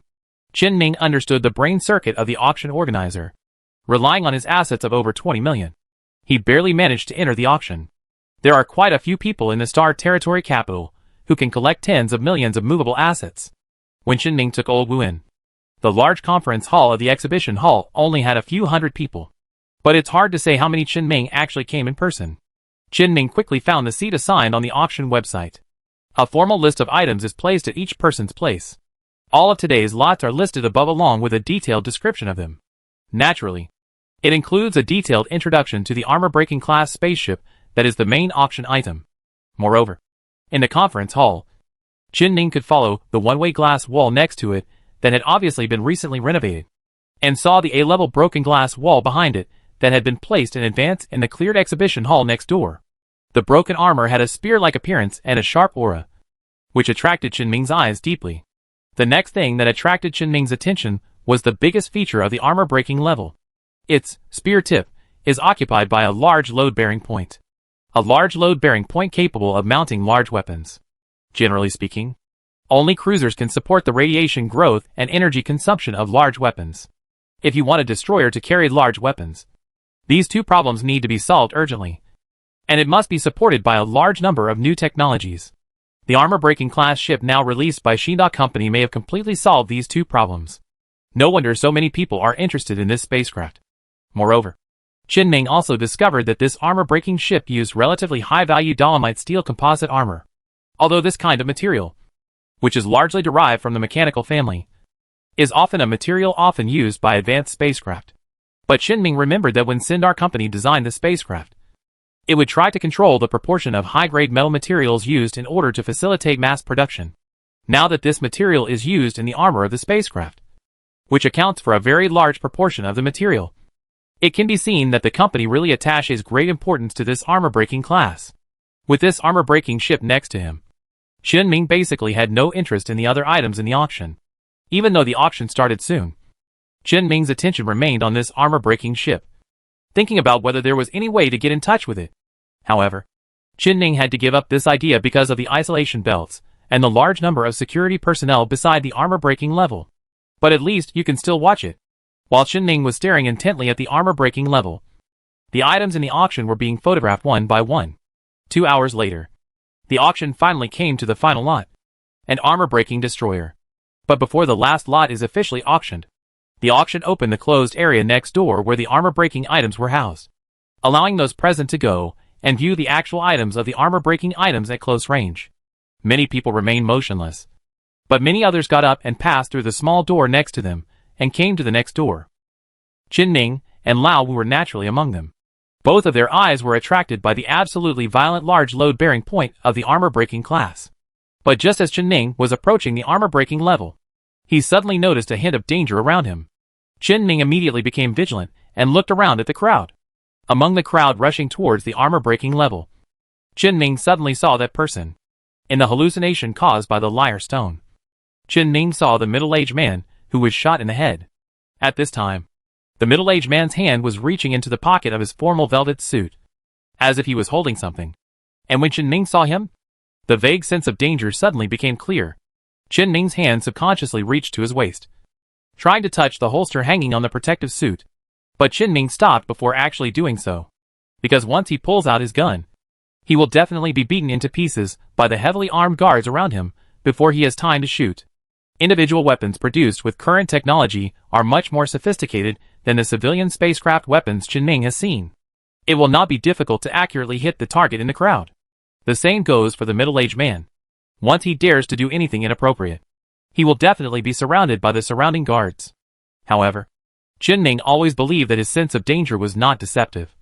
So he quickly pulled Old Wu away from him and landed at the back of the team watching the armor-breaking class at close range. Just when Chen Ming saw him and pulled Lao Wu to slow down, the middle-aged man seemed to have noticed Chen Ming. But he was not looking at Qinming, but at Lao Wu. Hesitation seemed to appear on his face for half a second, but it disappeared immediately. Then he looked determined and clenched the hand hidden in his pocket. Next moment, something unexpected happened to Qinming. A spiritual pulse wave that Qinming had experienced many times suddenly spread from the middle-aged people. It swept past the people attending the auction, swept him, and also swept past the security guards on the periphery. It even penetrated the wall of the exhibition hall and swept through the people outside the exhibition hall. Qinming could feel that the intensity of this psychic pulse was quite high. Although this level had no impact at all on him, who was now accustomed to whispers and psychic pulses, it was absolutely unbearable for ordinary people. Just as he expected, chaos and screaming instantly broke out in the exhibition hall, and people present fell down in droves. The surrounding guards were completely unable to withstand the influence of the psychic pulse. They fell to the ground one by one and lost their ability to fight. Only a few guards were still struggling, but they could not last long under the influence of the psychic pulse, and they immediately fell into a coma. Old Wu also fell to the ground with a painful expression on his face. But Qinming was stunned for a moment when he saw Lao Wu, and then he pretended to be like this. Moreover, before Lao Wu fell down, he pulled Qinming's trousers and asked Qinming to lie on the ground and pretend to be dead. Obviously, he was not affected by the psychic pulse at all. Although Qinming was curious about how Old Wu, an ordinary person who was definitely not a psychic, managed to resist the influence of psychic pulses. However, he still fell down under Lao Wu's tugging, and mixed with him among the fallen people. Almost all the hundreds of people in the entire exhibition hall collapsed quickly. After a brief period of violent noise, the exhibition hall suddenly fell into silence. Most of the people inside and outside the exhibition hall and nearby collapsed due to the psychic pulse. Even if a guard sent a distress signal before falling, it would take at least a few minutes before the nearest support arrived. During these few minutes, the exhibition hall was managed by the few people who were still standing. But these people did not include the middle-aged man who caused all this. He fell to the ground like the others. But Qinming guessed that the middle-aged man was probably pretending to be comatose like him. The other people who were still standing looked around to make sure that no one was still standing. And suddenly a look of enthusiasm and excitement appeared on their faces. They suddenly started running, passed over the crowd lying on the ground, and rushed towards the armor-breaking class parked nearby. Qinming, who was lying on the ground, whispered to Old Wu, who was also paying close attention to the situation. "What do they want to do? I think you'll know right away." As Old Wu spoke, he carefully began to squirm on the ground, pulling Qinming to climb over to the support pillar next to him. The attention of the few people still standing was obviously on the armor-breaking level, and no one noticed the two people next to them. Just now, Lao Wu took Qinming and hid behind the support pillar. The man at the front suddenly stiffened, with a bloody hole on the back of his head, and he fell to the ground suddenly. Qinming slowly turned back and saw a guard leaning against the wall of the exhibition hall, the gun in his hand pointing forward. His hands were shaking, obviously in great pain. Just when he was about to fire a second shot, the fallen body that he killed suddenly exploded violently. The violent shock caused him to completely fall to the ground, and he could no longer stand up. Along with the shock, surging air waves, smoke, and a large number of objects blown up by the explosion hit the support pillar where Qinming was hiding. There were more miscellaneous things flying past Qinming. Hack! Qinming's heartbeat almost slowed down a beat. Fortunately, he had noticed the danger before and deliberately fell behind the crowd. And Lao Wu also pulled him and hid behind the support pillar in advance. Otherwise, he would definitely be affected by the bomb now. Wait! Lao Wu pulled him in advance. Qinming pinched Lao Wu, who was lying next to him pretending to be dead, and said, "Is this the hacking left path? You'd better explain to me what's going on." Chapter 85. The ensuing accidents and the final illusion of reality. When Lao Wu heard Qinming's question, he quickly explained, "I do know him." "Then what?" "No, I just know him. I met him before when I was doing intelligence business. I knew he was from Zhujiang, and I knew that he had always just made money from Zhujiang's name, and occasionally provided Zhujiang with some information. I have no other interactions with him." Qinming suddenly remembered what happened before and said, "I remember that you directly said that the pirate was related to Zhujiang without even looking at the specific information about the pirate. Yes, I know that the pirate has a deep connection with him, but I really don't know anything else. He was very afraid of death when I met him in the past. There is absolutely no reason for him to go out and do this kind of thing for Zhujiang personally. I also want to know why he would be so full that he could commit a terrorist attack. Chen Ming stared at Lao Wu's face for a few seconds and chose to believe him. Because in this way, the question that Chen Ming has been struggling with will indeed be answered. That's why the pirate leader's biggest resentment is not about him and his boss, but about this person. Apparently he gave the pirate leader wrong information and asked him to attack the caravan transporting goods to the boss's colony. Then he summoned the boss to retaliate. That is, he asked Chen Ming to go over and bring him back. Mustached, who had a relationship with Lao Wu, and Lao Wu had been working in the maintenance shop for several years. In other words, Mustache must have been working as an intelligence agent for many years. And such low-level mistakes as wrong intelligence should not be allowed. This is the pirate leader who deliberately tricked him. Although I don't know the specific reason why Mustache did this. I'm afraid it is also related to this terrorist attack. Maybe he was worried that the pirate leader would know something he shouldn't know, so he would be killed. Of course, this is just Chen Ming's guess. I'm afraid I have to ask the person involved to find out the specific situation. But everyone is dead, so there is no point in asking these questions. It's a pity yesterday. If Chen Ming had not rejected Lao Wu's proposal to meet the local intelligence agent yesterday, he should have been able to get to know him in advance. Maybe Chen Ming could kill him with one shot at that time and fulfill the hallucination requirement of the life stone. But who would have thought? Wait a moment. Chen Ming was suddenly stunned. Isn't now the best opportunity to kill his mustache? Everyone present fell down due to the psychic pulse. The terrorists only wanted to blow up the spacecraft. And the mustache also chose to hide in the crowd in order to hide himself. As long as Chen Ming follows the spot where the mustache stood in his memory, it shouldn't be difficult to kill him. Chen Ming's hand reached to his waist and pressed on the pistol that he had undergone extensive modifications. He slowly pulled the gun out of its holster and turned on the safety. Be prepared to leave once the aftermath of the explosion subsides. But something unexpected happened immediately. At the same time, the bomb exploded by the terrorist, who had just been killed by the only guard who had not completely fallen. Among the 3 remaining Luddite terrorists, one was killed by the explosion of his comrades. The Zhuijia terrorists probably installed something like a heart rate monitor on their body and connected it to the bomb. If the person dies, the heart stops. Then the bomb will be detonated. Because of this, the second explosion occurred. This time the explosion occurred even closer to Chen Ming. The violent shockwave blew past the support pillar where Chen Ming was leaning, and more debris and corpse fragments continued to hit behind Chen Ming. After the shockwave passed, Chen Ming carefully poked his head out and found that cracks began to appear on the support pillars closest to the explosion. The ceiling also looked shaky, and several nearby exhibition halls may collapse at any time. At the same time, a worse situation emerged with the second explosion. There was a power outage in the exhibition hall. Although the first explosion shattered some of the lighting equipment inside the exhibition hall, but not all of it. There were always some lighting equipment that survived and provided lighting for the exhibition hall. But now, after the power outage, the exhibition hall was completely plunged into darkness. I could only barely see clearly what was going on inside the exhibition hall by relying on the light from the stars that had just risen outside. Chen Ming took some time to adapt. Suddenly, I noticed that the power outage was not just a power outage for the lighting system, but all the cameras in every corner of the exhibition hall had also stopped working. And it was even earlier than the power outage. It seemed that it had stopped when the psychic pulse appeared. Even if the cameras in this kind of public area are connected to the same line as the general lighting system, logically there should be a power outage detection device that can be activated when necessary. But now it didn't happen. Chen Ming guessed that this was caused by Zhuijing's people. There should also be people from Zhuijia inside the exhibition hall. I'm afraid the surveillance of the scene happening now will be deleted later.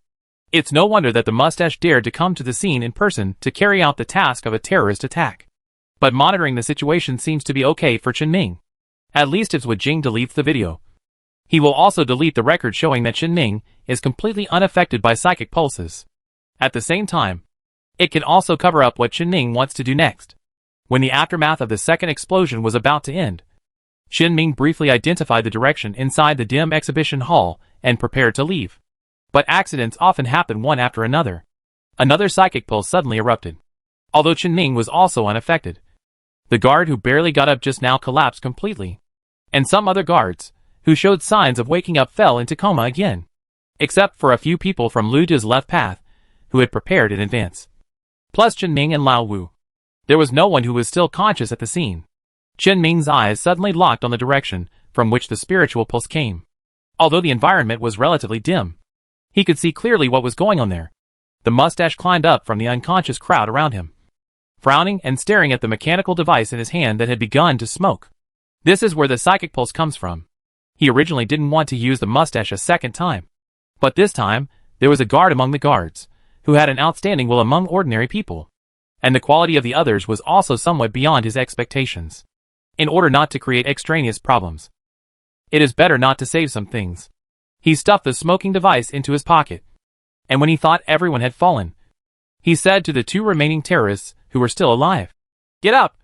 God is still waiting for you." When the 2 terrorists lying on the ground heard the mustache's words, they immediately got up as if they had been stimulated by something. It continued to rush towards the armor-breaking destroyer, the crystallization of human technology. Only one person with a mustache was left standing at a safe distance. When Qin discovered the destruction, he stood up from a squat, held a pistol and pointed it at the mustache. He moved slowly, preparing to shoot when he was close to a safe distance. But as soon as Qin took a step forward, Old Wu suddenly grabbed him and whispered, "What are you doing? Kill him! Of course, I can see that you want to kill him! Are your marksmanship good enough?" Qin hesitated for a moment. He knew his shooting skills very well. From 10 meters away, he could only say that the shooting was random. But Qin didn't want to give up because of this and said, "I want to give it a try." Old Wu asked with some confusion, "Is it necessary? Jing just wants to blow up the armor-breaking class. There is no need for us to take risks to help others protect the spacecraft. And we won't give you money." Qin retracted his steps back behind the load-bearing pillar and said to Old Wu, "You should be able to guess the effect of my spiritual power. Right. Probably controlling the spaceship? That's right. I can control all spaceships, even if only one of them is destroyed. Kill them, and I can try to contact the armor-breaking ship and control it. Did you just see the armor-piercing auction price? 700 million. The lowest price." Old Wu swallowed unconsciously. He knew very well what 700 million was. But he still said, "No matter how much money you have, it's useless if you can't get it. This is the capital of the Star Territory. How can you do it? Is the ship leaving? I don't need to drive away. As long as the spacecraft is controlled by me, it will always be under my control. As long as one day this armor-piercing ship really starts to operate, you should be able to guess what will happen then." Lao Wu knew what would happen then without having to guess. As long as the armor-breaking class is alone, or close to being alone, Qin can directly let the armor-breaking class enter the hyperspace channel and force it out of control unexpectedly by everyone. The spaceship that has entered the hyperspace channel is not that easy to find. As long as you find a corner where there is no star, you can go out and squat, and you may not be able to find it for a lifetime. Thinking of this, Old Wu couldn't help but said with emotion, "Psychics are really perverts." Qin ignored Lao Wu's perverted adjectives and said, "Okay, I won't talk nonsense to you anymore. I have to hurry up. Otherwise, I won't have a chance if he finds out, or if the support troops from behind come." Qin lowered his body, preparing to take advantage of the dim environment to get closer to the mustache. But Lao Wu suddenly pulled him back and said, "Wait a minute. I didn't say I wouldn't help you." Qin clicked his tongue, hid behind the load-bearing pillar, handed him the pistol and said, "Then you do it." Old Wu seemed to have some sparkling eyes as he took Qin pistol, shook it, gestured to the empty space and said, "You have a very good taste in the retro-style design, but I don't know how to use this gun." He threw the gun back and said, "And I have it myself." Lao Wu took out a pistol from his arms that was obviously more advanced than what Qin had modified himself. There was a very tight-looking instrument on it. He tapped the instrument lightly and said, "The automatic locking system will cost you at least 20 years in prison if you are caught. It cost me a lot of money to fix. Just leave it to me." Old Wu leaned out half of his body from the side of the load-bearing pillar and aimed at several left paths not far away. However, just before the instrument on the pistol completely locked onto the target, on one side of the exhibition hall, several smoke bombs were suddenly thrown in from the window that had been shattered by the explosion. Almost instantly, thick smoke completely covered the interior of the exhibition hall. Lao Wu immediately retracted and lay on the ground, exposing half of his head and staring at the direction where the smoke bomb was thrown. In the smoke, four heavily armed guards could be vaguely seen entering the exhibition hall, but except for a few of them, no one else came in after them. It should be that these guards happened to be patrolling nearby, and they came to support as quickly as possible when encountering unexpected situations. Ming felt a little relieved when he saw this. Otherwise, if a large force really came over, he would probably have no fate with this armor-breaking ship. When the 4 guards came in, they were in a position where they couldn't see Ming and Lao Wu behind the load-bearing pillars. They could only see the only 2 people in the entire exhibition hall who were still moving. Those 2 terrorists. So the guards just opened fire. The bullet passed through the smoke and accurately hit the 2 terrorists, who were already very close to the armor-breaking level, killing them instantly. The bombs on them also exploded like the 2 terrorists before. The violent explosion left eye-catching scars on the armor-breaking dolomite armor placed next to it. And even several pieces of armor were completely shattered and fell off due to the explosion. Although the scope of the explosion did not appear to be large, the actual explosion effect was somewhat larger than Ming expected. I don't know what kind of explosives Wu Jing and the others used. In addition to the damage to the external armor, the armor-piercing support frame was also directly blown off, and it fell sideways to the ground with a loud noise. The guard team that had just killed the terrorists was subconsciously attracted to the explosion and damaged armor-piercing class, ignoring the movement of the middle-aged man on the ground putting his hand into his pocket again. And because the surveillance and power systems of the exhibition hall had long been controlled by Zhujiao people, the security team did not get information on how many terrorists there were before entering. In addition, the moment the middle-aged man saw the smoke bomb landing, he found someone to lie down in a pile like before, blocking the others in front of him. The security team didn't notice him lying on the ground when they first came in.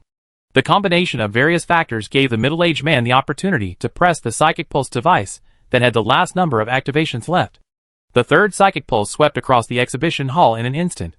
Although the intensity of this psychic pulse was much lower than the previous 2 times, it was still unbearable for ordinary people. The 4 ordinary guards fell down instantly, and the exhibition hall suddenly became quiet again. All that was left was the hiss of smoke from smoke bombs. When Ming saw the scene, he couldn't help but whisper to Lao Wu next to him. "Is the government's response so slow? How long has it been? Only 4 people came to support? It's not that the response is slow. Look at this." Old Wu also whispered the same, and handed the terminal that he didn't know when he opened to Ming. The above is the news release website of the Star Territory government. In addition to the news about the attack on the exhibition hall, there is another urgent news queued in front of the exhibition hall. An explosion also occurred in the space elevator quite close to the government building. I'm afraid this was also done by Zhu Jing. No wonder support is so slow. Ming raised his head and glanced at the middle-aged man in the distance and said, "I seem to understand. Their target from the beginning was not the armor-piercing class ship.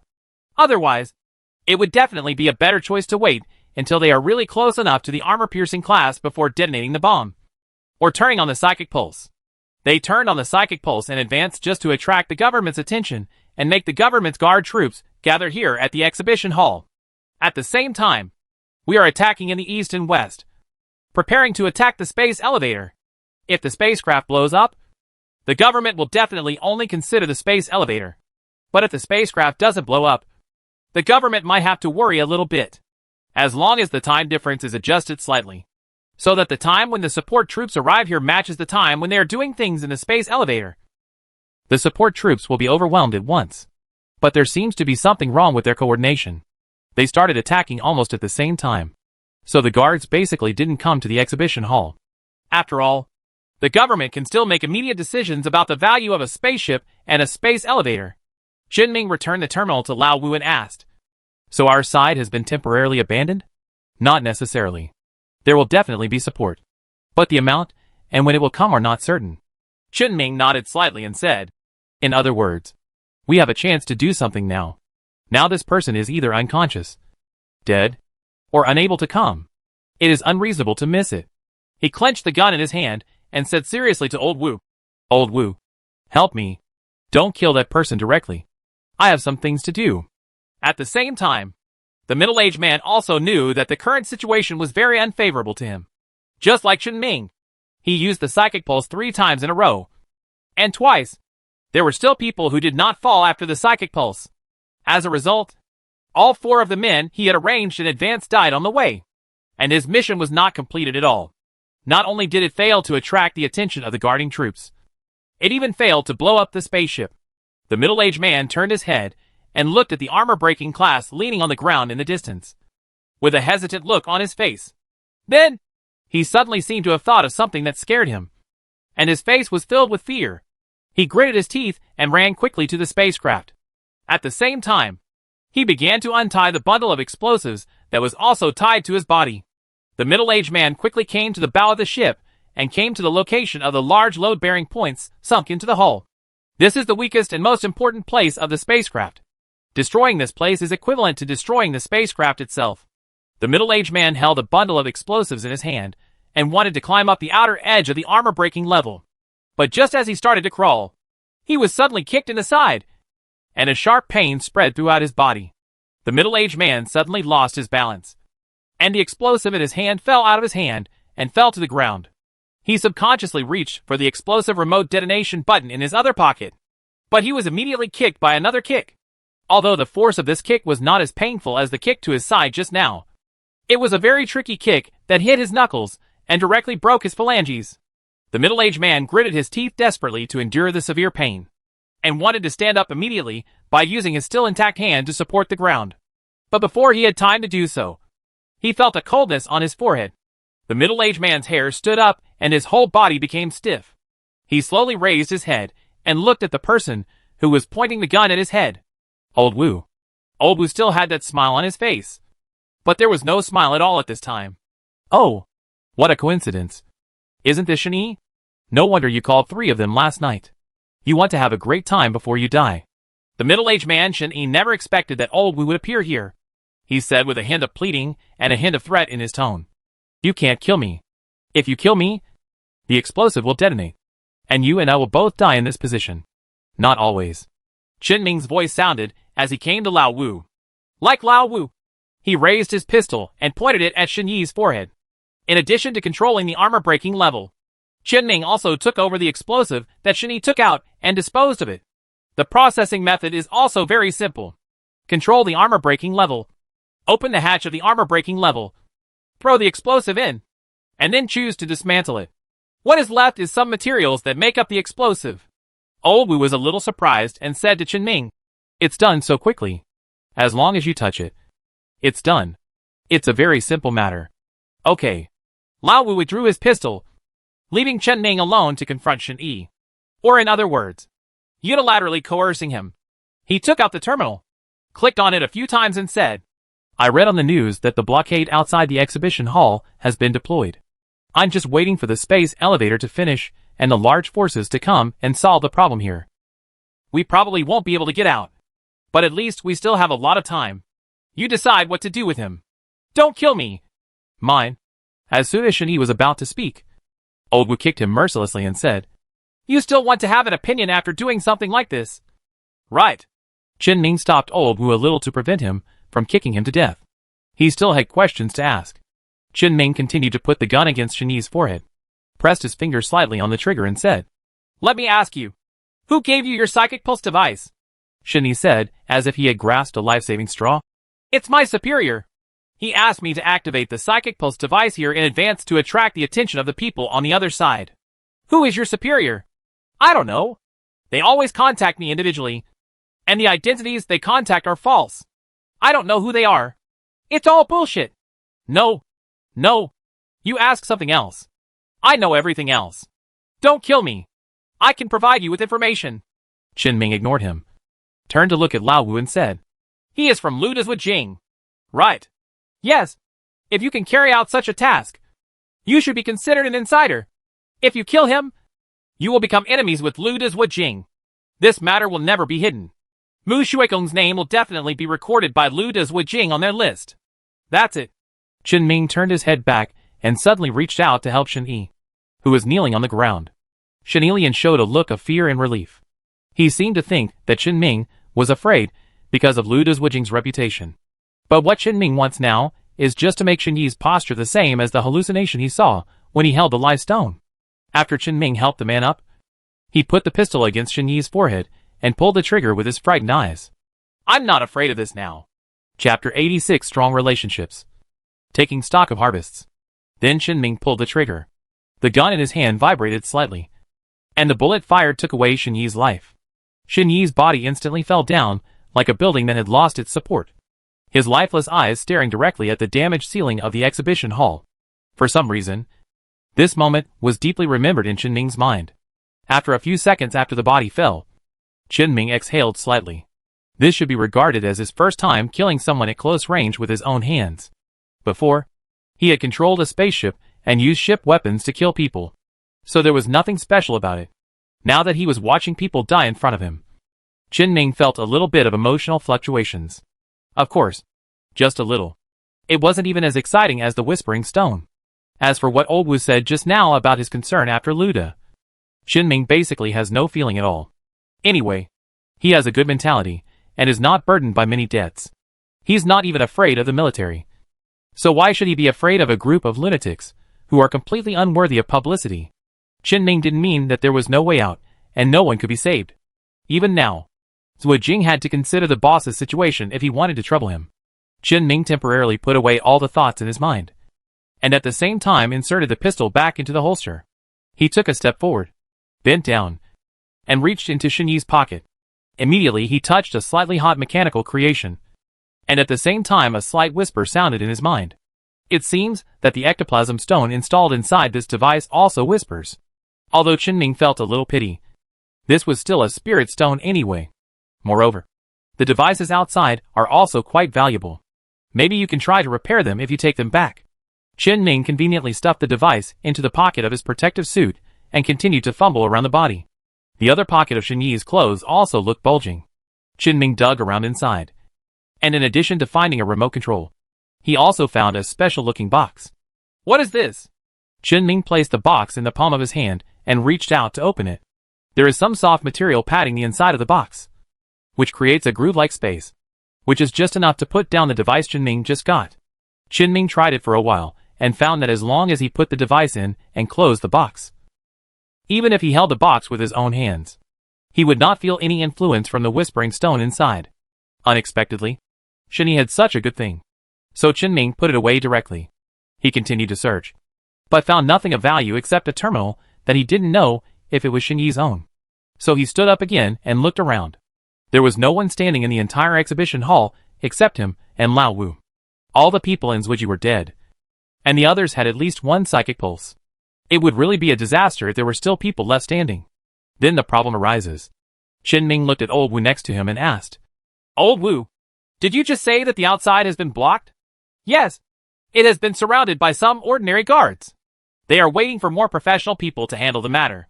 Qinming nodded, lowered his head, and thought about how he could get out of here safely with this box, and the device in the box, when the exhibition hall was blocked. Old Wu immediately saw what Qinming was thinking and said, Xiao Mu, don't think too much. Look here. How many living people? How many dead people? There are more than a few hundred people in total, and everyone has taken a psychic pulse at least once. If the people coming later come, can you still search and investigate them without caring about their lives? They must be sent to the hospital first. Your things are fine, and there won't be any problems. We will have plenty of opportunities to leave later. It doesn't matter even if we get caught. We still have Lao Wu's connections who can get us out. I have just contacted him, and he can solve this kind of problem just by telling me. Seeing Lao Wu's confident look, Qinming felt a little more relieved. Unexpectedly, the boss was not only from Xinda Company, but also from the government. Qinming couldn't help but ask, What is the identity of the boss? Old Wu spread his hands and said, You have to ask him yourself. Alright. Qinming was not very surprised by this result. Then we are not in a hurry to throw ourselves into a trap. Let's go to the monitoring room first. Let's see if there are any people from Zuijiao that we missed. By the way, check how the surveillance equipment is doing now. If there is a record of our previous situation, it would be best to delete it. No problem. Qinming took Lao Wu and followed the map of the exhibition hall he saw when he entered the exhibition hall and found the control room in the staff area. The door to the monitoring room was ajar at this time. Qinming carefully pressed against the wall next to the door and looked inside through the crack in the door. The monitoring room was also dark at this time, and there was no movement inside. After confirming that there was nothing unusual inside, Qinming kicked open the door of the monitoring room. He casually threw in a piece of cloth he had just picked up on the road to cover up the exhibits. There was still no movement inside. Okay, there should be no danger. Let's go in. Qinming waved to Lao Wu and walked into the monitoring room first. After entering, Qinming discovered that all the equipment in the monitoring room had been completely destroyed. It was also destroyed by physical means, in addition to being blown to pieces by blunt objects. There were even signs of burning. There were 3 people wearing exhibition hall employee uniforms lying on the ground next to them. One is in a coma, and the other 2 are dead. The cause of death was blunt force blow to the head. There happened to be a blood-stained hammer on the ground next to the unconscious man. It seems that the situation should be obvious. There was an employee in the exhibition hall named Liu Dezuo Jing. When Shinny made some moves, he jumped up and killed 2 ordinary employees with sneak attacks and weapons. After killing someone, he did not leave. Instead, he passed out due to a psychic pulse in the middle of destroying the equipment. The blood on the unconscious man's hands and face can help prove this conjecture. Qinming naturally had nothing to say, so he shot Zhu Jing, who was unconscious on the ground, to meet his god. Then he used the tools in the tool bag he carried with him to disassemble the scrapped equipment. It has been confirmed that all storage equipment has been destroyed, and there is no possibility of technical repair. Qinming tried his best to restore the scene and put away his tools.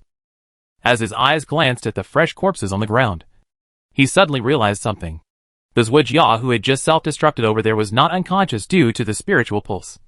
But the Zhujiao here, who was responsible for cutting off the monitoring, did pass out. This means that Zhu Jing definitely has the means to block psychic pulses like Lao Wu did. But he just didn't assign it to Zhu Jing. Then this method. Qinming suddenly raised his head and said to Old Wu, whose hands and feet were unclean in the cabinet next to the monitoring room. Old Wu, do you know why those leftists were not unconscious just now? Hey, you really asked the right person. As Old Wu said, he quickly took a photo of a document with the terminal and stuffed the document back. Turning around and facing Qinming, he said, I heard. There is such a thing called a soul silencing device. It can be implanted into the human brain so that the person will no longer be affected by any psychic energy that directly targets the mind, including psychic pulses. But the implanted person will also permanently lose the possibility of mastering psychic energy. Those left-wingers may have had this thing implanted in their heads, but there's no way to verify it since their bodies were blown up. So I'm just guessing. It's hard to say whether it's correct or not. Qinming nodded slightly and said, What about you? Do you rely on this device? It's okay not to say anything if it's not convenient for you to say it. Lao Wu did not hide this from Qinming, saying, Lao Wu did it for me. I don't know what he did specifically, but in short, this kind of spiritual pulse has basically no effect on me. Oh, and Lao, the same goes for Liu. Qinming suddenly recalled what his boss had said before, that he helped Qinming cover up Qinming's psychic fluctuations, which should be achieved using similar psychic abilities. I understand. It is currently known that the boss's psychic effects include understanding of a person's personality, protection against psychic pulses, and at most, an effect that masks psychic fluctuations. Although there seems to be no connection between the 3, Qinming still plans to write it down first, and maybe he can analyze it later to find out what the boss's specific spiritual power is. Just when Qinming was about to go back to the exhibition hall and wait for the security forces outside to come in, Lao Wu suddenly picked up the terminal and said, Lao Wu sent me a message. He clicked twice on the terminal and played the voice message sent by his boss directly. Old Wu, I've told you what happened. You can just go out. Someone will come looking for you later. Just follow his arrangements and go immediately. The boss's voice suddenly paused and then continued. I can only say that Xiaomu does have qualities that others don't have. It's really interesting. When Qinming heard this, he looked at Old Wu with some confusion and asked, What characteristics? Old Wu's face showed the same expression he had when he told Qinming that his boss had a bad taste. Hey, guess what? Tisk! Qinming glared at Old Wu, but Old Wu seemed not to notice, whistling and walked outside. Qinming had no choice but to follow him to the main entrance of the exhibition hall. Before Lao Wu went out, he hid in the shadows next to the door of the exhibition hall and waved to the outside. After confirming that he was seen by the ordinary guards surrounding the exhibition hall outside, he walked out with his hands raised. Qinming also followed him out of the exhibition hall while doing the same action. As Qinming and Lao Wu approached the isolation belt pulled up by the guards, immediately, several guards climbed over the isolation belt and rushed over, trying to control them. But immediately after, someone suddenly said to the guards who rushed out, Stop! Don't touch them! A grader who was probably in his early 50s, wearing a guard uniform and extremely muscular, immediately climbed over the isolation belt and came to Qinming and Lao Wu. Qinming noticed that the guards around him looked at him with respect, and his epaulets were different from those of other guards. He should be their superior. The guard supervisor showed a friendly expression and said, "Are you two friends of Mr. Wu?" "Right." He made an inviting gesture and said, "Please come with me." Chen Ning and Lao Wu followed him into a police car, left the vicinity of the exhibition hall, and returned all the way to the General Security Bureau next to the government building. He arranged a lounge for the two of them and left in a hurry. It seems that he has a lot to do after today's terrorist attacks on both sides of the space elevator and the exhibition hall. Chen Ning didn't wait long in the lounge when someone said two written transcripts. The names written above are Mu Shuikong and Wu Pinon.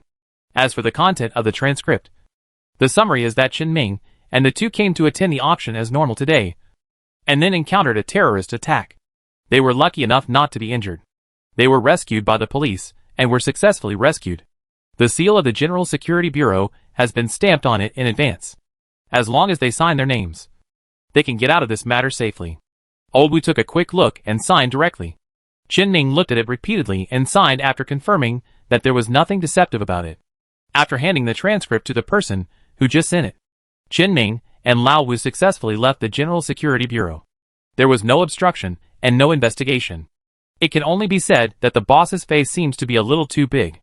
After coming out of the government campus where the atmosphere was somewhat tense and depressing, Lao Wu suddenly stretched a long way and said to Chen Ning with, "I'm very tired," written all over his face. "Where should we go next? It will take a few hours for your test to come out. We can't waste any time now." Old Wu obviously wanted to find a place to play. However, Chen Ning didn't have much place to go. So he said, "Go on your own. I still have something to do." When Old Wu heard what Chen Ning said, instead of looking for a place to have fun, he moved closer, put his hand on Chen Ming's shoulder and said, "Hey, I'm thinking about your 30 million bounty. TSK. TSK. TSK. It's me. I'm worried about it too. This is 30 million. It will last me a long time." Chen Ming shook his head slightly, thinking that his previous nearly 50 million money now only had over 20 million left. And he couldn't help but said, "Money is earned quickly, but it is also spent quickly. Old Wu, if you are short of money, I will give you a sum and treat it as a favor to help me deal with things today." Didn't I basically do nothing? And didn't you even reimburse me a sum of money? The little money you spend for fun is not even a cent. I asked you to help me with some work and ended up asking you for a big health care. Isn't this a joke? Old Wu scratched his head and said, "Then just watch and give it." "Okay," Chen Ming responded, then suddenly continued, "Old Wu, I'm actually quite curious about why you are short of money." Chen Ming has never understood it. Old Wu obviously has a good relationship with his boss and factory director, so making money should be very simple for Old Wu. But Lao Wu's performance has always been that he has no money, and he even had to cheat him for thousands of dollars when he just came to the space station. There must be some reason here. When Lao Wu heard Chen Ming's question, he said casually, "The main reason is laziness. When you have money, you are too lazy to move. When you run out of money, you will find ways to make money. It is strange that you can save money in this way." What Lao Wu said would be no problem to an ordinary person, but to him, it would not be considered a reason at all. However, since Old Wu had no intention of elaborating, Chen Ming had no intention of exploring too much. He and Lao Wu left separately at the gate of the government park. Lao Wu went to find a place to have fun, while Chen Ming ran to the space elevator while waiting for the government's test report. The space elevator was not damaged in previous attacks on the left path. After all, this is the key passage between the space station and the colony. The personnel transportation elevators open to the public are only a small part, and other cargo transportation also relies on them. If you don't arrange enough guards, you are simply putting your life in the hands of others. The space elevator's own defense strength was sufficient, and the additional supporting guard troops arrived nearby immediately. Lud's attack on the left path did not cause any waves at all. So after order was restored here in the space elevator, the elevator was once again open to the public. It's just that there are a lot more guards visible to the naked eye. However, this did not affect Chen Ming's smooth journey back to the iron mine. As soon as he returned to the iron mine, Chen Ming took out the lifestone. The moment his hand touched the lifestone, the hallucination appeared in front of Chen Ming again. But this time, everything in the hallucination was clear, and there was no longer the vague feeling before, including the spirit stone that fell out of Shen Yi's body, and the person holding the gun. The person holding the gun is Qin Ming himself. In Qin Ming's eyes, the scene when he shot and killed Shen Yi was replayed by hallucinations. All of these hallucinations suddenly disappeared and merged into the light stone. The spiritual fluctuations that resonated with the Whispering Stone before the pirate leader died were completely assimilated with it and became a part of it. And just after the hallucination completely disappeared, Qin Ming discovered that he could completely block the crazy voices of the light stone.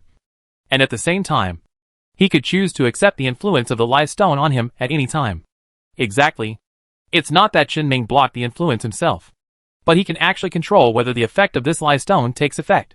It seems that after Qin Ming realized the illusion of resonance, the Liar Stone was connected to him, able to control the Whispering Stone like he controls a spaceship. This should be regarded as Qin Ming controlling it psychically. It's just that Qin Ming still can't use psychic waves at will like his boss. It's only effective when controlling the light stone. Although the effect didn't seem to work, Qin Ming still felt that it was very good. At least this way, he could carry the light stone with him anytime and anywhere. And it's not just Qin Ming's control over the light stone. When he opened the panel, he could see that the name of the light stone had changed again from Ectoplasm Stone, false, to Resonance Ectoplasm Stone, false. The change in name also brought about changes in effect. When Qin Ming controlled the light stone to influence him again, not only was Qin Ming's mind instantly affected by the horrifying delirium, but his body also felt uncomfortable in an instant. Tinnitus and dizziness, anxiety and fright, fear and pain, and a hint of uncontrollable madness. Even if Qin Ming turned off the switch of the light stone in an instant, but the effect still lasted for a few minutes before returning to normal. And Qin Ming could feel that his mental energy had been consumed to a certain extent. The effect of the resonating light stone is more powerful than before, and the effect of using it to exercise will definitely be better. Qin Ming put away the lying stone. Then he took out the device that was placed in the box with shielding function that he got from Shen Yi before. Its name is Portable Psychic Wave Generator Destroyed. There is also a reminder on the panel that the number of remaining uses is 0/3, although it is slightly different from the Psychic Pulse device that Qin Ming guessed before. That is, the name is Psychic Fluctuation. The overall effect is still similar. Like all other mechanical equipment Qin Ming has seen, it can be repaired and modified. Qin Ming was a little surprised by the materials needed to repair this device. Such a small generator uses more types of materials than all the equipment Qin Ming has ever seen that needs to be repaired and modified. So Qin Ming took a curious look at the materials that could be obtained by dismantling it, and found that there were still a small amount of special grade materials mixed in. Although the device looks like a very ordinary mechanical object, it may have a complex structure inside that is far beyond Qin Ming's imagination. But think about it. When Qin Ming dismantled the Mechanical Clan Psychic Pulse generator before, he did dismantle some valuable materials. Moreover, the size of the machinery family's equipment is countless times larger than this small device. It makes sense that the materials used are complex and high-end. Fortunately, the special materials used to make this device are not consumables that are affected by the number of uses, and Qin Ming does not need to repair them. Although the demand for other materials is large, the requirements are not high, as long as Qin Ming is willing to spend some time looking for it. He can even find all the materials needed for repair directly here. But this matter is not urgent. Not just because Qin Ming had other things to do in the remaining hours. Also, if Qin Ming goes back, he can buy materials from the owner of the store that Lao Wu recommended before, and the price will be cheaper. The overall price here in the capital is much higher than that at the space station. And in addition to the restoration function, the functional description of the modification of this device also needs to be looked at. Then Qin Ming discovered that the transformation of this generator was even more heavyweight. Although Qin Ming had basically no knowledge of psychic energy, and did not know the internal structure of the generator, a modification option still appeared on the modification panel. Option to replace the internal ectoplasm stone. His light stone can be directly transformed into it without any consumption except mental power. But such a whispering stone, which has no effect on Qin Ming at all, can cause large-scale coma of people in a large area. If the liar stone, which can cause Qin Ming to have after effects for several minutes, is put in and activated, Qin Ming estimates that the situation he encountered on Ruimu planet will happen again. This was not what he wanted to see. And Qin Ming actually has another idea now. Since the light stone cannot be stuffed in, if the boss's gentle ectoplasm stone is stuffed in, will the released spiritual pulse have the opposite effect? I think maybe I can ask my boss about this when I get back. Qin Ming still put the generator in the box that was also taken from Shen Yi for the time being, and dealt with it when he went back. Ming also took a look at this box. The name was Psychic Blocking Box. It should be something specially used to store ectoplasmic stones. After being dismantled, a material called silent alloy can be obtained. Ming has never heard of it, but it must be a special metal-grade material that is higher than high-grade metal materials. You can also ask a knowledgeable boss later. After putting away the portable mind wave generator, then the main event is coming. Ming closed several panels in front of him. Then he opened the panel of the armor-breaking ship he controlled. Chapter 87 Armor Breaking and Kidnapping. Ship Panel. Ship Name, None. Type, Armor-Breaking Class Destroyer. Radiant Energy Capacity, 0/8000. Radiant Energy Dissipation, 700. Fuel Reserve, 10%. Front Weapon, None Large. Port Side Weapon, None Medium, *2. Starboard Weapon, None Medium, *2. Armor, Lightweight White Cloud Steel Flow Gold Composite Radiation Diversion Armor. Engine, Experimental Armor-Breaking Compound Reaction Engine. Built-in cabins, Captain's Cabin. Engine Cabin. Bridge Control Cabin. Radiation Control Center Cabin. Living Cabin *2. Storage Cabin *2. Important Equipment, Control System Module, in operation. Landing Module, in operation. Hyperspace Channel System Module, in operation. Large-Scale High-Energy Focusing System Module, in operation. Anti-Particle Energy Intensification Module, in operation. Energy Mass Stabilizer, in operation. Armor-Breaking Multi-Channel Diversion and Radiation System, in operation. Full-Width Shield Module, in operation. Target Positioning System, in operation. Ming looked at the armor-breaking panel opened in front of him, with a look of amazement on his face again. The mass of the armor-breaking spacecraft has far exceeded the limit he initially thought.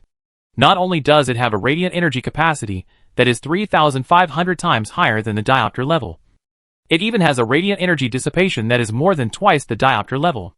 Even looking at this alone, there is no doubt about the power of the armor-breaking level. And this strong foundation is supported by the design of the spacecraft's armor and cabin. The armor used in the armor-piercing class is lightweight radiation diversion armor based on Bayun steel flow gold composite material. Not only the design of the armor itself leaves many channels inside for radiation energy dissipation. Liquid gold, a material with the best radiation energy conductivity compared to other high-grade metals, was also chosen as the material for the armor. With such dual support, it is not too surprising that the armor-breaking class has such exaggerated radiation dissipation efficiency. It's just that the strength of the material itself is relatively low. Even if dolomite steel and other materials are combined to make armor, the strength of the armor itself will be reduced to a certain extent. But this does not affect the power of the armor-breaking level, because the deficiencies in the armor can be made up for in other places. The special equipment installed inside the armor-breaking class is also part of the reason why it is powerful. For example, the large-scale high-energy focusing system module. The function of this thing could not be more clear. As for the bonus that a large-scale thing can bring to the spacecraft's energy weapons, Ming feels that it goes without saying. On the contrary, it was the other anti-particle energy intensification modules and energy and mass stabilizers that Ming studied for a while before he figured out their functions.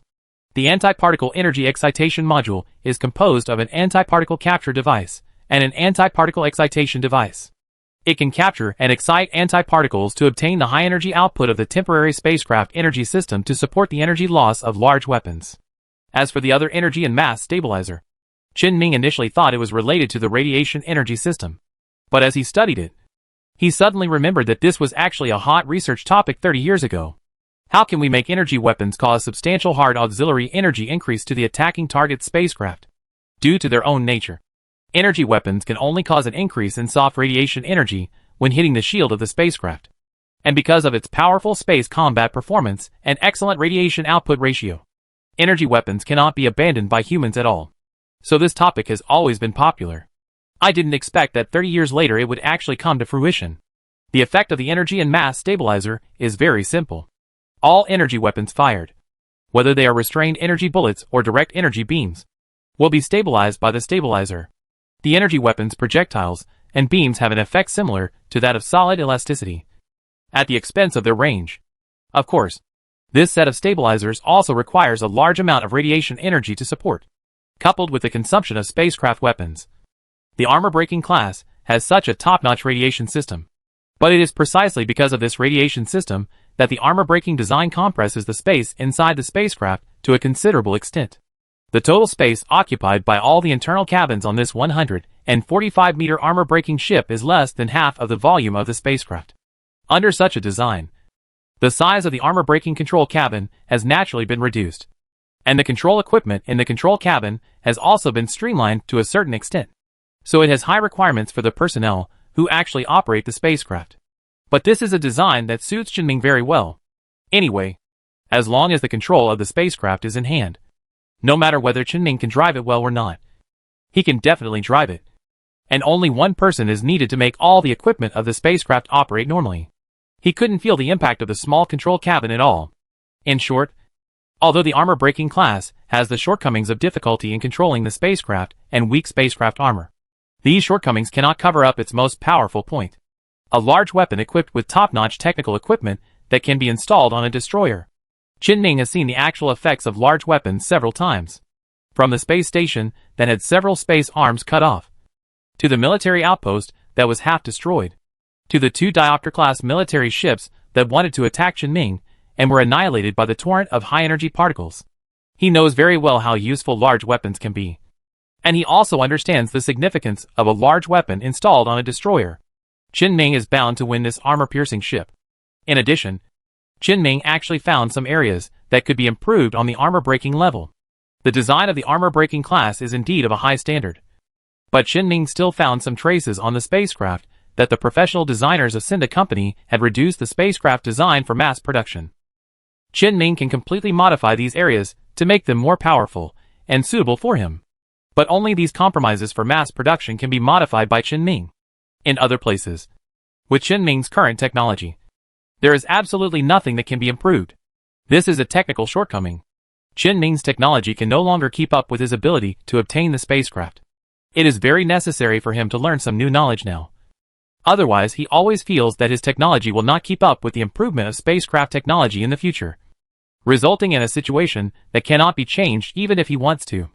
If Jinming couldn't bring out the most powerful transformation effect of his spiritual power, the most powerful transformation on his panel, then he might as well find an ectoplasm stone and hit him to death. This matter must also be arranged on the schedule. Jinming went through all the thoughts he had just had in his mind, and then carefully browsed through the armor-breaking panel. After confirming that there was nothing missing, he closed its panel. Then he put the picture scanned by the armor-breaking sensor in front of his eyes.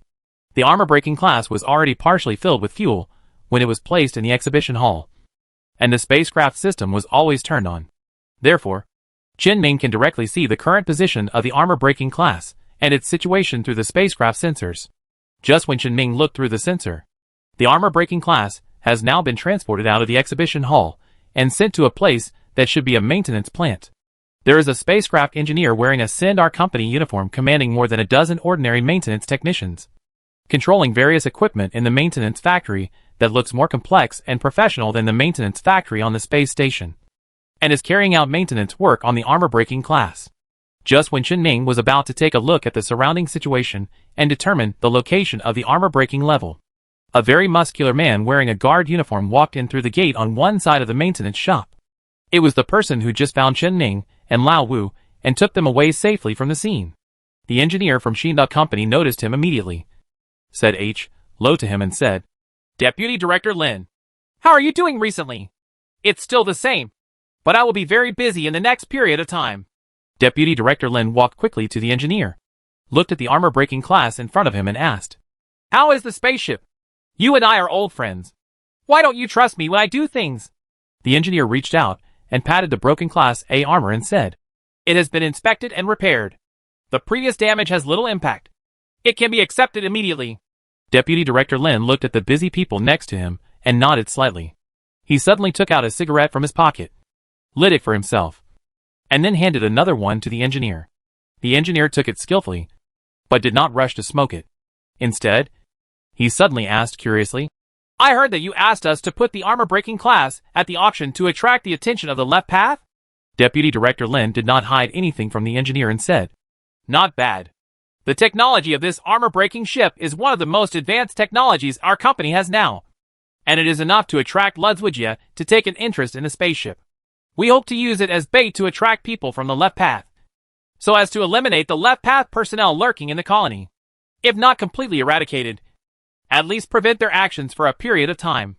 The engineer briefly greeted the maintenance man next to him about his work, and then continued to ask. But I heard that Salvaging was not fooled.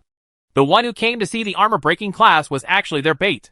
Yes, but that doesn't matter.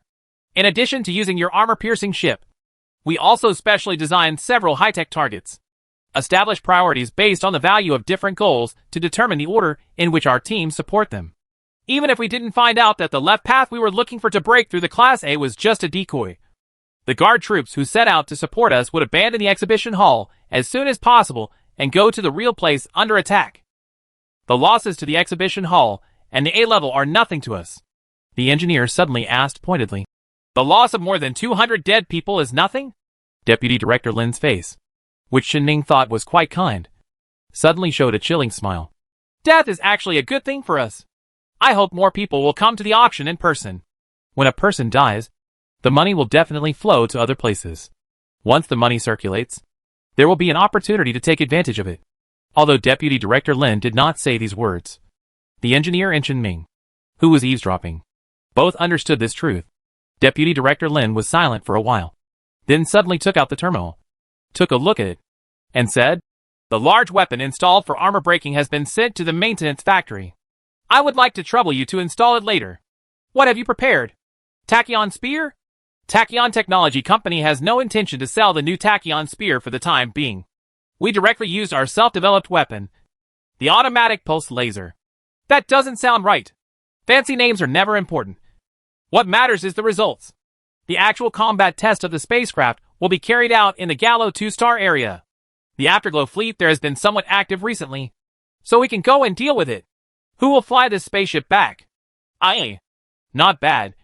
Your skills haven't fallen behind?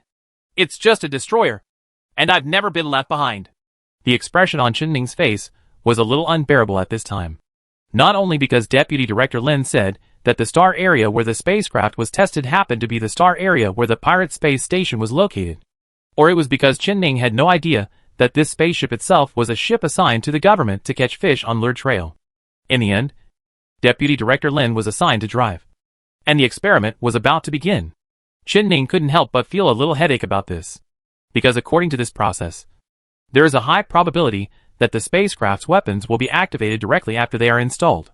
Come to the star area where the pirate space station is located to find Afterglow for testing. Shin-Ning has no problem with the government making trouble for Yu Hui or anything like that. However, this armor-breaking class ship will probably be officially put into service directly after the test. It can be said that the difficulty of taking away the spacecraft has increased significantly. In this case, Shin-Ning would have to spend more energy on this. He would have to keep an eye on the armor-breaking level and look for the right opportunity to take the ship away. Deputy Director Lin chatted with the engineer, finished his cigarette, and left immediately. It seems that he is still very busy, and now he just takes some time to check the status of the spacecraft. Now that they were gone, Shin-Ning didn't have much to see, so he just asked the A-level class to start recording and recorded everything in the maintenance shop. The spacecraft maintenance work under the command of Shinda Company's engineers, and later the installation of large weapons, were all of great value to Shin-Ning. You can definitely study it later. Moreover, Shin-Ning has the ability to leave no records on Class A computers, so he can do this without any fear. After finishing the armor-breaking level, Shin-Ning still had one more thing to confirm. That was the terminal found on Shin-Yi's body, a member of Leguopath. Cracking the terminal did not take Shin-Ning much time. However, the content inside made Shin-Ning look at it carefully for a long time. In his terminal, there is a list that records a large amount of information about people on the left path. The identity information and the location of the Zhujiang members are stated in detail above. It seems that Shin-Yi has been collecting Zhujiang's information, including Zhujiang's informants who have cooperated with him, all of which are recorded on it. Shin-Ning browsed through it and found that starting from the capital of the star territory here, nearly 100 colonies or space stations spreading out all had signs of activities of people from the left path. At the pirate space station where Shin-Ning was, there were several Zhujiang people who were identified by Shin-Yi. There were even 2 Zhujiang members at the military outpost closest to the pirate space station. It's a pity that the only information on this list that is valuable to Shin-Ning is the 2 lists of personnel on the left side of the space station and the military outpost. There is no use in holding the other personnel lists. But this list is different for the government. They should desperately need this. Chen Ming deleted the list of personnel at the military outpost closest to the pirate space station. I plan to send this revised list to my boss later. It was impossible for Chen Ming to contact the government, because he is now a nobody in front of the government. Not only would there be no benefit from giving this list out, but he might even get into trouble himself. But if a boss with some relationship with the government comes, Chen Ming won't have to consider these issues. The boss can definitely maximize the benefits of this list. After determining the whereabouts of Shen Yi's list, Chen Ming actually has something else on hand that can actually be counted as a gain this time. It was the explosive that he dismantled by relying on the panel, which was so powerful that it could even destroy dolomite armor. The ratio of materials inside was completely clear when Chen Ming dismantled the explosive bundle. Basically, they are all common materials, with only 1 or 2 types being rare. When you return to the space station, you can buy equipment to debug and study it yourself. If I didn't try to use such an effective explosive, I would be so sorry for Chen Ming's risk-taking operation to dismantle the explosive. If the research can produce results, maybe the explosives he developed can be used to modify the self-destructing spacecraft. As Chen Ming stored everything on Shen Yi's terminal and the material ratio of the explosives on the Iron Mine's computer, Chen Ming also knew that everything he had done here was almost completed. When he first came out, he just wanted to pay a bounty, but he didn't expect to encounter something like this. Fortunately, the matter was resolved smoothly, and there should be no more trouble after returning. Chen Ming was thinking silently in his heart. Even if the attitude of the company's upper management is unclear, at least on the space station side, the administration will definitely not cause trouble for him, and the factory director will definitely try his best to protect him. As for the boss, Chen Ming felt the same. He should also give Chen Ming some protection. But Chen Ming cannot take this matter for granted. Chen Ming and the factory director are friends and are also bound by interests. Therefore, Chen Ming can entrust his safety to the factory director to a certain extent, even if it requires some sacrifice from the factory director. But for the boss, Chen Ming only has the identity of a psychic. The boss took the initiative to befriend Chen Ming because Chen Ming was a psychic. However, this friendship must have a certain limit. It is not a good thing to exceed it. Therefore, Chen Ming must find a way to repay the favor he owes. The list he planned to give to his boss just now was a way of returning the favor. One-sided friendship will definitely not last long. Mutual contact is the basis for a stable relationship. Chen Ming planned to go back to his boss and ask if there was anything he could do. But before that, Chen Ming had to finish the things he hadn't finished before he came out. Chen Ming left the space station and came to the star capital to submit the bounty. At first, it could only be regarded as a temporary move, because the boss suddenly returned the pirate leader to him. So there are still some things waiting for Chen Ming to complete on the space station. The mule class was only half modified, and the modification of the self-destructing sentinel had not yet begun. In addition, Chen Ming is actually considering hunting down pirates for the second time to obtain the bounty. However, Chen Ming, the factory director, only took 2 days off. There was still renovation work in the maintenance shop that still needed Chen Ming to do, which would take some time. Wait, Chen Ming suddenly remembered at this time, since Old Wu already knew from his boss that he was a psychic. Then the factory director who has as good a relationship with his boss should also know. In other words, the previous factory director should have known that Chen Ming's weird renovation technology was actually psychic. He was completely cooperating with him by giving Chen Ming free working place and free working time. Thinking of this, Chen Ming found that he didn't seem to need to pretend. He could even get a large number of refurbished weapons at once in front of the factory director, then put it out and sell it slowly. If you sell too much at one time, it will definitely affect the market. Looking at it this way, the second hunt for pirates can be slowed down a bit. Do things one by one according to priority. A few days should be enough.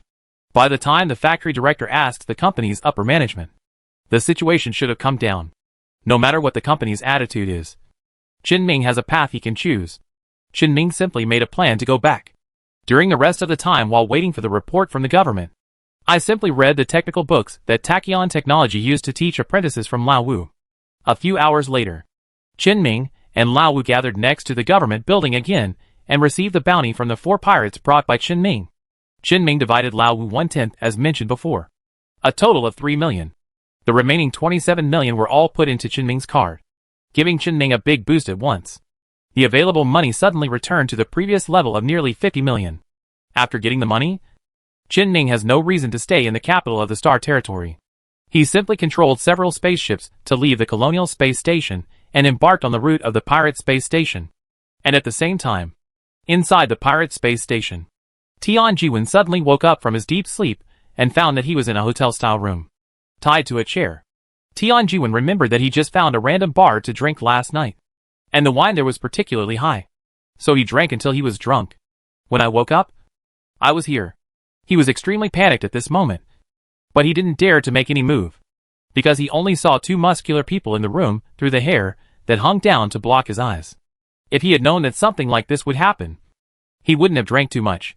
Fortunately, the two strong men did not pay attention to him. Instead, there was a push at the door of the hotel room. Tian Jiwen continued to observe the situation through the hair covering his eyes. Soon the three people who had just pushed in the door arrived at the room where Tian Jiwen was detained.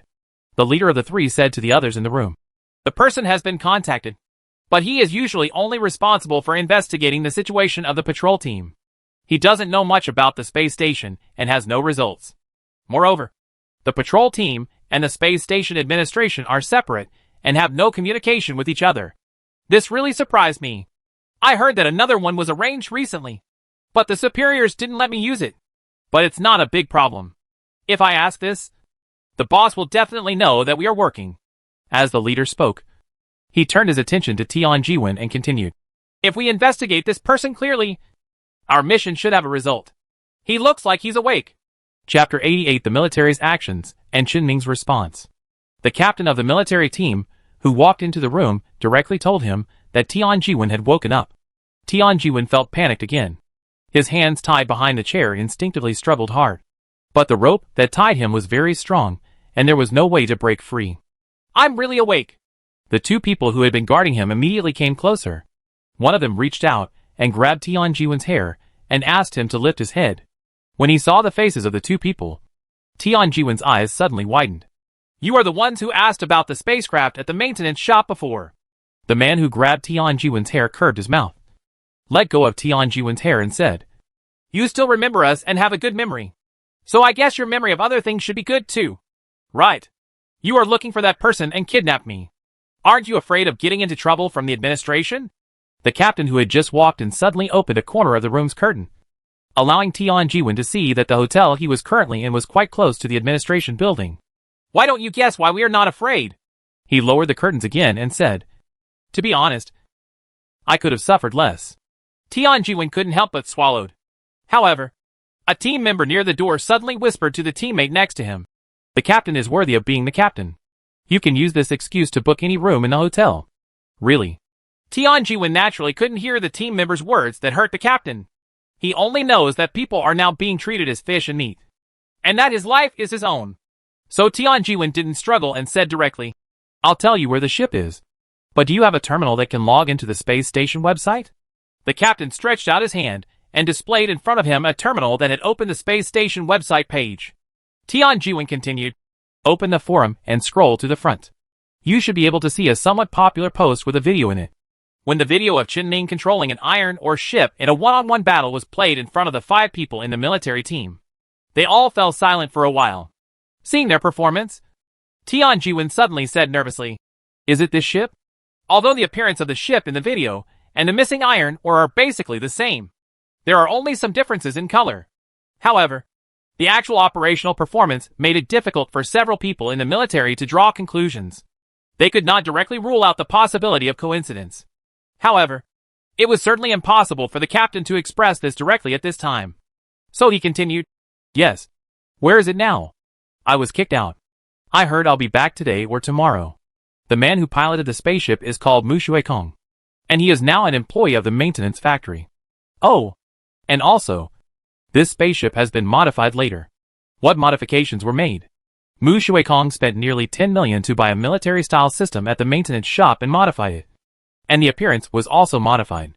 Remodel the appearance? Yes.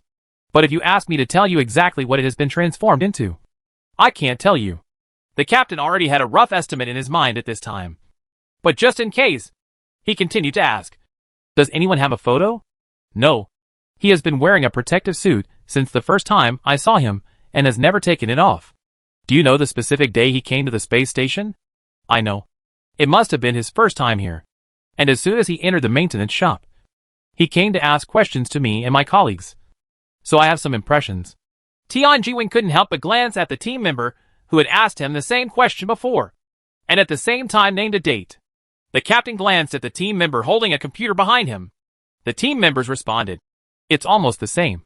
Just a little bit off. It's basically right." Can. The captain standing next to Tian Jiwen suddenly stretched out his hand and punched Tian Jiwen unconscious to prevent him from hearing what was going on. Then it's confirmed. This Mu Shuikong is Chen Ming. What Mu Shuikong? I'm still a jellyfish. Get ready. We'll take action when he comes back. The team member, who was obviously more talkative than the others, asked in surprise. Are you really caught? The captain frowned and said, I said it's a vacation. Do you really think it's a vacation? If Chen Ming's presence here is found out later, our heads may not be saved. Although another team member knew the seriousness of failing to complete the task, he still said, but this Chen Ming has now joined the maintenance factory, and it will be difficult for the employees of the administration to handle it. Besides, we don't know about Chen Ming's situation from Xinda. Don't forget that this space station is funded by Xinda. If they are determined to protect Chen Ming, it will be difficult for us to find a chance. Coupled with the rules of the pirate space station, we are not very good at resorting to any means. The talkative team member reached out and hammered the door frame next to him and said, So why does the pirate space station have such rules? Why do we have to abide by them? If you ask me, just bring the warship to the door and ask them to hand over the person. There's so much nonsense. The captain couldn't help but punch the wall beside him and said, Xia Chao, what are you thinking about? If the troops here dare to block the door of the space station today, the troops from other places will also dare tomorrow. So many companies have spent money to build a space station. Are you threatening them at your doorstep? If you think about it with your buttocks, you'll know that you can't do something like this that offends the public. The captain said. His tone suddenly slowed down a bit. But although the military can't do anything casually, other people can actually do it casually, as long as it doesn't affect the military. Also, you don't know how to create accidents? Do you want me to teach you? Is it difficult to find a way to tie up people due to accidents, such as fires or equipment failures? And didn't we all catch one? The captain looked at Tian Jiwen next to him. Even if this Chen Ming is protected by the administration unlike him, is it possible for you to not arrest him? As long as the speed is fast enough and the efficiency is high enough, the people from the administration can't catch us. After the captain finished speaking, he looked at each other. Okay. Stop talking nonsense and get ready to leave. According to the station master's request, it's best to capture him alive. There were a few scattered yes in the room.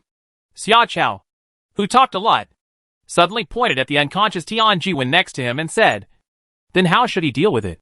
The captain glanced at Tian Jiwen and said, I remember that in the pirate space station, there will be some places where low-level force can be used to solve problems privately.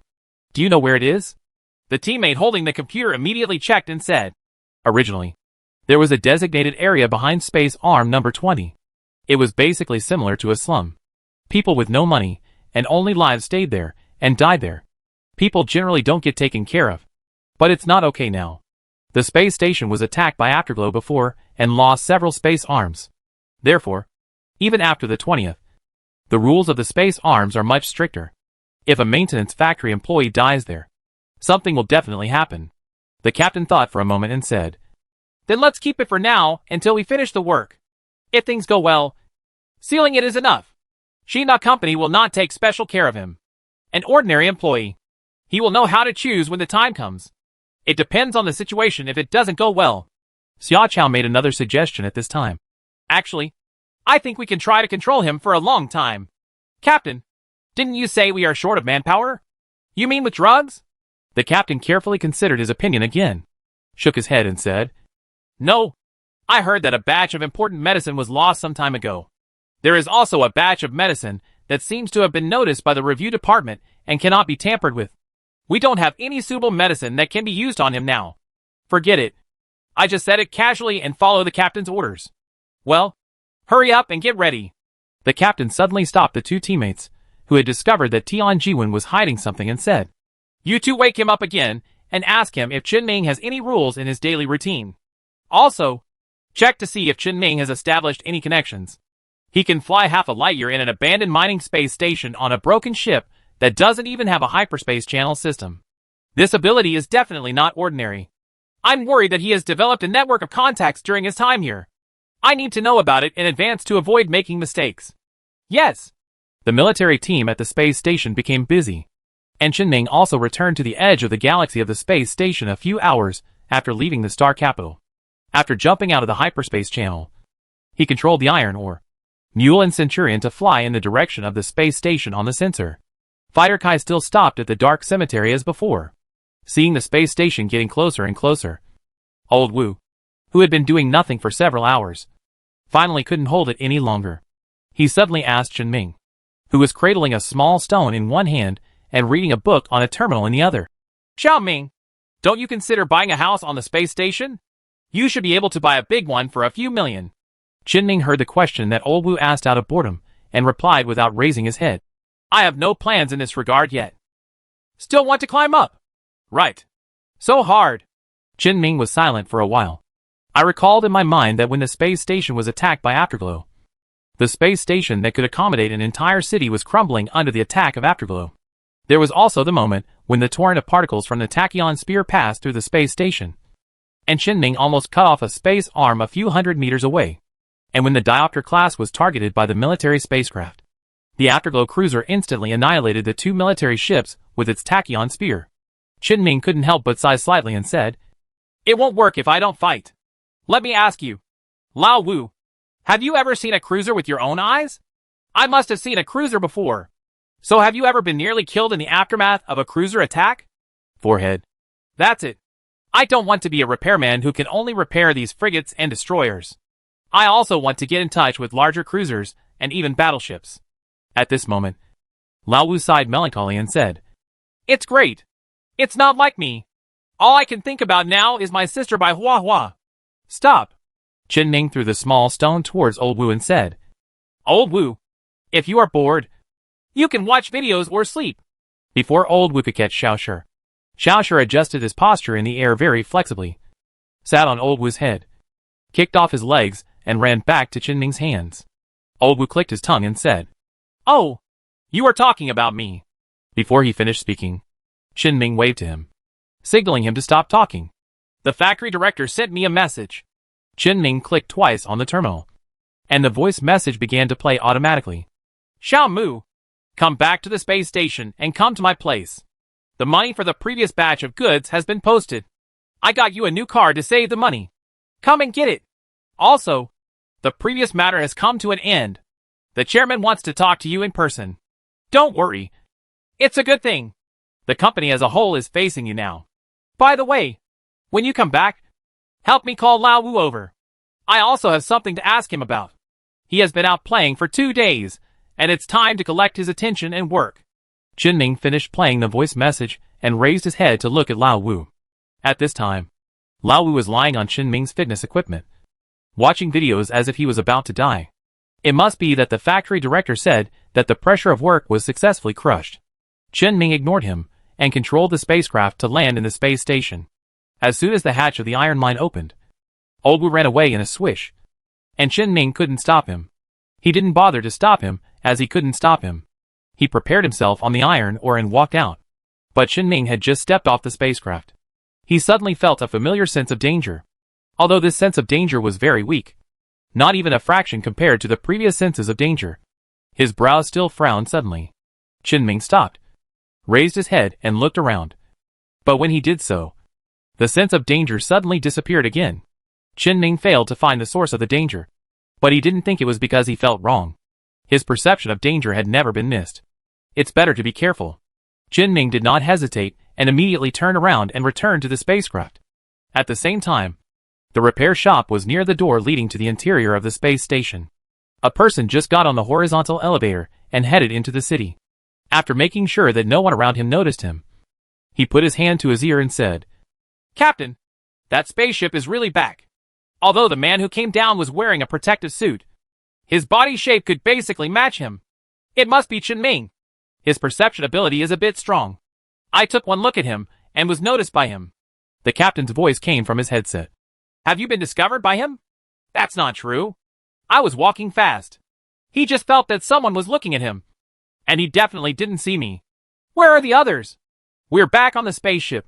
I'm observing his spacecraft with the tiny camera I just secretly installed. If there is any movement, I will report it as soon as possible. Continue to observe. Just monitor. Don't go and see in person. Yes, Captain. A few minutes after the military personnel left, Qin got off the boat again. In order to ensure safety, he made some extra preparations when he got off the ship this time. He put on the lightweight exoskeleton armor he bought before, and also spent some materials from the ship to modify the full-body armor plate. Soon, Qin, wearing a white cloud steel alloy exoskeleton armor, also stood on the horizontal elevator. However, he was not in a hurry to go to the city to find the factory director. Instead, he first planned to go to Space Arm 2 to find the boss. And the bald man who was on duty at the maintenance shop today happened to see the whole process of Qin getting off the spacecraft and getting on the elevator. When he saw Qin, he suddenly remembered what happened before, based on the idea that doing more is worse than doing less. He wanted to pretend that he didn't know anything about this matter. But after Qin left, he suddenly thought about it and felt that it would not be a big problem to tell him that someone was asking for information about Qin. It happened that he also had Qin's communication code. So he picked up the terminal again and planned to contact Qin. But just before the bald man did this, someone else's voice suddenly rang in his ears. Master, what's the price for spacecraft maintenance? The bald man's hands operating the terminal could only stop and solve the immediate problem first. When the bald head is entertaining customers, Qin arrived at Space Arm number 2 very smoothly. Although he had always felt a faint sense of danger, in the end, he didn't encounter anything along the way. I walked into the boss's hardware store safely. The boss sitting behind the counter was stunned for the first time, looked at it carefully, and said with some uncertainty, Xiao Mu, it's me. Why are you dressed like this? I feel more comfortable wearing it this way. How can it be comfortable to wear an exoskeleton armor outside a protective suit? As long as you are happy. The boss casually asked Qin to find a place to sit down and asked, Why are you here with me? Qin does have a lot of things to ask his boss about. However, Qin planned to wait until he repaired the 2 items, the mind wave generator and the mind blocking box, before asking. Otherwise, there is only one list that needs to be accepted by the boss. I have a document I need to show you. What document? Send it to me directly. It's best to use data lines to transmit. It's so troublesome, the boss said, bent down from behind the counter and took out a data cable, plugged one end into his computer, and handed the other end to Qin. After all, the importance of this document was extraordinary. So Qin still felt that it would be safer not to send it through any online channels. After the boss opened the list of left-field personnel he had received, the expression on his face gradually became serious. He immediately plugged his terminal into the computer and operated it quickly. After waiting for a few minutes, the boss suddenly stood up and said to Qin, Wait for me. Then he immediately went to the back room. Just at this time, Qin's terminal also rang. It was Baldhead who called. But Qin and Baldhead usually only interacted with each other by saying hello at work. What kind of things should they call to talk about? Qin pressed connect with some confusion. Hello, Brother Mu. I have something to tell you. Is there anyone else next to you? No, you said. The bald man immediately told Qin exactly what he had seen before. After listening to the bald man's story, Qin's face became as serious as the factory director's. If what the bald man said was true, then the source of the sense of danger he felt just now seemed to be certain. Qin breathed out to relieve his anxiety after receiving the news that the military had begun to track him down. Thanks. I'll treat you to dinner when you have time. Qin hung up the phone. The boss had already returned to the counter when the bald head was talking about the matter. After listening to everything the bald head said, he asked Qin with some interest. Did you tell the truth? Pretty much. I have to find a way to deal with it. Then what are your plans? Go to the administration. The company should protect me. The boss didn't comment too much on Qin's plan, and just asked, Have you ever considered staying here? Qin nodded and said, After thinking about it, I think your side should be the safest place on the space station. Then you still go to Laolu's place? Well, how can I put it? I feel more confident staying with the factory director. After all, the factory director needs me, and the company needs me too. But I always feel like it's too much trouble for you. The boss looked a little surprised and said, Actually, the list you gave me just now allows me to handle this matter for you. There is such a thing. Yes, you should know its value when you give this to me. Right. I know. I know.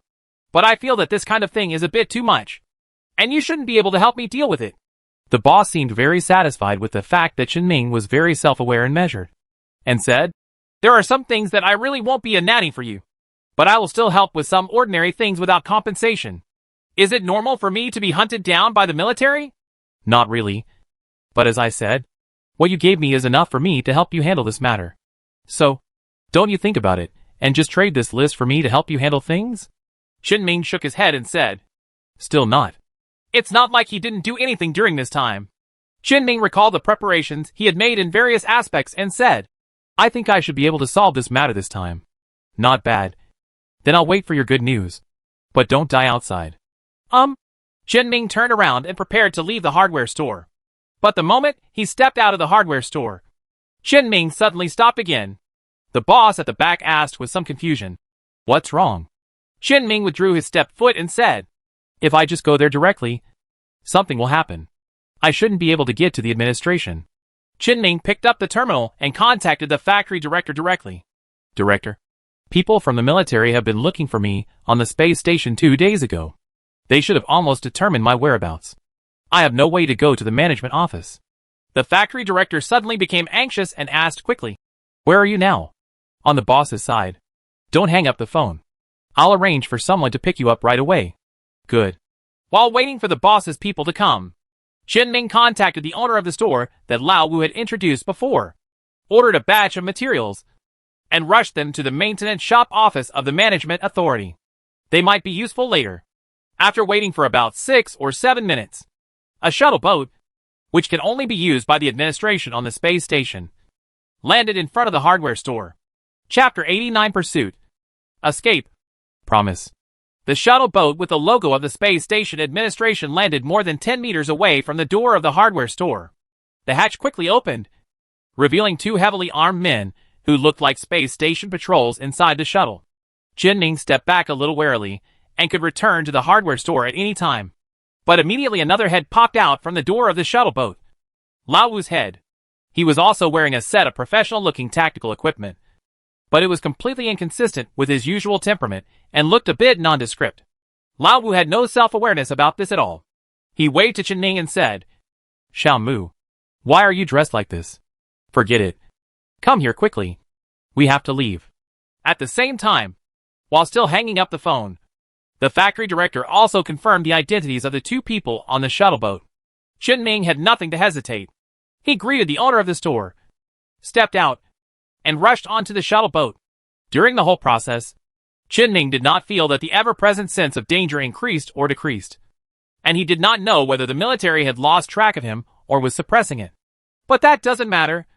As long as he can successfully reach the authority building, safety can be guaranteed. Unless the military and the space station completely break up, there is absolutely nothing they can do against him.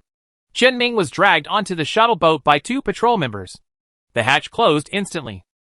The engine started immediately, and the shuttle flew vertically into the air.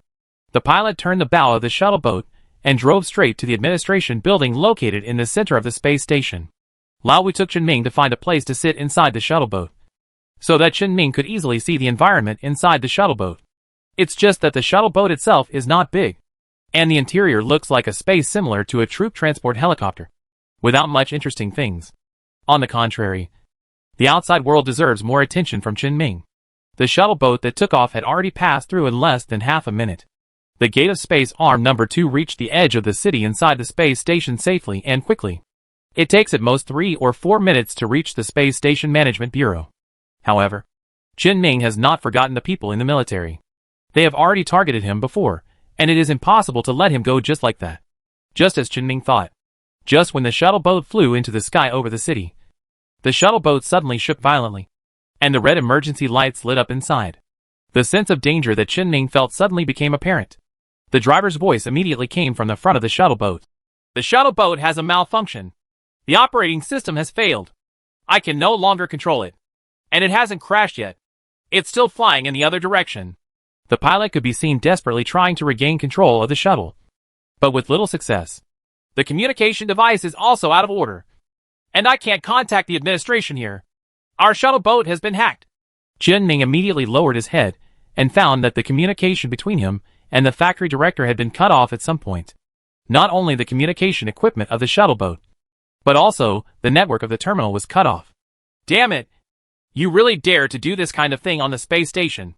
The faces of several people on the boat were not good looking. They all quickly checked their equipment and were ready for a battle at any time after landing. Qinming looked at their movements and asked, "Are we the only ones?" At this time, Lao Wu was also inspecting the gun equipped with an automatic locking system that he spent a lot of money to get. When he heard Qinming's words, he said, "How is it possible? This is our space station. The guard force has been contacted in advance. But it's just that they can't determine where the specific target is before something actually happens. So they can only stand by first. As long as we shoot, they will come to support immediately. We can get there in 3 minutes at most from where we are now. If they last 3 minutes, they'll be gone." Just as the shuttle boat gradually deviated from its original route, at the farthest point in the shuttle boat's yaw direction, there is an uninhabited, vacant house. All 5 members of the military team gathered here. Xia Chao is currently staying with the team members responsible for electronic equipment-related work. While watching the shuttle boat outside staggering towards them, he said to his teammates, "Your electronic warfare skills are as good as before." However, his teammates said angrily, "What a fart. If I were good, would I be assigned here? At least it's okay. If it's enough for now." The captain coughed a little at this time, interrupted the team members' chat, and said, "Get ready. Once the shuttle boat lands, we will take down the people directly. Be prepared for an armed conflict to break out." "Yes." On the shuttle boat, Qinming, who was sitting in the corner, watched the other team members prepare anxiously, feeling the increasing shaking of the ship's hull. He couldn't help but frown. But as if he thought of something, he suddenly stretched out his hand and pinched the wrist of his left hand a few times to remove the gauntlet of the exoskeleton armor. Then he pressed his left hand, which was only wearing protective clothing and gloves, on the cabin of the shuttle boat. The option of whether to control the shuttle boat that was not available when he first boarded the ship immediately appeared in Qinming's mind. This is really hard to stretch. Qinming just thought it was because the shuttle boat was not at the level of a frigate. So it didn't mean that the shuttle boat couldn't be controlled. It turned out that because Qinming was wearing gauntlets and was too far away from the cabin of the shuttle boat, the panel did not determine that he had touched the shuttle boat. Obviously, he was able to contact and control the shuttle boat when he wore a heavy-duty space suit that was almost thick. Could it be a problem with the material? Qinming doesn't understand. It seems that he can only pay more attention to this aspect in the future. But at least the shuttle boat can be controlled by him, so things will be easier to handle. Qinming put the gauntlet back on his hand again. His consciousness focused on the shuttle boat panel that just appeared in front of him. In a few seconds, the emergency lights inside the shuttle boat were turned off, and everything on the shuttle boat equipment returned to normal. The external control signal was completely blocked by Qinming, and the shuttle boat returned to the driver's control again. "Hey! What's going on?" "I don't know." The shuttle boat suddenly returned to normal again, and I'm readjusting the course. Old Wu glanced at Qinming subconsciously and didn't say much. However, Qinming opened the map of the space station on the terminal and said to Old Wu next to him, "We have to let the guards block that side." He stretched out his finger and pointed to a spot on the edge of the city on the space station map and said, "The location where the shuttle boat was about to land just now is here, and their people must be nearby." "Huh? Oh, I'll wait right away. The communication signal is still cut off." "I know. They don't seem to be relying on hacking into the system to interrupt communications. They should be using high-intensity signal jammers. Unless we kill them directly, we have to go to the city first and exceed the range of their jammers before we can restart the communication equipment. So that's what I was thinking." Qinming turned his head and glanced at the electromagnetic weapons assembled by the patrol members next to him, and asked, "Do you have tracer bullets?" The teammate who was asked by Qinming immediately replied, "Yes. When the electromagnetic bomb was designed, in order to facilitate aiming, some bullets were indeed tracer processed, so they can be seen during the day." Qinming showed him the terminal screen and said, "If you see this location, scan the shuttle in that direction, attract the guards here, and then we'll see if their leaders are spiritual enough." At the same time, in the eyes of several members of the military team, the shuttle boat suddenly shook a lot, and then resumed its normal trajectory. And they also saw the cabin door suddenly open, and someone stretched out the muzzle of a gun and fired dozens of shots near their direction. Several conspicuous tracer bullets flew over their heads instantly and landed somewhere unknown. The captain suddenly felt a vague uneasiness in his heart. The sick hacker team member suddenly said in a panic, "There seems to be something wrong here. I suddenly can't control the shuttle boat. What happened? I don't know. I was still trying. Just for a moment. All my control rights were suddenly cleared. There are people more powerful than me on the ship." The hacker team member frantically typed on the computer. But all his attempts were in vain. "No. It's completely impossible to break in. The shuttle boat's equipment was basically undefended just now. But as soon as I turned around, all the systems were completely locked. I couldn't find any loopholes." The movements of the hacker's hands gradually slowed down, and his expression gradually became stiff. "Is there no other way?" The hacker shook his head and said, "There is no way. This shuttle boat is now like a steel plate cast in one piece. There are no loopholes or gaps. I don't know how he did it." The captain did not blame him at this time, but comforted him and said, "If hacking indirectly doesn't work, then try another method. Xia Chao. Coming." Xia Chao stood at the window and raised a square device that looked like an artillery piece. This thing is the military BZ-19 directional electromagnetic pulse generator, and its actual effect is already written on its name. Xia Chao held up the electromagnetic pulse generator and immediately pressed the launch button after locking the shuttle boat. The generator starts up without any visible fluctuations. But the interior of the shuttle boat instantly fell into darkness. All the flashing buttons and signal lights in the cab were also turned off, and even the emergency lights could not be turned on. Olbu rushed to the door of the cab and said, "What happened this time?" Before the pilot could speak, Chinming said directly, "It's an electromagnetic pulse. The electronic components and circuits of the shuttle boat were fused." At this time, a thin layer of sweat appeared on the pilot's forehead. He immediately said, "The shuttle boat has stopped and we have to make an emergency landing. Otherwise the time will come." The pilot suddenly froze in mid-sentence, because all the shuttle boat's equipment was gradually recovering, as if the electromagnetic pulse did not exist just now. And Chinming's voice also sounded, "Keep driving. Don't worry about anything else." The pilot glanced at Chinming, who was sitting in the corner of the shuttle boat on the monitor next to him, and couldn't help but swallow. Not daring to hesitate, he immediately started the shuttle boat's engine in the air again and continued flying into the city. But just a few seconds after flying out, the interior of the shuttle was once again plunged into darkness. Upon seeing this, Chinming continued to select the maintenance shuttle boat on the panel, directly and completely repair the damage caused by electromagnetic pulse. The damage caused by electromagnetic pulse to the shuttle boat equipment is basically fused, and the amount of material itself is not much lost. In other words, Chinming can completely disassemble some damaged parts and then recycle them. It only takes a little bit of wear and tear to keep the shuttle boat going. If there were any missing materials, he would use the materials from the tools he brought with him to cover them. If that doesn't work, other places on the ship can also be used to demolish the east wall and make up for the west wall. The shuttle signal light suddenly came on again, but then it fell into darkness again. The driver couldn't help but curse, "What the hell? Stop talking nonsense and speed up." Chinming did not hesitate at all and repaired the shuttle boat again. This method of demolishing the east wall to repair the west wall will eventually cause some damage to the shuttle boat's equipment. The performance of the shuttle boat will also be reduced to a certain extent, but at least it will be enough to reach the administration. The recovered shuttle boat has approached the middle of the space station city, where some high-rise buildings have appeared, under the control of the pilot.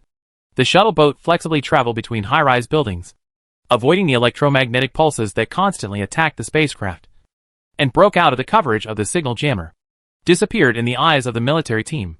Xia Chao watched the shuttle boat disappear behind a tall building, then looked at his teammates and asked, "Will a shuttle boat like this be equipped with electromagnetic pulse protection equipment?"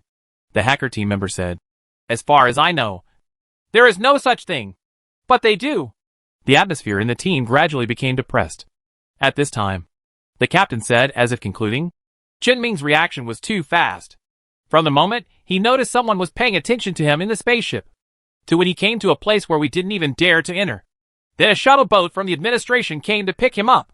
The only time we can take action against him is when he just gets off the shuttle boat to the number 2 space arm. But we were not prepared enough at the time, and the success rate of direct action was very low." The team member who was responsible for supervising the dock and monitoring Chinming showed a painful expression on his face and said, "Did you notice something was wrong with just one unexpected glance? This is all my problem. I don't have time to blame myself here. The mission must continue. But he has already entered the Management Bureau. The Management Bureau has specially arranged for him a shuttle boat that only their internal staff can use. The attitude of Shinra Company should be very clear. Can we really take him away? The captain hammered the wall next to him and said decisively, the mission has not been completely failed. It's impossible for Shinra Company to let Chinming stay here for the rest of his life. They will definitely take him away. Before Chinming is picked up by people from Shinra Company, we still have a chance. Leave here first. I have to report the situation to the station manager. Everyone in the team got up and prepared to leave. But at this moment, the hacker team member suddenly said, wait a minute. Captain, we seem to be in trouble. The people who were on the shuttle boat just now should have noticed the position where I let the shuttle boat land when they kicked me out of the shuttle boat's control authority. Those tracer bullets were used to locate the guarding troops. Several guarding troops have already surrounded us. What about the planned escape route? No problem. The surveillance we deployed found no trace of the guarding troops. Then follow the previous plan. Yes. Several members of the military team quickly left the uninhabited settlement where they were, relying on the previously planned escape route to avoid the sight of the guarding troops. It entered the underground sewage system of the space station city, relying on the signal blocking device they left behind. All equipment in a large area around the residence they stayed at failed. They successfully got rid of the guarding troops, changed their disguises, and reappeared at the hotel they had booked. After knocking Tian Jiwen unconscious again, the captain contacted their superior, the commander of the military outpost. Webmaster, Chinming's identity and location have been confirmed. The first arrest attempt failed. He got help from Sindar and entered the space station administration building. It was difficult for us to get in. We have not yet found a specific identity and are preparing for a second arrest operation. The other end of the terminal was silent for a while before saying, I don't care what you do or how you do it.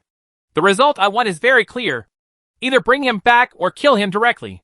If you can't do the first thing, then do the next thing. In addition, I can give you the informant you asked me for before. Even if you lose him, the mission must be completed. Yes.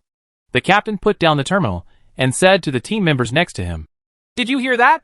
If we fail to complete the task, the fate of this informant will be our fate. While the military team contacted their superiors, the shuttle boat Chinming was riding on had landed on the rooftop of the building, under the protection of 2 guards. He was quickly escorted to the underground of the administration building, the workshop belonging to the maintenance plant. This is definitely one of the safest places in the entire space station. When Chinming arrived at the underground of the administration building, the factory director was already waiting at the door with several guards. The anxious look on his face was relieved after seeing Chinming in person. Xiao Mu, you're here. Why don't you dress like this? It's okay. It's good to dress like this. Let's go into the studio and talk to the person I contacted before. Who specifically? The factory director whispered into Chinming's ear. Su Lin, the company's board member and chairman, is sent by the company. He asked me to contact you immediately after learning about your matter. Chairman? Yes.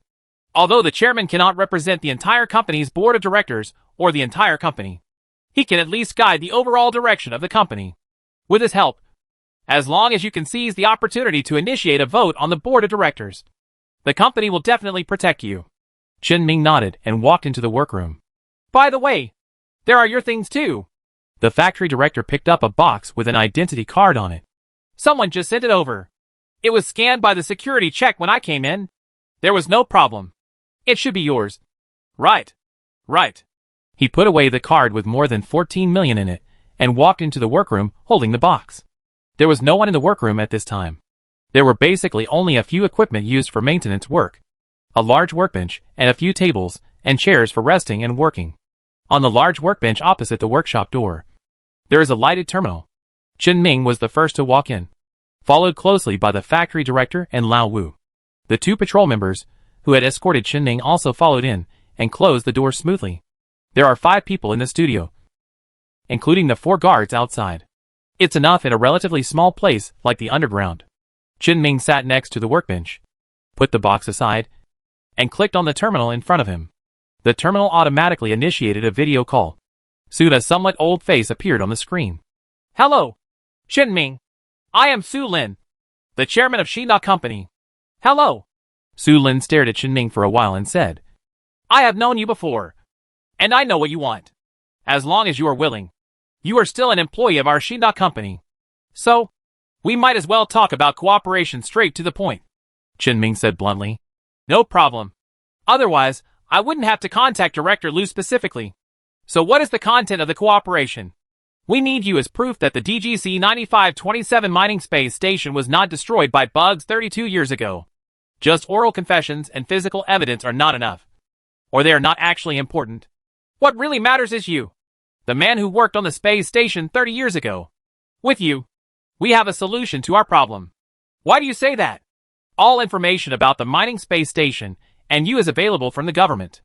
Your existence proves that everything the military says is nonsense. And what happened 32 years ago will be completely exposed. Qinming had actually been looking forward to this for a long time and asked, So what are you going to do? The reason why the military blocked the galaxy 32 years ago was that there was an insect plague on the space station that carried a deadly virus and was extremely capable of spreading. And since you survived from the space station, it means that the interior of the galaxy is safe enough. We can ask the government to let the military lift the blockade of the galaxy and return the development rights of the galaxy to our company. And this requires you to go to the star capital to verify your identity there and use it as evidence so that we can submit an application to the government. I just came back from the capital of the star territory. Su Lin chose to ignore Qinming's words and said, We will arrange a special ship to take you to the capital of the star territory. When this matter is completed, we will directly use the Stargate to send you to the galaxy where the company's headquarters is located. I heard from Xiaolu that you want to get a special armed ship license and continue to climb up the promotion path. Do you want to take the management route or the research institute route? No matter which one you choose, I can arrange it for you. Assign you a special tutor. And arrange special teaching for you. As long as you need it. I can help you with anything within the company. And what do you think? Qinming silently complained in his heart at first. Whether it was the factory director, Lao Wu, the boss, or even the current chairman of the company, they all liked to use a small word when calling people. It was almost like a hereditary thing. Then he thought about it carefully and said, Okay. Qinming actually doesn't have too many ideas at the moment. He will definitely try to find a stable path that can satisfy him and realize his own value. He is still young now. And even if he makes a wrong move, he still has the possibility of regretting it. Very good. The boat to pick you up will arrive at your side in about 12 hours. As long as you get to the Star Region government, the military and government in your Star Region will no longer have the power to control you.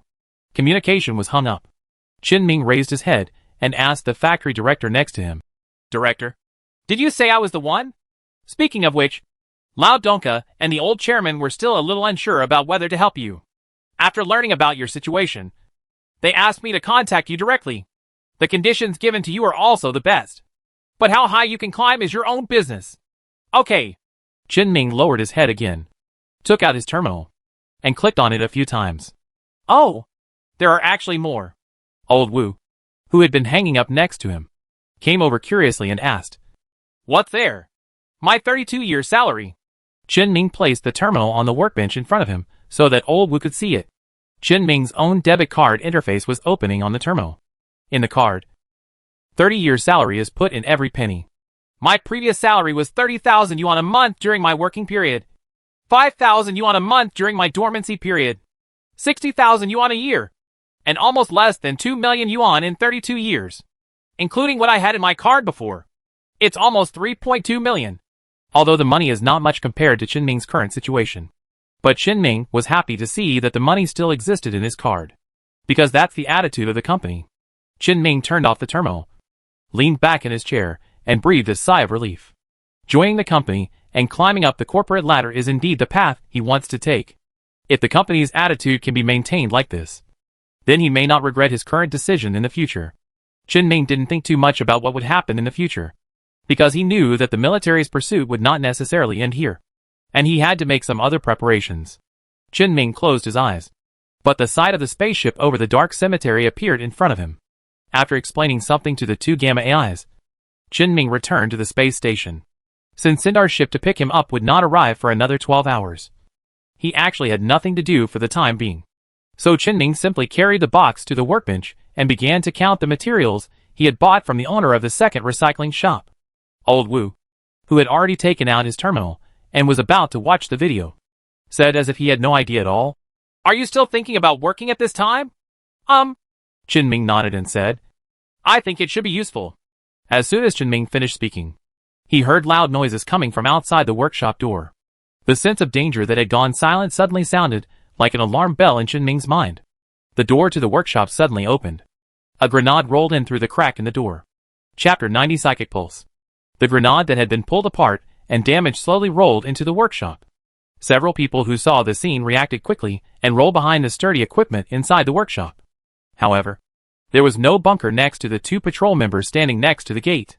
On the contrary, one of the team members reacted very quickly and kicked the grenade out from the crack in the door. He hit the door of the workroom, closed the door again, and pressed against it. The explosion of the grenade was accompanied by a shock wave that slightly opened the door, triggering the piercing sound of alarm bells that sounded simultaneously throughout the administration building. The two patrol members immediately opened the door of the workshop after the impact of the explosion. Use the cover of the door panel to prepare for a counterattack. If you are beaten up in a place like this in the bureau, if you don't fight back and find a way to leave, it will most likely lead to a slow death. But they just opened the door and saw several corpses lying on the ground, including their own and outsiders they had never seen before. He was forced back by bullets fired from the other side of the corridor and explosives thrown from around the corner. Continuous explosions of explosives and bullets flying around in this small space made the underground environment of the administration building even more chaotic. Fortunately, the protective equipment on them was quite complete and of high quality, allowing them to withdraw safely and close the door to the workroom again. The two team members quickly checked the situation of themselves and their comrades next to them, and couldn't help but curse. Damn it! The administration has reached this point? The military came directly to our hometown to kill people? The factory director, who was hiding with Lao Wu, suddenly pulled the pistol equipped with an automatic locking system that he spent a lot of money to get from Lao Wu's waist. At the same time, he also threw a gun similar to Lao Wu's pistol that he carried with him, and a dagger in a very futuristic metal scabbard to the patrol members in front. Get your things and guard the door. Yes! After the factory director hid in the bunker again, he took out the terminal and clicked a few times, and said, Sooner or later we will have problems if we continue to stay here, and we must go to a safer place. Old Wu was not optimistic about the factory director's thoughts and said, Even the underground of the administration building has been kicked in. Where else in the whole building is safe? The factory director also knew that what Lao Wu said was correct. He couldn't help but frown a lot, and switched to the map of the upper floors of the administration building on the terminal. In the entire administration, only the director's office can be considered the most secure place. But before he expressed this idea, Chinming suddenly said, I feel like it's not safe anywhere now. Do you remember that the door to the workshop has an electronic lock? If it is locked and you want to come in, you have to scan the maintenance shop employee's ID code, or open it directly with administrator privileges. Others can only be cracked by hacking technology. But just now the door opened as soon as there was any movement outside. The cracking speed shouldn't be that fast. Right. Unless the network security of the administration is not good. The director has been on the space station for many years, and he still understands the security system of the administration building. He said, That's not true. You mean there is an insider in the administration? Either the management or our maintenance team. Someone from the factory. Chinming neither admitted nor denied, but said, I'm just guessing. No matter what the truth is, it doesn't make much difference where we go. We can't guard against moles now. Nor can we guard against hackers who can directly hack into the administration. So it's safer here until we figure out who's at fault. The factory director hesitated and said, But if we can't get out, we will be caught in a trap sooner or later. We have no way out now. No. The alarm has gone off, and the guards in the building must have started to move. The current situation is a double sandwich. We are sandwiched in the innermost part, and the military personnel are sandwiched in the middle. As long as we can delay it, they will be in more trouble. Old Wu also supported Chinming's idea and said, Yes, there are only 5 of us now. Can you still beat the group of people outside? The factory director was silent for a while, then sighed and said, Yes, I really can't rush out.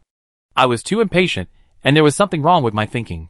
But now the communication signal has been blocked. There is no way to determine how long we will have to wait until the guards above come down. Chinming didn't have any special feelings about the signal being blocked. It's not a big deal. It's to be expected. They've used it before.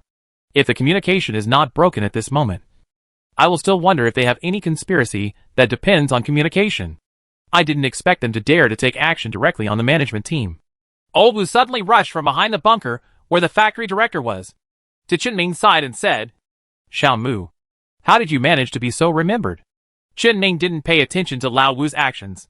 He hugged the box on the workbench, picked up the tool, and started to pry it. At the same time, he replied, "Didn't I tell you about this before? When we were talking about Yu Wei and the military with the factory director. Did I tell you about this?" The factory director casually echoed from the side. "Yes, I have reported this matter before." "That's not the case." "Not that much?" Qinming kept moving his hands and said, "Let me do the math. A giant creature with an average body length of 50 meters would have no problem excreting 4 to 5 tons. Right? No problem. It usually eats stones and digests slowly. Is it okay to excrete every 3 days? No problem. Then if because I am still alive, you have an average of 1.5 tons less of sky steel raw ore every day. What do you think? I'm not sure about the price of sky steel ore, but the price of ingots is upwards of 1,000 per gram. 1 kilogram is 1 million, and 1 ton is 1 billion. Old Wu fell silent for a moment. Qinming conveniently placed all the materials he had just taken out of the box on the workbench by category, and said, as if he suddenly remembered something, "Oh, there's more. What I just said is just one. And Kongyu is a social creature. The number of a group is about 50 to 100. Why don't you do the math yourself?" "Uh-huh. I'm starting to think about that." "Then why do you think the military came to hunt me down?" "Pretend I didn't ask." Lao Wu suddenly rushed back to the factory director, looking a little autistic. Qinming ignored him, took out the broken psychic wave generator he carried with him, and started to disassemble it, relying on the workbench and the tools he carried with him. He is not on the spaceship now, and cannot directly open the panels of items outside the spaceship. Therefore, Qinming could only repair the psychic wave generator manually. Fortunately, he had just ordered a batch of materials from the owner of Urbang Recycling Shop. Under the money offensive, the boss was very generous and delivered the goods to the management authority faster than Qinming. Afraid that the recycling shop owner's warehouse was in the city, Qinming arranged for it to be expedited as soon as he made the order. At least the materials are now available, and Qinming has a solution on his own. Although Qinming has absolutely no understanding of the mind wave generator itself. But this doesn't have much impact. Renovating something is completely different from repairing it. Renovation requires a comprehensive understanding of what needs to be transformed.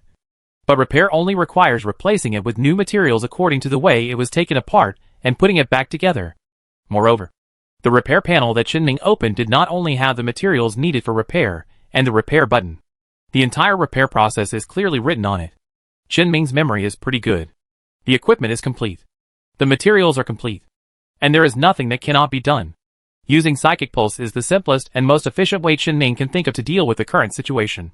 When a Psychic Pulse is fired, no one in the entire administration building except Qinming, Lao Wu, and the factory director can stand. At this time, it was impossible for Qinming to consider whether the spiritual pulse would affect other people. His own life was the most important thing. Qinming took a few deep breaths to calm him down, while listening to the noisy noise outside. Speed up the movements of your hands. However, after a brief moment of silence, people outside continued to make moves. The lighting system in the workshop suddenly went out, and the equipment Qinming was operating suddenly shut down. This obvious characteristic of electromagnetic pulse made the team members guarding the door couldn't help but curse. What the HL? Come again? Without lighting underground, all that is left is darkness. Fortunately, everyone in the workshop, except the factory director, carried flashlights with them. Relight the interior of the room. Qinming did not waste time because of the darkness, and continued to repair the psychic wave generator through the illumination of the exoskeleton armor's headlight. Although the equipment in the workshop is no longer usable, the compact generator itself does not require the assistance of large equipment. Even without the assistance of equipment, it only requires a few more steps.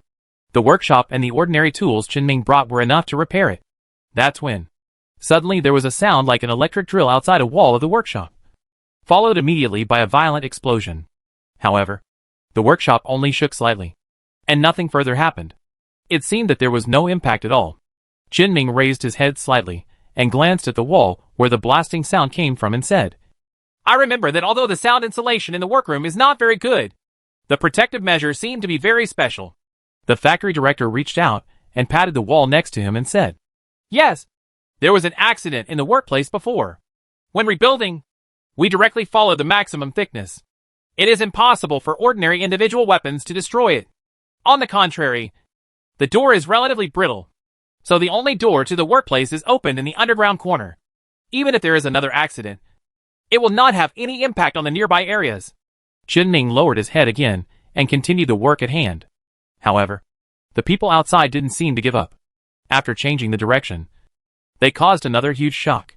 However, the actual result is still the same. The inside of the workshop was just shaken, and the walls were dusted. After 2 consecutive failed attempts, there was a moment of silence outside the workroom for a few minutes. Although they only need to guard the end of the corridor, with only one exit from the workshop. But this terrain also determined that it was difficult for them to rush in directly from the narrow passage. That's why they considered cutting a hole in the wall. It just failed. So they had to consider other options. A few minutes later, the patrolman guarding the door suddenly signaled to the others and said, "I heard something moving outside. They are coming slowly. The door will never be able to stop them in a situation like the one just now. We must attack them in advance." The patrolman's hand tightened on the grip of his gun, ready to react at any moment. At this moment, the last step of repairing the psychic wave generator was finally completed. Qinming stood up from behind the workbench with the generator in hand, the whispering spiritual stone in his hand, which spreads disturbing spiritual energy fluctuations, made him feel extremely at ease now. However, Qinming did not rush to start, but said to the 2 team members in front, "Just fire 2 shots and retreat. There is no need to defend. Let some people in." The factory director couldn't help but said, "You are simply gambling with your life." Qinming glanced at the exquisite mechanical device in his hand and said, "It's not a bet. It's just to ensure the success rate.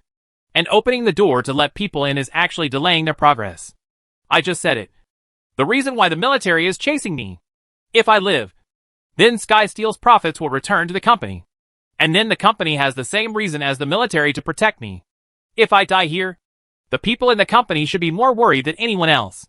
While people outside the workroom were pressing closer and closer, the chaos on the upper floors of the authority building has subsided. The director of the administration personally wore the XD-01 heavy power armor independently developed by Shina Company, and led his trusted guards to sweep up from the middle floor where his office was located. After clearing out those who caused chaos on the upper floors of the building, the reorganized guards started sweeping from the top to the lower floors. In 10 minutes, except for the 2 underground floors, and the 1st to 3rd floors above ground, all those who caused trouble in the company were subdued by him with absolute violence. In fact, the actual number of people causing chaos at the top is not that many. Only about 20. They roam the floors, setting fires and planting small bombs to cause chaos. Although the director handled it quickly, his expression under the power armor helmet was not pretty. And at this time, an ongoing call was displayed on the inside of his helmet visor. On the other end of the call was a man whose dress and temperament were very similar to the chairman Su Lin, who had talked to Qinming before. He was also a director of the company. Although the director was full of anger, he still maintained respect for the directors and said, "There is a split within the administration. It has been confirmed that there are 3 management personnel above the working group leader and 6 ordinary employees, mainly from the military." The director suddenly sneered on the other end of the phone and said, "Oh, it seems that the emergence of the military faction within the company is not only because the market and environment require the company to have good relations with the government and the military, but also because the military is adding fuel to the fire. I don't care about the losses on the management side. You just need to handle the matter and give me a report. That's it." "Yes. What about the most important person?" He was previously assigned to the underground maintenance workshop of the Administration Bureau. Only a few people have access to the department's exclusive room, because of the nature of the work in the workshop itself and the reasons for previous accidents. All configurations are in accordance with the highest protection standards, and the safety factor is guaranteed. I am now on my way there. Can I get in touch? No. The communication barrier starts from underground. And there's also bad news. There is a record in the database. At the same time that chaos broke out in the building, someone opened the workroom with an ID code. I arranged for Factory Director Liu to have reliable security personnel in advance, but I'm not sure whether it worked." The director was silent for a while. He knew that blaming had no meaning now, and just said, "Speed up. I don't want to see results that disappoint me." "Yes. Well, The military must be ready to take action directly. And I must also start to prepare. The director hung up the communication. At this moment, the door leading to the next floor in front of him suddenly closed, and a layer of partitions appeared from the left and right of the door and closed, completely locked the passage to the next level.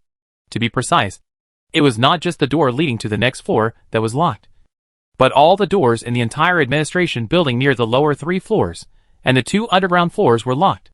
And a new tone appeared in the siren that had been sounding. Psychic pulse attack detected. Located on the 2nd underground floor. Please stay away immediately. A small amount of silence alloy was mixed into the administration building during its construction. Although it could not completely block it, it was enough to buffer some of the psychic pulses. In addition, detection equipment has been installed in various places within the administration. When psychic energy fluctuations are detected, the alarm will be immediately activated, and the doors between nearby base floors will be closed. Naturally, the door is also mixed with silent alloy to ensure that the psychic pulse has minimal impact on the outside world. This is basically something that all powers do. The director didn't need to hear the content of the alarm. He knew what happened when he saw the door suddenly sealed. It's just that he's not sure who released the psychic pulse. But no matter who released the psychic pulse, the situation underground is definitely much worse than the situation above. There was no time to wait for the director's multiple authority confirmations to open the blocked door. The director directly used the power armor to tear open the blocked door, while adding an extra sentence to the alarm. It also left a hole for him to pass through directly. Speed it out! We don't have much time. Time moves forward slightly, as the chaos at the top of the authority subsides. The military team commanding the group of men who relied on spies and traitors to gain access to the building were once again in trouble. The military team did not have time to enter the building due to time constraints, and could only rely on the informants to provide remote support to the people inside the building. But the effect is not very ideal. The captain, who had just spoken to his superiors, returned to the team members and said, "How is the situation?"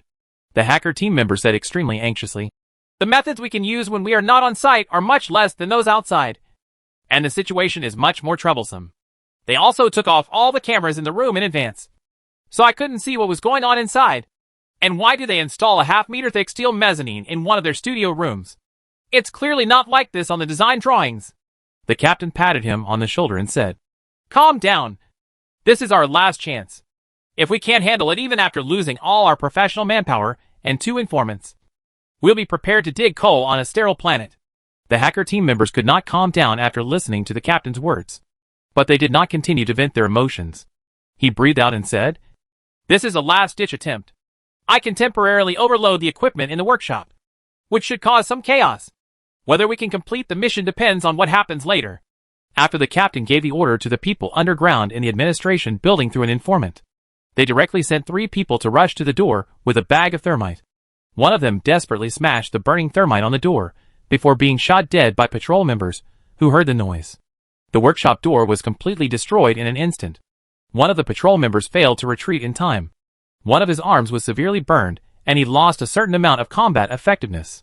At the same time, the equipment inside the workshop was suddenly overloaded, and a large number of sparks erupted. Although no actual harm was caused, Qinming was indeed dazzled at this moment. At the same time, dense footsteps were heard outside the corridor, and their last remaining throwing objects were all thrown into the workroom. For a time, flames, explosions, and smoke filled the room, and the chaotic situation made it impossible to see the specific situation clearly. Fortunately, everyone in the workshop is armed, and the workshop is very large. At best, these projectiles may disturb them slightly, but cannot cause actual damage.